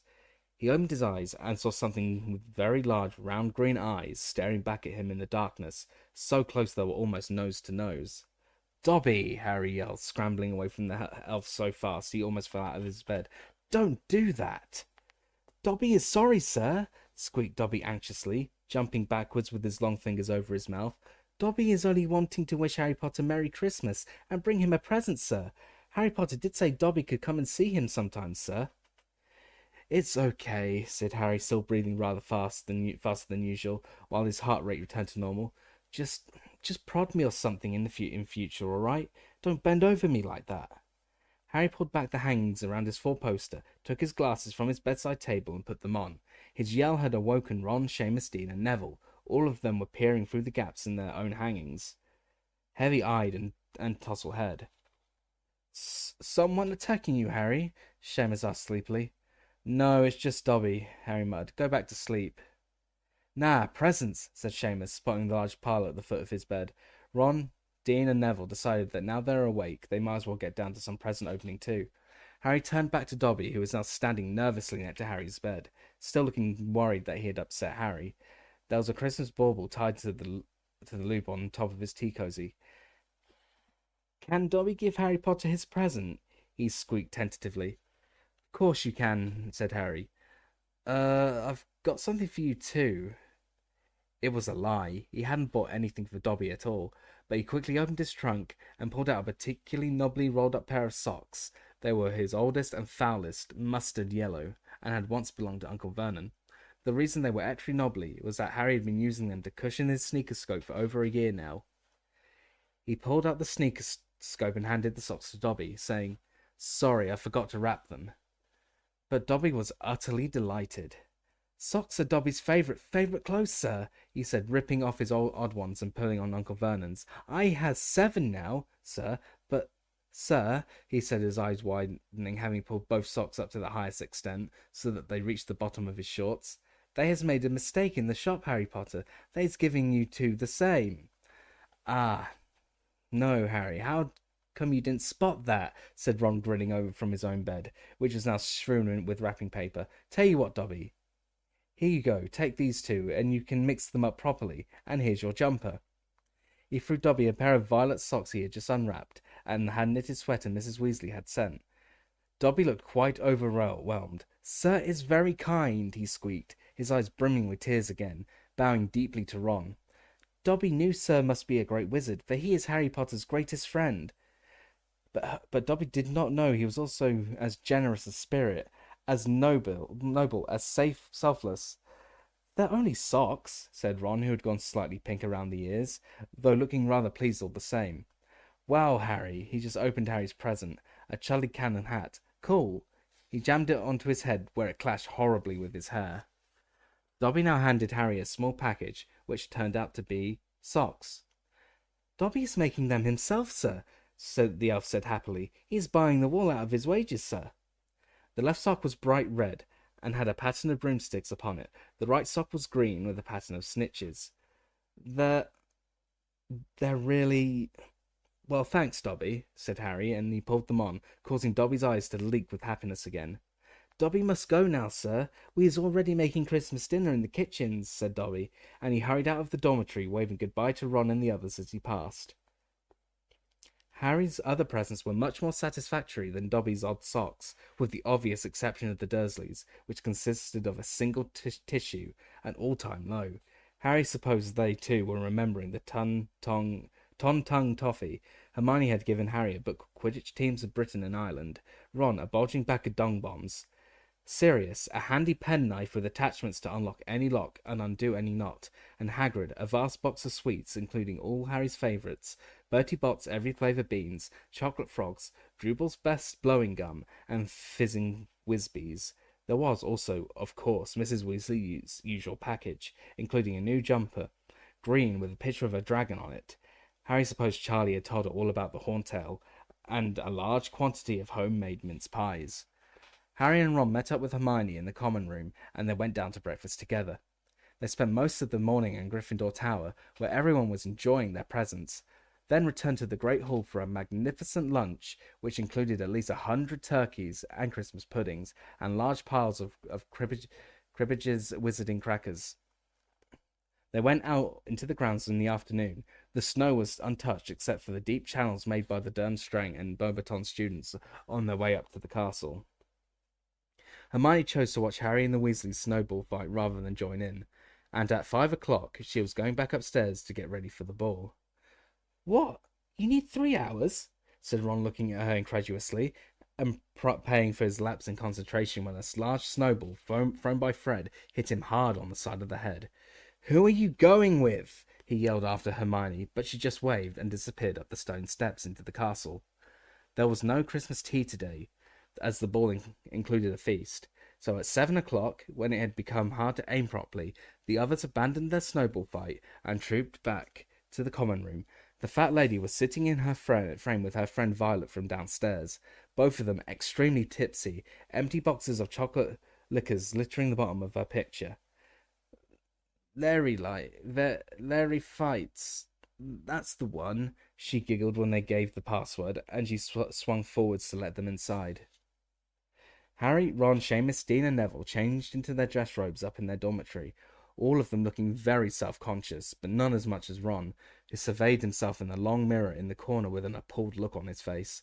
There was just no getting around the fact that his robes looked more like a dress than anything else. In a desperate attempt to make them look more manly, he used a severing charm on the ruff and cuffs. It worked fairly well. At least he was now lace-free, although he hadn't done a very neat job, and the edges still looked depressingly frayed as they set off downstairs. "I still can't work out how you two got the best-looking girls in the year," muttered Dean. "Animal magnetism," said Ron gloomily, pulling stray threads out of his cuffs. The common room looked strange, full of people wearing different colours instead of the usual mass of black. Parvati was waiting for Harry at the foot of the stairs. She looked very pretty indeed, in robes of shocking pink, with a long dark plait braided with gold, and gold bracelets glimmering at her wrists. Harry was relieved to see that she wasn't giggling. "You, look nice," he said awkwardly. "Thanks," she said. "Padma's going to meet you in the entrance hall," she added to Ron. "Right," said Ron, looking around. "Where's Hermione?" Parvati shrugged. Shall we go down then, Harry? Okay, said Harry, wishing he could just stay in the common room. Fred winked at Harry as he passed him on the way out of the portrait hole. The entrance hall was packed with students too, all milling around waiting for 8 o'clock, when the doors to the great hall would be thrown open. Those people who were meeting partners from different houses were edging through the crowd, trying to find each other. Parvati found her sister Padma and led her over to Harry and Ron. Hi, said Padma, who was looking just as pretty as Parvati in robes of bright turquoise. She didn't look too enthusiastic about having Ron as a partner, though. Her dark eyes lingered on the frayed neck and sleeves of his dress robes, as she looked him up and down. Hi, said Ron, not looking at her, but staring around at the crowd. Oh no. He bent his knees slightly to hide behind Harry, because Fleur Delacour was passing, looking stunning in robes of silver-grey satin, accompanied by the Ravenclaw Quidditch captain, Roger Davies. When they had disappeared, Ron stood straight again and stared over the heads of the crowd. Where is Hermione? He said again. A group of Slytherins came up from the steps from their dungeon common room. Malfoy was in front. He was wearing dress robes of black velvet with a high collar, which, in Harry's opinion, made him look like a vicar. Pansy Parkinson was clutching Malfoy's arm, in very frilly robes of pale pink. Crabbe and Goyle were both wearing green. They resembled moss-coloured boulders, and neither of them, Harry was pleased to see, had managed to find a partner. The oak front doors opened, and everyone turned to look as the Durmstrang students entered with Professor Karkaroff. Krum was at the front of the party, accompanied by a pretty girl in blue robes Harry didn't know. Over the heads he saw that an area of lawn right in front of the castle had been transformed into a sort of grotto full of fairy lights, meaning hundreds of actual living fairies were sitting in the rose bushes that had been conjured there, and fluttering over the statues of what seemed to be Father Christmas and his reindeer. Then Professor McGonagall's voice called, "Champions, over here, please." Parvati readjusted her bangles, beaming. She and Harry said, "See you in a minute," to Ron and Padma, and walked forwards, the chattering crowd parting to let them through.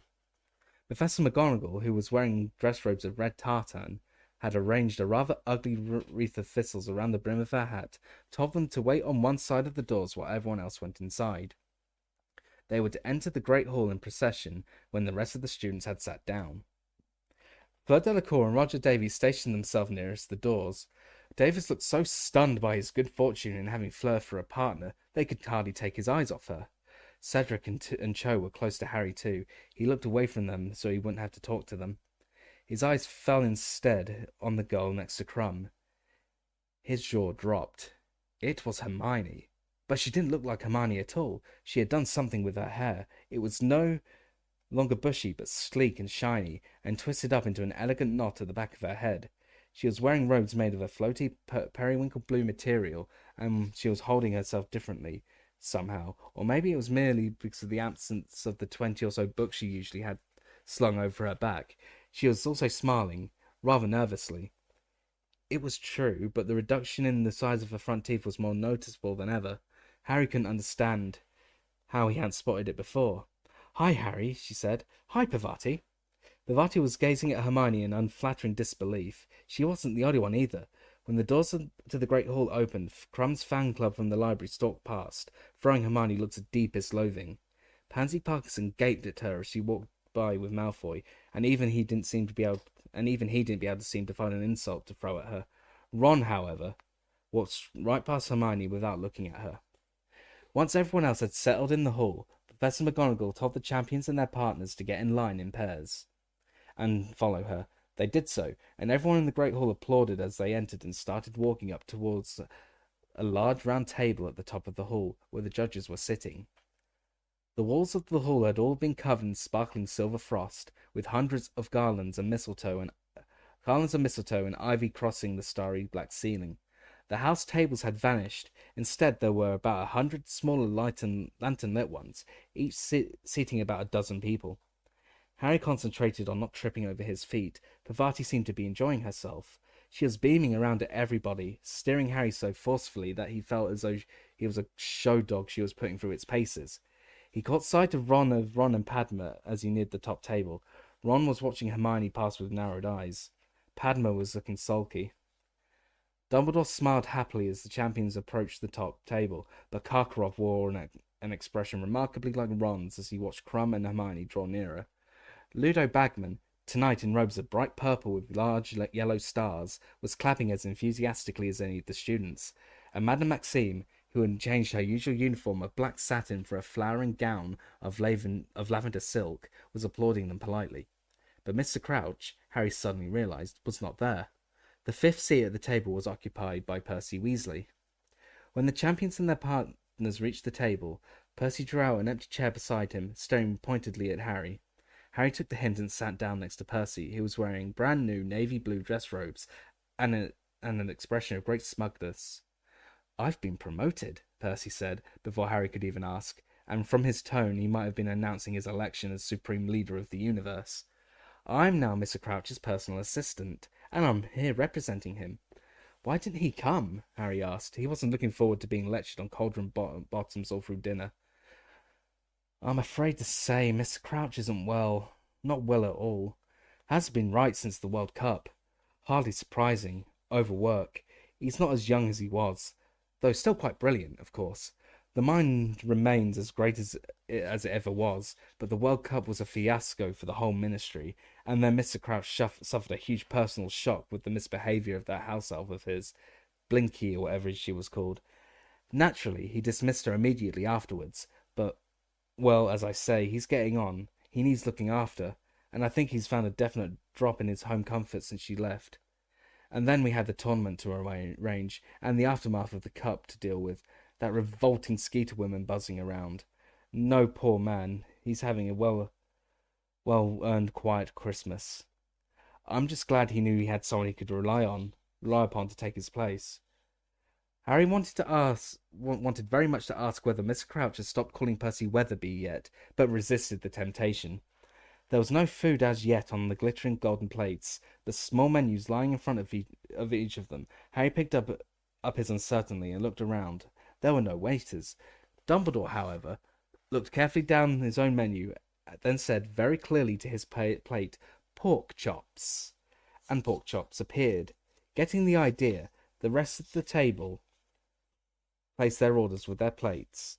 Harry glanced up at Hermione to see how she felt about this new and more complicated method of dining. Surely it meant plenty of extra work for the house elves, but for once Hermione didn't seem to be thinking about SPEW. She was deep in talk with Victor Crumb, and hardly seemed to notice what she was eating. It now occurred to Harry that he had never actually heard Crumb speak before, but he was certainly talking now, and very enthusiastically at that. "We have a castle also. Not as big as this, not as comfortable, I am thinking," he was telling Hermione. "We have just 4 floors, and the fires are lit only for magical purposes.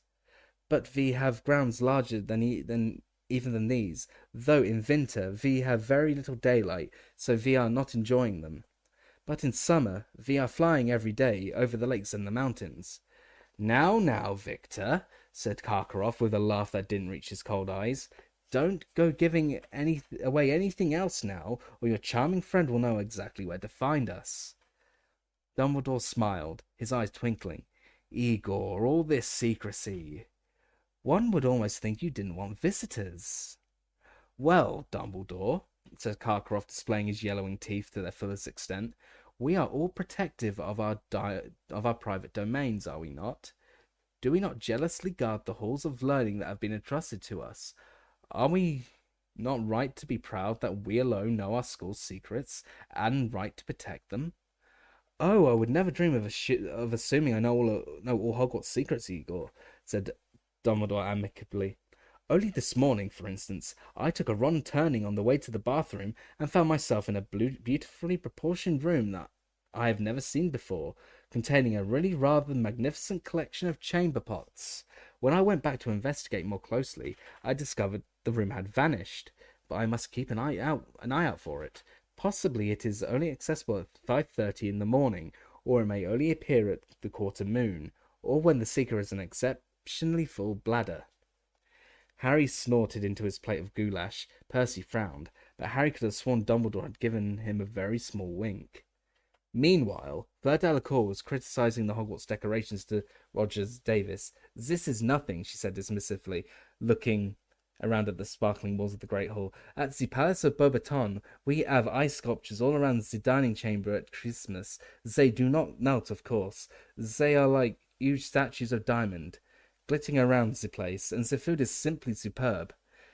And we have choirs of wood nymphs to serenade us as we eat. We have none of this ugly armor in the halls, and if a poltergeist ever entered into Beauxbaton, he would be expelled like that. She slapped her hand into the table impatiently. Roger Davis was watching her talk with a very dazed look on his face, and kept missing his mouth with its fork. Harry had the impression that Davis was too busy staring at Fleur to take in a word she was saying. Absolutely right, he said quickly, slapping his own hand on the table in imitation of Fleur. Like that, yeah. Harry looked around the hall. Hagrid was sitting at one of the other staff tables. He was back in his horrible hairy brown suit and gazing up at the top table. Harry saw him give a small wave, and looking around saw Madame Maxime return it, her opals glittering in the candlelight. Hermione was now teaching Krum to say her name properly. He kept calling her Hermione. Hermione, she said slowly and clearly. Hermione. Close enough, she said, catching Harry's eye and grinning. When all the food had been consumed, Dumbledore stood up and asked the students to do the same. Then, at a wave of his wand, the table zoomed back along the walls, leaving the floor clear, and then he conjured a raised platform into existence along the right-hand wall. A set of drums, several guitars, a lute, a cello, and some bagpipes were set upon it. The Weird Sisters now trooped up onto the stage to wildly enthusiastic applause. They were all extremely hairy, dressed in black robes that had been artfully ripped and torn. They picked up their instruments, and Harry, who had been so interested in watching them that he had almost forgotten what was coming, suddenly realized that the lanterns on all the other tables had gone out, and that the other champions and their partners were standing up. "Come on," Parvati hissed. "We're supposed to dance." Harry tripped over his dress robes as he stood up. The Weird Sisters struck up a slow, mournful tune. Harry walked onto the brightly lit dance floor, carefully avoiding catching anyone's eye. He could see Seamus and Dean waving at him and sniggering. And next moment, Parvati had seized his hands, placed one around her waist, and was holding the other tightly in hers. It wasn't as bad as it could have been, Harry thought, revolving slowly on the spot. Parvati was steering. He kept his eyes fixed over the heads of the watching people, and very soon many of them too had come onto the dance floor, so that the champions were no longer the centre of attention. Neville and Ginny were dancing nearby. He could see Ginny wincing frequently as Neville trod on her feet, and Dumbledore was waltzing with Madame Maxime. He was so dwarfed by her that the top of his pointed hat barely tickled her chin. However, she moved very gracefully for a woman so large. Mad-Eye Moody was doing an extremely ungainly two-step with Professor Sinistra, who was nervously avoiding his wooden leg. "Nice socks, Potter," Moody growled as he passed, his magical eyes staring through Harry's robes. "Oh, yeah, Dobby the house elf knitted them for me," said Harry, grinning. "He's so creepy," Varty whispered, as Moody clunked away. "I don't think that I should be allowed." Harry heard the final quavering note from the bagpipe with relief. The Weird Sisters stopped playing. Applause filled the hall once more, and Harry let go of Parvati at once. "Let's sit down, shall we?" "Oh, but this is a really good one," Parvati said, as the Weird Sisters struck up a new song which was much faster. "No, I don't like it," Harry lied, and he led her away from the dance floor, past Fred and Angelina, who were dancing so exuberantly that people around them were backing away for fear of injury, and over to the table where Ron and Padma were sitting. "How's it going?" Harry asked Ron, sitting down and opening a bottle of butterbeer. Ron didn't answer. He was glaring at Hermione and Krum, who were dancing nearby. Padma was sitting with her arms and legs crossed, one foot jiggling in time to the music. Every now and then she threw a disgruntled look at Ron, who was completely ignoring her. Parvati sat down on Harry's other side, crossed her arms and legs too, and within minutes was asked to dance by a boy from Beauxbaton. "You don't mind, do you, Harry?" Parvati said. "What?" said Harry, who was now watching Cho and Cedric. "Oh, never mind," snapped Parvati, and she went off with the boy from Beauxbaton. When the song ended, she did not return. Hermione came over and sat down in Parvati's empty chair. She was a bit pink in the face from dancing. "Hi," said Harry. Ron didn't say anything. "It's hot, isn't it?" said Hermione, fanning herself with her hand. Victor's just gone to get some drinks. Ron gave her a withering look. Victor, he said. Hasn't he asked you to call him Vicky yet? Hermione looked at him in surprise. What's up with you? She said. If you don't know, said Ron scathingly, I'm not going to tell you. Hermione stared at him, then Harry, who shrugged. Ron, what? He's from Durmstrang, spat Ron. He's competing against Harry, against Hogwarts. You're... Ron was obviously casting around for words strong enough to describe Hermione's crime. Fraternizing with the enemy, that's what you're doing. Hermione's mouth fell open. Don't be so stupid, she said after a moment. The enemy? Honestly. Who was the one who was all excited when they saw him arrive? Who was the one who wanted his autograph? Who's got a model of him up in their dormitory? Ron chose to ignore this. I suppose he asked you to come with him while you were both in the library. Yes, he did, said Hermione, the pink patches on her cheeks glowing more brightly. So what? What happened? Trying to get him to join Spew, are you? No, I wasn't. If you really want to know, He said he'd been coming up to the library every day to try and talk to me, but he hadn't been able to pluck up the courage. Hermione said this very quickly and blushed so deeply that she was the same colour as Pavati's robes. Yeah, well, that's his story, said Ron nastily. And what's that supposed to mean? Obvious, isn't it? He's Carcroft's student, isn't he? He knows who you hang around with. He's just trying to get closer to Harry, get inside information on him, or get near enough to jinx him. Hermione looked as though Ron had slapped her. When she spoke, her voice quivered. For your information, he hasn't asked me one single thing about Harry. Not once. Ron changed tack at the speed of light. Then he's hoping you'll help him find out what his egg means. I suppose you've been putting your heads together during those cosy little library sessions. I'd never help him work out that egg, said Hermione, looking outraged. Never. How could you say something like that? I want Harry to win the tournament. Harry knows that, don't you, Harry? You've got a funny way of showing it, sneered Ron. This whole tournament's supposed to be about getting to know foreign wizards and making friends with them, said Hermione shrilly. No, it isn't, shouted Ron. It's about winning. People were starting to stare at them. Ron, said Harry quietly, I haven't got a problem with Hermione coming with Crumb. But Ron ignored Harry too. Why don't you go and find Vicky? He'll be wondering where you are, said Ron. Don't call him Vicky. Hermione jumped to her feet and stormed off across the dance floor, disappearing into the crowd. Ron watched her go with a mixture of anger and satisfaction on his face. Are you going to ask me to dance at all? Padma asked him. No, said Ron, still glaring after Hermione. Fine, snapped Padma as she got up and went to join Pavati and the Beauxbatons boy, who conjured up one of his friends to join them so fast that Harry could have sworn he had zoomed him there by summoning charm. There is Hermione, said a voice. Crumb had just arrived at their table clutching 2 butterbeers. No idea, said Ron maliciously, looking up at him. Lost her, have you? Crumb was looking surly again. Well, if you see her, tell her I have drinks, he said, and he slouched off. Made friends with Victor Crumb, have you, Ron? Percy had bustled over, rubbing his hands together and looking extremely pompous. Excellent! That's the whole point, you know. Internal magical cooperation. To Harry's annoyance, Percy promptly took Padma's vacated seat. The top table was now empty. Professor Dumbledore was dancing with Professor Sprout. Ludo Bagman with Professor McGonagall. Madame and Maxime were cutting a wide path around the dance floor as they waltzed through the students, and Karkaroff was nowhere to be seen.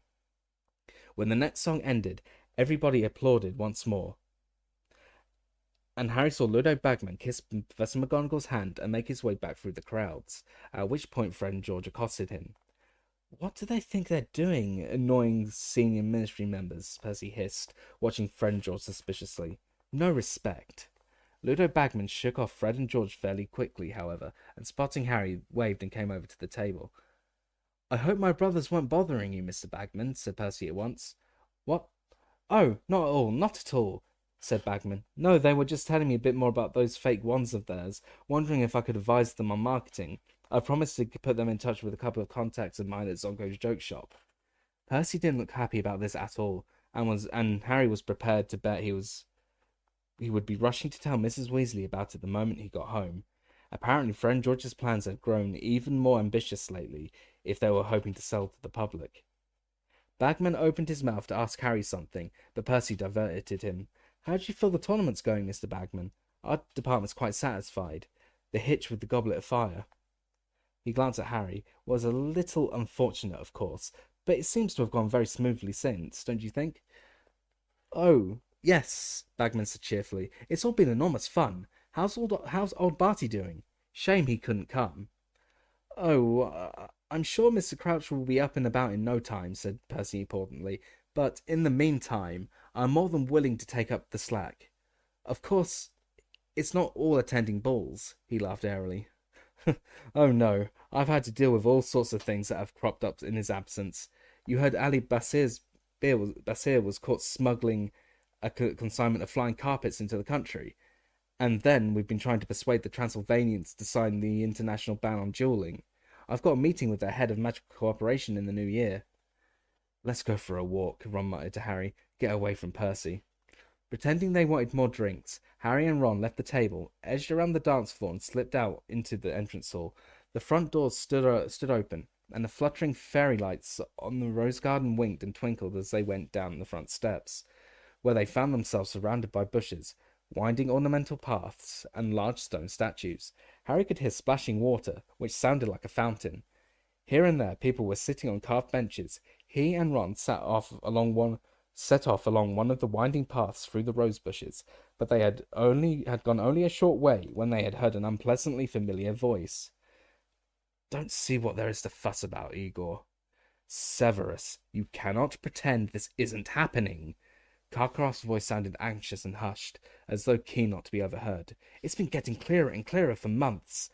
I'm becoming seriously concerned. I can't deny it." "Then flee," said Snape's voice curtly. "Flee. I'll make your excuses. I, however, am remaining at Hogwarts." Snape and Karkaroff came around the corner. Snape had his wand out and was blasting rose bushes apart, his expression most ill-natured. Squeals issued from many of the bushes and dark shapes emerged from them. 10 points from Hufflepuff Fawcett," Snape snarled as a girl ran past him. "And 10 points from Ravenclaw 2 Stebbins," as the boy went rushing after her. "And what are you two doing?" he added, catching sight of Harry and Ron on the path ahead. Karkaroff, Harry saw, looked slightly discomposed to see them standing there. His hand went nervously to his goatee, and he began winding it around his finger again. "We're walking," Ron told Snape shortly. "Not against the law, is it?" "Keep walking, then," Snape snarled, and he brushed past them, his long black cloak billowing out behind him. Karkaroff hurried away after Snape. Harry and Ron continued down the path. "What's got Karkaroff all worried?" Ron muttered. And since when have he and Snape been on first-name terms?" said Harry slowly. They had reached a large stone reindeer now, over which they could see the sparkling jets of a tall fountain. The shadowy outlines of 2 enormous people were visible on a stone bench, watching the water in the moonlight, and then Harry heard Hagrid speak. "Moment I saw you, I knew," he was saying in an oddly husky voice. Harry and Ron froze. This didn't sound like the sort of scene they ought to walk in on, somehow. Harry looked around, back up the path, and saw Fleur Delacour and Roger Davies standing half-concealed on a rose bush nearby. He tapped Ron on the shoulder and jerked his head towards them, meaning that they could easily sneak off that way without being noticed. Fleur and Davies looked very busy to Harry, but Ron, eyes widening in horror at the sight of Fleur, shook his head vigorously and pulled Harry deeper into the shadows behind the reindeer. "What did you know, Hagrid?" said Madame Maxime, a distant purr in a low voice. Harry definitely didn't want to listen to this. He knew Hagrid would hate to be overheard in a situation like this. He certainly would have done. If it had been possible, he would have put his fingers in his ears and hummed loudly, but that wasn't really an option. Instead, he tried to interest himself in a beetle crawling along the stone reindeer's back, but the beetle just wasn't interesting enough to block out Hagrid's next words. "I just knew you were like me. Was it your mother or your father?" I don't know what you mean, Hagrid." "It was my mother," said Hagrid quietly. "She was one of the last ones in Britain. Course, I can't remember her too well. She left, see, when I was about 3. She wasn't really the maternal sort. Well, it's not in their natures, is it? Don't know what happened to her. Might be dead for all I know."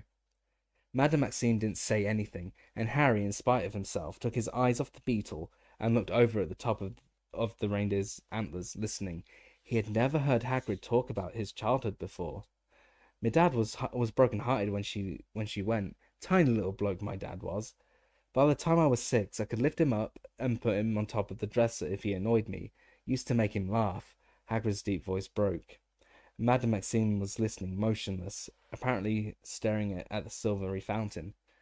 Dad raised me, but he died, of course, just after I started school, so I had to make me own way after that. Dumbledore was a real help mind. Very kind to me, he was. Hagrid pulled out a large spotted silk handkerchief and blew his nose heavily. So anyway, enough about me. What about you? Which side you got it on? But Madame Maxime had suddenly got to her feet. It is chilly, she said, but whatever the weather was doing, it was nowhere near as cold as her voice. I think I will go in now. Eh? Said Hagrid blankly. No, don't go. I've never met another one before. What before? Another what precisely? Said Madame Maxime, her tone icy. Harry could have told Hagrid it was best not to answer. He stood there in the shadows, gritting his teeth, hoping against hope he wouldn't, but it was no good. Another half-giant, of course, said Hagrid. How dare you? Shrieked Madame Maxime. Her voice exploded through the peaceful night air like a foghorn behind him. Harry heard Fleur and Roger fall out of their rosebush. I have never been more insulted in my life. Half-giant? Me? I have big bones. She stormed away. Great multicolored swarms of fairies rose into the air as she passed, angrily pushing aside bushes. Hagrid was still sitting on the bench, staring after her. It was much too dark to make out his expression. Then, after about a minute, he stood up and strode away, not back to the castle, but off out into the dark grounds in the direction of his cabin. Come on, Harry said very quietly to Ron. Let's go. But Ron didn't move. What's up? Said Harry, looking at him. Ron looked around at Harry, his expression very serious indeed. Did you know, he whispered, about Hagrid being half-giant? No, said Harry, shrugging. So what? He knew immediately from the look Ron was giving him that he was once again revealing his ignorance of the wizarding world. Brought up by the Dursleys, there were many things that Wizard took for granted that were revelations to Harry, but these surprises had become fewer as he moved up the school. Now, however, he could tell that most wizards would not have said "so what" upon finding out that one of their friends had a giantess for a mother. I'll explain inside, said Ron quietly. Come on. Fleur and Roger Davies had disappeared, probably into a more private clump of bushes. Harry and Ron returned to the great hall. Barty and Padma were now sitting at a distant table with a whole crowd of Beauxbaton boys, and Hermione was once more dancing with Crumb. Harry and Ron sat down at a table far removed from the dance floor. So, Harry prompted Ron, what's the problem with giants? Well, they're... Ron struggled for words.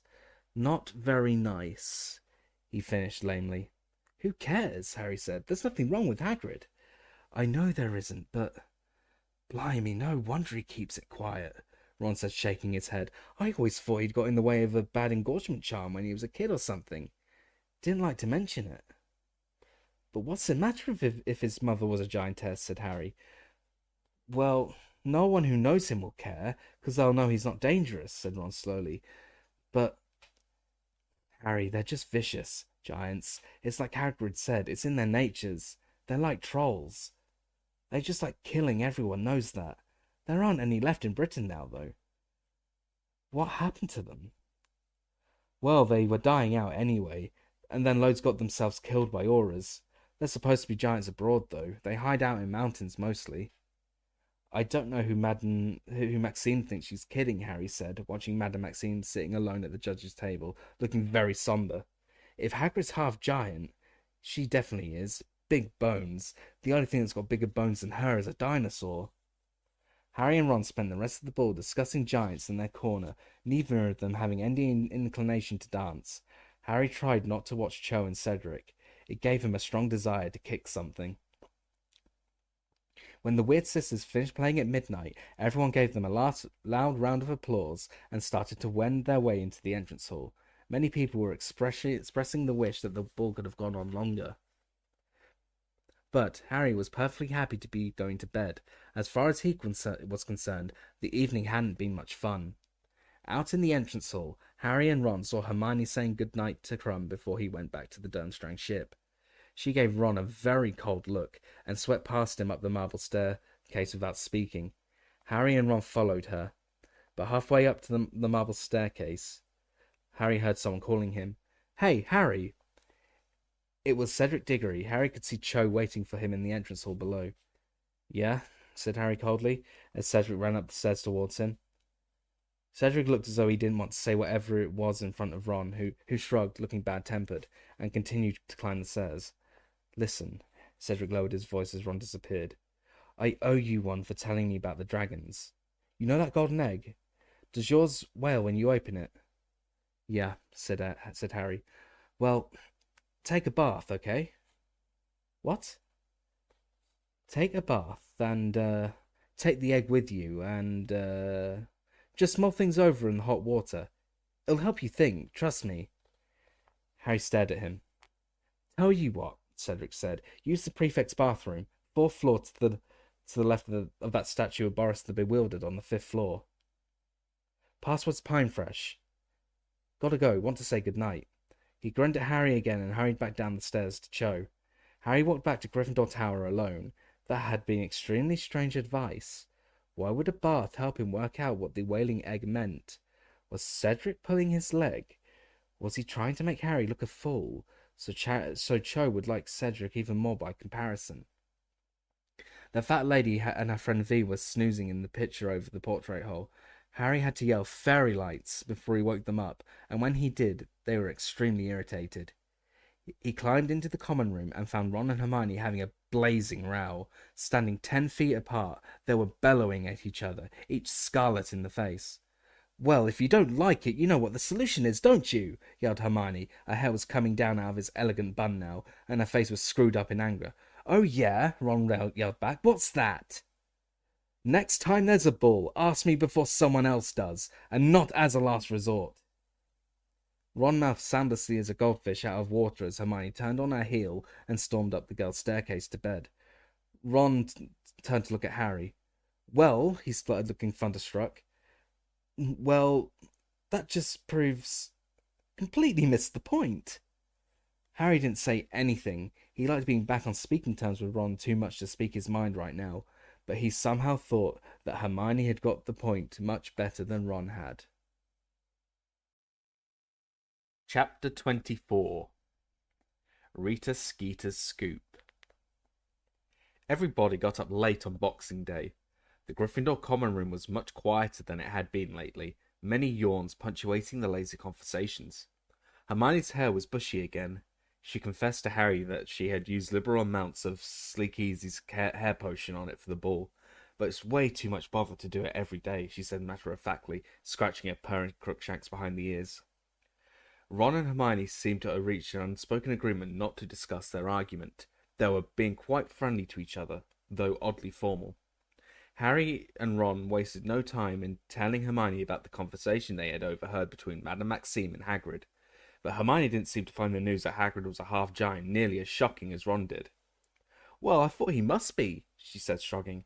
"I knew he couldn't be pure giant, because they're about 20 feet tall. But honestly, all this hysteria about giants... they can't all be horrible. It's just some sort of prejudice that people have towards werewolves. It's just bigotry, isn't it?"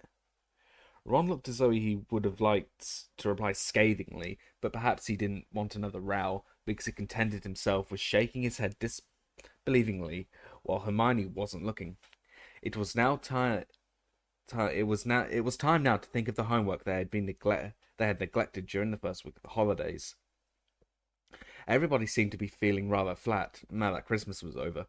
Everybody except Harry, that is, who was starting, once again, to feel slightly nervous.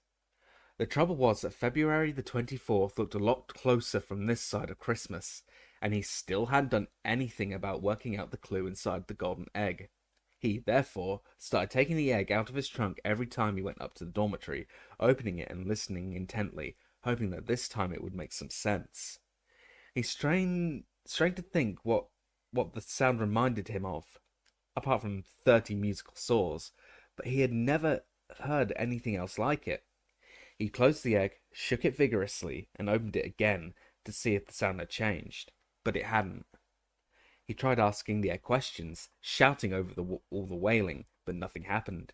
He even threw the egg across the room, though he hadn't really expected that to help. Harry had not forgotten the hint that Cedric had given him, but his less than friendly feelings towards Cedric just now meant that he was keen not to accept his help if he could avoid it. In any case, it seemed to him that if Cedric had really wanted to give Harry a hand, he would have been a lot more explicit. Harry, had told Cedric exactly what was coming in the first task, and Cedric's idea of a fair exchange had been to tell Harry to take a bath. Well, he didn't need that sort of rubbishy help. Not from someone who kept walking down the corridors hand in hand with Cho, anyway. And so, the first day of the new term arrived, and Harry set off to lessons, weighed down with books, parchment and quills as usual, but also with the lurking worry of the egg heavy in his stomach, as though he was carrying that around with him too. Snow was still thick upon the grounds, and the greenhouse windows were covered in condensation so thick that they couldn't see out of them in herbology. Nobody was looking forward to care of magical creatures much in this weather though, as Ron said. The Scroots would probably warm them up nicely, either by chasing them or by blasting off so forcefully that Hagrid's cabin caught fire. When they arrived at Hagrid's cabin, however, they found an elderly witch with closely cropped grey hair and a very prominent chin standing up before his front door. "Hurry up now! The bell rang 5 minutes ago," she barked at them as they struggled towards her through the snow. "Who are you?" said Ron, staring at her. "Where's Hagrid?" "My name is Professor Grubbly-Plank," she said briskly. "I am your temporary care of magical creatures teacher." "Where's Hagrid?" Harry repeated loudly. "He is indisposed," said Professor Grubbly-Plank shortly. Soft and unpleasant laughter reached Harry's ears. He turned. Draco Malfoy and the rest of the Slytherins were joining the class. All of them looked gleeful, and none of them looked surprised to see Professor Grubbly-Plank. "This way, please," said Professor Grubbly-Plank, and she strode off around the paddock where the large Beaubaton horses were shivering. Harry, Ron, and Hermione followed her, looking back over their shoulders at Hagrid's cabin. All the curtains were closed. Was Hagrid in there, alone and ill? "What's wrong with Hagrid?" Harry said, hurrying to catch up with Professor Grubbly-Plank. "Never you mind," she said, as though she thought he was being nosy. "I do mind, though," said Harry hotly. "What's up with him?" Professor Grubbly-Plank acted as though she couldn't hear him. She led them past the paddock where the Beaubaton horses were standing, huddled against the cold, and towards a tree at the edge of the forest, where a large and beautiful unicorn was tethered. Many of the girls oohed at the sight of the unicorn. "Oh, it's so beautiful," whispered Lavender Brown. "How did she get it? They're supposed to be really hard to catch." The unicorn was so brightly white that it made the snow all around look grey. It was pawing the ground nervously with its golden hooves, and throwing back its horned head. "Boys, keep back!" barked Professor Grubbly-Plank, throwing out an arm and catching Harry hard in the chest. They prefer the woman's touch unicorns. Girls to the front and approach with care. Come on, easy does it. She and the girls walked slowly forwards towards the unicorn, leaving the boys standing in the paddock fence, watching. The moment Professor Grubbly-Plank was out of earshot, Harry turned to Ron. "What do you reckon's wrong with him? You don't think a Scroot?" "Oh, he hasn't been attacked, Potter, if that's what you're thinking," said Malfoy softly. "No, he's just too ashamed to show his big ugly face." "What do you mean?" said Harry sharply. Malfoy put his hand inside the pocket of his robes and pulled out a folded page of newsprint. "Here you go," he said. "Hate to break it to you, Potter." He smirked as Harry snatched the page, unfolded it, and read it, with Ron, Seamus, Dean, and Neville looking over his shoulder. It was an article topped with a picture of Hagrid, looking extremely shifty. Dumbledore's giant mistake. Albus Dumbledore, eccentric headmaster of Hogwarts School of Witchcraft and Wizardry, has never been afraid to make controversial staff appointments, writes Rita Skeeter's special correspondent. In September of this year, he had hired Alastor Mad-Eye Moody, the notoriously jinx-happy ex-Auror, to teach defense against the dark arts. a decision that caused many raised eyebrows at the Ministry of Magic, given Moody's well-known habit of attacking anybody who makes a sudden movement in his presence. Mad-Eye Moody, however, looks responsible and kindly when set beside the part human Dumbledore employs to teach care of magical creatures. Rubeus Hagrid, who admits to being expelled from Hogwarts in his 3rd year, has enjoyed the position of gamekeeper at the school ever since, a job secured for him by Dumbledore. Last year, however, Hagrid used his mysterious influence over the headmaster to secure the additional post of care of magical creatures teacher over the heads of many better qualified candidates. An alarmingly large and ferocious-looking man, Hagrid has been using his newfound authority to terrify the students in his care with a succession of horrific creatures, while Dumbledore turns a blind eye. Hagrid has maimed several pupils during a series of lessons which many admit to be very frightening. I was attacked by a hippogriff, and my friend Vincent Crabbe got a bad bite of a flobberworm, says Draco Malfoy, a 4th-year student. We all hate Hagrid, but we're just too scared to say anything. Hagrid has no intention of ceasing his campaign of intimidation, however. In conversation with the Daily Prophet reporter last month, he admitted breeding creatures that he dubbed glass-ended scroots, highly dangerous crosses between manticores and fire crabs. The creation of new breeds of magical creature is, of course, an activity usually closely observed by the Department for the Regulation and Control of Magical Creatures. Hagrid, it seems, considers himself to be above such petty restrictions. I was just having some fun, he says, before hastily changing the subject. As if this were not enough, the Daily Prophet has now unearthed evidence that Hagrid is not, as he has always pretended, a pure-blood wizard. He is not, in fact, even pure human. His mother, we can exclusively reveal, is none other than the giantess Fridwulfa, whose whereabouts are currently unknown. Bloodthirsty and brutal, the giants brought themselves to the point of extinction by warring among themselves during the last century. The handful that remained joined the ranks of He Who Must Not Be Named, and were responsible for some of the worst mass muggle killings of his reign of terror. While many of the giants who served He Who Must Not Be Named were killed by auras working against the dark side, Fridwulfa was not among them. It is possible she escaped to one of the giant communities still existing in foreign mountain ranges. If his antics during Care of Magical Creatures lessons are any guide, however, Fridwulfa's son appears to have inherited her brutal nature.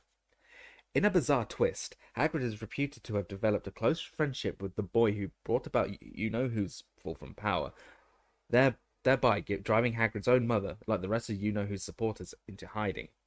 Perhaps Harry Potter is unaware of the unpleasant truth about his large friend, but Albus Dumbledore surely has a duty to ensure that Harry Potter, along with his fellow students, is warned about the dangers of associating with part giants. Harry finished reading and looked up at Ron, whose mouth was hanging open. "How did she find out?" he whispered. But that wasn't what was bothering Harry. "What do you mean we all hate Hagrid?" Harry spat at Malfoy. "What's this rubbish about him?" He pointed at Crabbe, "getting a bad bite off a flobberworm. They haven't even got teeth." Crabbe was sniggering, apparently very pleased with himself. "Well, I think this should put an end to the oaths teaching career," said Malfoy, his eyes glinting. "Half giant. And that was me thinking he just swallowed a bottle of Skelligro when he was young. None of the mummies and daddies are going to like this at all. They'll be worried he'll eat their kids. Ha ha. You. Are you paying attention over there?" Professor Grubblyplank's voice carried over to the boys. The girls were all clustered around the unicorn now, stroking it. Harry was so angry that the Daily Prophet article shook in his hands as he turned to stare unseeingly at the unicorn, whose many magical properties Professor Grubblyplank was now enumerating in a loud voice, so that the boys could hear too. "I hope she stays, that woman," said Parvati Patil when the lesson had ended, and they were all heading back to the castle for lunch. "That's more what I thought Care of Magical Creatures would be like. Proper creatures like unicorns, not monsters." "What about Hagrid?" Harry said angrily as they went up to the steps. "What about him?" said Parvati in a hard voice. "He can still be gamekeeper, can't he?" Parvati had been very cool towards Harry since the ball. He supposed that he ought to have paid her a bit more attention, but she seemed to have had a good time all the same. She was certainly telling anybody who would listen that she had made arrangements to meet the boy from Beauxbaton in Hogsmeade on the next weekend trip. "That was a really good lesson," said Hermione as they entered the Great Hall.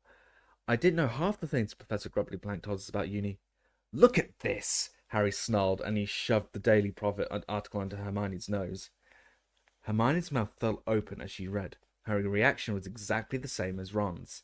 How did that horrible Skeeter woman find out? "You don't think Hagrid told her?" "No," said Harry, leading the way over to the Gryffindor table and throwing himself into a chair, furious. "He never even told us, did he? I reckon she was so mad he wouldn't give her her loads of horrible stuff about me. She went ferreting around to get back at him." "Maybe she heard him telling Madame Maxime at the ball," said Hermione quietly. "We'd have seen her in the garden," said Ron.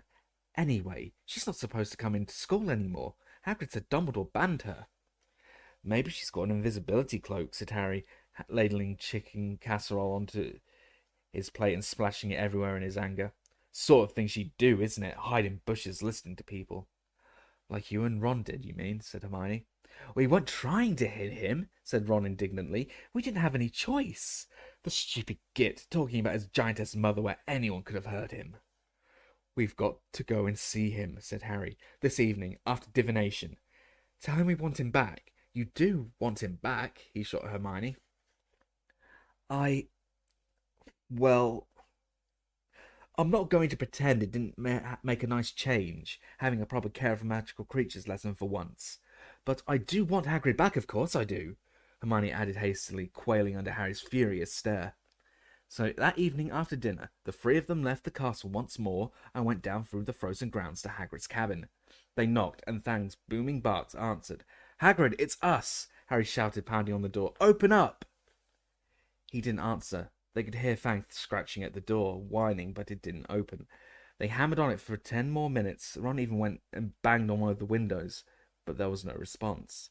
"What's he avoiding us for?" Hermione said when they had finally given up and were walking back to the school. "He surely doesn't think we'd care about him being half giant." But it seemed that Hagrid did care. They didn't see a sign of him all week. He didn't appear at the staff table at mealtimes. They didn't even see him going about his gamekeeper duties in the grounds, and Professor Grubbly Plank continued to take the care of magical creatures classes. Malfoy was gloating at every possible opportunity. "Missing your half-breed pal?" he kept whispering to Harry whenever there was a teacher around, so that he was safe from Harry's retaliation. "Missing the Elephant Man?" There was a Hogsmeade visit halfway through January. Hermione was very surprised that Harry was planning to go. "I just thought you'd want to take advantage of the common room being quiet," she said. "Really get to work on that egg." "Oh, I reckon I've got a pretty good idea what it's about now," Harry lied. "Have you really?" said Hermione, looking impressed. "Well done." Harry's insides gave a guilty squirm. But he ignored them. He still had 5 weeks to work out that egg clue after all, and that was ages. And if he went into Hogsmeade, he might run into Hagrid and get a chance to persuade him to come back.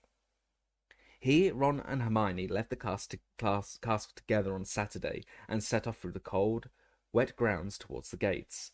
As they passed the Durmstrang ship moored in the lake, they saw Victor Crumb emerge onto the deck, dressed in nothing but swimming trunks. He was very skinny, but apparently a lot tougher than he looked, because he climbed up onto the side of the ship, stretched out his arms, and dived right into the lake. "He's mad," said Harry, staring at Crumb's dark head as it bobbed out into the middle of the lake. "It must be freezing. It's January." "It's a lot colder where he comes from," said Hermione. "I suppose it feels quite warm to him." "Yeah, but there's still the giant squid," said Ron. He didn't sound anxious. If anything, he sounded hopeful. Hermione noticed his tone of voice and frowned. "He's really nice, you know," she said. "He's not at all like you'd think, coming from Durmstrang. He likes it much better here, he told me." Ron said nothing. He hadn't mentioned Victor Crumb since the ball, but Harry had found a miniature arm under his bed on Boxing Day, which looked very much as though it had been snapped off a small figure wearing Bulgarian Quidditch robes. Harry kept his eyes skinned for a sign of Hagrid all the way down the slushy high street and suggested a visit to the Three Broomsticks, once he had ascertained that Hagrid was not in any of the shops. The pub was as crowded as ever, but one quick look around at all the tables told Harry that Hagrid wasn't there. Heart sinking, he went up to the bar with Ron and Hermione, ordered 3 butterbeers from Madame Rosmerta, and thought gloomily that he might as well have stayed behind and listened to the egg wailing after all. "Doesn't he ever go into the office?" Hermione whispered suddenly. "Look!" She pointed into the mirror behind the bar, and Harry saw Ludo Bagman reflected there, sitting in a shadowy corner with a bunch of goblins. Bagman was talking very fast in a low voice to the goblins, all of whom had their arms crossed, and were looking rather menacing. It was indeed odd, Harry thought, that Bagman was here at the Three Broomsticks on a weekend when there was no Triwizard event, and therefore no judging to be done. He watched Bagman in the mirror. He was looking strained again, quite as strained as he had done that night in the forest before the Dark Mark had appeared. But just then Bagman glanced over at the bar, saw Harry, and stood up.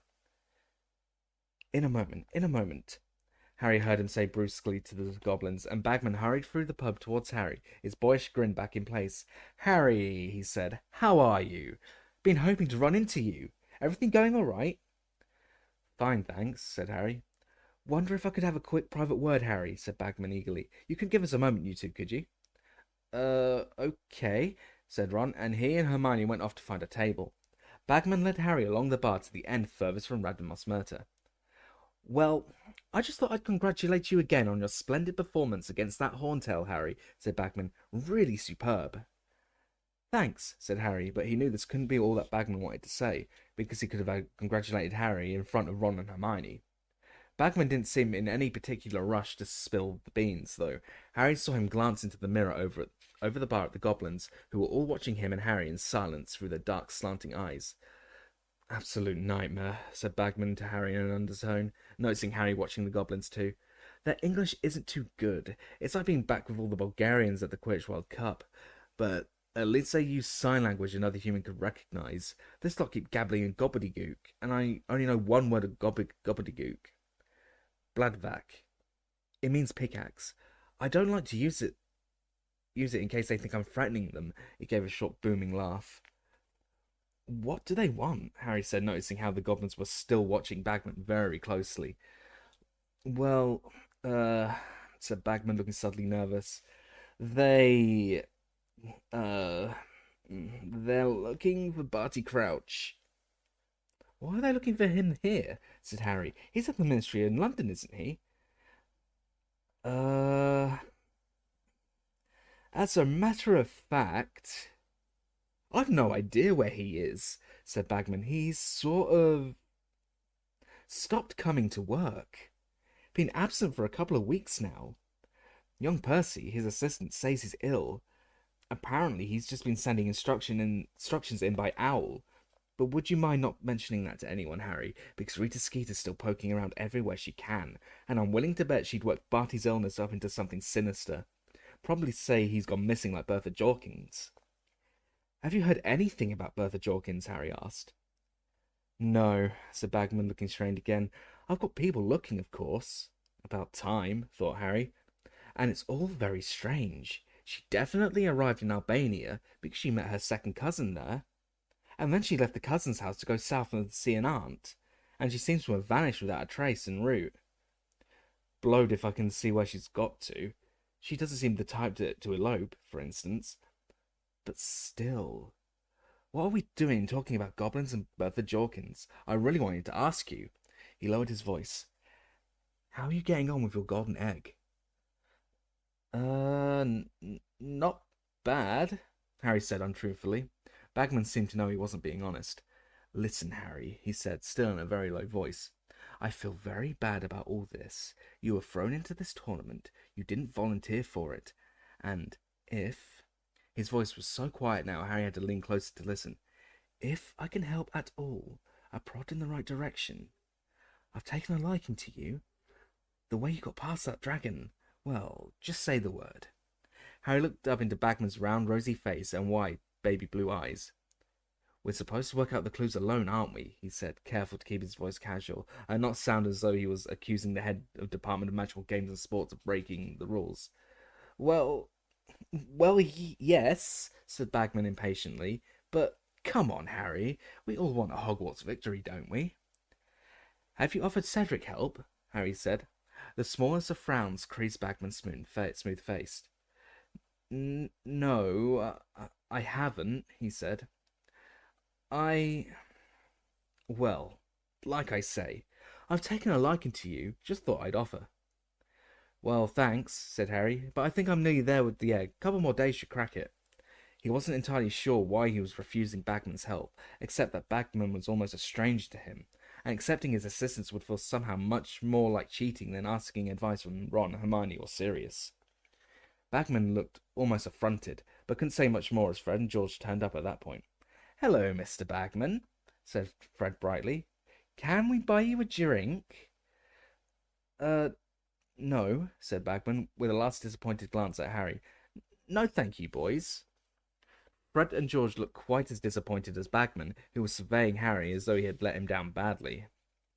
"Well, I must dash," he said. "Nice seeing you all." "Good luck, Harry." He turned out of the pub.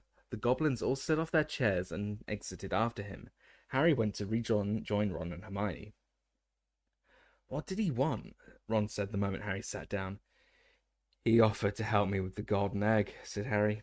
"He shouldn't be doing that," said Hermione, looking very shocked. "He's one of the judges. And anyway, you've already worked it out, haven't you?" Nearly," said Harry. "Well, I don't think Dumbledore would like it if he knew Bagman was trying to persuade you to cheat," said Hermione, still looking deeply disapproving. "I hope he's trying to help Cedric as much." "He's not. I asked," said Harry. "Who cares if Diggory's getting help?" said Ron. Harry privately agreed. "Those goblins didn't look very friendly," said Hermione, sipping her butterfit beer. "What were they doing here?"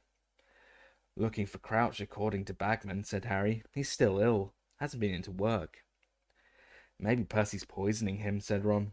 "Probably thinks if Crouch snuffs it, he'll be made head of the Department of International Magical Cooperation." Hermione gave Ron a "don't joke about things like that" look, and said, "Funny. Goblins looking for Mr. Crouch. They'd normally deal with the Department for the Regulation and Control of Magical Creatures." "Crouch can speak loads of different languages, though," said Harry. "Maybe they need an interpreter." "Worrying about poor eagle goblins now, are you?" Ron asked Hermione. "Thinking of starting up SPUG or something? Society for the Protection of Ugly Goblins?" "Ha ha ha," said Hermione sarcastically. "Goblins don't need protection. Haven't you been listening to what Professor Binns has been telling us about the Goblin Rebellions?" "No," said Harry and Ron together. "Well, they're quite capable of dealing with wizards," said Hermione, sipping more of her butterbeer. "They're very clever. They're not like house elves, who never stick up for themselves." "Uh-oh," said Ron, staring at the door. Rita Skeeter had just entered. She was wearing banana yellow robes today. Her long nails were painted shocking pink, and she was accompanied by her portrait photographer. She bought drinks, and she and the photographer made their way through the crowds to a table nearby. Harry, Ron, and Hermione glaring at her as she approached. She was talking fast and looking very satisfied about something. "Didn't seem very keen to talk to us, did he, Bozo? Now, why would that be, do you think? And what's he doing with a pack of goblins in tow, anyway? Showing them the sights? What nonsense. He was always a bad liar. Reckon something's up. Think we should do a bit of digging? Disgraced ex-head of magical sports, Ludo Bagman. Snappy start to a sentence, Bozo. We just need to find a story to fit it." "Trying to root someone else's life?" said Harry loudly. A few people looked around. Rita Skeeter's eyes widened behind her jeweled spectacles as she saw who had spoken. "Harry," she said, beaming. "How lovely. Why don't you come and join?" "I won't come near you with a 10-foot broomstick," said Harry furiously. "What did you do that to Hagrid for, eh?" Rita Skeeter raised her heavily penciled eyebrows. "Our readers have the right to know the truth, Harry. I am merely doing my—" "Who cares if he's half giant?" Harry shouted. "There's nothing wrong with him." The whole pub had gone very quiet. Madame Ross Myrtle was staring over from behind the bar, apparently oblivious of the fact that the flagon she was filling with mead was overflowing. Rita Skeeter's smile flickered very slightly, but she hitched it back almost at once. She snapped open her crocodile skin handbag, pulled out her quick quotes quill, and said, "How about giving me an interview about the Hagrid you know, Harry, the man behind the muscles, your unlikely friendship and the reasons behind it? Would you call him a father substitute?" Hermione stood up very abruptly, her butterbeer clutched in her hand as though it was a grenade. "You horrible woman," she said through gritted teeth. You don't care, do you? Anything for a story, and anyone will do, won't they? Even Ludo Bagman." "Sit down, you silly little girl, and don't talk about things you don't understand," said Rita Skeeter coldly, her eyes hardening as they fell on Hermione. "I know things about Ludo Bagman that would make your hair curl. Not that he needs it," she added, eyeing Hermione's bushy hair. "Let's go," said Hermione. "Come on, Harry, Ron." They left. Many people were staring at them as they went. Harry glanced back as they reached the door. Rita Skeeter's quotes quill was out. It was zooming backwards and forwards over a piece of parchment on the table. "She'll be after you next, Hermione," said Ron in a low and worried voice as they walked quickly back up the street. "Let her try," said Hermione shrilly. She was shaking with rage. "I'll show her. Silly little girl, am I? Oh, I'll get her back for this. First Harry, then Hagrid." "You don't want to go upsetting Rita Skeeter," said Ron nervously. "I'm serious, Hermione. She'll dig something up on you." "My parents don't read the Daily Prophet. She can't scare me into hiding," said Hermione, now striding along so fast that it was all Harry and Ron could do to keep up with her. The last time Harry had seen Hermione in a rage like this, she had hit Draco Malfoy around the face.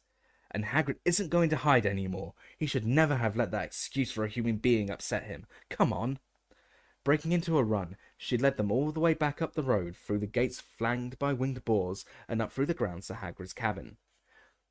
The curtains were still drawn, and they could hear Fang barking as they approached. "Hagrid!" Hermione shouted, pounding on his front door. "Hagrid, that's enough!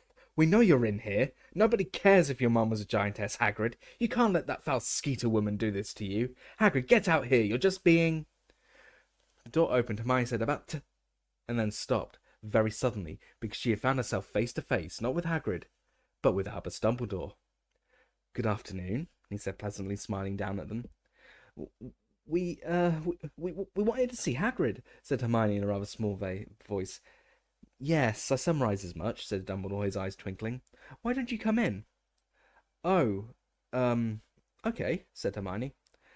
She, Ron, and Harry went into the cabin. Fang launched himself upon Harry the moment he'd entered, barking madly and trying to lick his ears. Harry fended Fang off and looked around. Hagrid was sitting at his table, where there were 2 large mugs of tea. He looked a real mess. His face was blotchy, his eyes swollen. He had gone to the other extreme where his hair was concerned. Far from trying to make it behave, it now looked like a wig of tangled wire. "Hi, Hagrid," said Harry. Hagrid looked up. "Lo," he said in a very hoarse voice. "More tea, I think," said Dumbledore, closing the door behind Harry, Ron, and Hermione, drawing out his wand and twiddling it. A revolving tea tray appeared in midair, along with a plate of cakes. Dumbledore magicked the tray onto the table, and everybody sat down. There was a slight pause, and then Dumbledore said, "Did you by any chance hear what Miss Granger was shouting, Hagrid?" Hermione went slightly pink, but Dumbledore smiled at her and continued, "Hermione, Harry, and Ron still seem to want to know you, judging by the way they were attempting to break down the door." "Of course we still want to know you," Harry said, staring at Hagrid. "You don't think anything that Skeeter cow..." "Sorry, Professor," he added quickly, looking at Dumbledore. "I have gone temporarily deaf and haven't any idea what you said," Harry said Dumbledore, twiddling his thumbs and staring at the ceiling. Right," said Harry sheepishly. "I just meant, Hagrid, how could you think we'd care what that woman wrote about you?" 2 fat tears leaked out of Hagrid's beetle-black eyes and fell slowly into his tangled beard. "Living proof of what I've been telling you, Hagrid," said Dumbledore, still looking carefully up at the ceiling. "I have shown you the letters from the countless parents who remember you from their days at here, telling me in no uncertain terms that, if I sacked you, they would have something to say about it." "Not all of them," said Hagrid hoarsely. "Not all of them want me to stay." "Really, Hagrid, if you're holding out for universal popularity, I'm afraid you will be in this cabin for a very long time," said Dumbledore, now peering sternly over his half-moon spectacles. "Not a week has passed since I became headmaster of this school, when I haven't had at least one owl complaining about the way I run it. But what should I do? Barricade myself in my study and refuse to talk to anybody?" You're not half giant," said Hagrid croakily. "Hagrid, look what I've got for relatives," Harry said furiously. "Look at the Dursleys." "An excellent point," said Professor Dumbledore. "My own brother, Aberforth, was prosecuted for practicing inappropriate charms on a goat. It was all over the papers.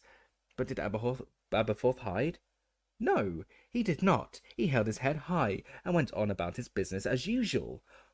Of course, I'm not entirely sure he can read, so that may not have been bravery. Come back and teach, Hagrid, said Hermione quietly. Please come back. We really miss you. Hagrid gulped. More tears leaked out down his cheeks and into his tangled beard. Dumbledore stood up. I refuse to accept your resignation, Hagrid, and I expect you back at work on Monday, he said. You will join me for breakfast at 8:30 in the Great Hall. No excuses. Good afternoon to you all. Dumbledore left the cabin, pausing only to scratch Fang's ears. When the door had shut behind him, Hagrid began to sob into his dustbin lid-sized hands. Hermione kept patting his arm, and at last Hagrid looked up, his eyes very red indeed, and said, Great man, Dumbledore. Great man. Yeah, he is, said Ron. Can I have one of these cakes, Hagrid? Help yourself, said Hagrid, wiping his eyes on the back of his hand. He's right, of course. You're all right. I've been stupid. My old dad would have been ashamed of the way I've been behaving. More tears leaked out, but he wiped them away more forcefully and said, Never shown you a picture of my old dad, have I? Here. Hagrid got up, went over to his dresser, opened a drawer, and pulled out a picture of a short wizard with Hagrid's crinkled black eyes, beaming as he sat on top of Hagrid's shoulder. Hagrid was a good 7 or 8 feet tall, judging by the apple tree beside him, but his face was beardless, young, round and smooth. He looked hardly older than 11. That was taken just after I got into Hogwarts, said Hagrid croakily. Dad was dead chuffed. Thought I might not be a wizard, see, 'cause me mum. Well, anyway, course, I never was great shakes at magic, really, but at least he never saw me expelled. Died, see, in his 2nd year. Dumbledore was the one who stuck up for me after Dad went. Got me the gamekeeper job. Trust people, he does. Gives them second chances. That's what sets him apart from other heads, see? He'll accept anyone at Hogwarts, as long as they've got talent. Nice people can turn out okay, even if their families weren't. Well, all that respectable. But some don't understand that. There's some who'd always hold it against you. There's some who'd even pretend they just had big bones rather than stand up and say, I am what I am, and I'm not ashamed. Never be ashamed, my old dad used to say. There's some who'll hold it against you, but they're not worth bothering with. And he was right. I've been an idiot. I'm not bothering with her no more. I promise you that. Big bones. I'll give her big bones. Harry, Ron, and Hermione looked at each other nervously. Harry would rather have taken 50 bar-scented Scrooge for a walk than admit to Hagrid that he had overheard him talking to Madame Maxime. But Hagrid was still talking, apparently unaware that he had said anything odd. You know what, Harry? He said, looking up from the photograph of his father, his eyes very bright. When I first met you, you reminded me of me a bit. Mum and Dad gone, and you was feeling like you wouldn't fit in at Hogwarts, remember? Not sure you were really up to it. And now look at you, Harry. School champion. He looked at Harry for a moment and then said, very seriously, You know what I'd love, Harry? I'd love you to win. I really would. It'd show 'em all. You don't have to be pure blood to do it. You don't have to be ashamed of what you are. It'll show 'em Dumbledore's the one who's got it right, letting anyone in as long as they can do magic. How you doing with that egg, Harry? Great, said Harry. Really great. Hagrid's miserable face broke into a wide, watery smile. That's my boy. You show 'em, Harry, you show 'em. Beat 'em all. Lying to Hagrid wasn't quite lying to anyone else. Harry went back to the castle later that afternoon with Ron and Hermione, unable to banish the image of the happy expression on Hagrid's whiskery face as he had imagined Harry winning the tournament. The incomprehensible egg weighed more heavily than ever on Harry's conscience that evening, and by the time he had got into bed, he had made up his mind. It was time to shelve his pride and see if Cedric's hint was worth anything.